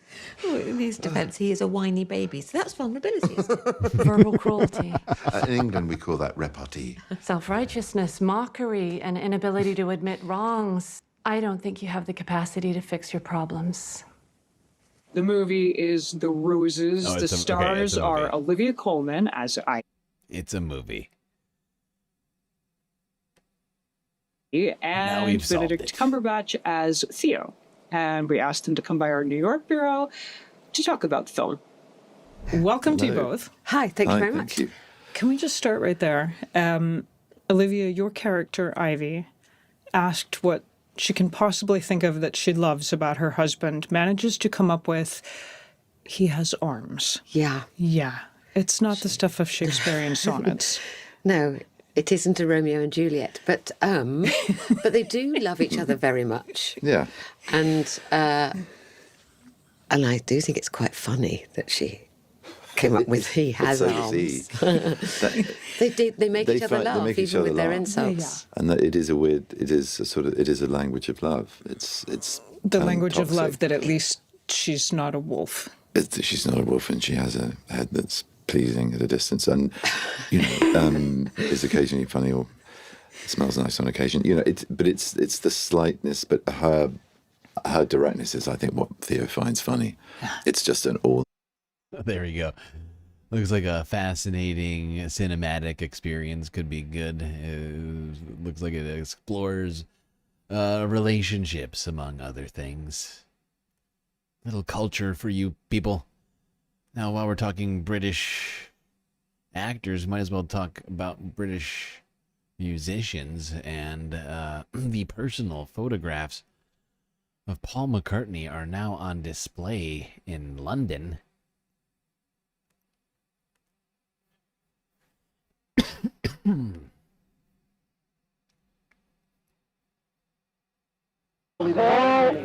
Ringo, George, John. Just as the world was learning their names, Paul McCartney was documenting the rise of Beatlemania with his 35mm Pentax camera. Like this shot of George, Ringo, and John backstage in London, or this one of John Lennon in Paris on the Champs-Élysées. The mostly black and white photos cover a 2-month period between December 1963 and January of 1964, just as the Beatles were on the cusp of worldwide stardom. What's interesting, arguably the greatest work of nonfiction of the 20th century. thing about the Paris pictures is that in the early days of the residency, they're able to walk the streets really without too much fuss. They're being followed by a small group of photographers, a handful of fans, but they're able to kind of be out and about on their own. After a tour in their home country, the Beatles performed a 3-week residency at the Olympia Theatre in Paris, a move meant to widen their appeal beyond the UK. They began 1963 really relatively unknown outside of Liverpool and Hamburg, but that started to change. And change it did. When they arrived in the US, Beatlemania exploded. McCartney's photos of the band's Pan Am flight to New York in February of 1964 are among the snapshots thought to be lost for nearly 5 decades, and which resurfaced during the pandemic. McCartney is behind the camera, but appears in this self-portrait taken in the reflection of a mirror in the attic of his then-girlfriend's family home, where he wrote the melody for the song Yesterday. 6 decades later, he's giving us an intimate look back at the Beatles before they became among the most photographed people on the planet. Well, there you go. Now, let's go move on from Beatles talk to tomato talk in Spain, where the La Tomatina Food Fight Festival took place a few days ago. Here's Reuters' live stream of this chaotic event.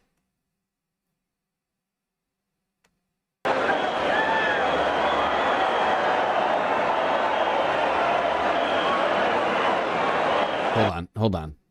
I gotta prepare myself. I gotta get my my tomato sound prepared. Okay. I'm warmed up.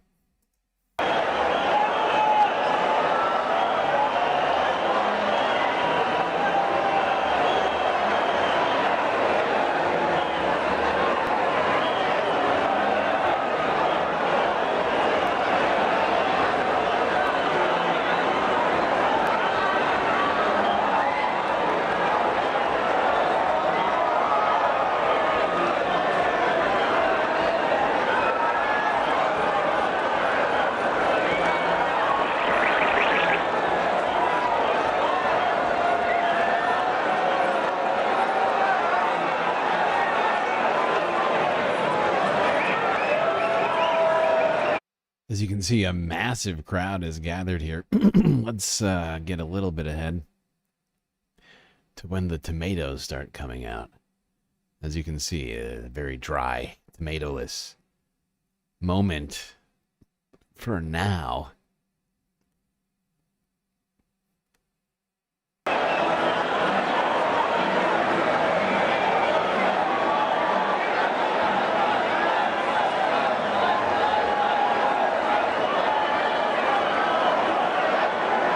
As you can see, some people are leaning into the red, wearing red, donning red. Others white, leaning into perhaps dyeing a shirt, a single shirt, the color red, which I think after washing is going to be like a pale orange.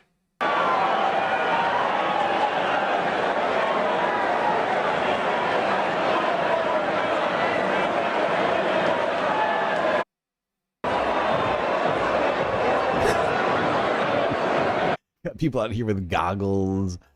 A lot of preparations, it would seem, going into this. In fact, it would seem almost that goggles are a necessity. Almost everyone, now that I'm looking, has a pair of goggles prepared somewhere. One on there, one here. Everybody's rocking goggles.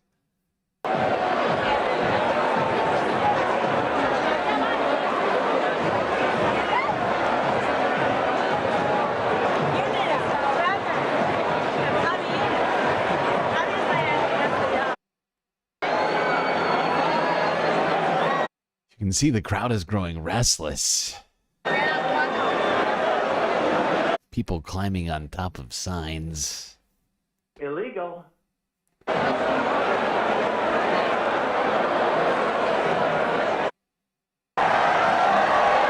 Oh shit, hold on.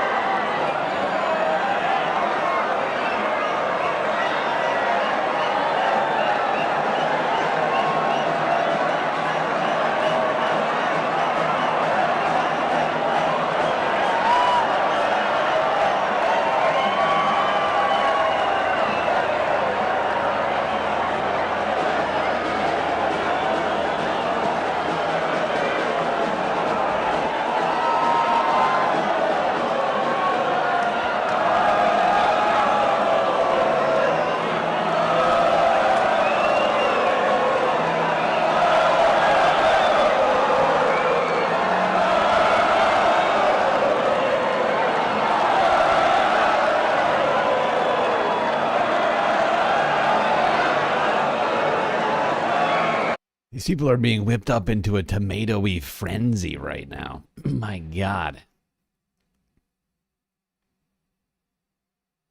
Really almost into a paste.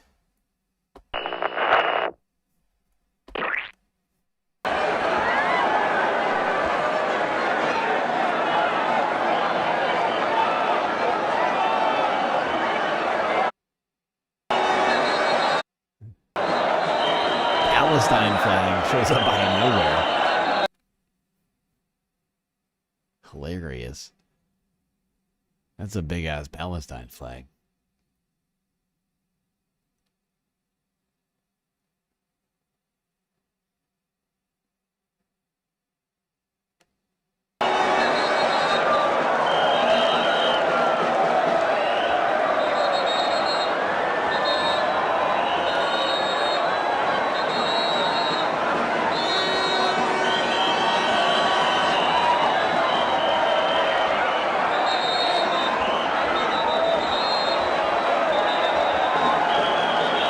Shit, they're clearing a path with tomato carts. Here come the tomatoes. It's time for tomatoes.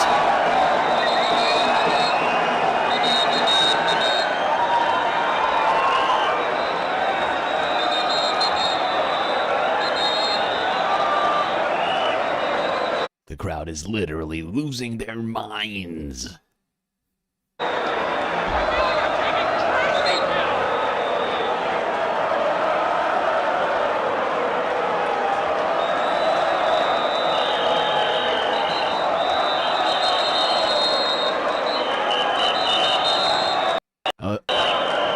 like how the truck comes pre-covered in tomatoes.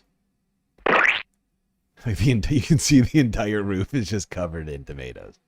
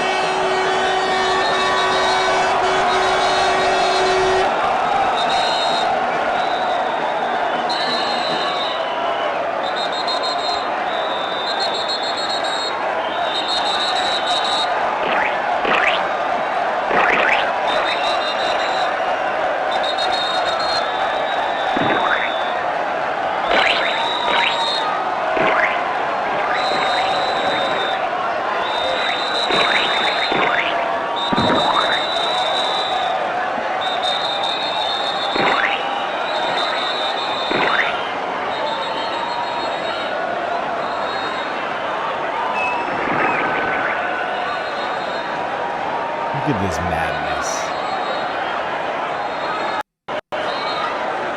Look at this utter insanity. It's just a truck filled with people and tomatoes throwing tomatoes at people, and look at how this goes. Oh, man. Oh, my God. Look at this. Look at this nonsense.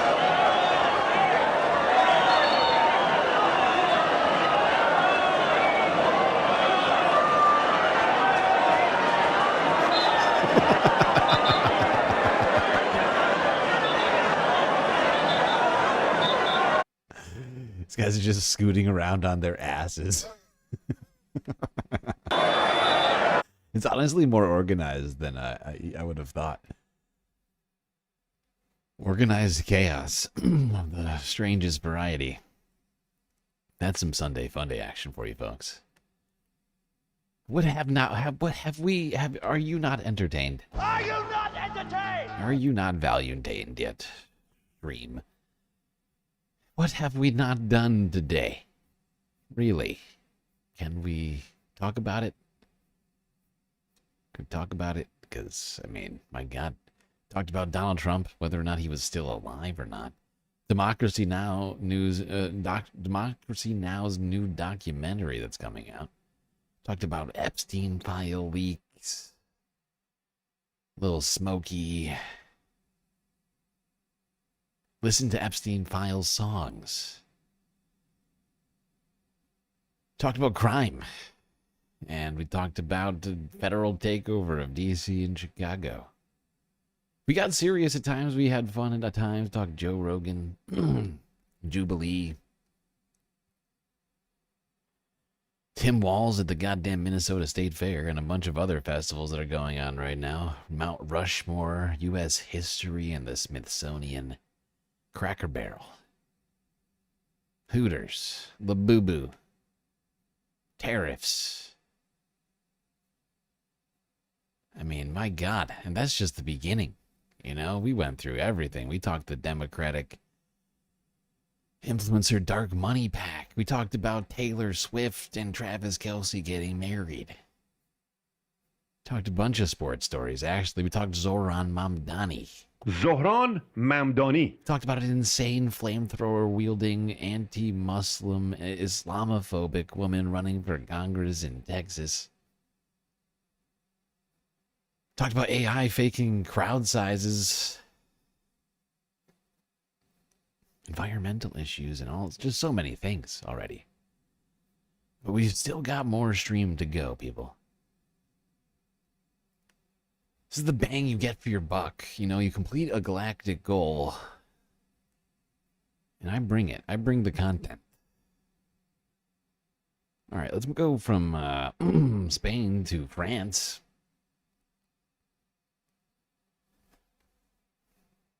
Where are where you can talk music at Rock en Seine 2025.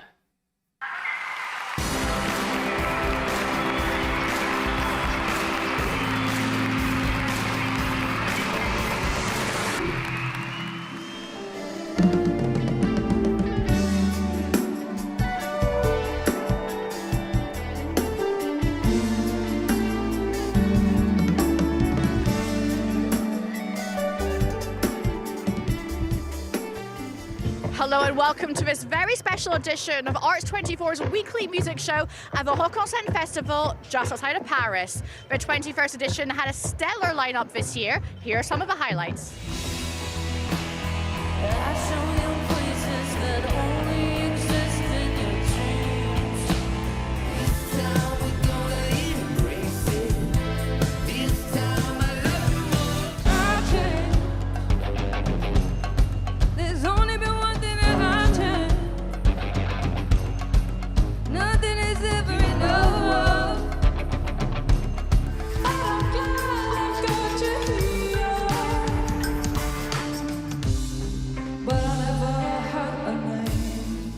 One of the most anticipated concerts this year was that of Chapel Roan. It was the Grammy winner's only performance right here in France this year, and fans travelled far and wide to see her. Take a listen.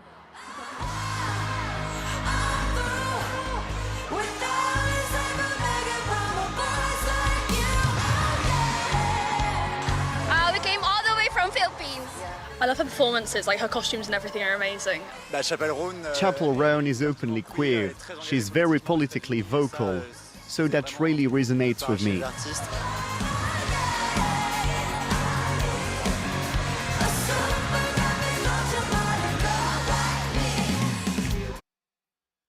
Well, there you go. Musical wonders at the Rock en Seine 2025 or 2025. Very exciting stuff here in France.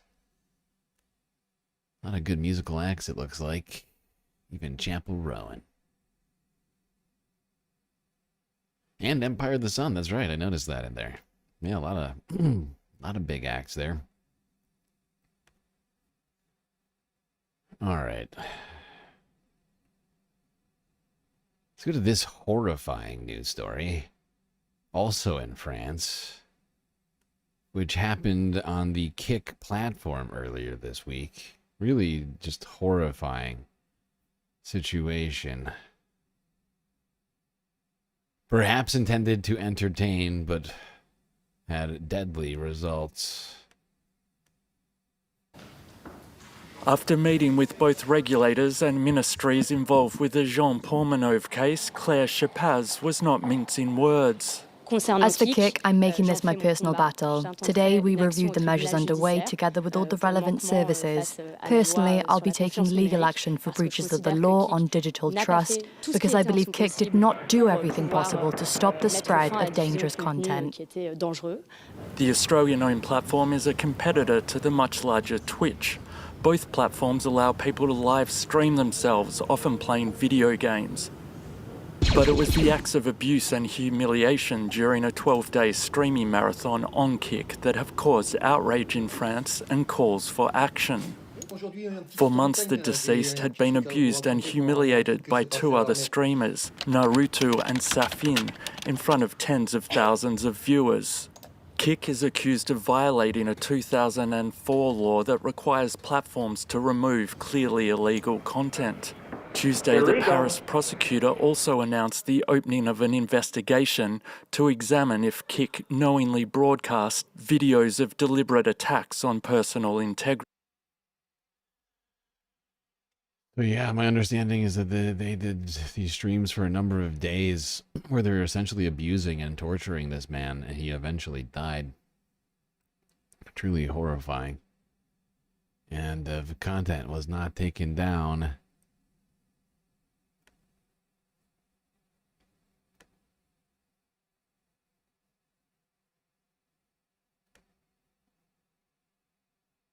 All right. Hard to try and go back to having fun after that. But let's go here, I guess, to the Seine, where Paris is extending Swimming season. People seem to have really taken to swimming in the Seine. Not gonna lie. After Parisians' first summer in a century. Which is gross. I mean, it's kind of gross, right? Like, some of the tests from around the Olympics. And you gotta figure that the water's worse than when the Olympics were there because they were doing everything possible to keep the water clean for the Olympics. Now that the Olympics are done, you know, like, and even when the Olympics were happening, they had tests with like E. coli and other like disgusting sewer bacteria. Whereas it, ugh, ugh. After Parisians' first summer in a century splashing in the Seine, the French capital is extending its swimming season. Wednesday, Paris Mayor Anne Hidalgo announced that due to the popularity of the urban swimming project, 2 of the 3 sites will remain open past the end of August. The Grenelle site, with its dazzling view of the Eiffel Tower, will now close on September 7th, while the Bercy site will keep its doors open until September 14th. The mayor's office is celebrating what it calls a historic success. Great success. See, but like I said, people seem to have taken to swimming in the Seine. This has been happening all summer. It has been very hot.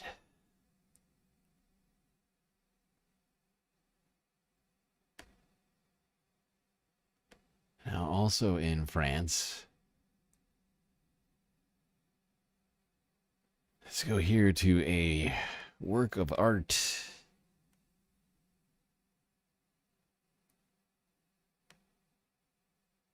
An exact replica of the Eiffel Tower. Well, not quite. After 8 years of painstaking work, thousands of parts, and extreme attention to detail, this is the finished product. It's an exact replica of the Eiffel Tower, but a fraction of the size. 30 meters as opposed to 300. The man behind the structure is Jean-Claude Fassler, a retired metal worker from Alsace. One day I decided, right, I'm going to do this because I don't like being idle. I've worked hard all my life and I thought I'd take this on, but honestly I didn't realize what it would involve. On paper it looks simple, but in reality it's incredibly complex. The original Eiffel Tower in Paris was completed in 1889 and designed by Gustave Eiffel. It went on to become one of the world's most famous monuments. Fassler, an admirer of Eiffel's work, took his original drawings and designs to faithfully recreate the tower. I didn't. There you go. One man determined to create an exact replica of the Eiffel Tower, doing just that with his ingenuity and hard work. Let's not forget, though, of course, that the Eiffel Tower, to some degree, was paid for by reverse reparations payments from Haiti. Still beautiful. Still beautiful. Can't, you know, you can't take that away from him. All right.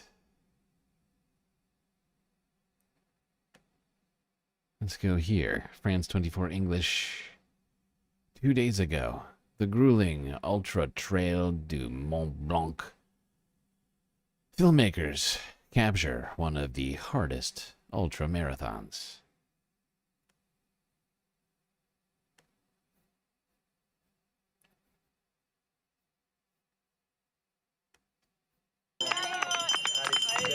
When running one of the hardest ultramarathons isn't enough, you can always get a job filming it.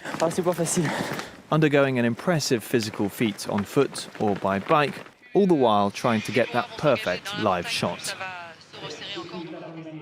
Back at the starting line, cyclists on electric mountain bikes are preparing their kit, a hotspot in the backpack and satellite dish on the bike, before they head out to film a section of the race. We've got a 4G hotspot in the back to connect to the control room and a GoPro on the helmet. There are 1,500 runners today, followed by drones in the air for wide shots, and headed up by the cyclists. One hand on the handlebars, one hand on their helmet with the camera attached. As we head into the steeper parts, cameramen on foot take over. Jean so is in the midst. the cameramen are also running the ultra marathon. Okay, that's hilarious. The best runners at the front of the pack. He needs to match their pace and stay in constant contact with the control room.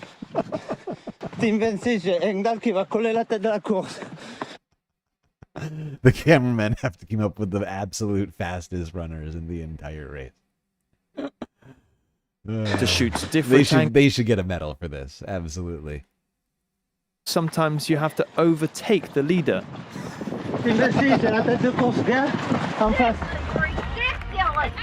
They're paid €300 a day for their work, which can be dangerous, as evidenced by this cameraman following the second place runner down a steep hill. Although they are like they're not doing the whole marathon. I don't think it seems like they're switching off. Either way, truly impressive stuff. Oh, damn. I thought I should probably calm down a bit. It's just a scratch, nothing serious. The whole camera crew is extremely fit, all 15 of them seasoned trail runners. They relay with each other, running 10 kilometers at a time. Right, okay, yeah. So they're only doing 10 kilometers at a time, not the whole thing, but still. And some hard work. It looks like it could be fun.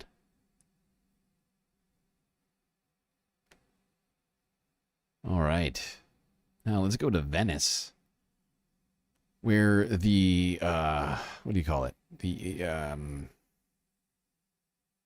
Mostra Film Festival was happening.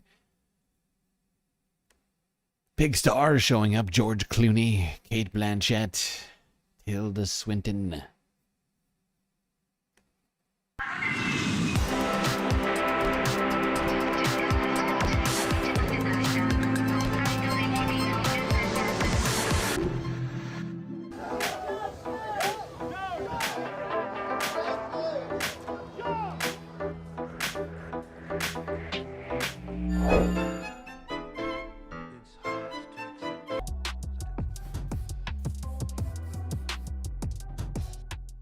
Hello and welcome to Arts 24. We're kicking off with the opening night of the Venice Film Festival. Stars including actors Kate Blanchett and Tilda Swinton, model and TV personality Heidi Klum, and the legendary filmmaker Francis Ford Coppola were among those walking the red carpet. Julia Roberts and George Clooney are some of the biggest names who are set to attend the 82nd edition of the world's longest-running festival, with top directors from Catherine Bigelow and Jim Jarmusch all due to arrive. The festival jury is made up of prestigious names in the world of film, including Brazilian actor Fernando Torres and Iranian director Mohammad Rusulov. It's headed this year by Nebraska filmmaker Alexander Payne. Can a film really change society or a culture? I don't know. Doubtful. But at least, though, when we make films which are relevant to the times, we leave a document that someone was thinking about that. Did Lubitsch's film To Be or Not to Be, did Chaplin's Great Dictator prevent World War II or the Holocaust? No. But they are documents that people were aware of at the time, even before those things happened. We have those as documents, and as such, we can try to learn from them. The Venice Film Festival. There we go. Star-studded film festival in Venice.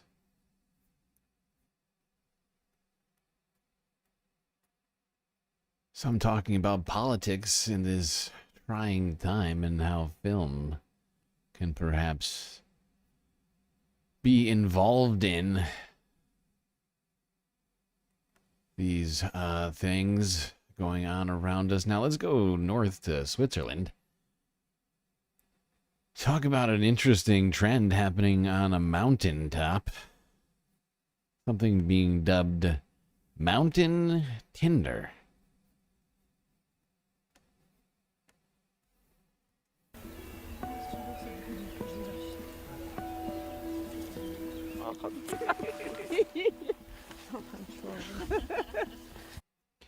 Wasn't Clooney at Bezos' wedding?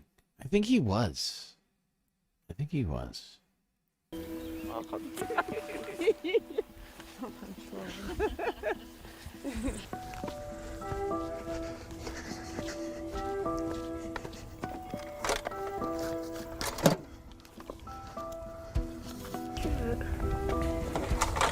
day, while hiking alone, he had the idea to jot down his contact details and a few lines about himself in a notebook. His goal? To meet someone. Now, the initiative is known across the country as the Tinder of the Mountains, a nod to the famous dating app. The idea of choosing a person on an image by swiping left or right didn't appeal to me very much. I came up with this idea, which in the end is very, very simple. If we contact someone, the person has come to the summit. They most likely love mountains and the outdoors. The first common place is often I'm sorry, hold on. I got caught up. The first date usually takes place in the mountains. And it makes it easier to meet people. And for things to work out. It worked for Kathy and Patrick. A few months ago, they both climbed the Wand Flu summit just a few days apart. Kathy had left her contact details there. Today, they're hiking to the summit, hand in hand. Oh. Okay, that's sweet. That's sweet. There we go. Real life Tinder. Just a book in a box on the top of a mountain. I like the mystery of it, though. That's fascinating. And it sort of brings people together around a common interest. Kinda cool. All right, now let's go here. Talk about a piece of art which was looted by the Nazis 80 years ago and was recently spotted in an estate agent advertisement. I just realized I think this might be in England. Fucking hell. Whatever. An Italian painting stolen by the Nazis from a Jewish art dealer in Amsterdam has been spotted on the website of an estate agent selling a house in Argentina more than 80 years after it was taken. An online photo shows Portrait of a Lady by Giuseppe Galandi hanging above a sofa inside a property near Buenos Aires, once owned by a senior Nazi official who moved to South America after the Second World War. The artwork is among hundreds looted from the studio of Jacques Goudsticker after he was lost at sea while trying to escape to Britain. Well, let's speak now to Cyril Rosman, one of the team of journalists at the Dutch newspaper AD who've been investigating the whereabouts of the looted paintings. Investigate. Is it just me, or does this painting look like a young Marlon Brando? Now to Cyril Rosman, one of the team of journalists at the Dutch newspaper AD who've been investigating the whereabouts of the looted paintings. Investigating them, Cyril, for more... A young Marlon Brando in a dress is what that painting looks like to me. Looted paintings. Investigating them, Cyril, for more than 10 years. So tell us how you came to discover it. Obviously, it hasn't been examined in detail. But how did you come to discover the whereabouts of the painting in question? Yeah, we were researching on the senior Nazi official for like 10 years. He fled to South America after the war. And we have been trying to get in contact with his daughters, who are still living in Argentina for the last few years. But they didn't want to talk to us. So a few weeks ago, we decided to give it a last chance and to send our South America correspondent to the house of the daughter, and he knocked on the door, but she didn't open it. But he was so keen to see that the house was on sale, and then we found the house on the website of a real estate agent. We scrolled through all the interior pics, and there it was on one of the pictures, one of the missing paintings. What an astonishing moment, because the Dutch... It is astonishing. My God. A stolen Nazi painting, a stolen Italian painting by the Nazis, then fenced through Amsterdam, turns up in a picture on social media and then vanished apparently afterwards. And people believe that these owners are on the run. Now let's go to Poland. Talk about and check out this Polish fashion show, which is exhibiting traditional Polish crocheted garments. Both wedding dresses and lingerie. Crocheted lingerie. A what now?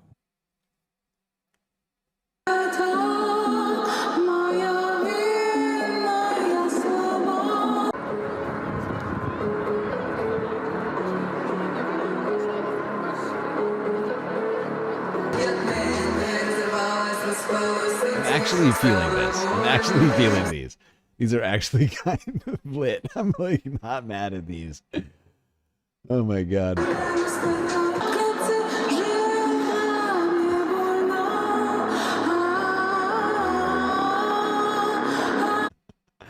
It's for when you're at your ski chalet, but you're still trying to stay sexy.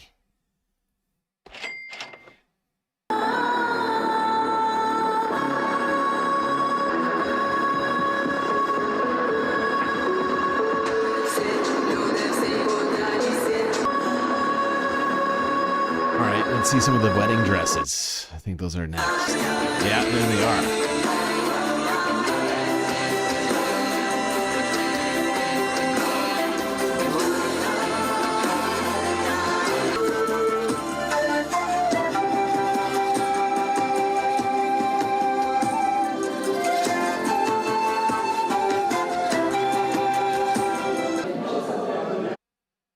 There we go. Traditional Polish crocheting exhibited at that fashion show. Pretty incredible stuff. All handmade, I assume. I wonder if the tiara is also crochet. I didn't quite look.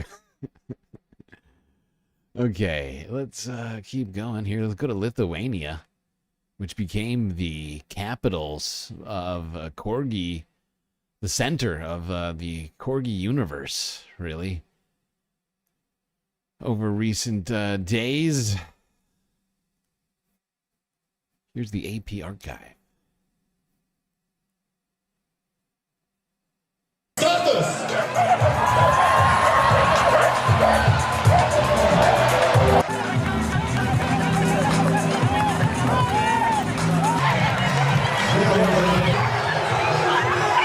He knows what he did, and he is really proud of himself. So, to the next year.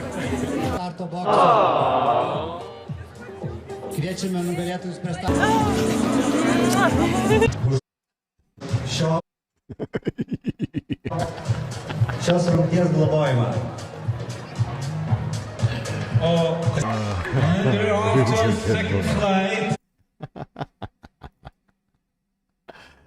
Oh, God. Too cute. Too cute. I'm not going to lie. I like this one better than this one. I don't know what it is, but this one's just hilarious to me. His little head's like peeking out of the top. It's fucking hilarious. Oh, my God. That is too cute. That is unfair how cute that is. I never knew how cute a corgi in a plane would be, but now I do know, and it's a life goal now, I guess, in the future. All right. There you go, little doggy dogs in Lithuania. As the capital of Lithuania becomes the center of the Corgi universe, hosting one of the biggest Corgi festivals on the planet. All right, now, while we're here, we should go to Ukraine, where veterans in Ukraine's war with Russia swam on Ukraine's Independence Day. That seems like a Sunday fun day activity. A little swimming. Це може бути пафосно, але це на даний час сенс. It might sound pretentious, but it's my reason to keep living. Because I've noticed that when I do absolutely nothing, I slip back to the state I was in right after the injury. То я відкочуюсь назад до стану, коли я тільки отримав поранення. Типу, я розумію, I realize that in those moments, the amputation wins. Ампутація перемагає, і знову з'являється це все And the депресія, depression, apathy, and everything else на моєму шляху з'являються returns. такі виклики, But when challenges like these appear on my path, добрий they такий give me заряд a real boost.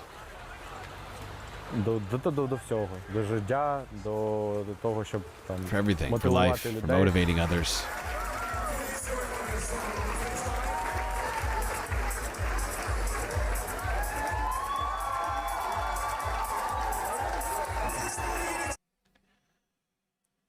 There we go.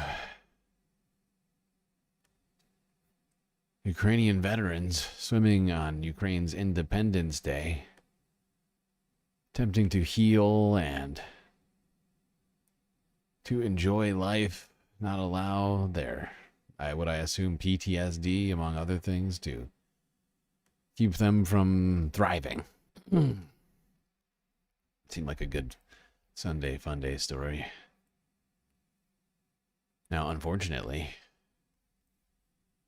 stuff like that gets cut short by things like this. Here's the Guardian news from yesterday.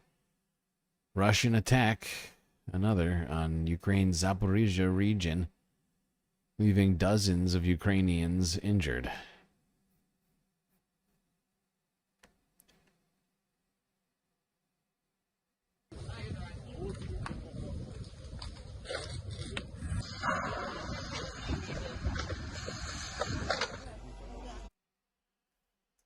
A regional governor said 3 children are among those who were injured. There was one explosion, then another one, around 2 a.m. We were sheltering in the common space in the building. There were explosions, one after another. The attack on Zaporizhzhia cut power to 25,000, or to say 25,000 residents. That's not fun. Sort of the opposite of fun.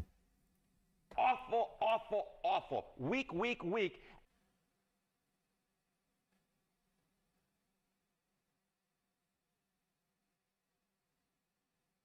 Now let's go to Nigeria. Talk about a company which is revolutionizing the world of prosthetics and bionic arms. Not necessarily what you would expect out of Nigeria, but this is something that sorely needed, especially in this world of conflict that we live in. Look how realistic that looks like. This is not a real hand. This is that's a prosthetic hand.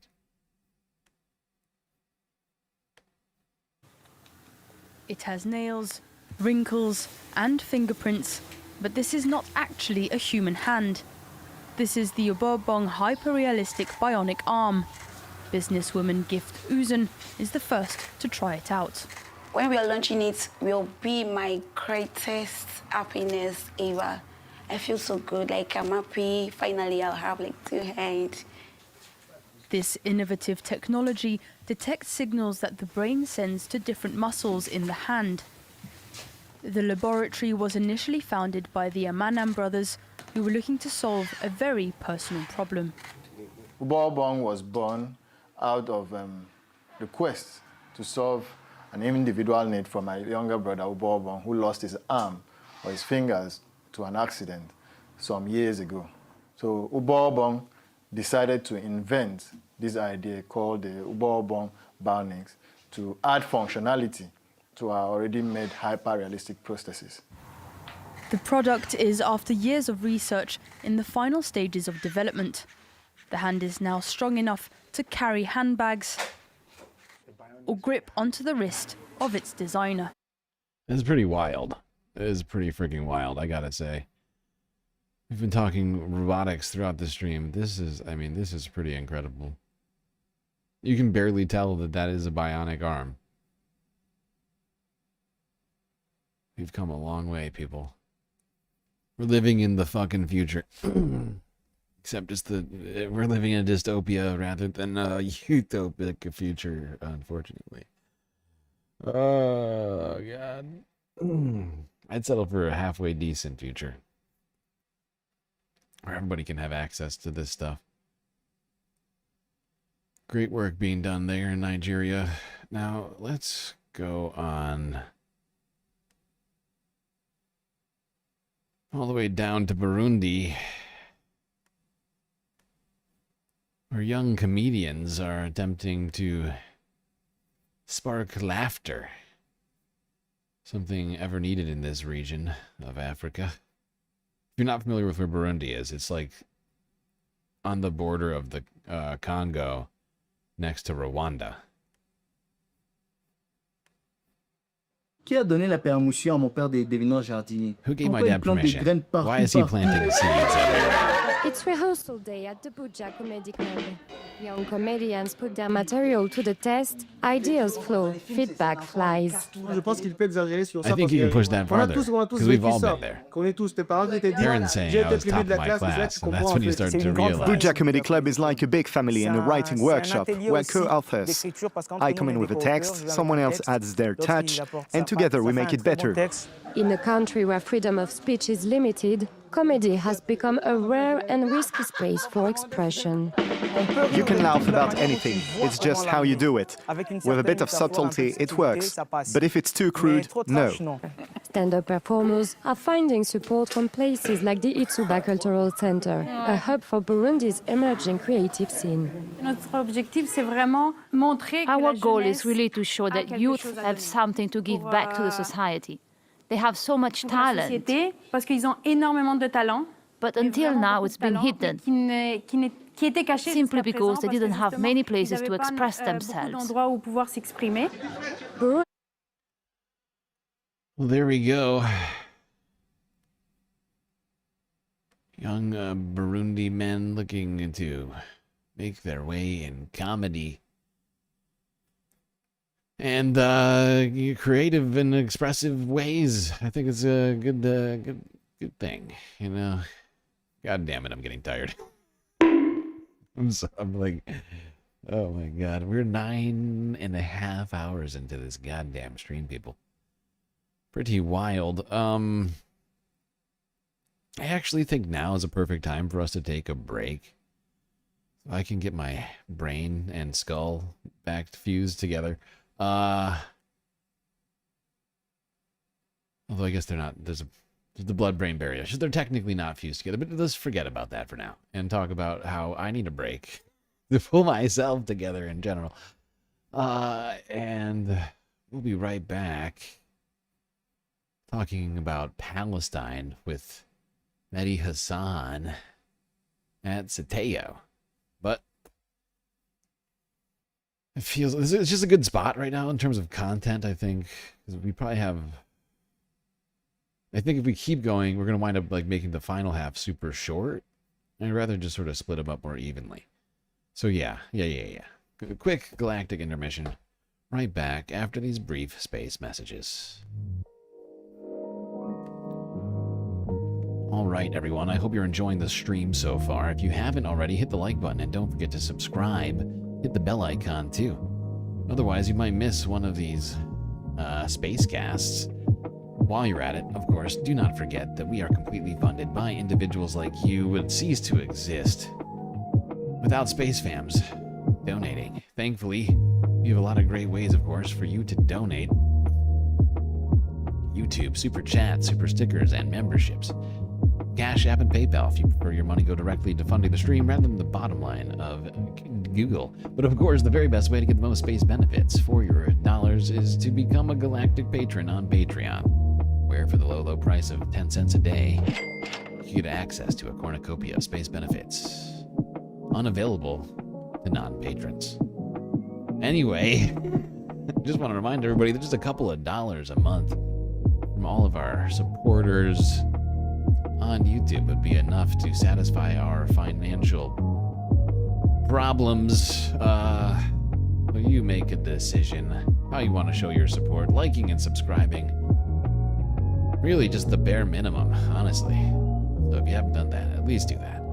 Anyway, chat, enjoy the break. Grab yourselves a drink, maybe a snack. And I will be right back after I somehow knock my brain into being more here.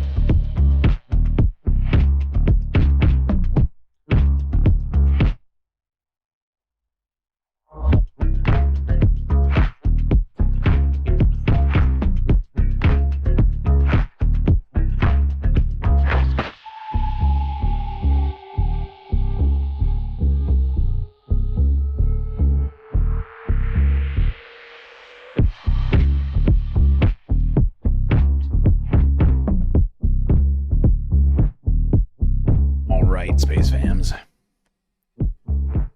We've gotten through 5 halves and are about to go into the rare territory of sixth half. So prepare yourselves. About to go from Africa to the Middle East. Buckle up those seatbelts, space fams. I do not want any of you to go floating away or to miss the last half of the Galactic Stream and of Sunday Funday. And we are fully into Labor Day now. East Coast is 8 a.m. People waking up to a federal day off right now.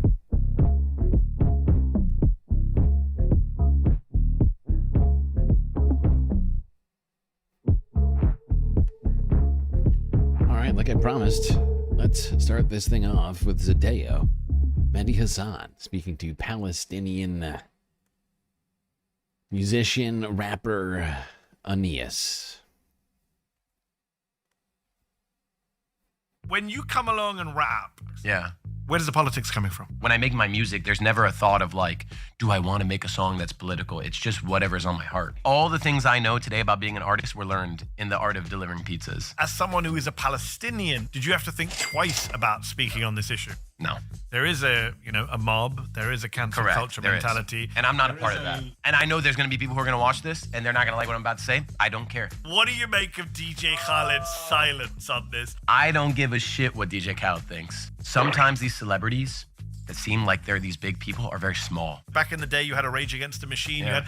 Today, very few people are willing to take that risk. Yes, LeBron James is not saying something. Yes, Steph Curry is not saying something. But Chance the Rapper is saying something. Kehlani is saying something. Hosier is saying something. Bernie Sanders doesn't say the word genocide. And he should. And he should. Because Zohran is bigger than Zohran. Zohran is about the interest of people over the interest of elite. It's also breaking down taboos, as you say. Exactly. If he can win in New York, then why can't people win elsewhere? He's a crack in the matrix. Yes. Palestinian joy is resistance. Palestinian love is resistance.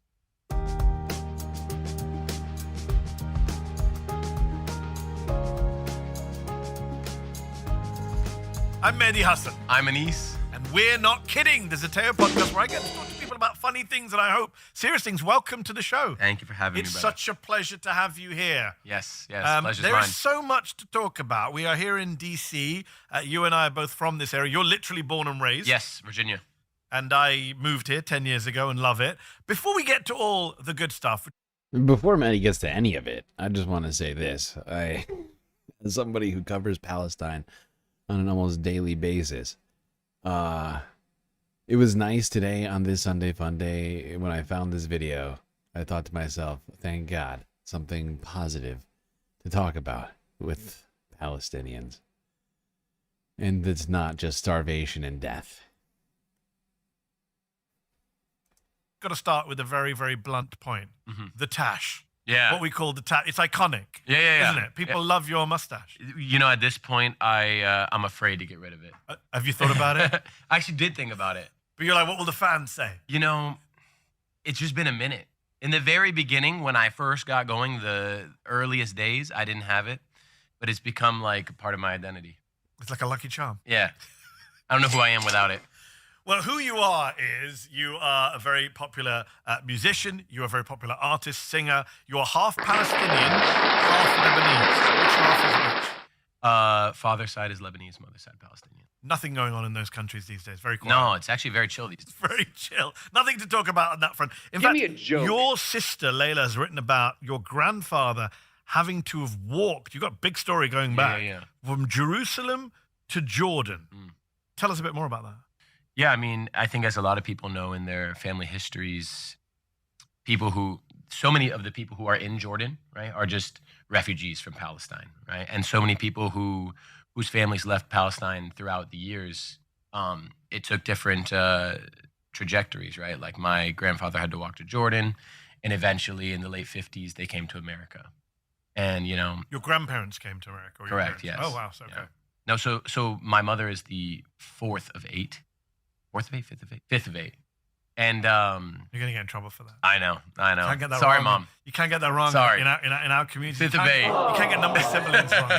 Especially when there's 8. It's a very small amount My for mother Palestinians. is also second of 8. Yeah, See, there you go. I got it right. You got it right off. Straight up. Second's easier to remember. The fifth, it gets Fifth harder. is, yeah, when you get down the the 4 line, or you're 5, "Ah, it's what's the just difference, right? It's just at that point they were just. Yeah, you know, mashallah. exactly. Good job. No, but she was the first one born here, and so yeah, my grandparents moved. My grandfather first, and then my teta moved with the 4 eldest, and then my mother was the firstborn in America. Liking this video? Then don't just watch. Hit like, share, and subscribe. And tap the bell so you never miss a video or live show. But if you want early access to exclusive content, then you have to head to zeteo.com. Immediately, if not You'll be sooner. supporting fearless, independent journalism.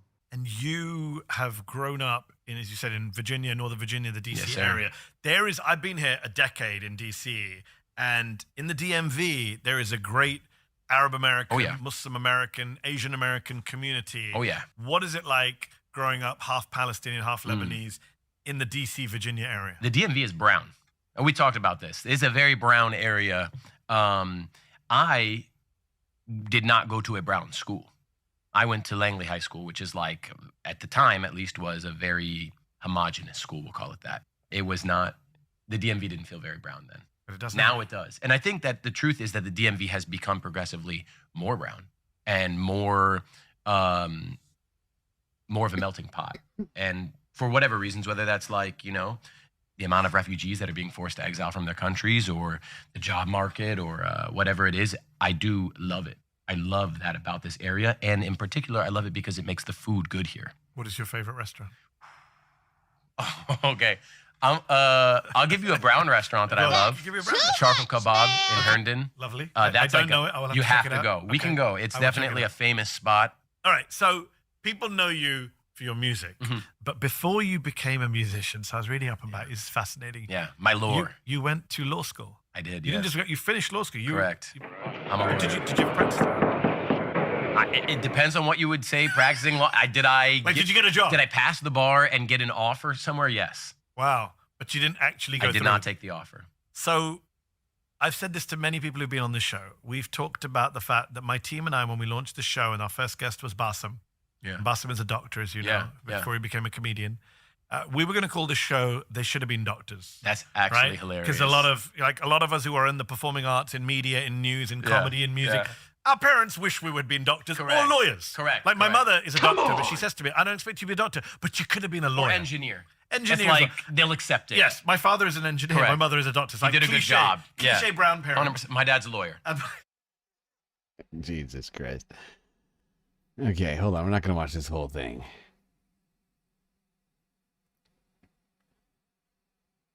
But I figured we hit it, at least try and hit up all these topics in here that they got. Very nicely apportioned with the timestamps. So, delivered a lot of pizzas, I believe, when you Yes, were in sir. school. Yes, sir. And apparently you delivered pizzas in total for 10 years, Yeah. even after past bar. Like, honestly, like I watched this whole thing though, and he seems like he's a really interesting guy. Yeah. You also I'm not all that familiar with his music, and I'm like planning to like listen to it at some point soon. school. Yes, sir. And apparently you delivered pizzas in total for 10 years, Yeah. even after passing the bar. Yeah. How come? What was it? What did you love it? I loved it. You loved it? I loved it. Did you partake in some of the stuff you delivered? So what would happen is whenever there would be a mess up, which sometimes I maybe messed up myself. You get to keep the pizza? It's a crew pie. That's yeah. not a bad No, I love delivering pizzas. What lessons? Yeah. I got to ask this question. There you go. What lessons did delivering pizza teach a young Anis? Everything. All the things I know today about being an artist were learned in the art of delivering pizzas. Oh, really? Oh yeah, like I mean, so many of my coworkers would come back to the shop like pissed that their tips were not high, and I would always sometimes be like confused, like, wait, what do you mean you got tipped $1? I got tipped $6. Like, why? How did you only get 1? I got 6. I came to realize like I was learning how to deal with humans. I was learning the art of storytelling, I think, because when I got to people's houses, it was a chance for me to connect, right? So that's really all it was. Like, I got to literally open the door into thousands of homes, right? So sometimes the experience delivering pizzas was stressful as hell. A lot of times I delivered pizzas for quite a while. It is a stressful-ass job. It's fun. It can be good. It can be rewarding. You can make a lot of money on good nights. You can make no money on bad nights. You can meet nice people. You can meet terrible people. You can see crazy things. You can see very, very boring things. But there's it's an interesting job. On and off. I think because I worked at a pizza parlor delivering pizzas, and then I left, and then I came back to it at some point. So like I think over time I probably delivered pizzas for well over a year and a half. There's also a very political side to you as well. Maybe 2. And to your music. And it's not just about October 7th and Gaza, and we'll come to that. Right. I think we have a clip from about 5 years ago. I think we can play a clip of you rapping in your car. I don't even know what you're about to play, but play it. I said independence. What does that even mean? Is it red, white? Is it blue? Is it black? Red? Is it green? Is it something they desperately need in Yemen and Palestine? Is it freedom for black people we've only seen in a dream by the propaganda machine broadcast on a screen? Mexican kids are still getting ripped from their families. We need to meditate on the 4th and ask what it means. I won't celebrate independence till everybody is free or not. I'll be honest, I don't recognize that guy. No. There's no stash. No, there's no tash. There's no mustache. Whatever you want to call it. That's a and by the way, that's Anis the rapper. Is that a different title? Oh yeah. Okay. Like Chance the my Rapper? Fans, anybody that watches this will know. Like before I got Anis, the elusive 5-word handle, there was multiple years of Anis the rapper. And that's Anis the rapper in That's the Anis car. the rapper. In the car there, but very political. Talk about the 4th of July. Yeah. When you come along, Yeah. Where does the politics coming from? And when you come along and come up with lyrics, Yeah. where does the politics coming from? I mean, I just don't know any other way, to be honest. Like we talked about my dad being a lawyer, so he got his start in civil rights law, and he was the president of ADC, Arab American Anti-Discrimination Committee. So growing up as not just a Arab American in Northern Virginia, which, as we've discussed now, is more recently become a browner and browner area. But even in the 90s, growing up for me, these formative memories were civil rights, politics, Palestine, always. Palestine, Lebanon, but beyond that, civil rights as it pertained to Arabs, Muslims, whomever. So for me, this is not like an option.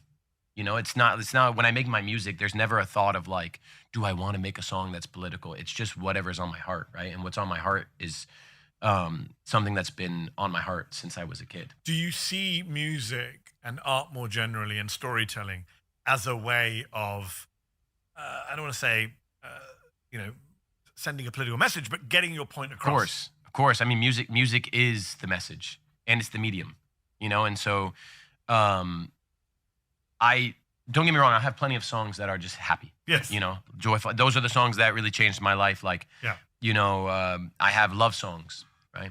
But to me, music at its essence is a spiritual act, right? It's something that we connect on spiritual, and not to get too deep here, but in my opinion, the underlying spiritual nature of music requires you to care about other people. You know what I'm saying? If you're an artist and you're performing this spiritual labor of creating music, and It's for other people, and you don't care about how it affects other people, then in my opinion, maybe you're less of an artist and you're more of a capitalist. Well put.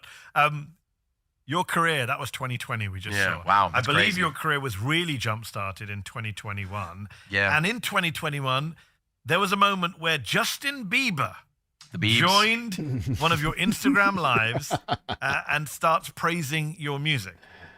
Yeah. What is that I'm a believer. I'm a believer. Yes, I am. lives and starts praising your music? Yeah. What is that like for you when you're in the middle of an Instagram live and you see on the side Justin Bieber is I'm not actually a believer, but I find this to be hilarious. This particular anecdote is just hilarious to me. like for you when you're in the middle of an Instagram live and you see on the side Justin Bieber has joined the chat? Yeah. I mean, at the time, it was The equal pure parts. fight or flight. Oh my gosh. It's like in this moment, you've quit law, you've chosen to do music. It's been 2 years. You've grinded, but only for 2 years. And suddenly one of the biggest artists in the world is in your chat. So at that moment, you have the choice. You're going to put up or shut up. Because I could have ignored it, right? If I just would have been like, this is too nerve-wracking. Yeah. But that's just not who I am. So there wasn't any thought. It was just boom, boom. Not gonna do it. Wouldn't be And then, prudent at this yeah, I mean, I'm not juncture. going to lie. I'm not going to sit here and pretend like that wasn't a absolutely pivotal moment in shifting not only... Yeah, that's pretty huge. One of the biggest recording artists on the planet suddenly shows up in your chat 2 years into a massive life decision, quitting law after having gotten the degree and the job offer. I mean, that's certainly, what's the word? Positive reinforcement, needed positive reinforcement, most likely at that point. I can certainly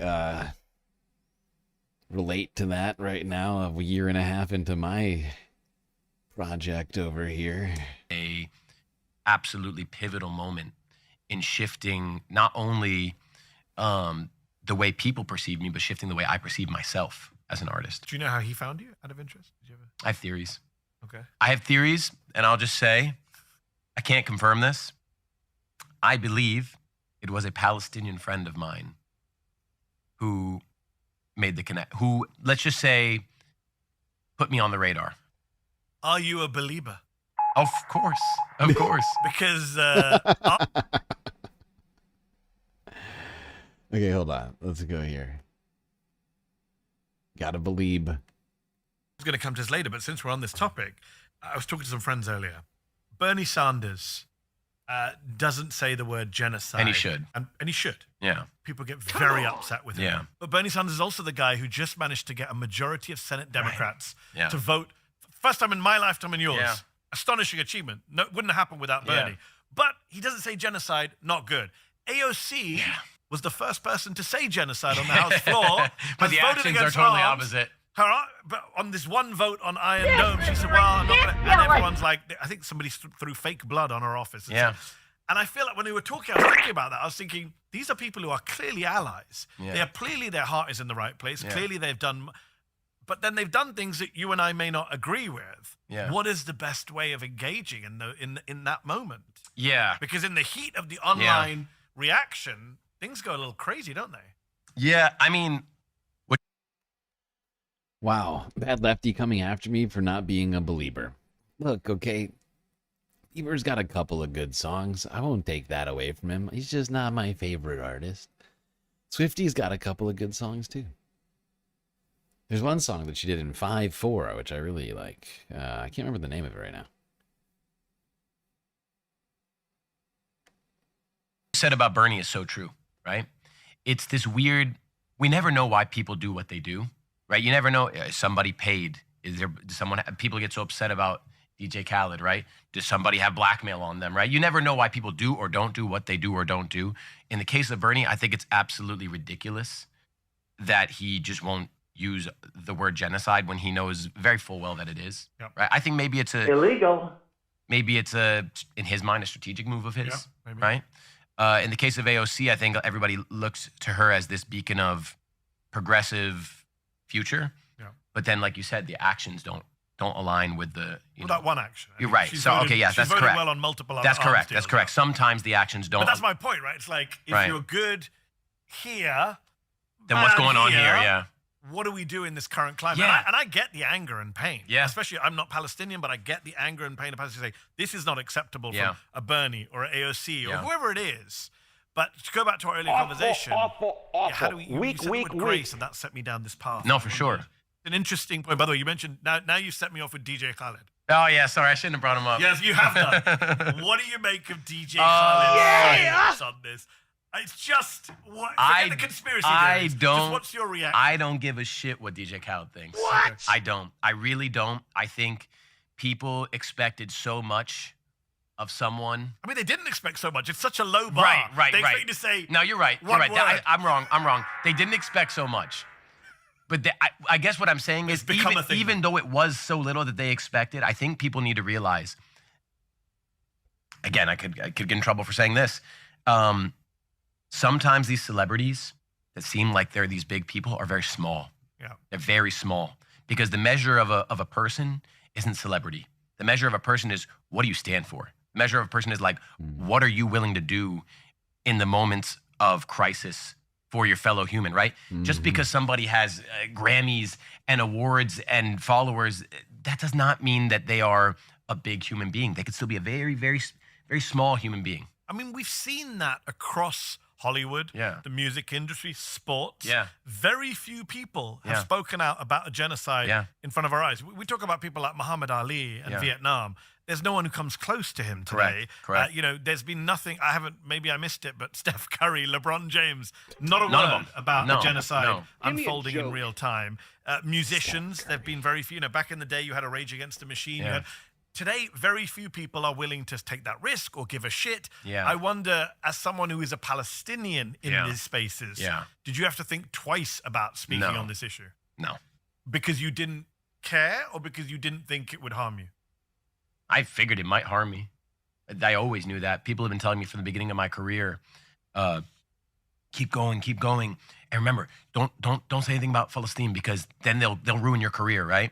People have said that to me, and I'm in a different industry. Of course. I mean, it's a known thing. Yes. Palestine was designed to be a taboo by people who wanted to remain a taboo, and it's no longer a taboo, right? Here's my thoughts, right? When it comes to Palestine, and it's not, like you said, not just October of 2023, but from the very beginning of my career, I speak about Palestine because it's the right thing to do. And if I profit from my silence, to me, I'll never be able to sleep on my pillow. And one thing I know for sure is you could take away everything I have going professionally, the career, the money, the ability to do shows, the platforms, social media.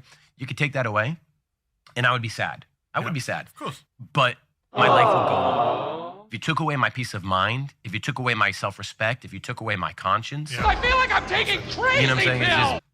You reminded me about another clip we have of you, actually. Oh, God. Let's play this. This is from December 2023. It's a clip of you at a concert just after October the 7th, speaking on exactly this subject. Run it, man. And I used to be afraid to speak about this shit, but fuck that, never anymore. It's not the time to be silent. It's not the time to be silent. It's time for us to lift our voices. It doesn't matter if it was Palestine, Yemen, Sudan, the Congo, London, America. It doesn't matter. Wherever people suffer, we have to be with them. It's interesting there you say, I used to be afraid, because we were told, like you and I growing up, don't touch this issue in your in your career paths. What's interesting is you mentioned a second ago before we played that clip is kind of the taboo has been lifted. Right. More people are speaking out. Maybe not the LeBron Jameses of this world or the DJ Khaleds, but more people are in a way that I never thought we would see on the Oscars stage. a Palestinian film director winning an Emmy and talking about apartheid and ethnic cleansing. Correct. For millions of Americans watching. So things are changing. They are absolutely changing. And by the way, yes, LeBron James is not saying something. Yes, Steph Curry is not saying something. But Chance the Rapper is saying something. Kehlani is saying something. Hosier is saying something. Billie Eilish is saying something. Mark Ruffalo is saying something. You're seeing people that are A-list, right? I mean, when I was young, that would... Guy Pearce. Shout out to Guy Pearce. Great Australian actor. And the list is a lot longer than people think. That would never have been the case 20 years ago. That would never have been the case 10 years ago. So even if... Like you asked me, was I afraid to speak out about Palestine at the beginning? You know, even if I knew, just so you know, I only got into music because of Palestine. I only got into this because I figured this is going to be my, like I told you, I was raised in civil rights. My whole purpose, my whole life has been, you know, inspired by what I've seen my father do, what I've seen my sister do, what I've seen my grandfather do. So this was my purpose, right? I figured this was my chance. And naively, as a kid, I believed, and naively, even recently, I believed, all right, Anis, you become the biggest artist in the world, you use your platform, and you can somehow convince the world that we need to free Palestine, right?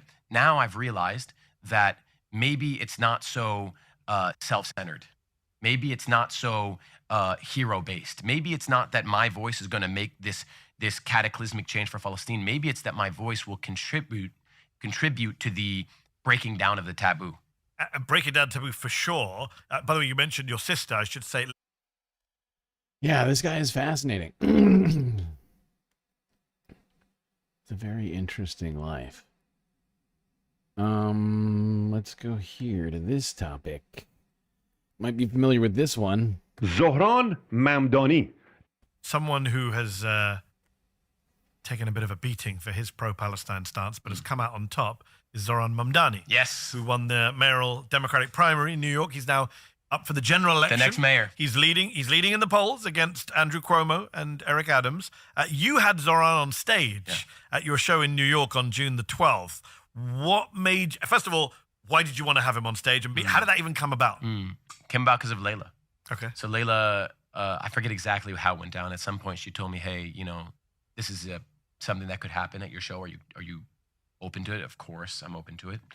And so, you know, my people, his people connected. And for me, I felt so honored because I knew the moment we were in. Here I am, and I really saw like God's hand in it. Here I am in New York, one of my biggest markets, with all my fans who, by the way, vast majority are people of color. And vast majority are Latino, Black, Asian, and some Arab, to be honest, but not as many. And so I knew like this opportunity to put up the next mayor who actually cares about the people who are in my audience.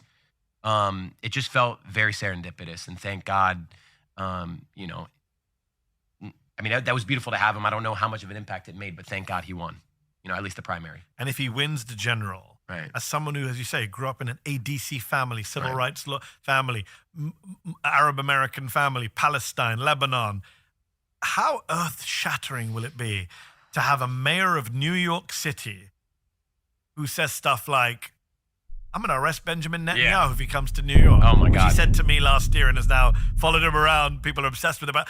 I mean, I try and explain to people who don't follow politics very closely, this would be a huge, bigger than New York, freaking deal. Yeah, it's global, bigger than America. Yeah, I think the entire world will be watching him. Yes, I think a couple things that I want to talk about when it comes to Zohran, right?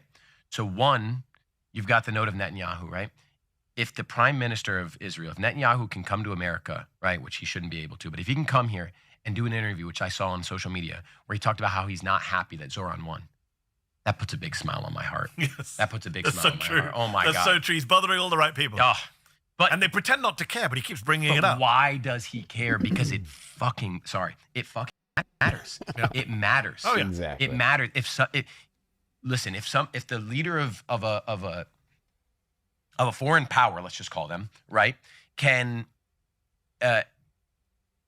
is so has such a vested interest in the state-by-state politics in our country, what does that tell you? So to see that he actually is upset tells you that it actually matters. If it didn't matter, he wouldn't be saying anything. If the New York mayor was irrelevant to him, he wouldn't be upset. But these these genocidal, warmongering criminals, they know that it matters because Zohran is bigger than Zohran. Zohran is about the interest of people over the interest of elite. Zohran is about the interest of people over the interest of lobbies and foreign powers. So breaking down taboos, as you say. Exactly. If he can win in New York, then why can't people win elsewhere? It breaks down this idea that you can't go against Israel or the pro-Israel lobby or the establishment or Wall Street. Right.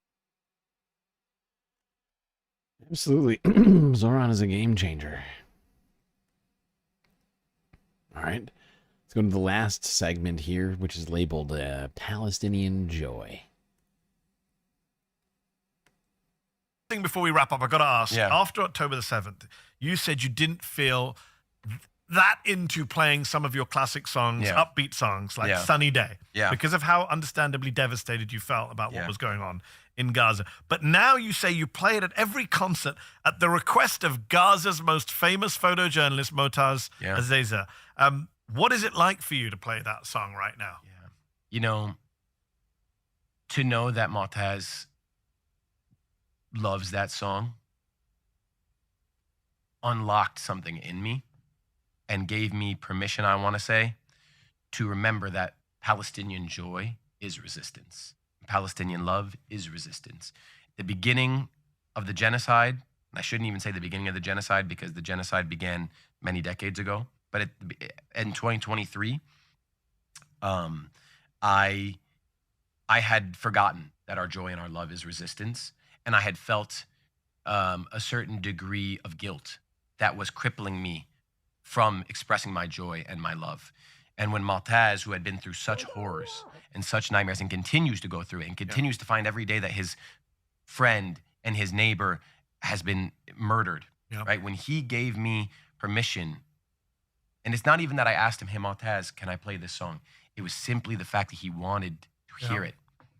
It unlocked the joy and the Palestinian love inside of me. And ever since then, I've committed myself to remembering that that joy and that love is my role. My role, yes, I'm an activist. Yes, I'm people have come to see me now in a political light, but more than anything, I'm a lover and I'm a joyful human being. And that comes very deeply from my Palestinian identity. And so shout out to Motaz because he really gave me that permission. And we will have to leave it there. Yeah. Well, there we go. Rapper Aeneas on a whole range of subjects. A great conversation with him and Mehdi Hassan. Really fascinating stuff. And I thought that his perspective was much needed in this difficult time.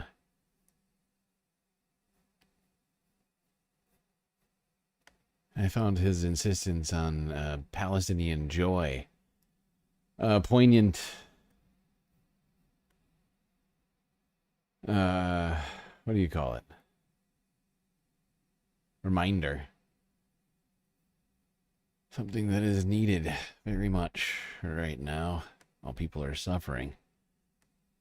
Even the people who are suffering want joy, of course. You know? God. All right, let's go here. France 24 English from 2 days ago. Palestinian director Skandar Kopti's Happy Holidays, a bold portrait of life between two worlds.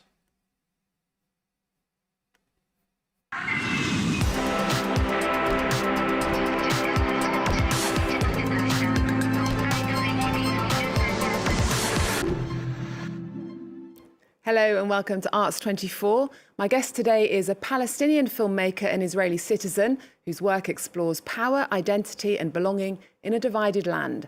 Skandar Kopti's new film, Happy Holidays, is set in Haifa and follows 4 interwoven stories of Palestinian Christians and Jewish Israelis as they navigate love, family and control in a militarized patriarchal society. يا سليلة وهاني ارفعوا تشيرز الله العقبة للمعوزين قريبا ان شاء الله ازيك توفيق قبلي هاي ماما شو الوضع؟ حكيتوا اشي للمستقبل بفكر عشان بعده بالاول زي لوين؟ نسبة كيف التعليم ماشي معي؟ خلص الليلة يعني بدي أفوت على التخت وأحضر لي شيء وأنام.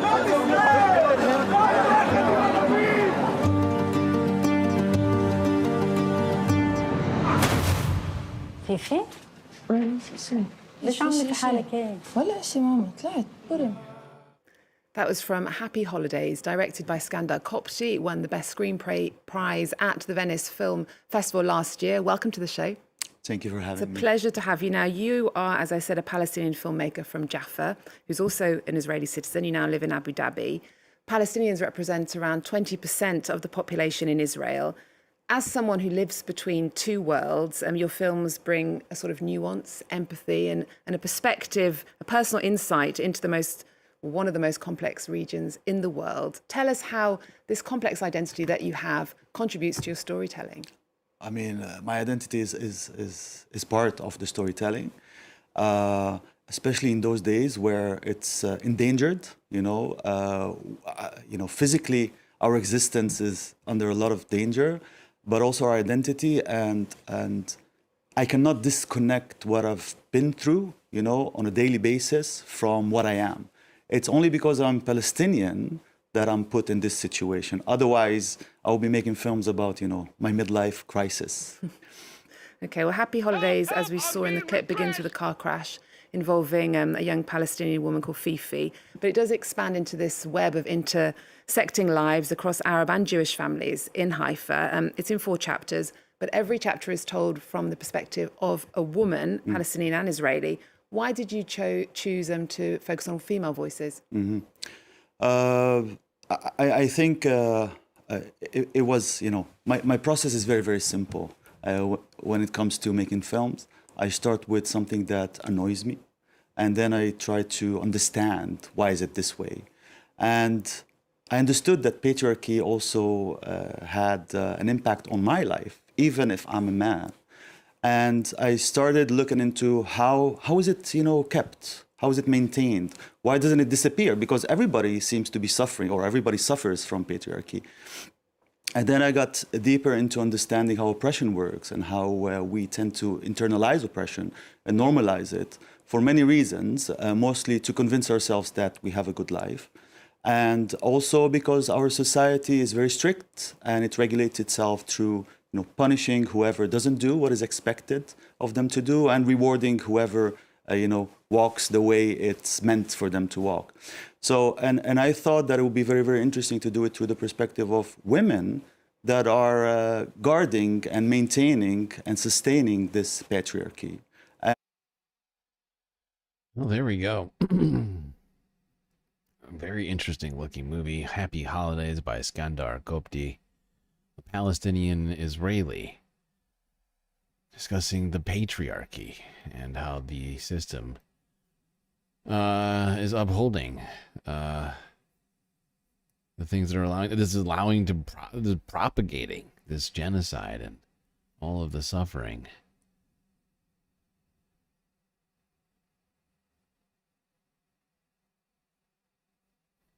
All right, let's go here.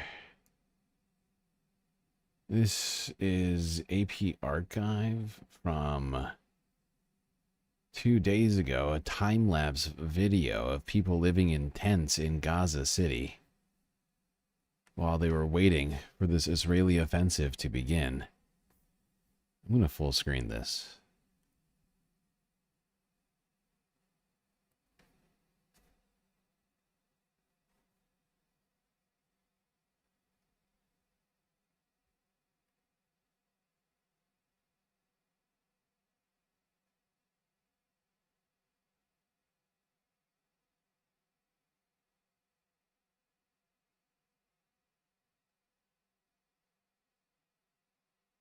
Can't imagine just waiting to know whether or not I'm going to be forced to leave my terrible tent camp to make a new tent camp somewhere else.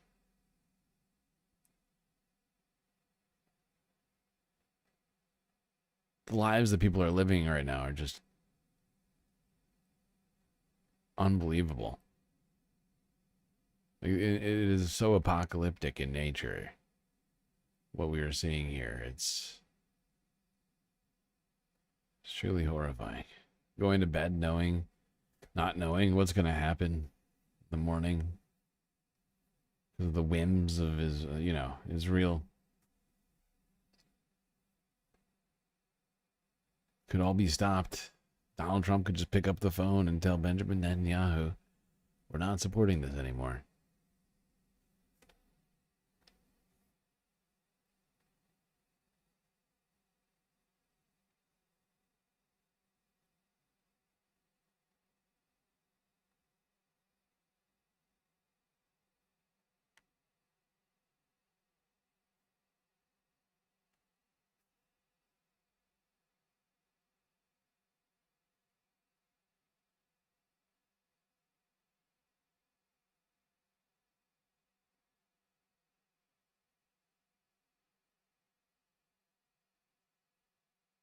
God, the sunset is beautiful.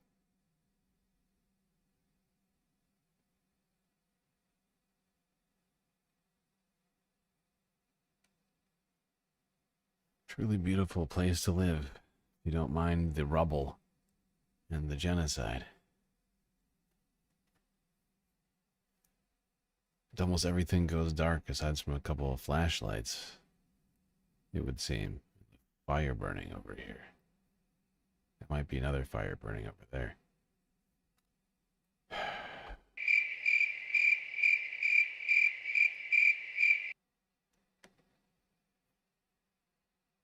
And the people of Gaza go to bed knowing. Who knows how many actually get a full night's sleep.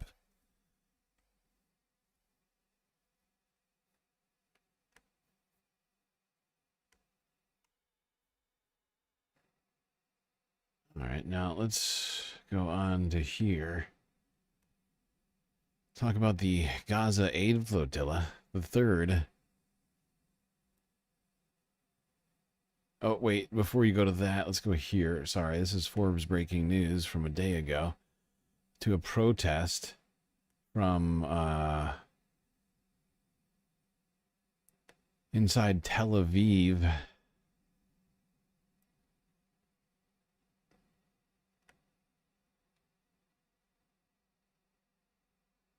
All right, why is it stuck?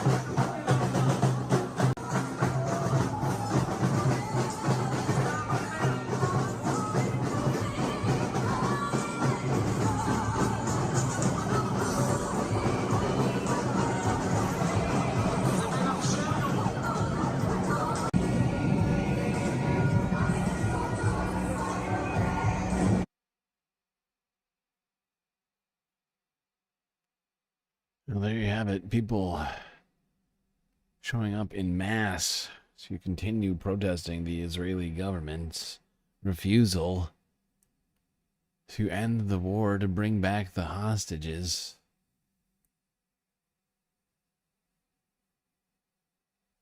Now let's go to talking about the third Gaza aid flotilla. Here's Greta Thunberg speaking yesterday.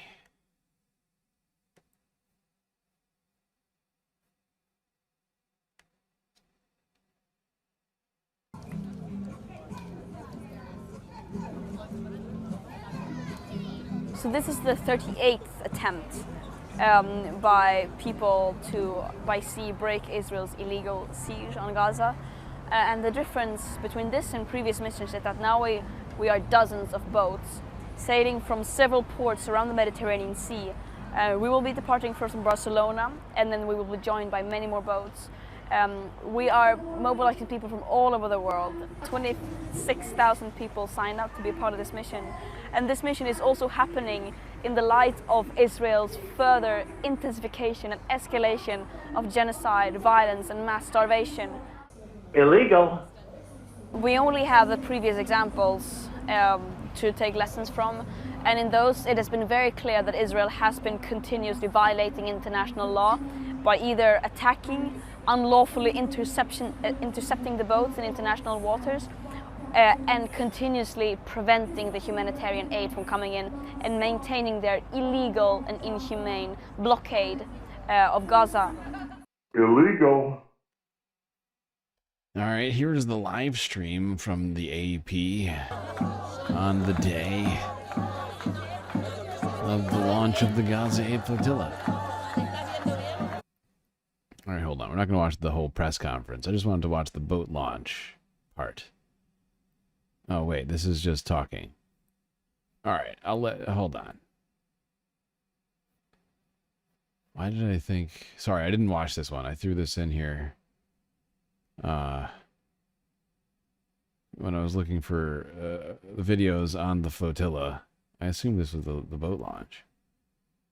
All right, I'm just going to go to this next one. It's fine. I've got another Gaza Aid Flotilla video. Leaving Barcelona, Spain. This time, multiple boats all heading. It looks like a freaking...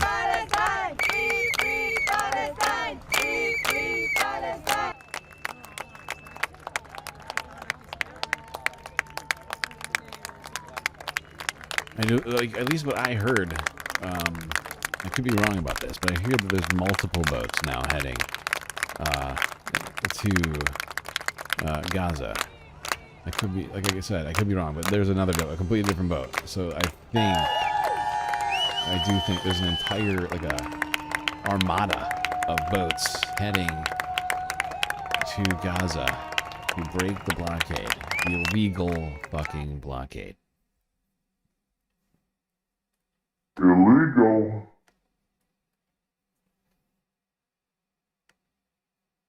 All right.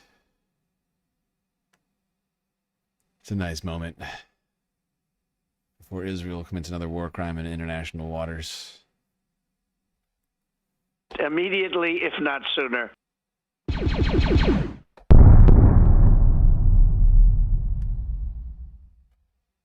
Sorry, Chad, I can't help it. With dark humor. What can I do? What can I do? What can I say?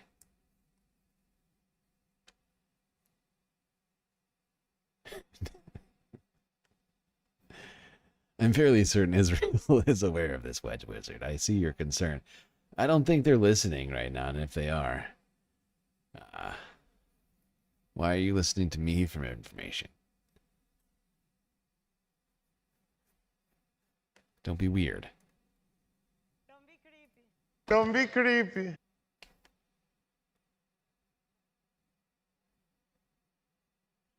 Now, while all this is going on, Israel has been ramping up its attacks on its neighbors. Recently, they struck Yemen, killing, I think, like 12 people, and are now ramping up strikes on Syria once again.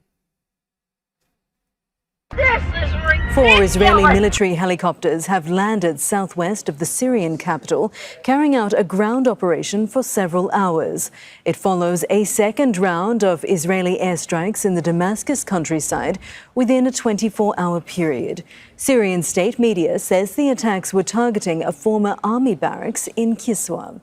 Earlier this week, airstrikes on the town killed 6 Syrian soldiers. Well, joining us now live from Montreal in Canada is Moin Rabbani. He is a non-resident fellow at the Centre for Conflict and Humanitarian Studies. Moin, thank you for joining us on Al Jazeera. Just put this into context for our audience. How significant is this latest Israeli incursion into Syria? Well, I think it needs to be understood in the broader context of Israel insisting that Syria cannot exercise sovereignty over its own territory, and that Syria will be prohibited from deploying any troops or weaponry south of Damascus, in other words, within Syria. What we're told about this raid is that the 6 soldiers who were killed yesterday, according to the Syrian authorities, stumbled across some eavesdropping equipment, and the Israelis bombed and killed them, and then today sent the commando force into Quswa on the...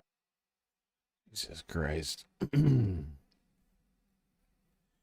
Israel continuing to violate the sovereignty of all of its neighbors. What's new? Okay. Let's go to Asia, where in Sri Lanka, an incredible festival took place earlier this week. Here's the AP archive from 2 days ago. Boy, oh boy, we are actually getting through this stream, people. We made it to Asia. That's when you know we've really blown through the vast bulk of the videos. I would say we've gone through 100 almost 160 videos today. It's wild. How we've done that, I do not know. It's unknowable, actually. No way to quantify it.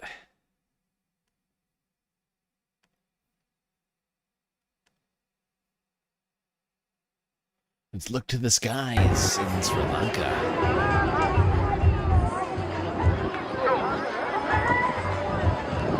So this is in the capital city of Sri Lanka. And they are having a kite festival. It's called the Colombo Kite Festival, apparently. And as you can see, pretty serious kite action going on here. All sorts of figures floating in the skies. Sri Lanka for tourism was not that good if we take last couple of years due to different reasons, political instability, the economic crisis, and so on and so forth. But now I think Sri Lanka fully back to normal so that tourists come and enjoy.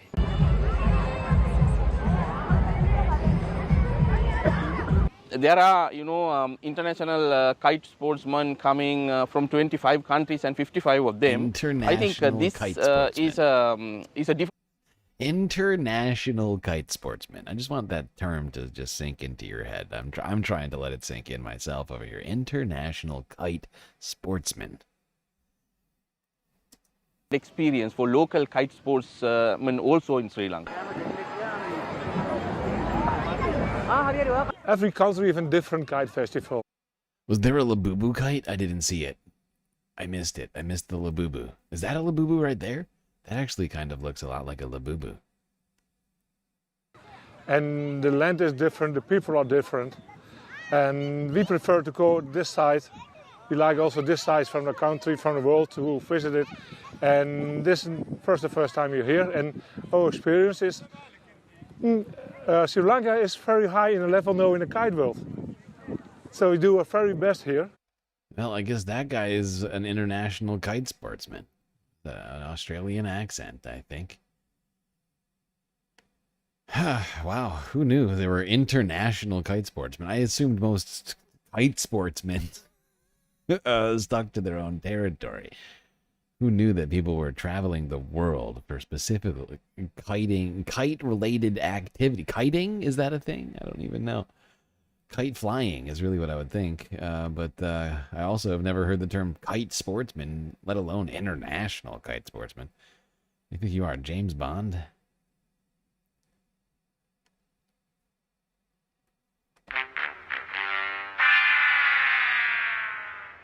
Still, though, looks fun. Looks fun. Not gonna lie. That's why I put it in this list. It's a Sunday Funday one for sure. And seriously, people, I just like to point out just how much stuff we've gone through today. I won't list it all, but I'll just, hit a couple of key points here. I mean, come on. Democracy Now! Documentary release. We had oh my god, we talked Labubus, we talked Cracker Barrel, we talked Democrats, we talked to Travis Kelce and Taylor Swift, Zohran Mamdani. Zohran Mamdani. Bunch of sweet environmental things and stuff. Talked about rabbits taking over Australia and dogs taking over space, if not just momentarily. And so many other amazing things, including that goddamn kite festival. All right, let's go to Indonesia, where protests are in fact continuing and have been going on now for weeks, it would seem. Indonesia has seen another day of anti-government protests. They're being fueled by the death of a 21-year-old motorcycle driver who was killed when a police armored vehicle ran him over at the site of a demonstration in the capital. In central Jakarta, rioters set fire to a 5-story building near police headquarters, while others torched vehicles and attacked government offices. Demonstrators are angry about what they call lavish perks for lawmakers, rising living costs, and the lack of jobs. President Subianto has appealed for calm and promised a full investigation. Gasping for air from tear gas, paramedics are rushing to get this protester in Jakarta some oxygen. These protests have spiraled out of control. But they started as largely peaceful demonstrations against low wages and lavish perks for lawmakers. Who pays their electricity bills? Who pays their taxes? We do. Within moments, it all turned to mayhem. Bloodied faces and injured bodies strewn across the streets of the Indonesian capital. Protesters set buildings on fire as the police responded with tear gas and water cannons. A desperate attempt to calm the unrest. Then came the moment that shocked the nation. An armored police vehicle, like this one, ploughed into a 21-year-old delivery driver, Afan Kurniawan, killing him. I'm being repressed! He wasn't even part of the demonstration, just doing his job when he was hit and run over. This is his funeral. Jakartans mourning not just a young man, but a tragedy that has deepened the unrest.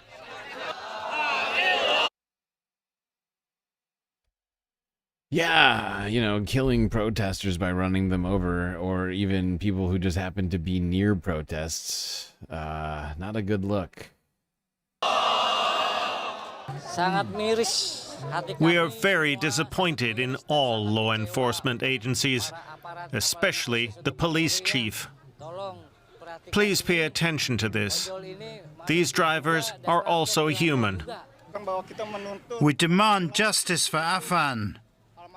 Those responsible for running him over must be tried fairly and dismissed from their jobs. Afan's death has ignited national outrage, forcing even the president to break his silence. I am shocked and disappointed by the officers' excessive actions. I have ordered that last night's incident be thoroughly and transparently investigated, and that the officers involved be held accountable. Anger had been building since President Prabowo took office last year. Look at all the One Piece flags. Look at all of them.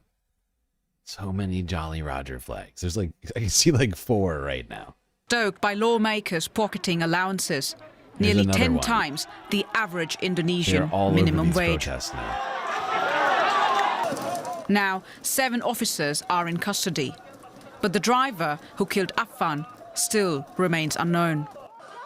In Jakarta, one young man's death has become the symbol of a nation's fury. And that fury is still burning. Let's go to Jakarta now and talk to our correspondent, Ferdinand Hemawan. Ferdinand, how is the situation there this morning?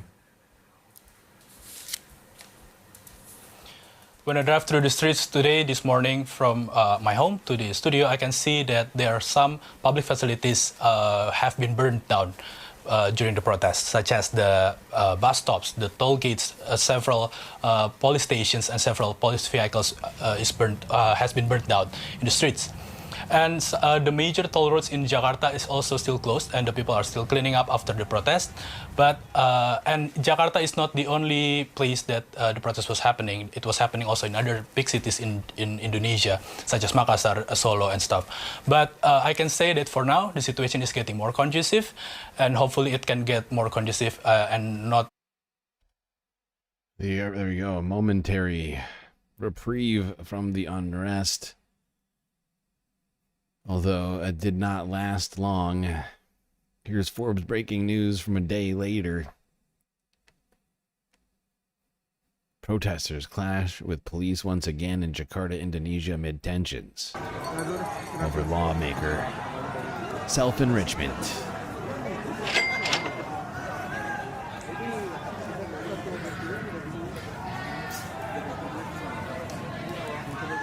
Is that a sword?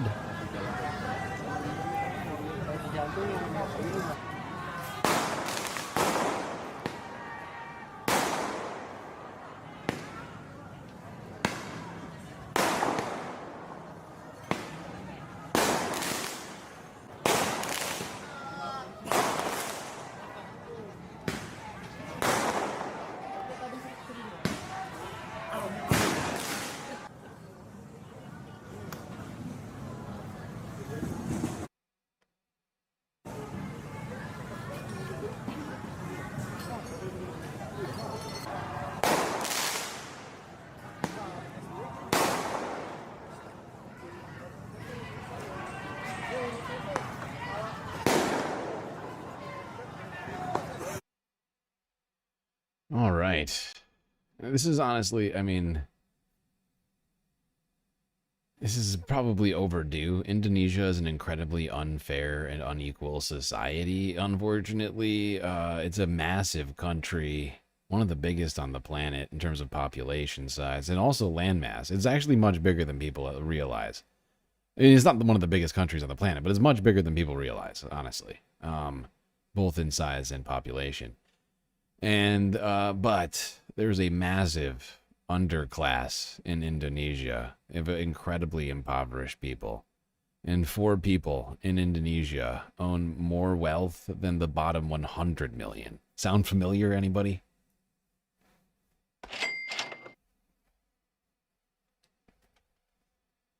But one symbol has been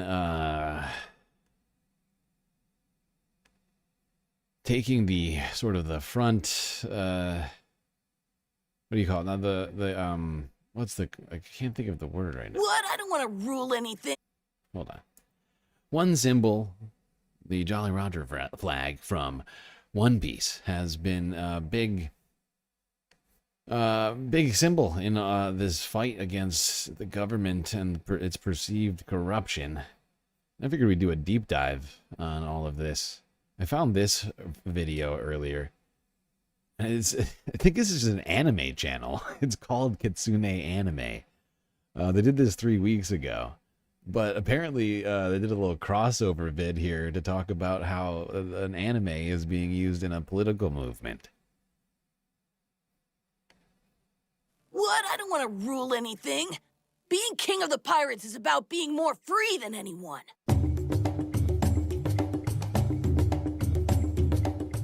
This is nuts because the One Piece flag, the Straw Hat Jolly Roger, is trending. In Indonesia, the citizens of the country have started to raise the Straw Hats flag. One Piece has sparked protests before, but this might be the first time a pirate flag is being treated like a threat to national security. One Piece. A series that has become synonymous with the very idea of anime and manga. Since its debut in 1997, it has become a phenomenon, reaching practically every corner of the globe in its influence, including the country of Indonesia, where it has proven to be very, very big. In fact, the highest grossing anime film of all time in Indonesia is a One Piece film, One Piece Film Red. The series is just very popular there. So popular, it's now being seen by certain people as a symbol of treason. And no, I'm not making this up. So from what I can find, a lot of this stems from the upcoming celebration for Indonesia's 80th Independence Day on August 17th. And many citizens feel as though the lead up to this event is a good time to express their ire with certain choices of the Indonesian government. Now, during this time of national pride, it's typical for a nation to fly the country's flag. In this case, of course, that would be the Indonesian flag. However, many disillusioned citizens have taken to flying a different flag. That's right, the iconic Jolly Roger of the Straw Hat Pirates. Now, on the surface, this doesn't seem like that big of a deal, right? I mean, it's One Piece, one of the single most popular Japanese properties of all time. People all over the world probably have these flags, some even hanging up on their porch or something like that. Typically, it really isn't that deep. However, the sheer traction that the Straw Hat flag has gotten in Indonesia as an act of protest has kind of riled up some officials in the Indonesian government. I mean, it's gotten to the point that prominent political figures in Indonesia are being compared to straight up One Piece villains like Kaido and Big Mom. And this God. Oh man. Jesus Christ. Has gotten so large, it's actually prompted certain Indonesian government officials to speak on the matter directly. For example, some politicians have actually come out in favor of it, such as the Indonesian Democratic Party of Struggle lawmaker Dedi Yevrisa Torres, who sees this method of protest as a desirable alternative to other actions. This should be seen as a public expression of criticism, which is part of a democratic society. This kind of symbolic action is better than street protests that could turn violent. There have been instances, however, of other politicians being much more critical once this trend began to pick up steam. For example, the Indonesian Deputy House Speaker Sufmi Dasko Ahmad had this to say. This is not a coincidence. There is a coordinated attempt to divide the nation. Let's stand united. We must collectively resist such actions. Not everyone wants Indonesia to advance. As we grow, there will always be those who oppose it. Let's unite and push back. This is a sentiment shared with Firmin Subagio, a member of the House of Representatives, who has said that actions like these might be considered an act of treason. Which, I mean, that's definitely not something a One Piece villain would say or anything like that.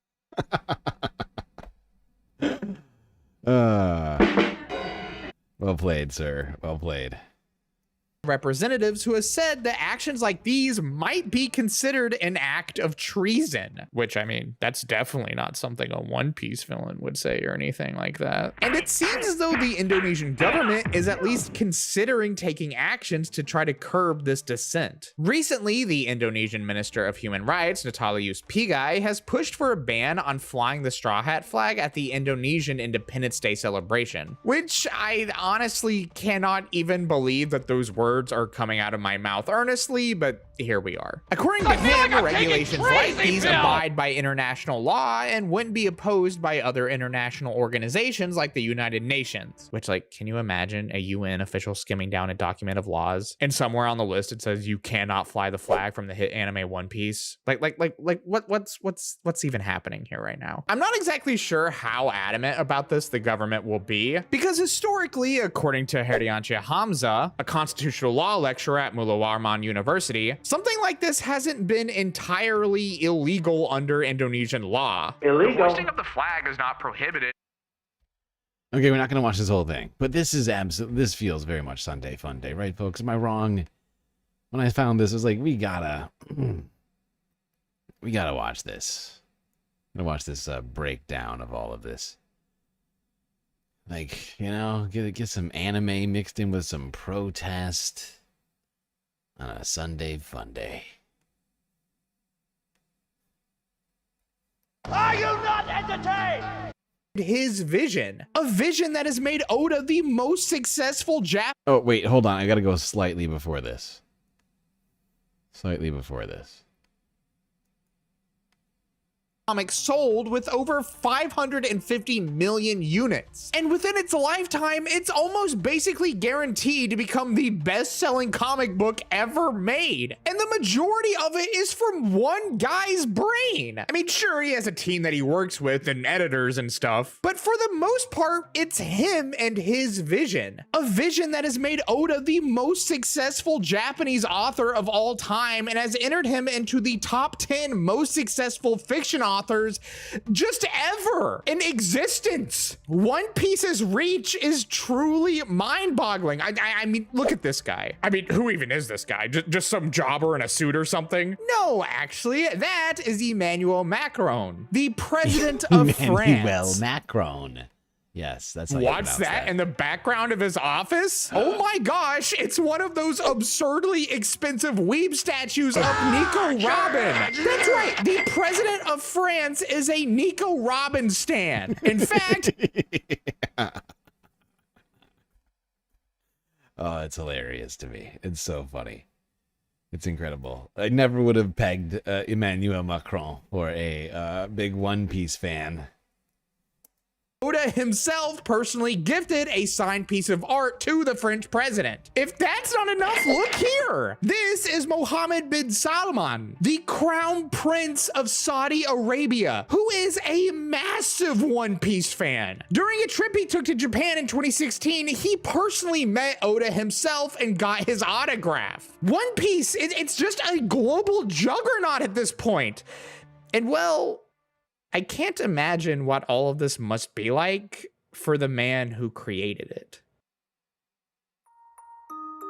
One Piece started out as this really simple, fun little story about pirates, inspired by Oda's own love for pirates from his childhood. But it has evolved into something that I seriously doubt even he could have foreseen. It's beyond just a simple story about pirates now. It's a tale of what it means to truly seek freedom from those that wish to suppress it. And I think that's one of the biggest reasons why One Piece has spread around the globe to the degree that it has. It's a timeless story that anyone can relate to. Because at the end of the day, all anyone wants is their own freedom. To be able to make their own choices and live the life they want to live. That's why so many people are inspired by the story of Luffy and the other Straw Hats, and why they choose to fly this flag in particular, because it symbolizes a dream that people in the real world share with the Straw Hats, the dream of freedom and fighting against a massive control-hungry entity that wants to take that freedom away. That's what One Piece is, and I think that if you ever needed a greater example of how anime can change the world, well, this is it. I've seen people react to this movement that's happening in Indonesia, saying that hoisting this flag is cheesy or cringe or whatever, and that something as silly as anime shouldn't be involved in things like this. And I have to say, I don't really agree with that at all. Sure, it's easy to view anime and a lot of media as just entertainment, something only meant to be consumed and make you happy for a brief period of time before you have to wake up in the morning and go to work. But it isn't just that, it's art. And the entire point of art is to make you feel an emotion. Happy, sad, angry, hopeful, nostalgic. Art is meant to move you. I mean, I've said this before on this channel, but an anime is what inspired me to get my first job. It's more than just... Well, there we go.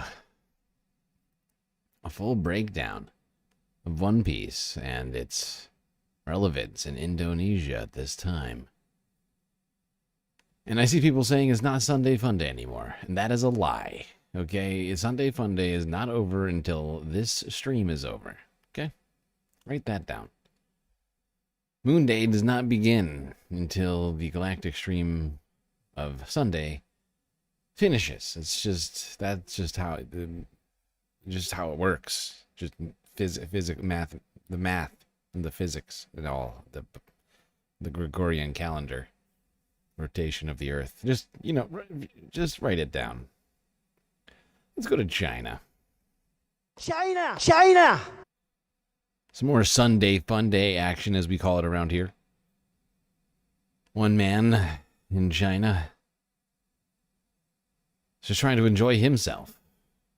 as well as compete with peer in a game of chess, which went awry and went viral for his dedication. Not even heavy rain could stop this man from analyzing his loss. He had been defeated in a Chinese chess match.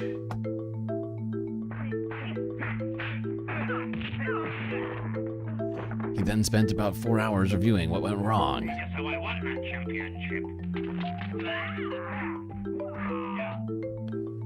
His wife tried to take him home, but he refused to leave. Jesus Christ. The man eventually left around 9 p.m.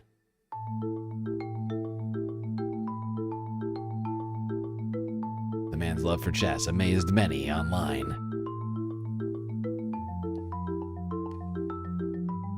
The man spent 4 hours reviewing a game he lost. He's a real chess player.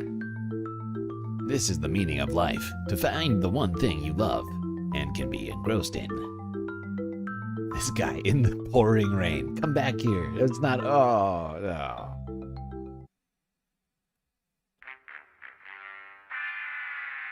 That is some serious dedication. All right, let's go to this wonder of the world. The world's tallest bridge being completed in, was it Guangzhou? I forget where this is. Whatever, China. I have to have my China.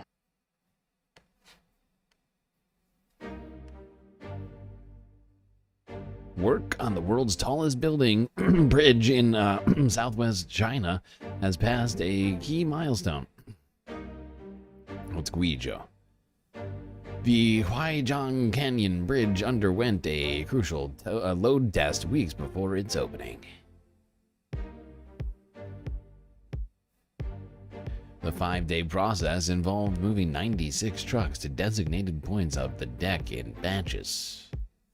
We simulated extreme conditions with 3,360 tons of load to activate the maximum capacity of the bridge structure under normal use. Today, we focus mainly on monitoring the displacement of the main span to both banks, the bending movement at the tower roots, and the maximum tension in the anchors. Pretty sweet. 625 meters, or 2,052 feet, is the official height of this bridge. My God. That's a tall-ass bridge.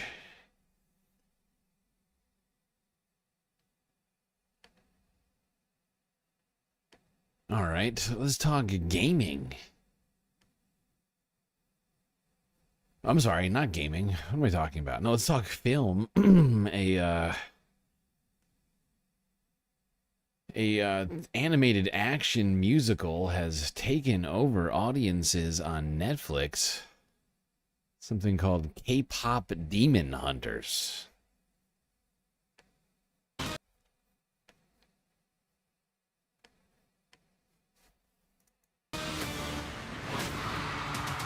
The world will know you as pop stars. But you will be much more than that.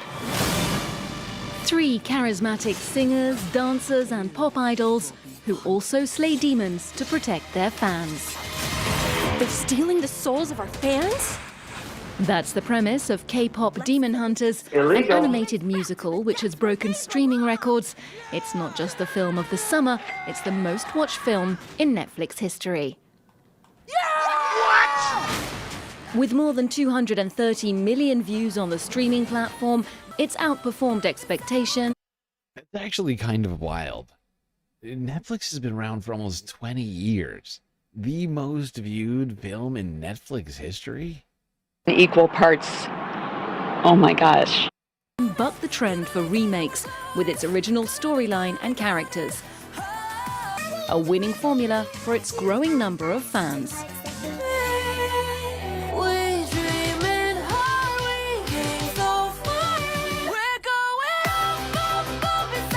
For many, it's the soundtrack that sets it apart. Real K-pop stars provide the vocals and have seen those songs top the charts. Being able to perform in really big stadiums overseas means more people know us and our popularity has grown. It is amazing to see audiences even learning Korean. After the success of series like Squid Game and the global reach of K-pop music, South Korea's president emphasized that supporting his nation's so-called cultural powerhouse is a priority for him going forward.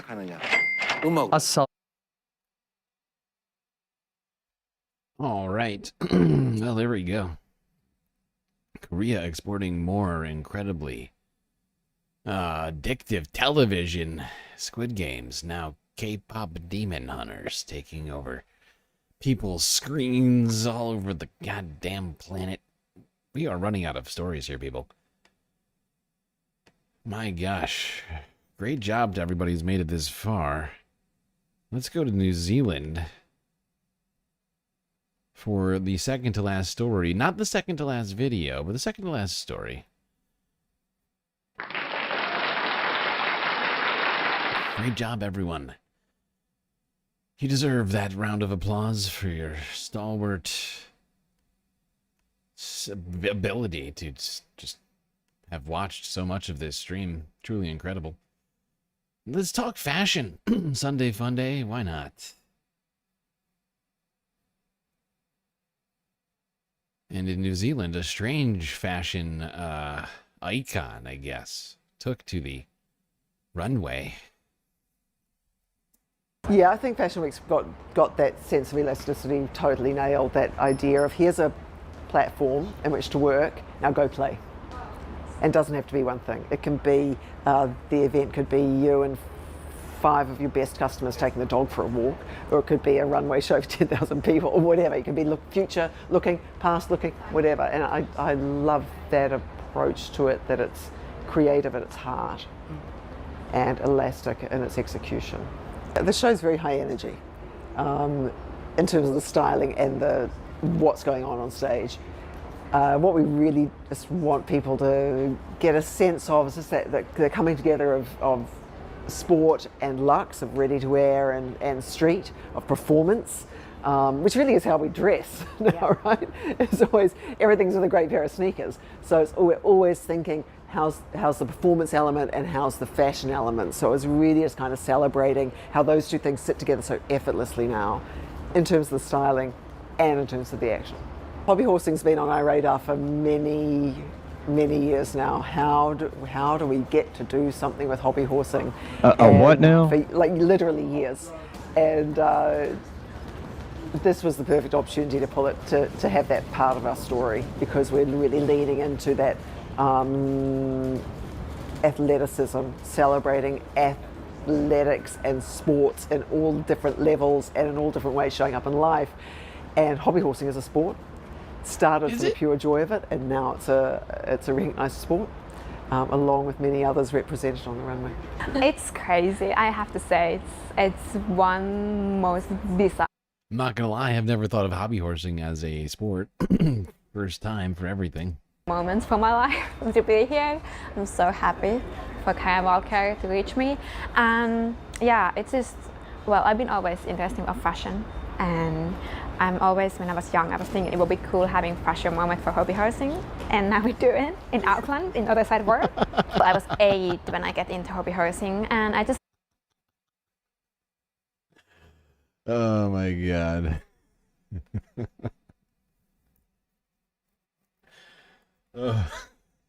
In Auckland, in other side world.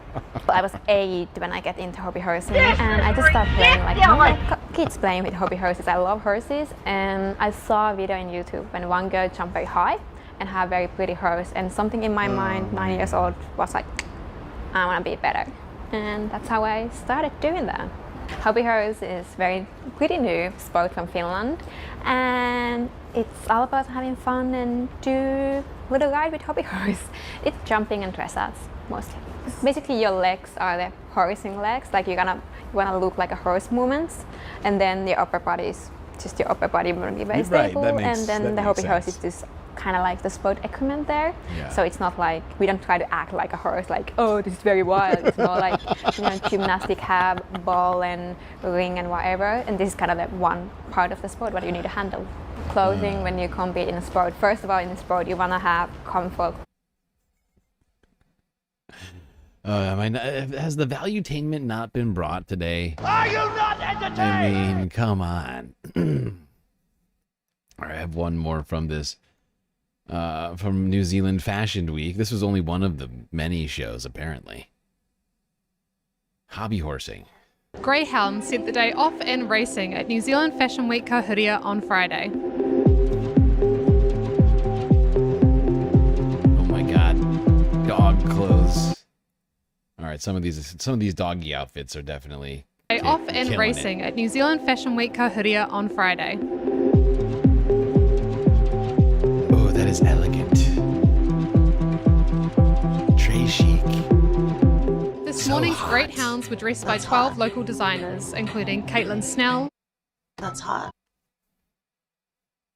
Vesta and So hot right now. Sage. The campaign aims to encourage adoption of retired race greyhounds. More widely, Day 5 implored attendees to act with intention and consider the lasting impact of their choices. Koto's New Zealand designer swap encouraged exchange among guests, who swapped garments from labels like Kate Sylvester, Ingrid Starnes and Keith Matheson. All of it was underpinned by a question posed on entrance. What if small things done together were enough? So hot right now. That's hot. So very hot. Those dogs. My God, the outfits, truly incredible. All right, everybody. Final clip of the entire show. Nearly 11 hours in, people. Truly incredible. Here we go. Let's go down to Australia. Talk about a race of epic proportions. Reuters from 4 days ago. The Dutch team takes the top spot for the 8th time in the World Solar Car Race. The Brunel team solar-powered car drove the length of Australia in just under 35 hours. It feels back to rise back from the ashes, come back stronger every time. And yeah, we drove a record time today in Adelaide, so I'm really glad. There we go. The Netherlands apparently continuing to dominate in the solar-powered car racing industry. Champagne poppin'. In celebration from these orange-clad gentlemen.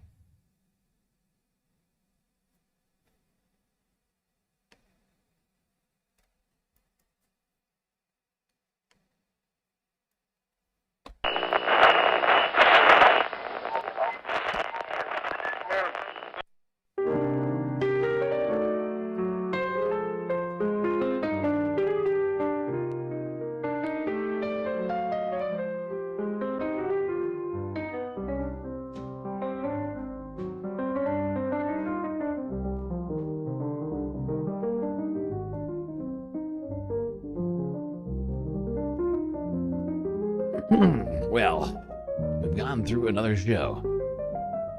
It was incredibly long and also difficult, but thankfully we had each other to get through it. That's gonna be it for me. Till I see you next. You stay classy, Galactic Stream Nation.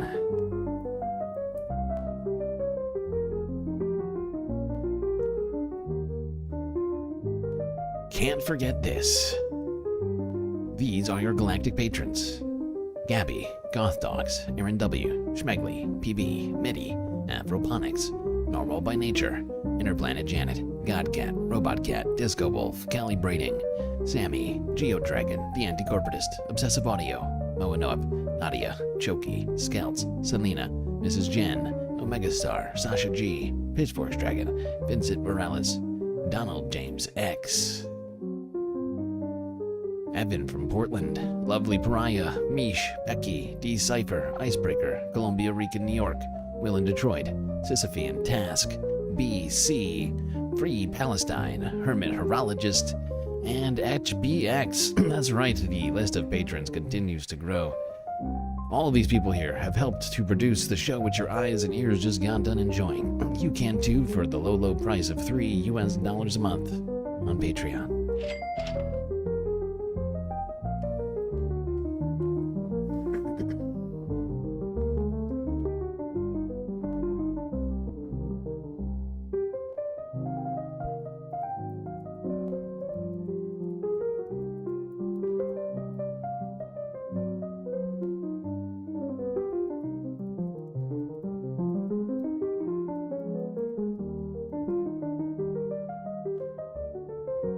We can't go to the Galactic Afterstream until we do this.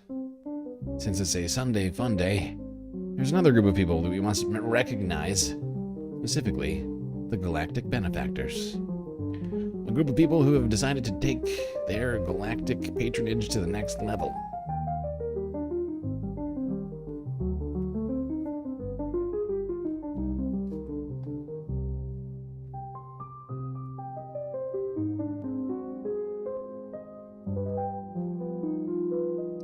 People like PB, who's been a benefactor since the beginning. Nadia, another lady who's been by our sides since the early days. Mo and Noep, Galactic Mod, Galactic Benefactor. Truly fantastic individual all around. Donald James X, great guy, benefactor, a guitarist of epic proportions, a megastar, a starry individual of galactic greatness, MIDI Doctors. A man who I haven't seen in this chat for a little while, but he is greatly missed. Same thing for Mrs. Jen. Lovely lady. But is also missing. Where are you two? Get back here. Disco Wolf. Good to see you, sir, and thank you for your benefactoring and your awesome canine persuasions. Narwhal by nature. Calibrating. All of these names are truly galactic, galactically incredible. Icebreaker, of course, also in there. Selena, who was at one time a benefactor, had to cancel, came back because she supports this stream so goddamn much. Mish, another wonderful lady giving everything they can to keep this stream alive. Free Palestine, who's actually somebody else in chat, but is also benefactoring their ass off right now. All these people, so great, so awesome. Thank you for your patronage and your benefactor level Patreon subscriptions, which are, yes, a little bit more expensive, but also a little bit more great, a little bit more galactic. All right, chat. I already saw the ones in the chat, so I won't tarry any longer to the Galactic Afterstream.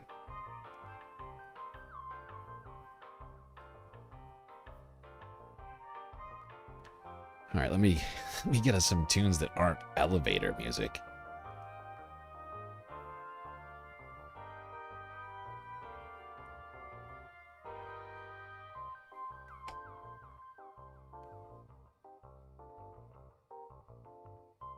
Whoops, that's definitely the wrong thing to click. Why are you doing that? That's dumb. It's a dumb decision.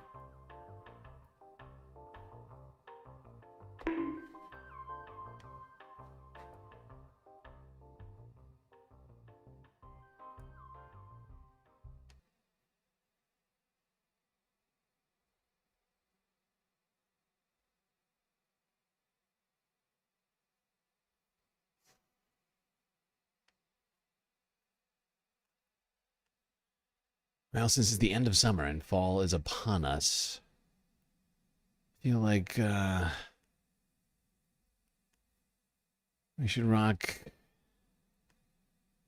some sweet, sweet Brazilian tunes by the Galactic Pool.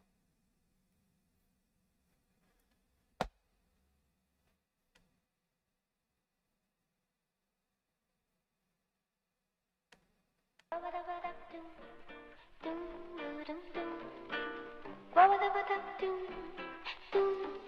right, everybody, enjoy the late night after hours galactic chill stream.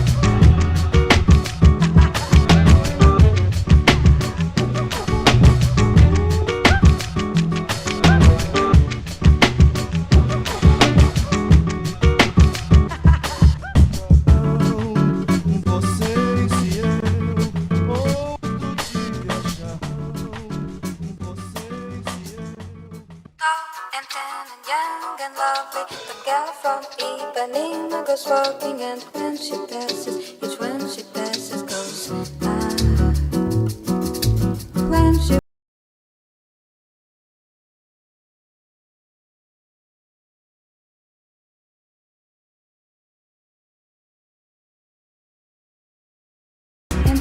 young and lovely. The girl from Ipanema goes walking, and when she passes, each when she passes goes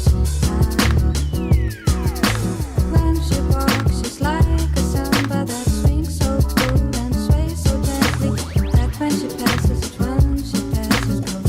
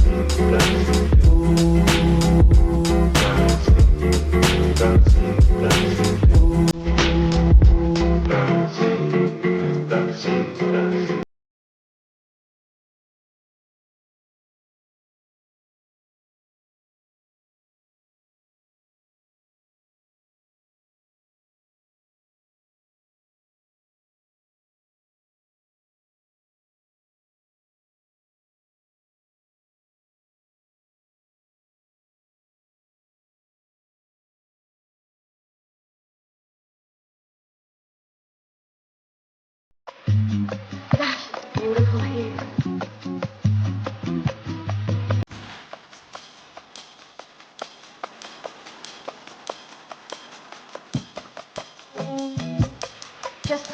yellow sun. And way off in the distance, those lovely little white clouds. Get a drink, have a good time now. Over to paradise, paradise.